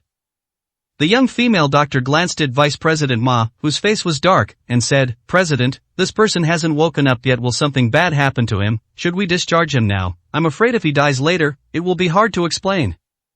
Vice President Ma said, let them be discharged immediately if something goes wrong. Our hospital can't take the blame. We just got our grade 3 class A hospital rating, and we can't let it be ruined because of him. The young female doctor immediately said to Lu Min, patient's family, you heard what our Vice President Ma said. You should be discharged now. We can't afford to take responsibility if anything happens. Doctor, look, it's already dark. Can't we go out tomorrow? Lu Min felt a little guilty when she saw that her mother was still asleep. Lu Min, let them process your discharge. Auntie will wake up, Yi Bei said. This kid is still being stubborn. It's a good thing he didn't kill someone. I advise you not to be so reckless in the future. If something really happens, you'll have no tears left to cry. If you like a girl, pursue her honestly. Don't resort to such underhanded tactics, Vice Dean Ma said in a lecturing tone. Thank you, but you should mind your own business. My affairs are none of your concern. Besides, I never make empty promises. I can wake Auntie up right now, Yi Bei said, somewhat annoyed. Stop bragging. If you can wake someone up, I'll waive the patient's medical bills, Vice President Ma said. Yi Bei laughed. Vice Dean Ma, you said it yourself, everyone heard it. I said, if you're so capable, then wake the patient up. Yi Bei reached out and pressed on Lu Min's mother's philtrum. Lu Min's mother actually slowly opened her eyes. The entire room fell silent. Mom, you're awake. Old woman, do you still recognize me?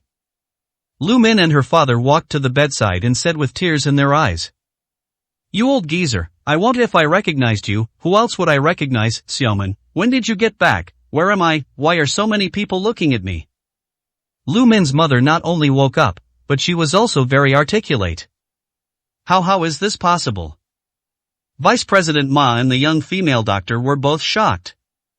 Someone in the crowd started clapping. It's amazing. I never expected to witness a medical miracle tonight. Who just said that those acupuncture points on the head can't be treated with acupuncture? Vice Dean Ma wished he could disappear into the ground, his face was flushed red to his neck. Vice President Ma, can we be discharged now? Does what you just said still stand? Yi Bei asked with a smile. Of course it counts, but it's very late now. You can go tomorrow. Our hospital isn't the kind that rushes patients. Vice Dean Ma was extremely embarrassed and said with a flushed face.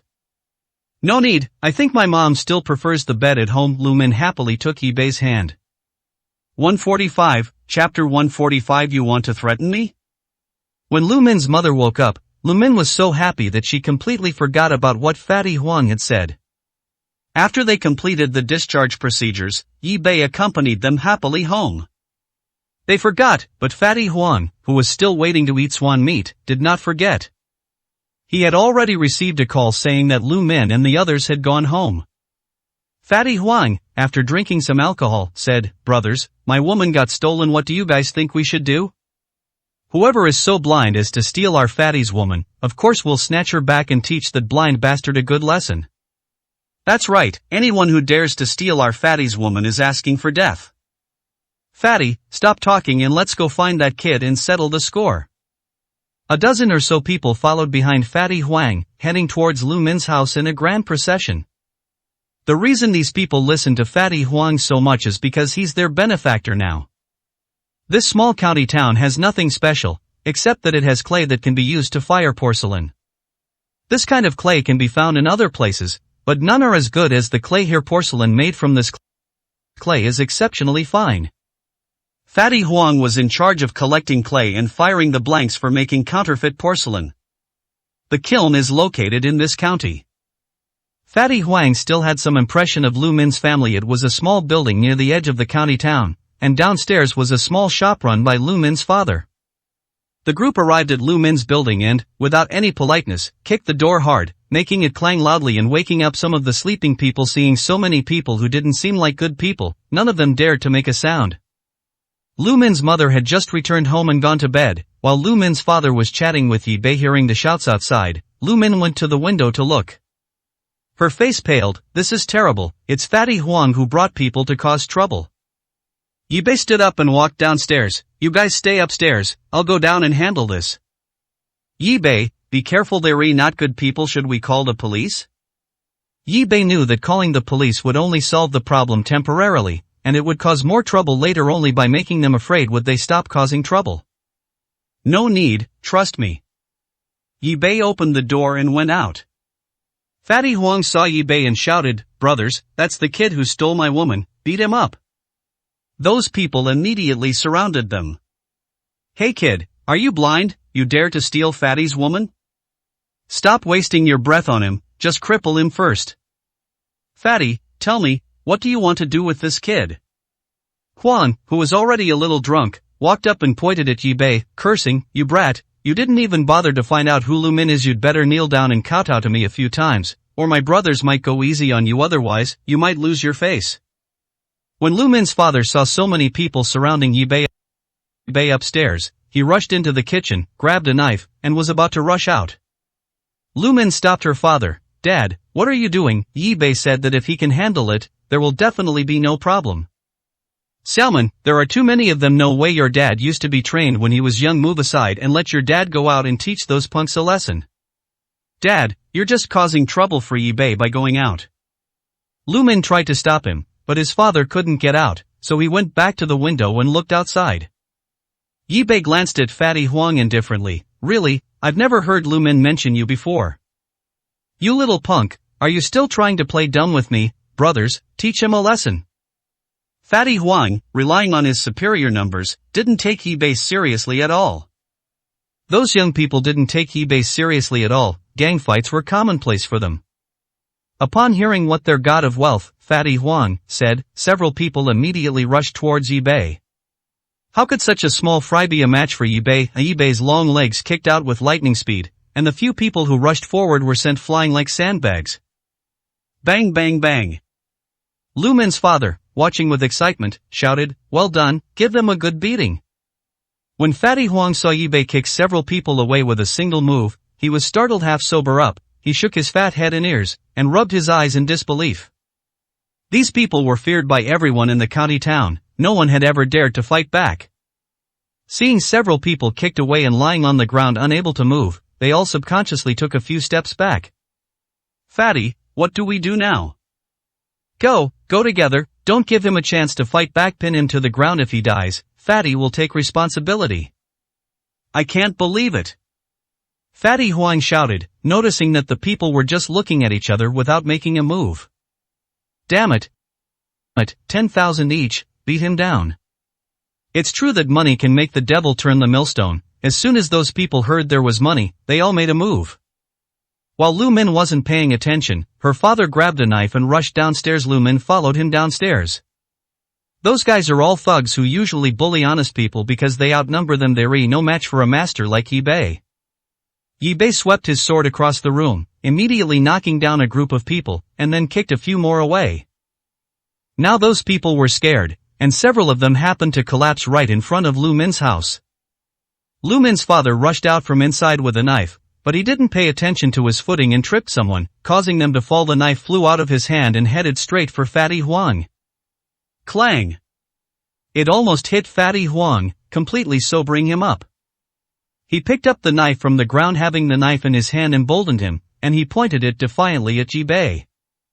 Pretty boy, I'm going to bleed you dry today, or you won't know how powerful Fatty is. Several young men who were still able to stand rushed over when they saw Lu Min coming out from behind, and grabbed her. Boy, stop. So we took off the girl's clothes. Lu Min's father then got up and said, I'll fight anyone who dares to touch my daughter. Yi Bei looked sharply at those people. Release them if you don't want to die. Kid, kneel down and kowtow to your fat master to apologize, or I'll kill Lu Min's whole family. You believe me? Fatty Huang tried to threaten Yi Bei with the lives of Lu Min's family, but he miscalculated. Are you trying to threaten me? Yi Bei suddenly moved, his figure ghostly. Before anyone could see his movements, he was already beside them. He threw them all away from Lu Min, one in each hand, and then Yi Bei picked up the last one and slammed it down on Fatty Huang. Bang! Fatty Huang tried to dodge, but he couldn't at all. He was hit squarely, and the knife in his hand pierced his own thigh. A blood-curdling scream, like a pig being slaughtered, rang out. 146, Chapter 146, Local Specialties of Small Counties. Within minutes, Fatty Huang and all the men he brought were lying on the ground. Lu Min, you and your uncle go back upstairs first. I'll take care of things here. Lu Min's father now realizes that this seemingly harmless, handsome man is no ordinary person. After Lu Min and her father went upstairs, Yi Bei came to Huang Pengzi. Fatty, tell me, how's it going now? I don't want anything. Ivy had too much to drink. Lu Min is your woman, not mine. Despite the pain in his foot, Fatty Huang looked at Yi Bei with fear. He's not afraid to challenge Yi Bei now. That would be suicide. He's not stupid, otherwise he wouldn't have gotten to where he is now. Very well, if I find out that you are harassing Lu Min or causing trouble for her family, then I'm sorry, I will definitely not let you off the hook. As Yi Bei spoke, he stepped on the knife, causing Fatty Huang to scream in pain. He had seen many ruthless people in his years in the underworld, but he had never seen anyone as ruthless as Yi Bei. At that moment, he felt only fear. I won't do it again. Please let me go. I promise I'll never do it again. Good, if you go to the hospital now, you might be able to save your leg. It's hard to say if you go too late. After Yi Bei finished speaking, he didn't look at Fatty Huang again. Back upstairs, Yi Bei asked Lu Min's father. Uncle, what are some local specialties of your county? Special products, we live in a mountainous area, so we do have some special products, but none of them are particularly famous. I think the streets in the county are quite beautiful. What is the main source of income for your county? Is that what you're asking about? Our county doesn't have anything else, except for a type of clay used for making porcelain. This clay is only found here. We also have 2 or 3 large porcelain factories here, which is the main source of our county's economy. Hearing this, Yi Bei finally understood what this fat man had come for. It must have burst forth from the porcelain. This must be where those porcelain pieces took shape. However, Yi Bei knew that such antique-style items could not be made with modern machines. They had to be made using ancient methods and by hand. Otherwise, no matter how much they were aged, there would still be traces of machine work in the later stages. Is that so? Then your county must have a long history of making this. Are there any workshops that use traditional methods to make porcelain? Yi Bei asked again. Yes, there are several. Many antique replicas across the country are made here. If you want to see them, Uncle will take you tomorrow. Lu Min's father now treats Yi Bei as his prospective son-in-law, and he answers every question he has. Okay, then I'll have to trouble you tomorrow, Uncle. It's no trouble at all. You cured Lu Min's mother, and we haven't even properly thanked you yet. There's no trouble at all. Yi Bei chatted with Lu Min's father for a while longer, and then Lu Min came out after taking a shower. Dad, it's getting late. Yi Bei has been driving all day and he must be tired. You can talk about it tomorrow. Lu Min's father, feeling embarrassed, went back into his house. Yi Bei had just taken a shower and gotten into bed when the door opened and Lu Min slipped into his room. She went to the bedside, took off her clothes, and crawled into Yi Bei's blanket. Yi Bei was stunned for a moment, but the next second, Lu Min's hot body had already ignited him. Young hearts collided, and a moment of bliss on the spring night was worth 1,000 pieces of gold. Lu Min didn't quietly return to her room until dawn. The next morning, Lu Min's father went out early to buy a local specialty breakfast from the small county. It's a local specialty rice noodle, and it tastes pretty good. After eating, Lu Min's father said, Xiao Yi, let's go. I'll take you to see those workshops you mentioned last night. Some of them are in the countryside, quite a distance from here, but the products from those workshops are truly top-notch. Lu Min naturally went along as well. Yi Bei visited several stores, but none of them were what he wanted to see. Finally, at the last store, which was small, he found exactly what he wanted to see. The items that came out here were exactly the same ones Yi Bei had seen in the counterfeit village. This is the source. However, after chatting with the boss for a while, Yi Bei was told that all the goods here had been ordered by a man named Brother Hu. Yi Bei remembered that those people from last night seemed to have mentioned someone called Brother Hu. It seems that Fatty Huang bought these porcelain blanks through that Brother Hu. This Brother Hu may also be an important figure in this counterfeiting gang. Xiao Yi, you seem quite interested in these things? I just like it these days. It's not common to see things that are purely handmade. What we usually see are machine-made. That's true. We usually buy our own products from this small workshop. They're a bit more expensive than from the factory, but they work very well. When they got home, they found that the door and walls had been spray-painted with many large threatening words. Quick, go upstairs and check on your mother. I'll go ask the neighbors who did it. Lu Min's father said that. Lu Min rushed upstairs. It's obvious to anyone with a brain that it was those same people from yesterday who did it. Yi Bei had originally planned to go back to Jiangqing after lunch, but now it seems he can't leave if he doesn't resolve this matter. Lu Min's parents might not be able to stay here any longer.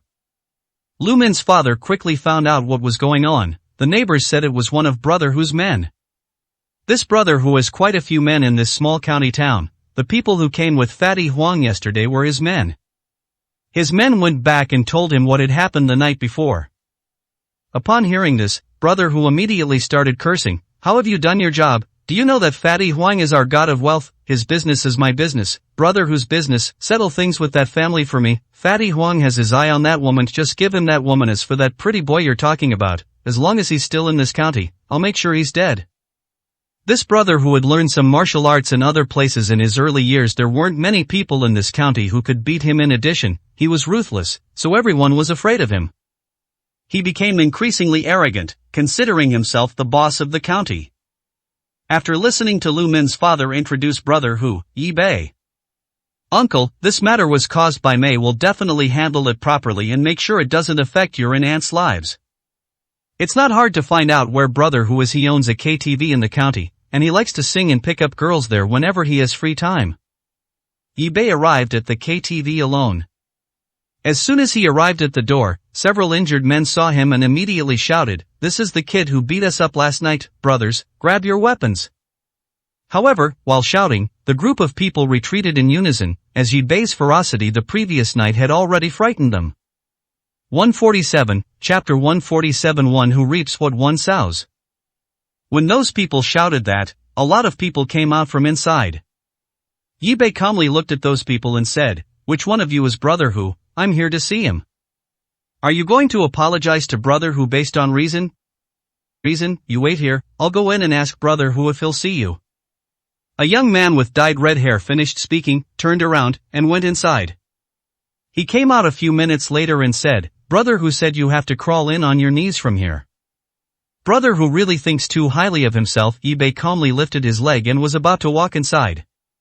Those young people immediately blocked Yi-Bei's path. "Are you deaf? Brother who said you'd crawl in like a dog. If you don't know how, we can teach you." "Kid, did you understand?" A young man was about to stomp on the back of Yi-Bei's knee, trying to make Yi-Bei kneel down.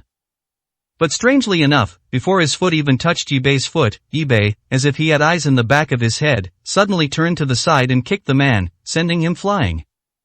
"Get out of the way, or don't blame me for being impolite." Yi-Bei's imposing presence frightened those people into retreating repeatedly.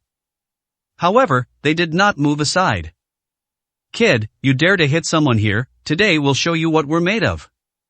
Several more people rushed towards Yi-Bei, but there was no suspense as they fell one after another. Yi-Bei simply barged in, and this time the people didn't dare to stop him. They all kept a distance of more than 2 meters from Yi-Bei and followed him into the KTV. "Tell me, where is Brother Hu?" A bald man with dark skin walked out of a room. "What's going on? Can't even stop a pretty boy?" "Brother, hey, this kid is really weird. He's incredibly skilled. He's already injured several of our brothers." The man called Blackie looked Yi-Bei up and down. "Kid, are you here to cause trouble?" "I'm here to see Brother Hu and discuss something with him." "Tell me what's wrong," the black man said. "You can't make the decision about what I'm about to say. Call Brother Hu out." "Kid, you really don't know what's good for you, huh? I'll teach you a lesson." The guy called Blackie suddenly made a move and grabbed it at Yi-Bei. Yi-Bei neither dodged nor yielded, and kicked out again. The black guy also couldn't avoid Yi-Bei's foot. Boom, he was kicked so hard he crashed into the wall, then slid down the wall and sat on the ground, looking terrified. Those people looked at Yi-Bei in disbelief. He was just too damn strong. You should know that they usually get close to Brother He, who is one of Brother Hu's most capable henchmen. Brother Hu, something bad has happened. Brother He has been beaten up." A young man rushed into a private room. However, the next moment, the young man was thrown out. "Damn it, what the hell are you yelling for? You're interrupting my singing, you know that?" A voice roared, but no one came out. The person singing could still be heard from inside the private room, as if everything happening outside had nothing to do with him. Yi-Bei went inside and turned on the lights. Unexpectedly, the chubby man with a bandage on one leg was also in this private room. Seeing Yi-Bei, she involuntarily trembled and looked at him with fear in her eyes. "Brother Hu, this is the kid who hurt me." At this moment, Brother Hu slowly turned his head and looked at Yi-Bei arrogantly, saying, "Kid, do you know that I hate it when people disturb my singing?" Brother Hu was very burly. He sized up Yi-Bei but didn't take him seriously. Suddenly, he threw the microphone at Yi-Bei. "Dare to interrupt my singing, I'll smash you to death. That's pretty violent." Yi-Bei slightly shifted his body, and the microphone hit a person standing behind him, smashing his head open and causing blood to flow freely. "So you're Brother Hu Yuri, the one who had Lu Min's family's affair handled, aren't you?" Yi-Bei Feng said casually. "I don't know what you're talking about. I've been busy all day. Lanji, don't know what you're talking about. If you're here to apologize to Fatty Huang, bring that woman here and make Fatty Huang happy, then this matter will be over." Brother Hu really thinks he's a god in this county. "Fatty Huang, is this what you mean?" Yi-Bei smiled and looked at Fatty Huang, but Fatty Huang felt that Yi-Bei's eyes were so frightening. Fatty Huang glanced at Brother Hu, then at Yi-Bei. Seeing his cowardly appearance, Brother Hu said, "Fatty Huang, you're my god of wealth with me here. What are you afraid of? Tell me, what do you want to do with him? Brother Hu, will take care of it for you." Brother Hu arrogantly shouted. Fatty Huang swallowed, but his mouth still felt dry. "Brother Hu, if you take this kid down, I'll give you 100,000 right away." "Fatty Huang, isn't 100,000 a bit too little? I have so many brothers, it's not even enough for T." Brother Hu said with a wicked grin. "Brother Hu, what's your price?" Brother Hu held up 5 fingers. "Brother, I don't want you to charge me much for this price. As long as you, Fatty, nod, I'll make him fall to the ground right now. You can do whatever you want with him." Fatty Huang gritted his teeth and said, "Fine, 500,000 it is. If you beat him up, I'll give you the money." Brother Hu laughed loudly. Kid, did you hear that? You're worth 500,000 now. For the sake of money, I have no choice but to reluctantly make a move. You should feel honored to have been defeated by Brother Hu. Are you that confident, Fatty Huang? I think you're wasting your money. Why don't you give me 500,000 to buy that your other leg won't get injured again, otherwise, you might accidentally ruin your good leg in a moment. Yi Bei's words sent a chill down Huang Pangzi's spine, and cold sweat broke out on his forehead. Brother Hu sees Yi Bei didn't take him seriously. Facing Yi Bei directly, he coldly said, I'll show you what Kung Fu is right now. All of Brother Hu's men were also looking forward to Brother Hu taking action to defeat Yi Bei. Once Brother Hu makes a move, that kid is doomed. Let me tell you, last time Brother Hu broke someone's hand with just one move. Sha, what you're saying is nothing. Last time we slaughtered a sheep, Brother Hu killed it with one punch. Anyway, with Brother Hu making a move, this pretty boy is doomed. Damn it, I'm going to get some interest from him later, said a man with a bandage wrapped around his head. It was at this moment that Brother Hu made his move. To outsiders, his punch seemed fast and powerful, but to Yi Bei, it was slow and weak. Yi Bei reached out and grabbed his fist, twisting it forcefully. Hu Ji's arm snapped off like a twisted rope. Click. It's true what they say, you reap what you sow. 148, Chapter 148. Goddess Yi Wushang. The sound of bones breaking sent chills down the spines of everyone present. Normally, it was Brother Hu who showed them what was bad, but seeing Brother Hu's hand broken made some people inexplicably happy, yet they dared not show it. That feeling of secret joy certainly gave a thrill to those who were usually bullied by Brother Hu and dared not speak out against him. Damn it, you finally met your match. It really proves the old saying, what goes around comes around. Brother Hu was in so much pain that his teeth were chattering and his body was trembling, but he didn't let out a scream. He really did have the air of a tough guy. Brother Hu, is this all the skill you have? You still dare to boast that you can defeat me? Yi Bei gave him a push, and Brother Hu, clutching his severed hand, slammed heavily onto the coffee table behind him, causing the bottles on it to rattle and crash. Those two eyes glared fiercely at Yi Bei. Kid, you hurt me, and you still think you can get out of here safely? Brothers, beat him up. Brother Hu shouted, and the henchmen looked at each other. Not one of them stepped forward. Some even took a few steps back in fear, as if they didn't want to clash with Yi Bei. Yi Bei smiled and glanced at the group, saying, those who aren't afraid of death, come on over. Then his gaze returned to Brother Hu. Brother Hu, you're not convinced, are you? Brother Hu had just lost an arm, so of course he was scared, but he was the boss here, and if he backed down, things would get tough for him in the future. So what if I'm not convinced? Can you kill me? Don't push me. Don't think I wouldn't dare kill you. I bet there are plenty of people in this small town who want you dead. I advise you not to test my patience. Hugo suddenly grabbed a bottle with his still intact hand and smashed it at Yi Bei. Damn it, you'll only submit to me if you kill me. Yi Bei stretched out his hand, and the wine bottle was in his hand.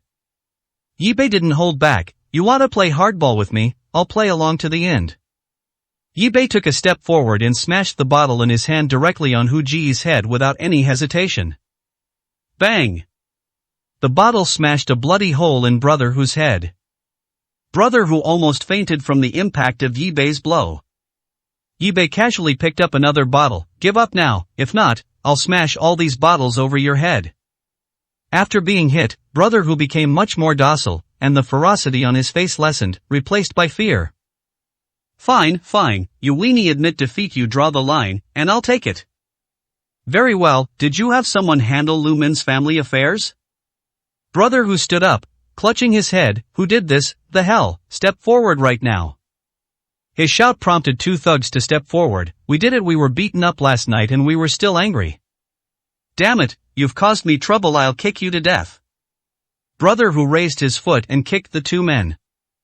Listen up, all of you. No one is allowed to cause trouble at Lu Min's house from now on. If you dare to go, I'll be the first to make your life miserable. Yi Bei clapped his hands and said, very good, remember that if anything happens to Lu Min's family, you'll be the first person I contact. Yi Bei walked over to Fatty Huang and said, Fatty Huang, is it my memory that's bad, or yours? You forgot what you just said last night so quickly? Fatty Huang was sweating profusely, as if it were raining. Brother, Tu was wrong. Lu Min is your woman. I won't try to take advantage of her again. Yi Bei gently tapped the fat man's good leg with the bottle in his hand. I think I just told you to think it through before you bet, but it seems you bet on the wrong thing. You wanted to use 500,000 to buy my life. I am a man of my word. I just told you to watch out for your good leg. As Yi Bei spoke, he smashed the wine bottle in his hand down on Fatty Huang's leg. Fatty Huang was in real trouble now, screaming in pain, spare me, I know I was wrong. Yi Bei's ruthlessness chilled those people to the bone. He was even more ruthless than Brother Hu, showing no mercy in his attacks. I've finished what I needed to do here. I hope you all remember what you said, otherwise next time, no, I don't want there to be a next time. After Yi Bei finished speaking, he swaggered out, and the people made way for him. With Yi Bei gone, Fatty Huang is in real trouble.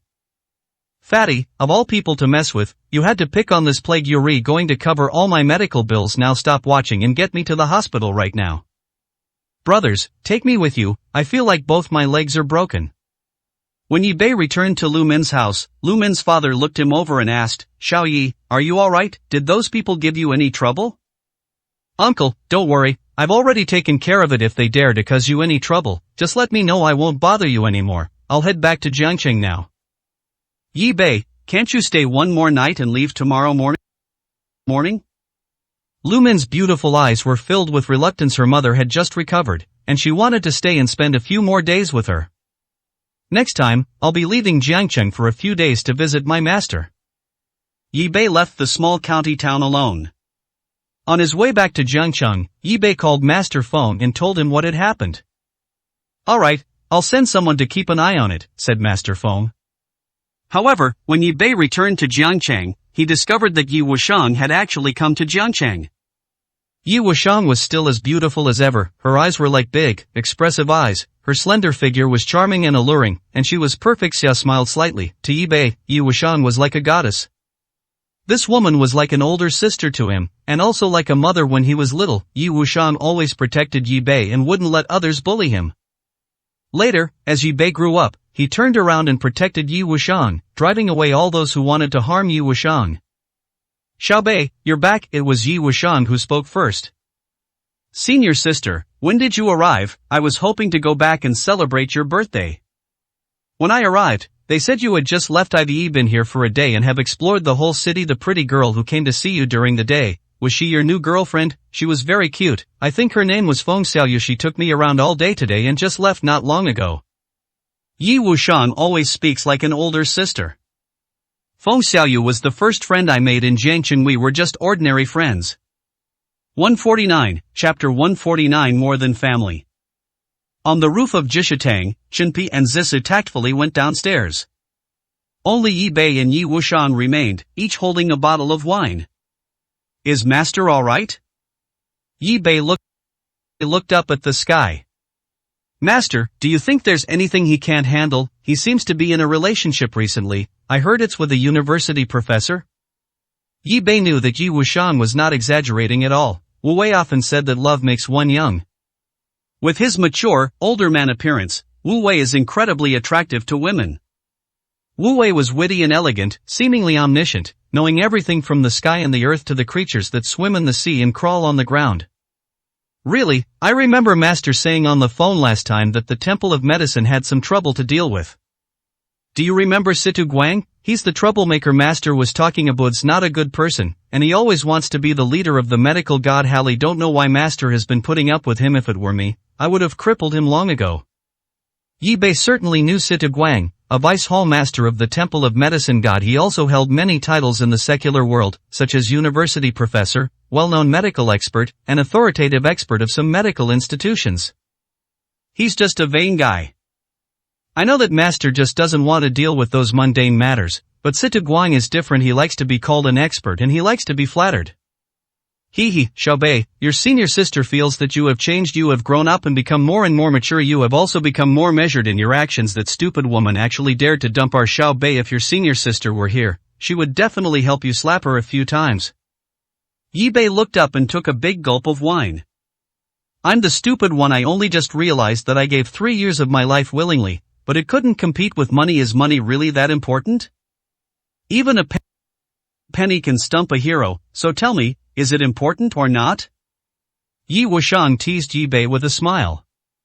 Senior sister, you've changed too. You've become humorous. By the way, who was that guy from last time? Do you want me to beat him up for you?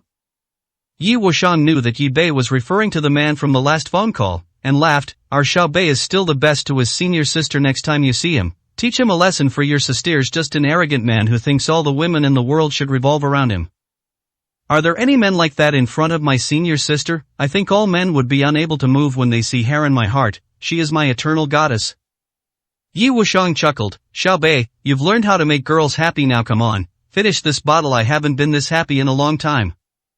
I still remember when Master brought you back. You were wary of everyone, but not of me. From that moment on, I regarded you as my only family.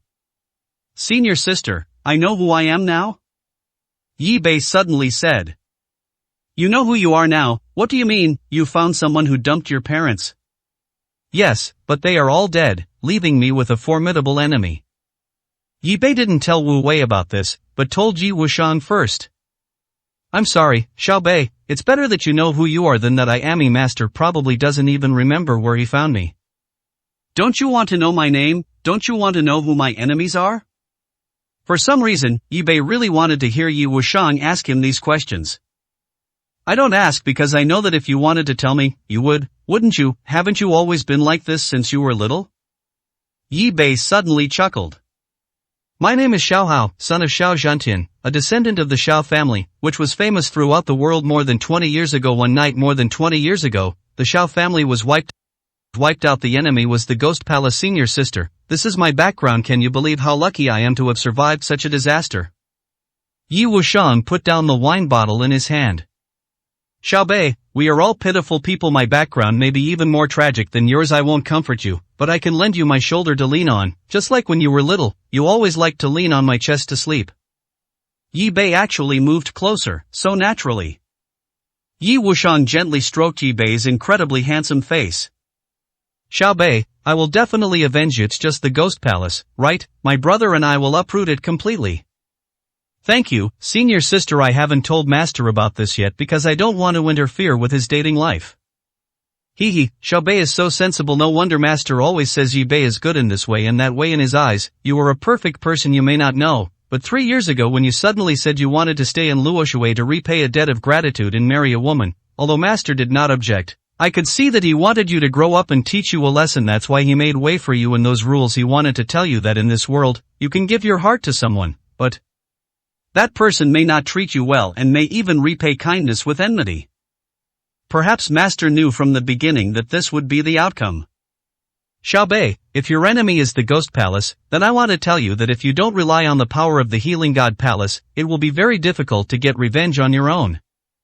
Yi Bei knew that Yi Wuxiang was right. The fact that the Medical God Temple and the Ghost Temple had been fighting for thousands of years without a clear winner showed just how powerful the Ghost Temple was. I know. That night, Yi Bei drank a lot, and he didn't remember how he got back to his room. When she woke up the next morning, she found a letter left by Yi Wuxiang on her bedside table.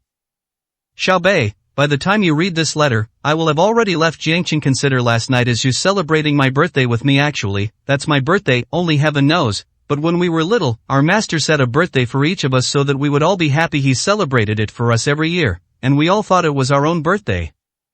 Xiao Bei, if you ever have any trouble, remember to ask your older sister for help. Yi Bei stared at the paper, sitting there blankly for a long time. He always felt that his master had sent Yi Wuxiang here so that he wouldn't be allowed to go back. Something must have happened at the Temple of the God of Medicine, something so serious that even Wu Wei is having a headache, otherwise they wouldn't have kept it from him. Of course, all of this was Yi Bei's own idea. Senior sister, if you encounter any difficulties, you must remember Xiao Bei. Even if Xiao Bei is shattered to pieces, he will not retreat a single step. You are Xiao Bei's family in this world, and so is the old fox. After composing himself, Yi Bei went downstairs. There were still many patients in Jishitang. Although Zissou had only been there for 2 days, the patients all liked her very much. 150, Chapter 150. They discovered an ancient tomb. With Zissou's arrival, Yi Bei had much more free time. Although he felt that Yi Wuxiang's arrival this time was somewhat deliberate, it also disrupted some of Yi Bei's original plans, such as meeting Wang Hao, the head of the Wang family. There are still 3 people who entered the Zhou Mountain treasure with Xiao Zhantian that have not been identified. Wang Qian's condition has improved a lot, and she visited Yi Bei twice during that time. Master Wang also settled down in Jiangqing ever since Yi Bei started talking with the Wang family. The Wang family members have disappeared from Yi Bei's sight. As Yi Bei sat there lost in thought, Feng Xiaoyu walked in carrying 2 large bags of things. Brother Yi, you're back, come and help me, this is seafood that my dad's friend brought from the beach, I brought some over for you. Yi Bei took the 2 large bags of seafood from Feng Xiaoyu. Xiaoyu, thank you for keeping senior sister Yi company yesterday. Brother Yi, why are you being so polite with me? The sister Yi is so beautiful, she's the most beautiful sister I've ever seen. I used to think Sister Lin was pretty enough, but I never expected Sister Yi to be even more beautiful than Sister Lin. What about Sister Yi? Feng Xiaoyu spoke very quickly, and she couldn't hide her excitement when she saw Yi Bei. My senior sister has already left because of something. She's gone, I was just saying I'd take her to see Jade Processing today. Yi Bei and Feng Xiaoyu had only been upstairs for a short while when the Wang family arrived. Seeing that the doctor was now a young woman, Uncle Wang asked, Old Chen, why the change of doctor, where's Brother Yi? It's Third Master. Dr. Yi is upstairs, and this is the new Miss Zissou. Her medical skills are also quite remarkable, Chen Pai said with a smile. Third Master, please have a seat, he will be down in a moment. Hearing Wang Qian's voice downstairs, Feng Xiaoyu ran downstairs and happily grabbed Wang Qian's hand. Wang Qian, you look much better now, come upstairs with me, Brother Yi is upstairs. Wang Qian was led upstairs by Feng Xiaoyu, where Yi Bei was preparing the seafood. Miss Wang is here, please have a seat for a while, I'll take a look at the seafood after I've finished processing it. A hint of reluctance flashed in Wang Qian's beautiful eyes. Brother Yi, I've come to say goodbye, we're going back to the capital tomorrow. Wang Qian, are you going back tomorrow? Isn't it better to stay in Jiangcheng? Feng Xiaoyu called out. I also want to stay here, but my mom and dad won't let me. He said I should go back and stay for a while. I wanted to ask Brother Yi how often I should go for my follow-up appointments? Ms. Wang, your condition is now very stable. If there are no unexpected complications, you don't need to come for a follow-up visit. Just take the prescription I'm giving you now. If you feel uncomfortable, you can call me and I'll adjust the prescription accordingly. When Wang Qian heard that she didn't need a follow-up appointment, her eyes showed obvious disappointment. Brother Yi, could you tell my dad later that I need to have a follow-up appointment every month, so I can come to Jiangcheng? Why, don't you like staying in the capital? Feng Xiaoyu asked the question for Yi Bei. If I go back there, they definitely won't let me leave the house. Staying in the yard all day will drive a person crazy. I've been there for 20 years. If I need a follow-up appointment, I can at least go out once a month, right? After hearing this, Feng Xiaoyu felt very sorry for Wang Qian and said to Yi Bei, Brother Yi, please help Wang Qian with this favor, so that I can see her every month. Yi Bei nodded. You can talk to them yourself. I believe they won't come to me again. Upon hearing this, Wang Qian was so happy that she ran downstairs like a child. At noon, the Wang family had lunch together at Jishitang. After the meal, Third Master Wang said to Yi Bei, Dry, there are some things I'd like to discuss with you privately. The two arrived at the rooftop. Dry, my older brother Wang Hao asked me to tell you that if you have time to go to the capital, he would like to meet with you. Alright, I was planning to see him anyway, Yi Bei said. Third Master, go back and tell your eldest brother that I hope we won't become enemies. Enemy? Master Wang was taken aback. He had never thought about this question before. He knew too little about the secrets of his family, so he had no right to speak. I believe not. The Wang family returned to the capital, but Jiangcheng did not calm down. The next morning, as soon as Yi Bei got up, Chen Pai told him some bad news. 2 people from the Temple of Healing were killed last night, most likely by the Temple of Ghosts. After Ma Deyuan died, the Ghost Palace was quiet for a few days, but now they're back. What exactly are these bastards trying to do? Young Master, since Ma Deyuan's death, the people of the Ghost Palace have become more cautious. They no longer use their original locations, so it will take some time to find them now. The 2 people were talking when there was a knock on the door downstairs. The visitor was a waiter from Feng's Jubei Akshuan restaurant. Dry, Third Master asked me to invite you over. What happened? Yi Bei asked, as the man came to visit so early in the morning.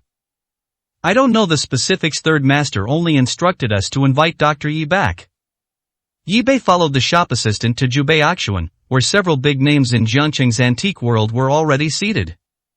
Wang Xing, He Feng, Zhu Changjin, and Master Feng were all present. Has something important happened that has brought you all here so early? Brother Yi is here, we can set off now. Wang Xing stood up immediately when he saw Yi Bei. Two SUVs were already waiting outside Zhu Baoxian, seemingly waiting for Yi Bei before setting off. Get in the car, we'll talk on the way. Wang Xing pulled Yi Bei into the car he was in. Where is Director Wang Henning? Young Master Yi, it's like this, we received a report from the Cultural Relics Bureau of a county below. They discovered we found an ancient tomb, supposedly from the Ming Dynasty, but it had already been looted. Here's what happened. Two villagers discovered the robbed ancient tomb, went inside, took some things out, and tried to sell them for money, but they were caught by the police. However, judging from the pictures they sent, those items look very similar to counterfeit items they recently found on the market. After receiving this news, Wang Xing told Feng San after discussing it, they concluded that the place was likely a counterfeiting gang's aging site, where they would put the finished replicas into the ancient tomb. Then spread the word out to attract people over. Then attract some antique black market players, bring them there, and let them witness the excavation of their replicas. This method of shipping goods is called feasting, which many people in the black market for antiques know. To put it bluntly, it's tomb raiding, except that those people tamper with the tomb before it's opened. Wang Xing called Yi Bei alone because Yi Bei had the best eyesight among them. 151, Chapter 151. The ancient tomb holds a secret. They remained silent the entire way. After the car arrived in the county, a small van from the County Cultural Relics Bureau led the way. After driving for more than an hour, we finally arrived at a small village. The car could no longer go any further, so we had to walk. The path was muddy because it had rained the day before. Zhu Changjin was too tired to walk after walking for a short while. Yi Bei didn't know why Wang Xing had called Zhu Changjin along. If he is the technical expert behind the forgery, was he summoned to provide some information, or was it to extract something from his performance? Yi Bei deliberately walked up to Third Master Feng and asked, "Third Master, what's the situation now?" When Yi Bei spoke, he looked at Zhu Changjin, and Master Feng immediately understood what Yi Bei meant. Old Zhu was called here by He Feng. The fact that He Feng called them over seems somewhat plausible, since they hadn't told He Feng about Zhu Changjin's matter. Do you think this might be a place for a banquet? Third Master Feng asked. It's hard to say, we'll know once we see it. After walking for more than half an hour, we finally arrived at a mountain valley where two local police officers were stationed. After exchanging greetings, Wang Xing led everyone down into the tomb. A local Cultural Relics Bureau official said, "The area below is not large, only 3 people can go down at a time." Zhu Changjin and Master Feng followed Wang Xing down the mountain. Yi Bei gang took a look at the terrain. The place is picturesque with clear waters and lush mountains, and a river flows nearby. The mountains stretch endlessly, making it a truly auspicious place. He Feng walked up to Yi Bei and asked, "Brother Yi, do you think this tomb is real?" "We'll know when they come up, won't we? There's no point in guessing now, but the feng shui here is pretty good anyway." "Brother Yi knows about feng shui?" He Feng chuckled. "I was just saying, but look, this mountain range starts over there, and then that mountain vaguely resembles a dragon's head. The most wonderful thing is that right across from here is the river flowing away into the distance. The mountain and the water complement each other perfectly." He Feng's mind was not on Yi Bei at all, his eyes kept glancing at the entrance of the tomb. After a while, Third Master Feng was the first to come out. He Feng immediately stepped forward and asked, "How is it? Is it a Ming Dynasty tomb? Is there anything inside?" "Old He, there really are some things down there, but they're not from the Ming Dynasty. We'll find out when Director Wang comes out." Wang Xing was the last to come out, and he didn't look too good.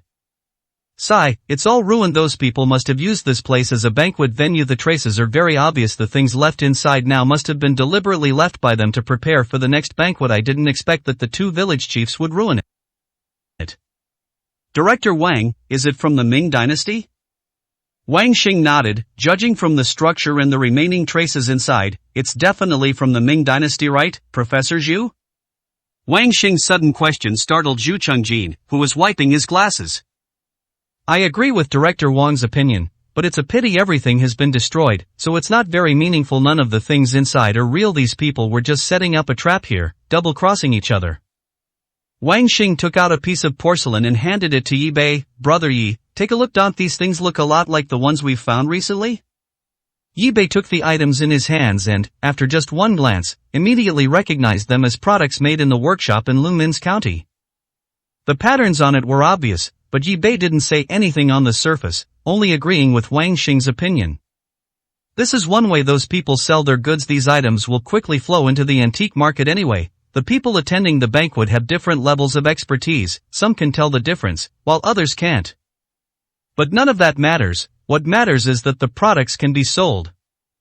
Yi Bei kept an eye on Zhu Qingjin's appearance. He had a blank expression and seemed unfazed by such things. Upon hearing that there was little to gain, Lu He felt heartbroken over the loss of his recently purchased designer shoes. Look at my brand new shoes, they're ruined now, and over 20,000 yuan is gone. No one paid him any attention, but Yi Bei felt that Yi Feng and Zhu Qingjin's expressions were off, but he couldn't quite put his finger on what it was. Wang Xing looked at Yi Bei and said, Brother Yi, why don't you go down and take a look, you're already here. Yi Bei didn't want to go down, but he saw Master Feng wink at him. Young Master Yi, you may have never been down to a tomb like this before? Master Feng must have his reasons for saying that. Yi Bei nodded. I've never been down there before, I haven't had that opportunity. Then I'll go down and learn. I'll go down with Brother Yi. It's pitch black down there, and it's a bit creepy the first time I go down, said Master Feng. Wang Xing said, alright, anyone would be a little scared the first time they go down. Since Master Yi is already here, why don't we go down and take a look? Look at my physique, don't make fun of me. Yi Feng patted his big belly.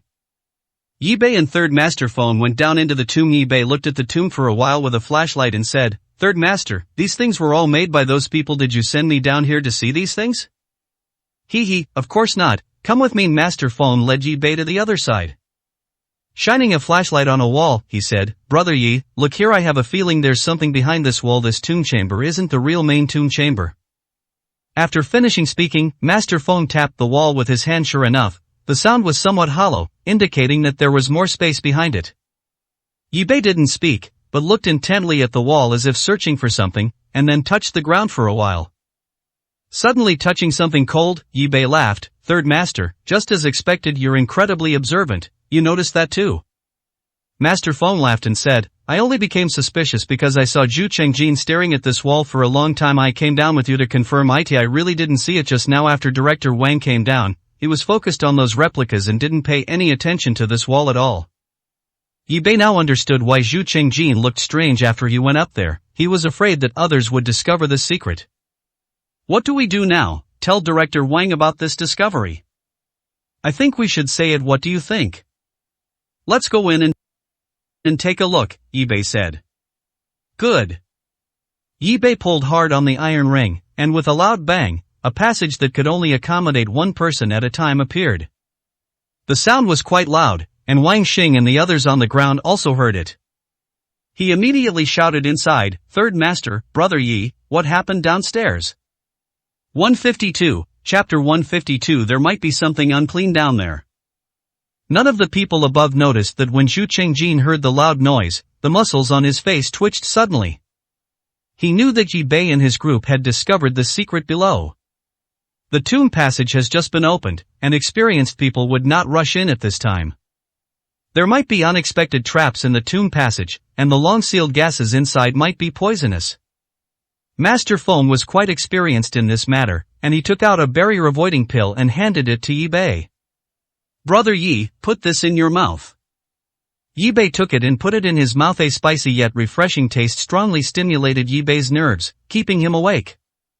Yi Bei and Master Feng had no intention of hiding it. Master Feng called up, Director Wang, there's a new discovery, come down and take a look. Wang Xing replied to the Third Master below, Third Master, what new discovery has been made? A new tomb passage has been discovered. Wang Xing became genuinely interested. These ancient tombs were incredibly diverse, and anything could have happened there. If there is a new tomb passage, it means that this ancient tomb may not be as simple as it appears on the surface.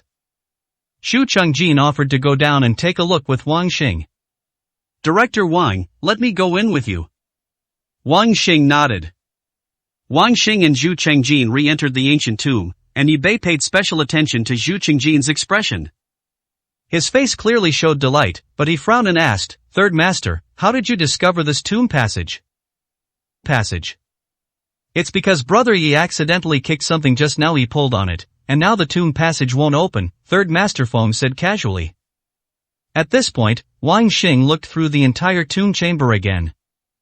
This is a very typical layout of a Ming Dynasty tomb. Judging from this newly discovered tomb passage, this is probably not the main burial chamber. If that's the case, it likely means that the real main burial chamber has not been destroyed, which is something to be happy about.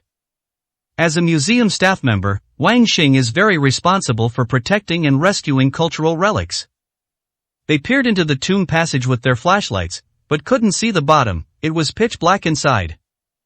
They returned to the ground. Wang Xing suggested that we could go in and take a look later, but we shouldn't damage anything inside. Everyone nodded in agreement. He Feng was very excited when he heard about the discovery. I didn't expect it to be worth the trip. I am quite lucky. Brother Yi is indeed a blessed person. Wang Xing asked staff from the local Cultural Relics Bureau to bring a duck from a nearby village. Wang Xing, along with Feng Sanyi, Yi Bei, Zhu Chengjin, and a staff member from the local Cultural Relics Bureau, entered the tomb passage again. First, they threw the duck into the tomb passage. Using animals to explore is a simple and practical tactic, and it's the most commonly used method among tomb raiders. First, it can determine if there are any traps in the tomb passage. Second, it can determine if there is any poison in the air. Even after you throw the duck in for a while, you can still hear it moving around inside. Wang Xing was the first to climb into the tomb passage. The passage had a bend about 10 meters in, and after climbing another 10 meters, he finally entered a tomb chamber. This tomb chamber was much larger than the one discovered before, with a huge coffin placed in the very center of the chamber, surrounded by stone walls. In that era, the fact that such a tomb could be built indicated that the owner of this place was either very rich or of high status. A staff member from the local Cultural Relics Bureau said, during the Ming Dynasty, there was a fourth-rank official in this area who retired and returned to his hometown. Legend has it that he had no children and he had a house in the county, but it has long been abandoned. Do you think this might be his tomb? A fourth-rank official is considered a high-ranking official. Anything is possible before it's confirmed. This place is very well preserved, and I suggest we start conservation work as soon as possible. Everyone should leave the things inside untouched. Wang Xing was very pleased to see that the place hadn't been damaged. Yi Bei found something that looked like a map on the coffin. There were no words on it, but it was clearly a picture. Master Feng leaned closer. Brother Yi, have you discovered something? Third Master, doesn't this look like a map? That's true, but it's a pity there isn't even a place name listed, making it difficult to match. Hearing them say that, everyone gathered around, but they lost interest after a while. It looked like a map, but that wasn't necessarily true. Yi Bei suddenly noticed a problem. The duck that had been thrown in was gone. Which duck is missing? Everyone was shocked to hear this, as the dangers in ancient tombs often come from the unknown. The tomb chamber wasn't large, and the flashlights of several people were bright enough to illuminate the entire chamber in a short time, but they couldn't see any duck feathers. A bad feeling welled up in everyone's hearts. Let's go out first, maybe the duck will go out on its own. However, Yi Bei glanced at the entrance to the tomb passage, which was more than a meter above the ground, and it seemed unlikely that the duck could get out even if it wanted to. At the same time, Yi Bei discovered a problem. They didn't seem to find the duck after they came in, which meant that the duck might not have entered the tomb chamber. That means the duck may have gone down a different path. The group returned the way they came, but strangely, the duck was nowhere to be found. When Yi Bei came out, he made a point of looking at the entire tomb passage and found no side passages. Everyone who returned to the ground felt something was amiss about the missing duck. Is there something unclean down there? Such a big duck just disappeared like that, and the tomb passage isn't very long, and we found some side passages in the middle. Master Feng, a man who travels the martial arts world, tends to believe in these things. Third Master, you've become superstitious. This isn't like you at all, He Feng said with a big belly. As soon as they came up, He Feng had already. They couldn't wait to find out what treasures were inside. Yi Bei thought for a moment and said, I want to go down and take another look. This matter is a bit strange. It's not just strange, it's unbelievable. Could it be that the rice dumpling inside ate the duck? He Feng said. He Feng, how come you're even more superstitious than me? You really believe in all that stuff in movies and TV shows? Master Feng laughed. Third Master, didn't you just say there was something unclean inside? I was just saying that casually anyway. I've never seen it myself. I've only heard about it from the older generation, and they all say it's very mysterious. Wang Xing walked to Yi Bei's side and said, Brother Yi, I'm worried about you going down alone. Why don't you let Third Master go down with you? That way, if anything happens, we can look out for each other. Yi Bei nodded and said, okay. Yi Bei and Master Feng entered the tomb chamber again, only to hear a strange sound. 153, Chapter 153. There's something wrong with that coffin. Coffin. Tap tap tap tap. The sound came from the tomb passage. The strange sound came and went. Hearing such a sound in a dark tomb is truly chilling. Yi Bei said to Third Master Feng, Third Master, you stay here, I'll go in and see what's going on. Brother Yi, be careful. If anything seems wrong, come out immediately. Master Feng's expression was somewhat off. Okay, I think it might be the missing duck. Yi Bei entered the tomb passage, and Third Master Feng shone a flashlight behind Yi Bei until Yi Bei disappeared around the corner. Yi Bei quickly entered the tomb chamber again, and the sound came from the innermost corner of the tomb chamber. Tap tap tap tap. Yi Bei carefully walked towards the sound.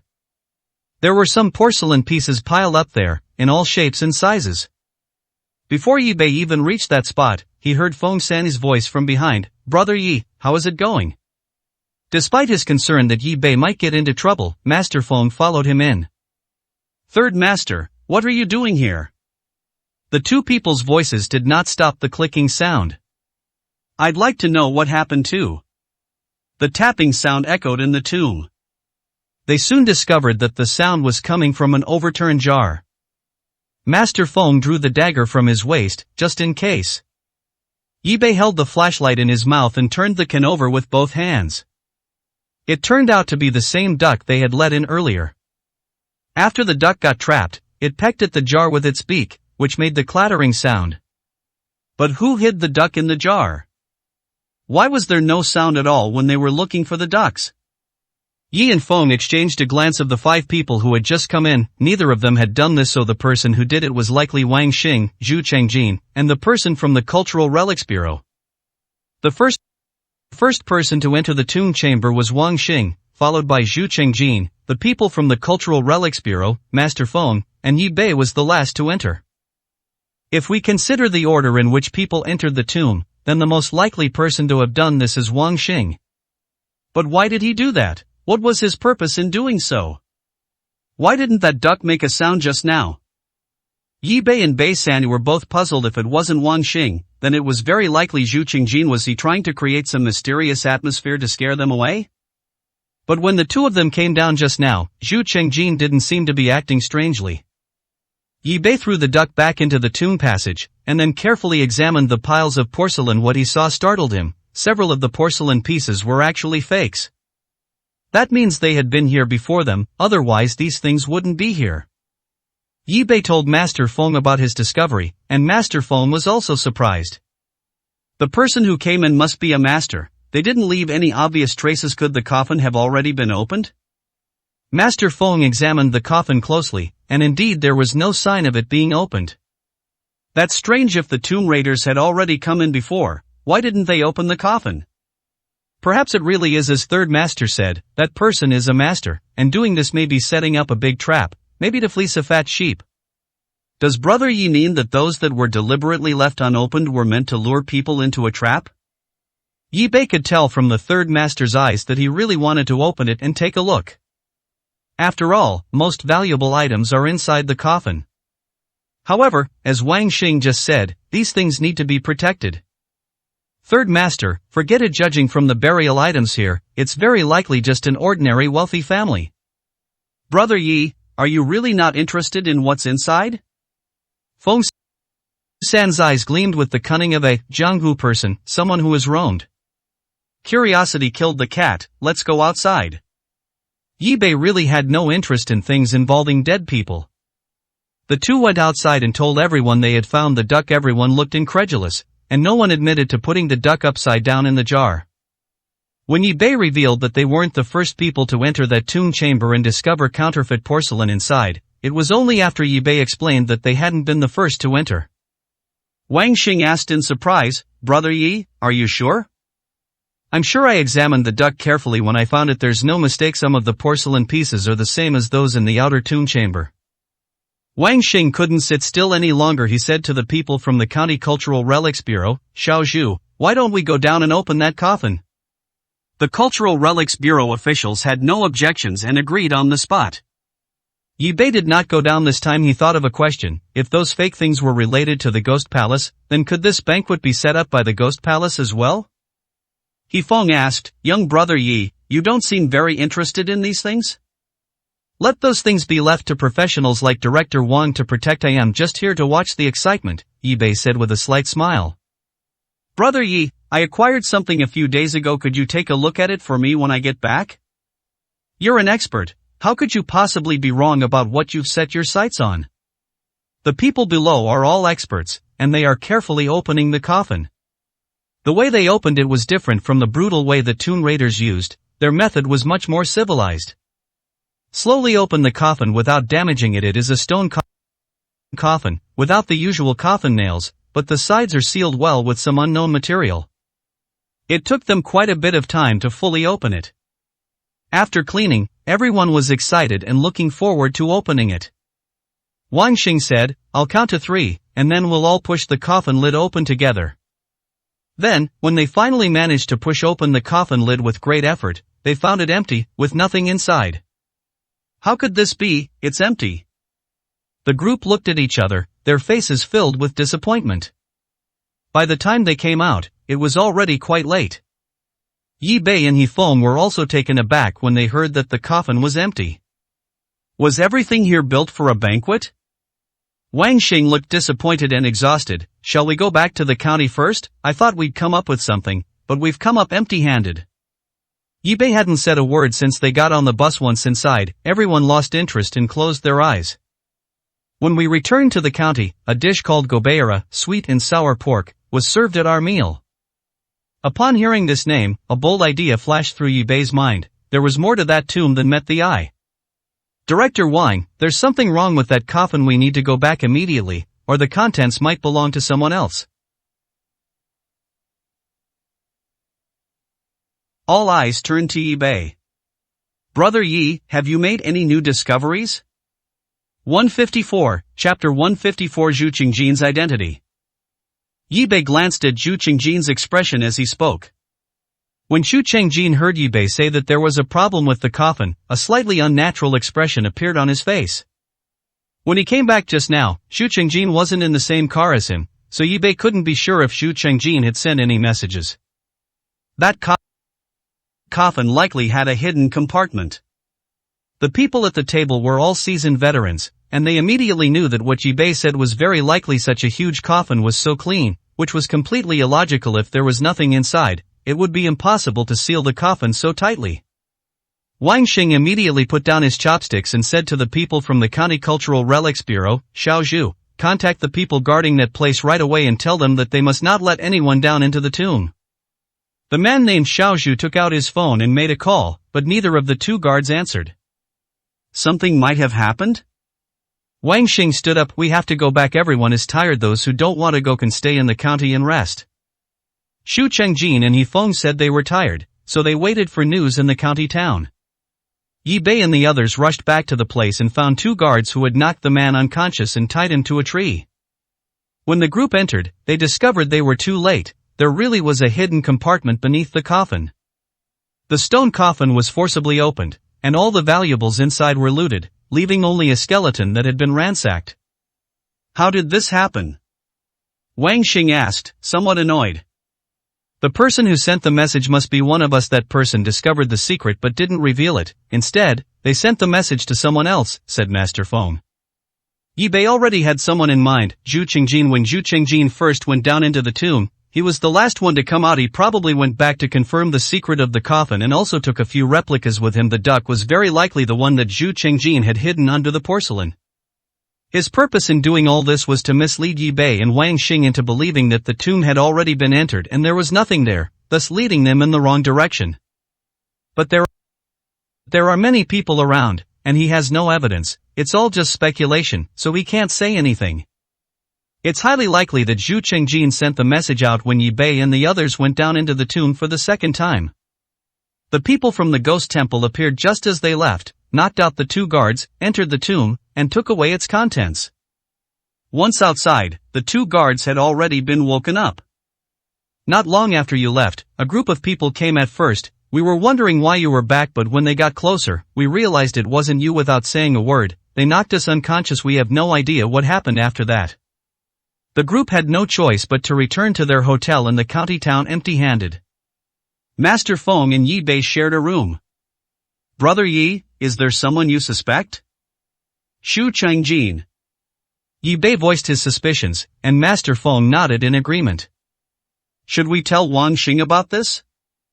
It's not the right time yet. We don't have any evidence. Even if we do, he won't admit it, and there's nothing we can do about it. Are we just going to let him go like that? Master Feng was somewhat angry. Such a cunning person was right under his nose, yet he couldn't do anything about him. Third Master, don't worry, we can now be almost certain that this Zhu Chengjin is a member of the Ghost Palace, and is very likely the technical advisor for the entire counterfeiting group.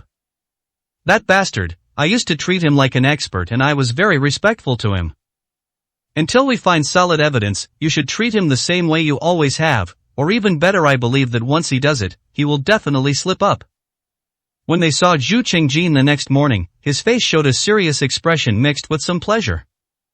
Back in Jiangcheng, Feng Sang's men began monitoring Zhu Chengjin. The monitoring point was in a high-rise building opposite Zhu Chengjin's house, and through binoculars, they could see right into Zhu Chengjin's living room. That very evening, a black car picked up Zhu Chengjin. The car arrived at an upscale residential area in the city, which consisted entirely of row villas. Upon receiving this news, Yi Bei immediately set off quietly. Zhu Chengjin went inside, where Zhao Yun from the Zhao family, whom Yi Bei had met in the counterfeit village, was. He was very respectful when he saw Zhu Chengjin. Professor, those things are all in the room. Take a look and see if they are valuable. Our master said that this time the items will be split 30/70ths, with us taking 30% and the professor taking 70%. Zhu Chengjin glanced at the pile of stuff and laughed. Those idiots, they think they're smart, they don't even know they've been fooled by me. According to Zhu Chengjin's final assessment, these items are worth at least tens of millions of yuan, if not more. Go back and tell your family head that I only need 5 million for these things. After all, it takes a lot of manpower and resources to ship them out, and I'm not a greedy person. Zhao Yun cursed inwardly. Damn it, you took 5 million with just one sentence and you still say it's not much. However, since the Zhao family head had given instructions not to offend Professor Zhu, he did not dare to act recklessly on the surface. When Yi Bei arrived, Zhu Chengjin was just about to leave. However, Yi Bei then saw Zhao Yun, a member of the Zhao family, who was seeing Zhu Chengjin off to the door. The two of them were talking to each other. It is now basically certain that Zhu Chengjin is a member of the Ghost Palace. This gave Yi Bei the opportunity to enter the villa through the back window. The items were still on the table, and after taking a look, he knew that these were the things from the ancient tomb. Yi Bei put all those things back into the container next to him before Zhao Yun and the others returned to the house. Yi Bei left the villa via the same route, went outside, and immediately drove away. When Zhao Yun returned to the room, he was shocked to see the table was empty. Where are the things? Who the hell took them? Hearing Zhao Yun shout, several people rushed in. Brother Yun, what happened? We were playing cards outside, and no one came in. Zhao Yun looked at the open window. Check the surveillance footage immediately and find that person. I am going to kill his whole family. Upon seeing Yi Bei on the surveillance footage, Zhao Yun was enraged. Brothers, let's get out there. I know who he is. He dared to take my stuff, and I'll make him pay it back with interest. After taking those things, Yi Bei called Master Feng on the way and asked him to wait for him at Jubeiaquan. 155, Chapter 155. Unexpectedly, the Zhao family also became dogs of the Ghost Palace. When Yi Bei arrived at Jubeiaquan, Master Feng also arrived just then and was instructing the shop assistant to open the door of Jubeiaquan. Yi Bei carried the black bag inside and told Master Feng to send the waiter away. Brother Yi, what's in this bag? Yi Bei opened the bag, and Master Feng was dumbfounded when he saw it. Master Feng could tell at a glance that it was something from underground. Brother Yi, where did you get these things? Third Master, these are the things from that tomb in the county. I rushed over as soon as I received news that Zhu Chengjin had gone out, and took the opportunity to take these things out. It really was Zhu Chengjin who did it, that bastard. What do we do with all this now? Should we hand it over to Wang Xing? Third Master, that's fine. Master Feng immediately called Wang Xing, who hung up and arrived at Jubei Achuan in about half an hour. After hearing Yi Bei recount the whole story, Wang Xing slammed his fist on the table in anger. That scoundrel Zhu Chengjin must be punished by law. I'll call Chief Wei of the police station right away. Director Wang, wait a minute, we haven't figured out if he's part of that counterfeiting gang yet. It's not too late to arrest him after we've figured everything out. If we arrest him now, the counterfeiting group might all escape. Wang Xing had no choice but to nod. At this moment, Zhao Yun arrived at Jishitang with several people, banging on the door and shouting, "Open the door quickly and call Yi Bei out." The dried tangerine peel wasn't available, the clinic only had perilla leaves. Zissou had no idea who these people from outside were. Senior Brother Yi isn't here. Is there something you need from him? When Zhao Yun and his men saw a pretty girl, they immediately had wicked thoughts. Senior Brother Yi, it seems you're quite familiar with Yi Bei. He took our things, and since he's not here, I'll have no choice but to arrest you and make him exchange your things for you. Take her back to me. Zhao Yun shouted. Brother Zhao, alright, such a pretty girl, the brothers can have a good time. Several people gathered around as they talked. I'm warning you, don't come any closer, or I won't be polite to you thugs. Wow, that's pretty spicy. We'll definitely take good care of you. As the young man spoke, he tried to grab Zissou's hand, but Zissou was not going to be polite. She grabbed his wrist, pulled hard, tripped him, and immediately knocked him to the ground. Bang! That kid was thrown around so hard he was completely disoriented. Hey, I didn't realize you were a trained girl. Don't blame me for being ruthless. Black Tiger claws the heart. A man leered and reached for Zissou's chest. Zissou was so angry that her face turned pale. She kicked him, but the person grabbed her foot and touched her calf. This enraged Zissou. Court death. Zissou abruptly pulled back her leg, while her other leg kicked out. Smack! A kick landed on the man's face, knocking out two of his teeth and drawing blood from his mouth. Seeing his incompetent subordinates, Zhao Yun cursed, "Useless idiots, can't even handle a woman." Zhao Yun made his move, closing in directly. His every move was precise and skillful, befitting a master of the Zhao family, forcing Zissou to retreat. Repeatedly caught off guard, Zissou was grabbed by the slender neck by Zhao Yun. "Little beauty, you better behave yourself, or I'll snap your neck. You bastard, if you've got the guts, let me go, and I'll beat you until you can't even tell which way is which." "I don't have time to play with you. Call Yi Bei now, quick." Zhao Yun took Zissou's phone out of her pocket and put it in her hand. "I won't fight, just kill me." "Do you really want to die? Don't think I wouldn't dare kill you." Zhao Yun tightened his grip, making Zissou gasp for breath. "Cough cough, I'll call." Zissou dialed Yi Bei's number, but before she could speak, Zhao Yun snatched the phone away. "Yi Bei, you took my things, so hurry up and take them back to Jishitang and hand them over to me, or I'll kill this pretty girl right now," Zhao Yun said viciously as soon as he opened his mouth. Yi Bei immediately recognized the voice. It belonged to Zhao Yun from the Zhao family. "If it were you, and you dared to lay a finger on her, I, Yi Bei, would kill you." "Damn it, shut up. I am waiting for you at your Jishitang. You have 1 hour. If you don't come, you can expect to be collecting her corpse." Zhao Yun hung up the phone after saying that. Hearing the voice coming from the phone, Third Master Feng asked, "Brother Yi, is it those people? How did they know you took their things?" "There might be surveillance cameras. I was careless," Yi Bei said as he walked outside. Wang Xing understood what was going on and handed the bag to Yi Bei. "Yi, take this and use it to save the person first. After all, people are more important than things." Yi Bei took the bag, got into the car, and sped off towards Jishitang.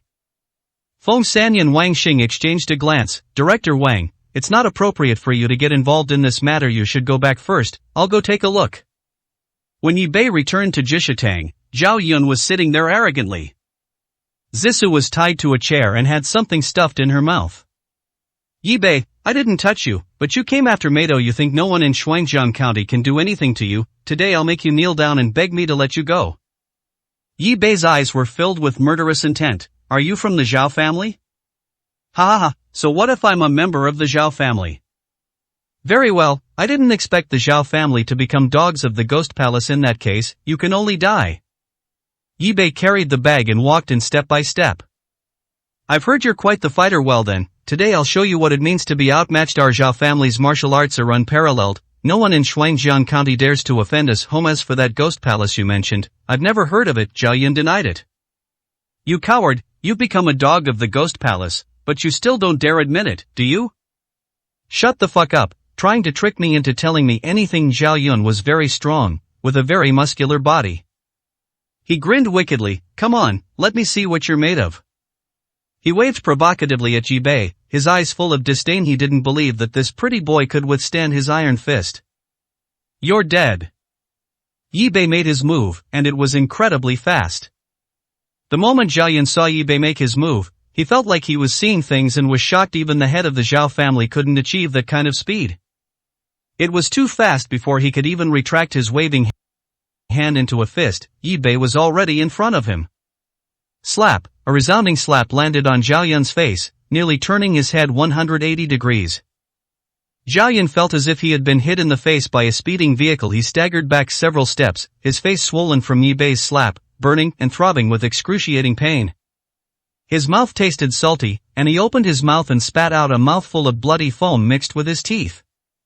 156, Chapter 156, Killing Zhao Yun. Zhao Yun and his entourage were stunned. The pretty boy in front of them had actually stunned Zhao Yun, the strongest among them. Before Zhao Yun could react, Yi Bei had already grabbed him by the throat. Yi Bei's grip was very strong, and Zhao Yun couldn't breathe at all. His eyes were about to bulge out. A terrifying sense of impending death caused him to break down. His men stared blankly, none of them daring to step forward. Yi Bei shouted, "Let her go, or I'll strangle him." A young man walked over cautiously and loosened the ropes binding Zissou. Zissou, they didn't do anything to you, did they? Senior brother Yi, no, none of them were a match for me. It was this big guy who grabbed me. Zissou rubbed the areas where her hands and feet were bound. Zissou, go back upstairs, I'll handle things here. Yi Bei didn't want Zissou to see him kill someone. Zissou didn't refute what she heard. She knew that there might be things Yi Bei didn't want her to know, so she obediently went back upstairs. As soon as Zissou left, Yi Bei threw Zhao Yun to the ground and stepped on him with one foot. Speak, are the Zhao family lackeys of the Ghost Palace? Yi Bei, you've offended the Zhao family, so you're just waiting to die. Don't think that just because you beat me, you can beat the Zhao family, let alone the Ghost Palace. In the Ghost Palace's eyes, you're nothing. Someone will come and deal with you if you're so capable. Then kill me, do you dare? If you don't dare, you're a coward. I look down on you. Zhao Yun opened his mouth and cursed, as if Yi Bei dared not kill him. Zhao Yun, if you want to die, then I'll grant your wish. As Yi Bei spoke, his foot was already on Zhao Yun's throat. Zhao Yun, tell me, what is your relationship with Zhu Chongjin? I don't know who you're talking about, and even if I did, I'd rather die than tell you. You really think I wouldn't dare kill you? Others may fear your Zhao family, but I don't. These last 3 seconds, if you don't speak, you're dead. Yi Bei's icy gaze made Zhao Yun's men forget to run. 3 seconds passed quickly, and Yi Bei decisively stepped on Zhao Yun's neck and broke it. Zhao Yun's men were so frightened they dared not move. What is your relationship with Zhu Chongjin? The group shook their heads. We really don't know. Please don't kill us. Zhao Yun did everything. We were just running errands. We really don't know anything. Just then, Master Feng arrived and saw the situation inside the house. Brother Yi, you killed the Zhao family? They are from the Zhao family and also from the Ghost Palace. Find someone to deal with them. Master Feng made a phone call, and a car arrived quickly, taking all those people, along with Zhao Yun's body, away. Yi Bei handed the bag to Master Feng, and he didn't need to worry about the rest. When Yi Bei returned to the second floor, he found Zissou waiting for him there. Senior brother Yi, before I came here I heard that this place and the Ghost Palace were sworn enemies. I didn't expect it to be true. Okay, when you're alone in the future, don't open the door to just anyone. I'll also tell old Chen to try to go out less at night. Yi Bei gave some more instructions before returning to his room. Meanwhile, at Lin Chaoran's home, Xiao He was sitting opposite Lin Chaoran. Lin Chaoran, can you really hold on to your position as the head of the Lin family? Lin Chaoran and Lin Mengyao can't beat me. I already sent that idiot Zhao Shen to propose marriage. I believe it won't be long before Lin Mengyao is married off, then only Lin Chaoran will be left, and he won't be able to beat me. What connection does this Zhao family have with the Zhao family of the prefecture? Xiao He asked. Although they all share the surname Zhao, they are not related at all. The Zhao family of Fengcheng is far inferior to the Zhao family of the prefecture, but their strength is about the same as our Lin family. Lin Chaoran, the higher-ups want the jade pendant that Yi Bei obtained from the Wang family. Does Patriarch Lin have any good ideas? Lin Chaoran was very unhappy, thinking to himself, isn't Xiaoyi supposed to be very capable? I can't do anything about it. I can't beat that bastard Yi Bei. What can I do? It's just a worthless piece of jade. What use is it? If you want to use jade, the Feng family has plenty. I don't know why, but the person above is insisting on it. Do you think Yi Bei will keep that jade pendant on his person forever? I believe he must have it on him after all. It's a pendant, so he wouldn't lose it if he carried it with him. If I spent 11 billion to buy such a piece of junk, I would be furious. Xiaoyi is now in a real bind. He can't beat Yi Bei, and even with Lin Chaoran's help, it's still no use. If all else fails, we'll have to hand it over to the Zhao family. I don't know what that bastard Zhao Yun has been up to lately. He's been so secretive, even keeping it from me, Xiaoyi said helplessly. Then let's leave it to the Zhao family. The Zhao family has many experts for them. Dealing with Yi Bei is a piece of cake, Lin Chaoran said. It seems that's the only way. Come on, come with me to Zhao Yun's place. Maybe your Lin family will have to rely on the Zhao family to make money in the future, Xiaoyi said to Lin Chaoran. Lin Chaoran followed Xiao He to one of Zhao Yun's hideouts, where there were two people. Where is Zhao Yun? Xiaoyi tried calling Zhao Yun when he arrived, but the call didn't go through. The phone was switched off. Are you looking for Brother Yun? We don't know either's been gone for several days, and we don't know where he is. Xiaoyi frowned. Zhao Yun was his hope of defeating Yi Bei. If he knew that Zhao Yun had just been resolved by Yi Bei, I wonder what this ghost messenger would think. Although Xiaoyi recognized Zhao Yun, they were on different missions, so he didn't know that Zhao Yun was involved in antique forgery. Xiaoyi took Lin Chaoran to several places. Everyone said they didn't know Zhao Yun's location and hadn't seen him. Damn it, I don't know what Zhao Yun is up to. Help me deal with Lin Chaoran first. What good ideas do you have? It would be best to anger him to death. His heart is very fragile right now, and the slightest provocation could kill him. Killing him would be easy, wouldn't it? I could kill him with a single finger, but right now, the biggest threat to us isn't Lin Chaoran, but Yi Bei. He had absolutely no interest in Lin Chaoran, this sick cat. If the police weren't already suspicious of me, I would have killed him with my own hands long ago. Why would I need to ask you for help? Lin Chaoran lit a cigarette. Alright, leave this to me. I'll find one of my men to kill him for you, Xiaoyi said. Then it's settled. Kill Lin Chaoran, and the Lin family will truly be mine, Lin Chaoran said. 157, Chapter 157. Enemies meet on a narrow road. Shen Pai returned to the clinic the next morning. Young Master, last night we cleared out another ghost palace location, but there weren't many people there. From what they said, it seems that the person in charge of them now is Xiao He, that persistent ghost. I want to find him and kill him. Ma Dayuan might have been killed by him. These people from the ghost palace are ruthless. Elder Chen, I should go out less at night in the future. Last night, Zhao Yun brought people to Jishatang to cause trouble. Zissou almost got into trouble. I killed that Zhao family member named Zhao Yun. After listening, Shen Pai nodded and said, I understand the water in this pool is getting muddier and muddier. The ghost palace feels that two groups of people are doing different things at the same time. Old Chen, perhaps you are right. The ghost palace's people may be carrying out different missions. Oh, by the way, the Feng family sent you an invitation yesterday. Shen Pai took the invitation from the drawer and handed it to Yi Bei. It turned out to be Feng Xiaolong's father's birthday, and he wanted to invite Yi Bei to come over. The location was Shuangjiang City, the capital of Shuangjiang County, and the time was the next day. If Yi Bei wants to participate, then he has to set off this afternoon, since it's about 400 kilometers away from Shuangjiang City. Young master, if you go, you can visit the Zhao family. I believe that with your status, the Zhao family head will not refuse to see you. See what the Zhao family's attitude is. Okay, I'll leave this afternoon.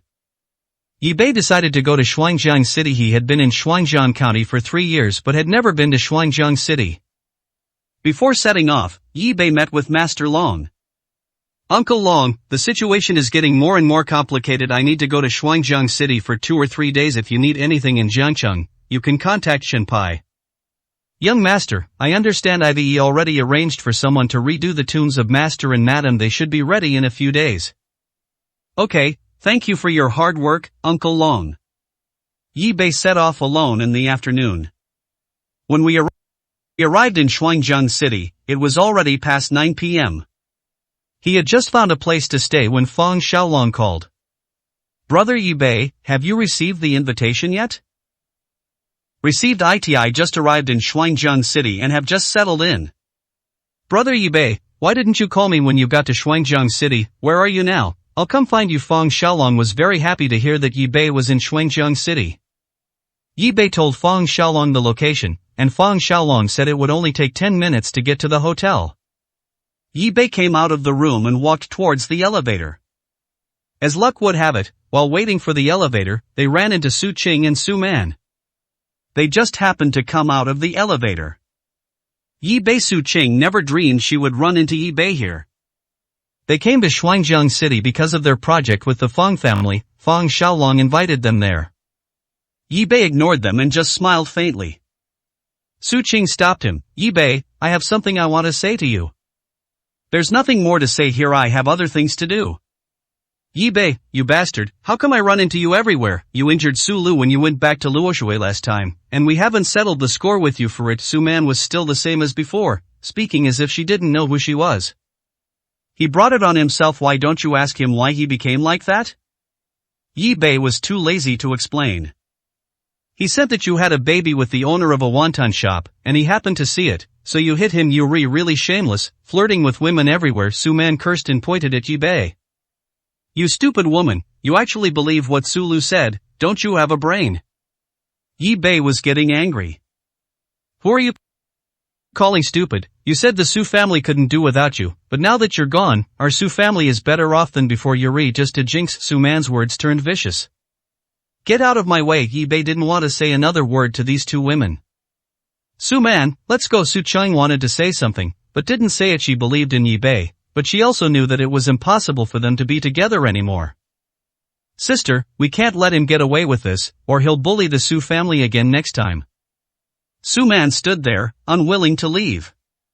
Yi Bei walked toward another elevator, and Su Man picked up her handbag and threw it at Yi Bei. I didn't mean to hit a woman, Su Man, don't make trouble for yourself. Yi Bei grabbed Su Man's handbag, but before he could even exert any force, Su Man fell to the ground. As soon as Su Man fell to the ground, she immediately shouted, "Help, someone's hitting me, someone's being a pervert." Her voice was loud, and passers-by gathered around, all criticizing Yi Bei. A man who hits a woman, are you even a man? Are you alright, beautiful? I'll teach him a lesson for you. We can't let him leave. He hit someone and thinks he can just walk away like that. Yi Bei was speechless at this point. Su Man smiled smugly, thinking to herself, Yi Bei, you're still too green to mess with me. I'll teach you a lesson today. Get out of the way. Yi Bei didn't want to say anything. But those people seemed to have transformed into messengers of justice, and they all blocked Yi Bei's way. The hotel security guards arrived quickly.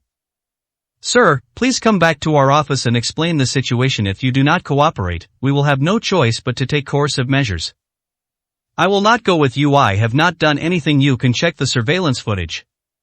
Sir, please cooperate with our work. The security guard chose to believe Su Man. After all, most people would trust the weaker party in such situations. Su Qing chose to remain silent once again. Seeing that Yi Bei was not cooperating, the two security guards went up to him from the left and right and tried to grab him. Yi Bei suddenly shifted his feet, causing the two security guards to lose their footing. They exchanged a glance and drew their weapons. Kid, you're acting like a hooligan here. If you cooperate, we'll get to work. Grab him, don't let him get away. Su Man said, fanning the flames while feigning victimhood. The two security guards, seeing the beautiful woman calling out, had no idea what they were doing. He picked up his weapon and swung it at Yi Bei. How could Yi Bei let them fight for nothing? He dodged the attack and shouted, if you make another move, I won't be polite. Pa, you little rascal, trying to run away? The two security guards attacked again. This time, Yi Bei didn't let them get away with it. He lifted his long leg and bang, bang. They kicked one after another, and one of them hit Su Man squarely, knocking her to the ground. The security guard had a human cushion on him, and he was lying on top of Su Man. In his haste, he put his hand on Su Man's chest. Su Man was no pushover. She raised her hand and slapped the security guard who tried to stand up for her across the face. Snap! You filthy scoundrel, where are you putting your hands? They beat the security guard until his face was swollen. Just then, the elevator doors opened, and Fang Xiaolong stepped out, seeing that it was quite lively outside. 158, Chapter 158 Unreasonable Behavior.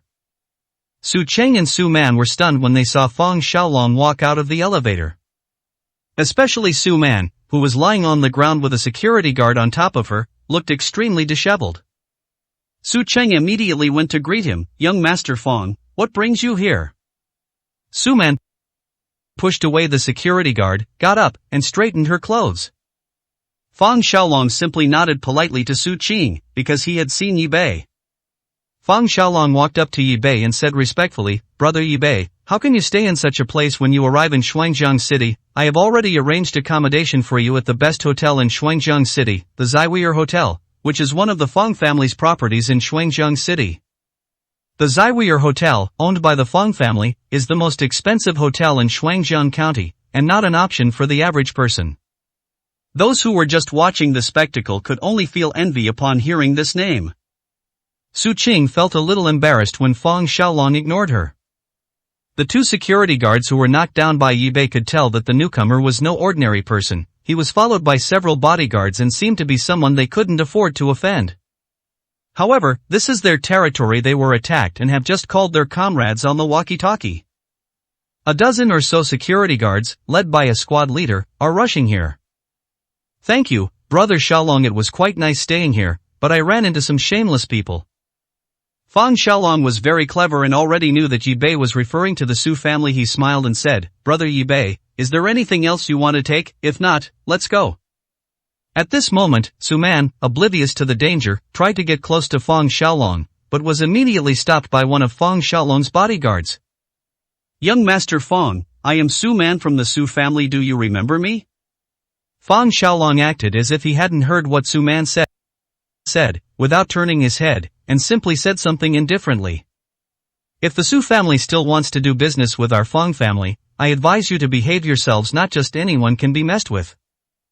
Fang Xiaolong's words contained a hidden threat. It wasn't Fang Xiaolong who summoned Su Cheng and the others to Shuangjiang City, but rather one of his subordinates. However, Su Man and Su Cheng thought that Fang Xiaolong wanted to see them. Upon seeing Fang Xiaolong, he naturally clung to him. Young Master Fang, it wasn't us causing trouble, it was Yi Bei. He pushed me down, we can't just let him go like this. Fang Xiaolong's face was already showing some displeasure. Who was Yi Bei? He was someone even his grandfather respected greatly. He had just warned Su Man and Su Cheng, but this stupid woman didn't understand Fang Xiaolong's meaning and still wanted to pester Yi Bei. Miss Su, I think you'd better apologize to Brother Yi Bei right away, or you'll have to bear the consequences. Fang Xiaolong said unhappily. Just then, more than a dozen hotel security guards rushed over. Who has the audacity to beat someone up in our hotel? The security team leader glanced around the room. Captain, it's that kid. He hit this young lady. We told him to go back to the office and explain what happened, but he hit us back. Kid, this is a 5-star hotel. We're happy to have you here, but you harassed this beautiful lady in public and even hit her. You think you can just walk away like that? The security team leader said arrogantly that anyone who could open a 5-star hotel in Shuangjiang City must have some connections, and this hotel happened to be owned by the Zhao family. Although the Zhao family was not the largest family in Shuangjiang City, they were the strongest ancient martial arts family in Shuangjiang County. Therefore, no one in Shuangjiang County wanted to mess with the Zhao family, because they had the strongest fists. You should figure things out first before you speak, Yi Bei said coldly, his handsome face filled with icy intent.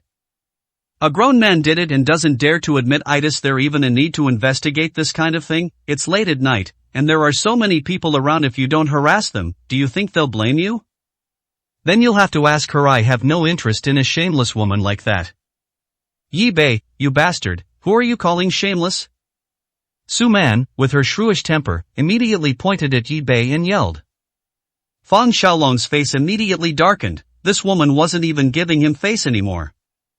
Su Qing quickly pulled Su Man aside and said, Su Man, forget it, let him go.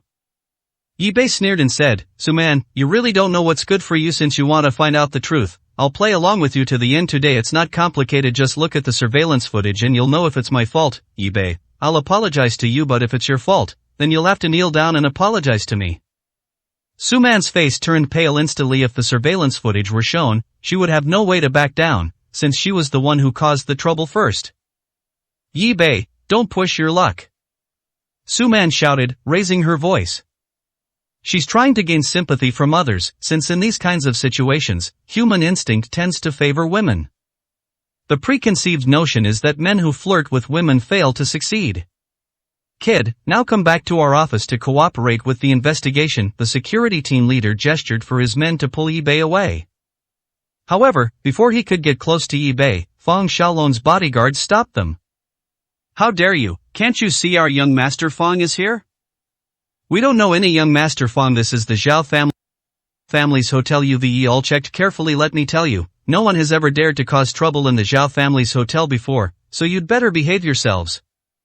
The security team chose to side with Su Man.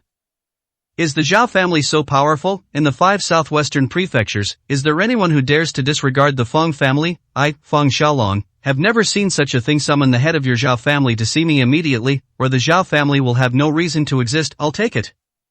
Fang Xiaolong smiled and spoke casually, as if he were talking about something insignificant.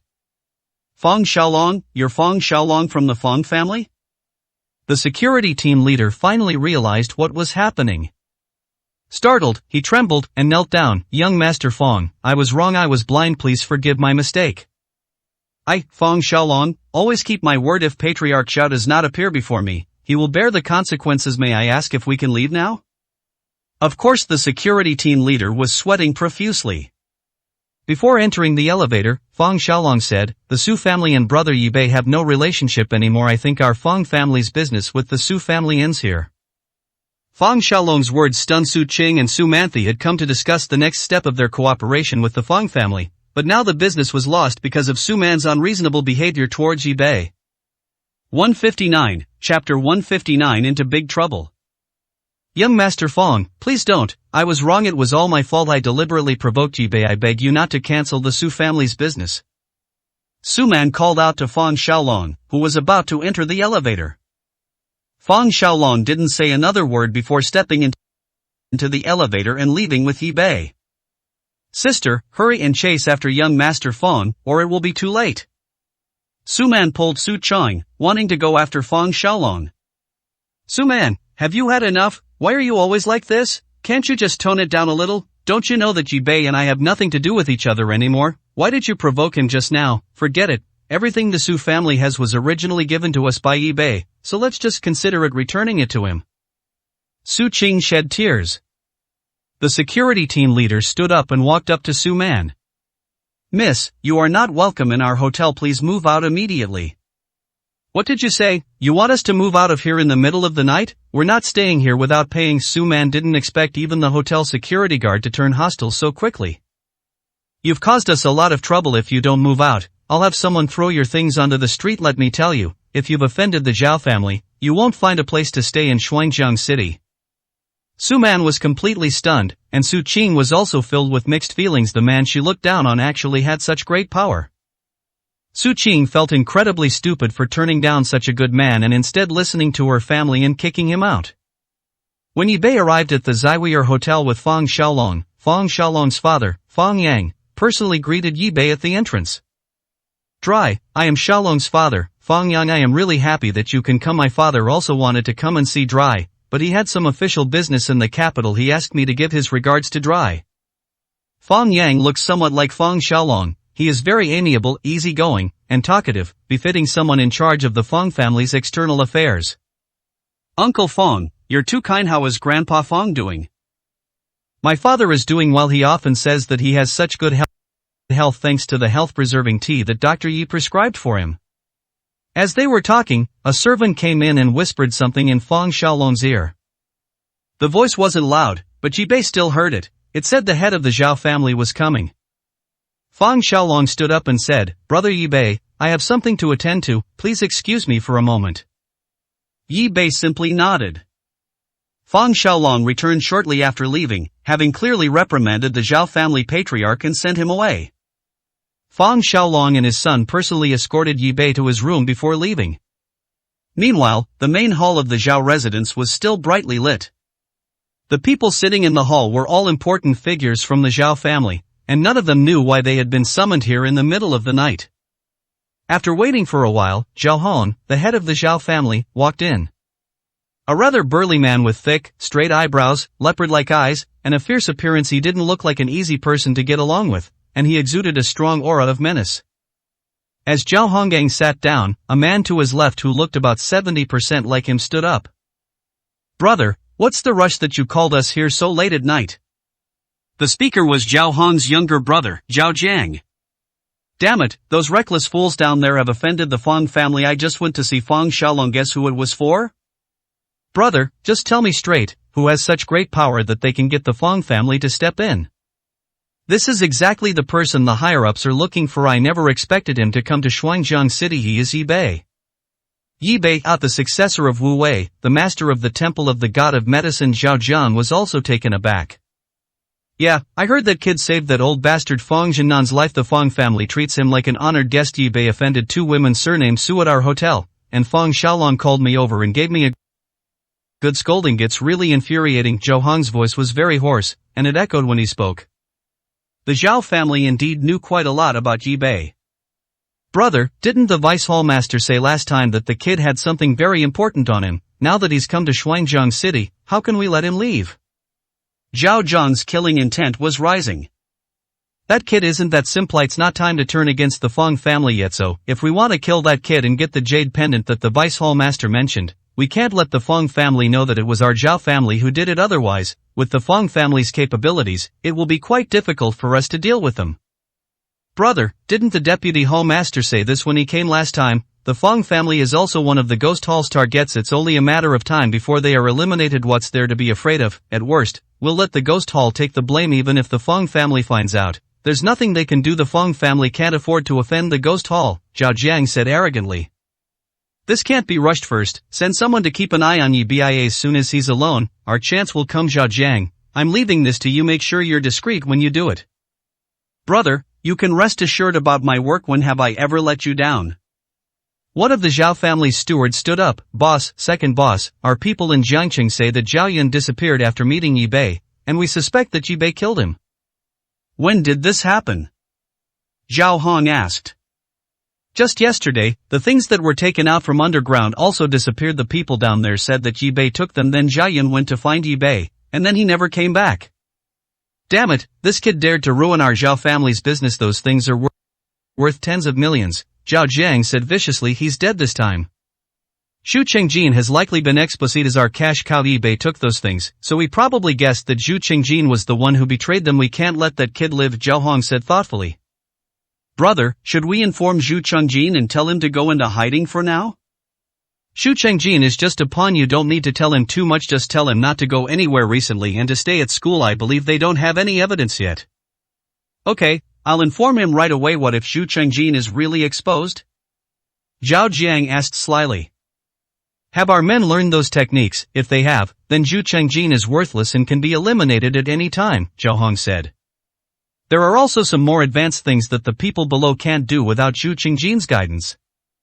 In that case, if necessary, let Xu Chengjin go to the site to provide more guidance so that our people can master those technologies as soon as possible." Xu Chengjin is like a vampire, taking away 30% to 50% of the profits every time. 160, Chapter 160. Saving lives is like putting out a fire. The next morning, Yi Bei went to the Zhao family's house. He wanted to meet Zhao Hong, the head of the Zhao family, a renowned ancient martial arts family in Shuangjiang County, and casually inquire about the true nature of this Zhao family head. Finding the Zhao family is not difficult. When Yi Bei gave his name, the servant went inside and didn't come out for quite a while.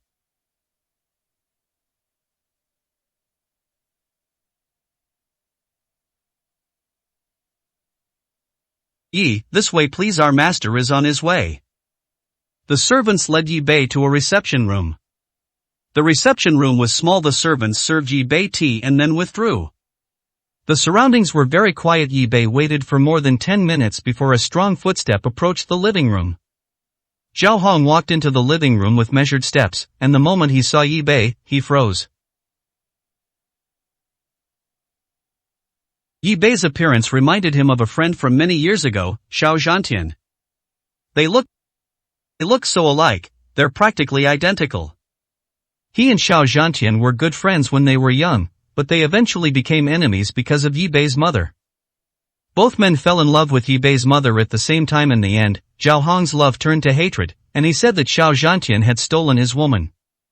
Seeing Zhao Hong's somewhat dazed look, Yi Bei stood up and said, "Are you the Zhao family head? I am Yi Bei from the medical god hall. My master has always said that I have some connection with the Zhao family. I came to Shuangjiang City to greet the Zhao family head."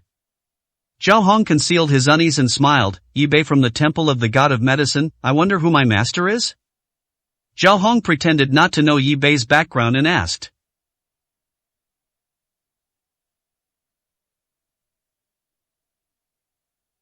"My teacher is Wu Wei." "So you are a disciple of Hall Master Wu. My apologies for not recognizing you. Please have a seat." Zhao Hong sat down in the main seat. "Patriarch Xiao, I have come here today to ask you something." "Young brother Yi, please speak your mind, there's no need to be so polite." "Is the Zhao family in Jiangcheng related to the Ghost Palace?" Yi Bei asked directly. Zhao Hong clearly didn't expect Yi Bei to ask such a question directly. He smiled and said, "Our Zhao family does have some business in Jiangcheng, but I'm not really sure what the people below us do. After all, there are so many people in the Zhao family, and I can't manage them all." Yi Bei and Zhao Hong didn't chat for long before Yi Bei left the Zhao family. That atmosphere at the Zhao family made Yi Bei feel very oppressed and uncomfortable. He also found Zhao Hong's attitude to be very hypocritical. Yi Bei had just left when Zhao Jiang came out. "Brother, why didn't you let me do it just now?" It turns out that Zhao Hong and Zhao Jiang had planned to kill Yi Bei before he came in. Zhao Jiang was in the next room. The two agreed on a secret code, but Zhao Jiang never received Zhao Hong's signal.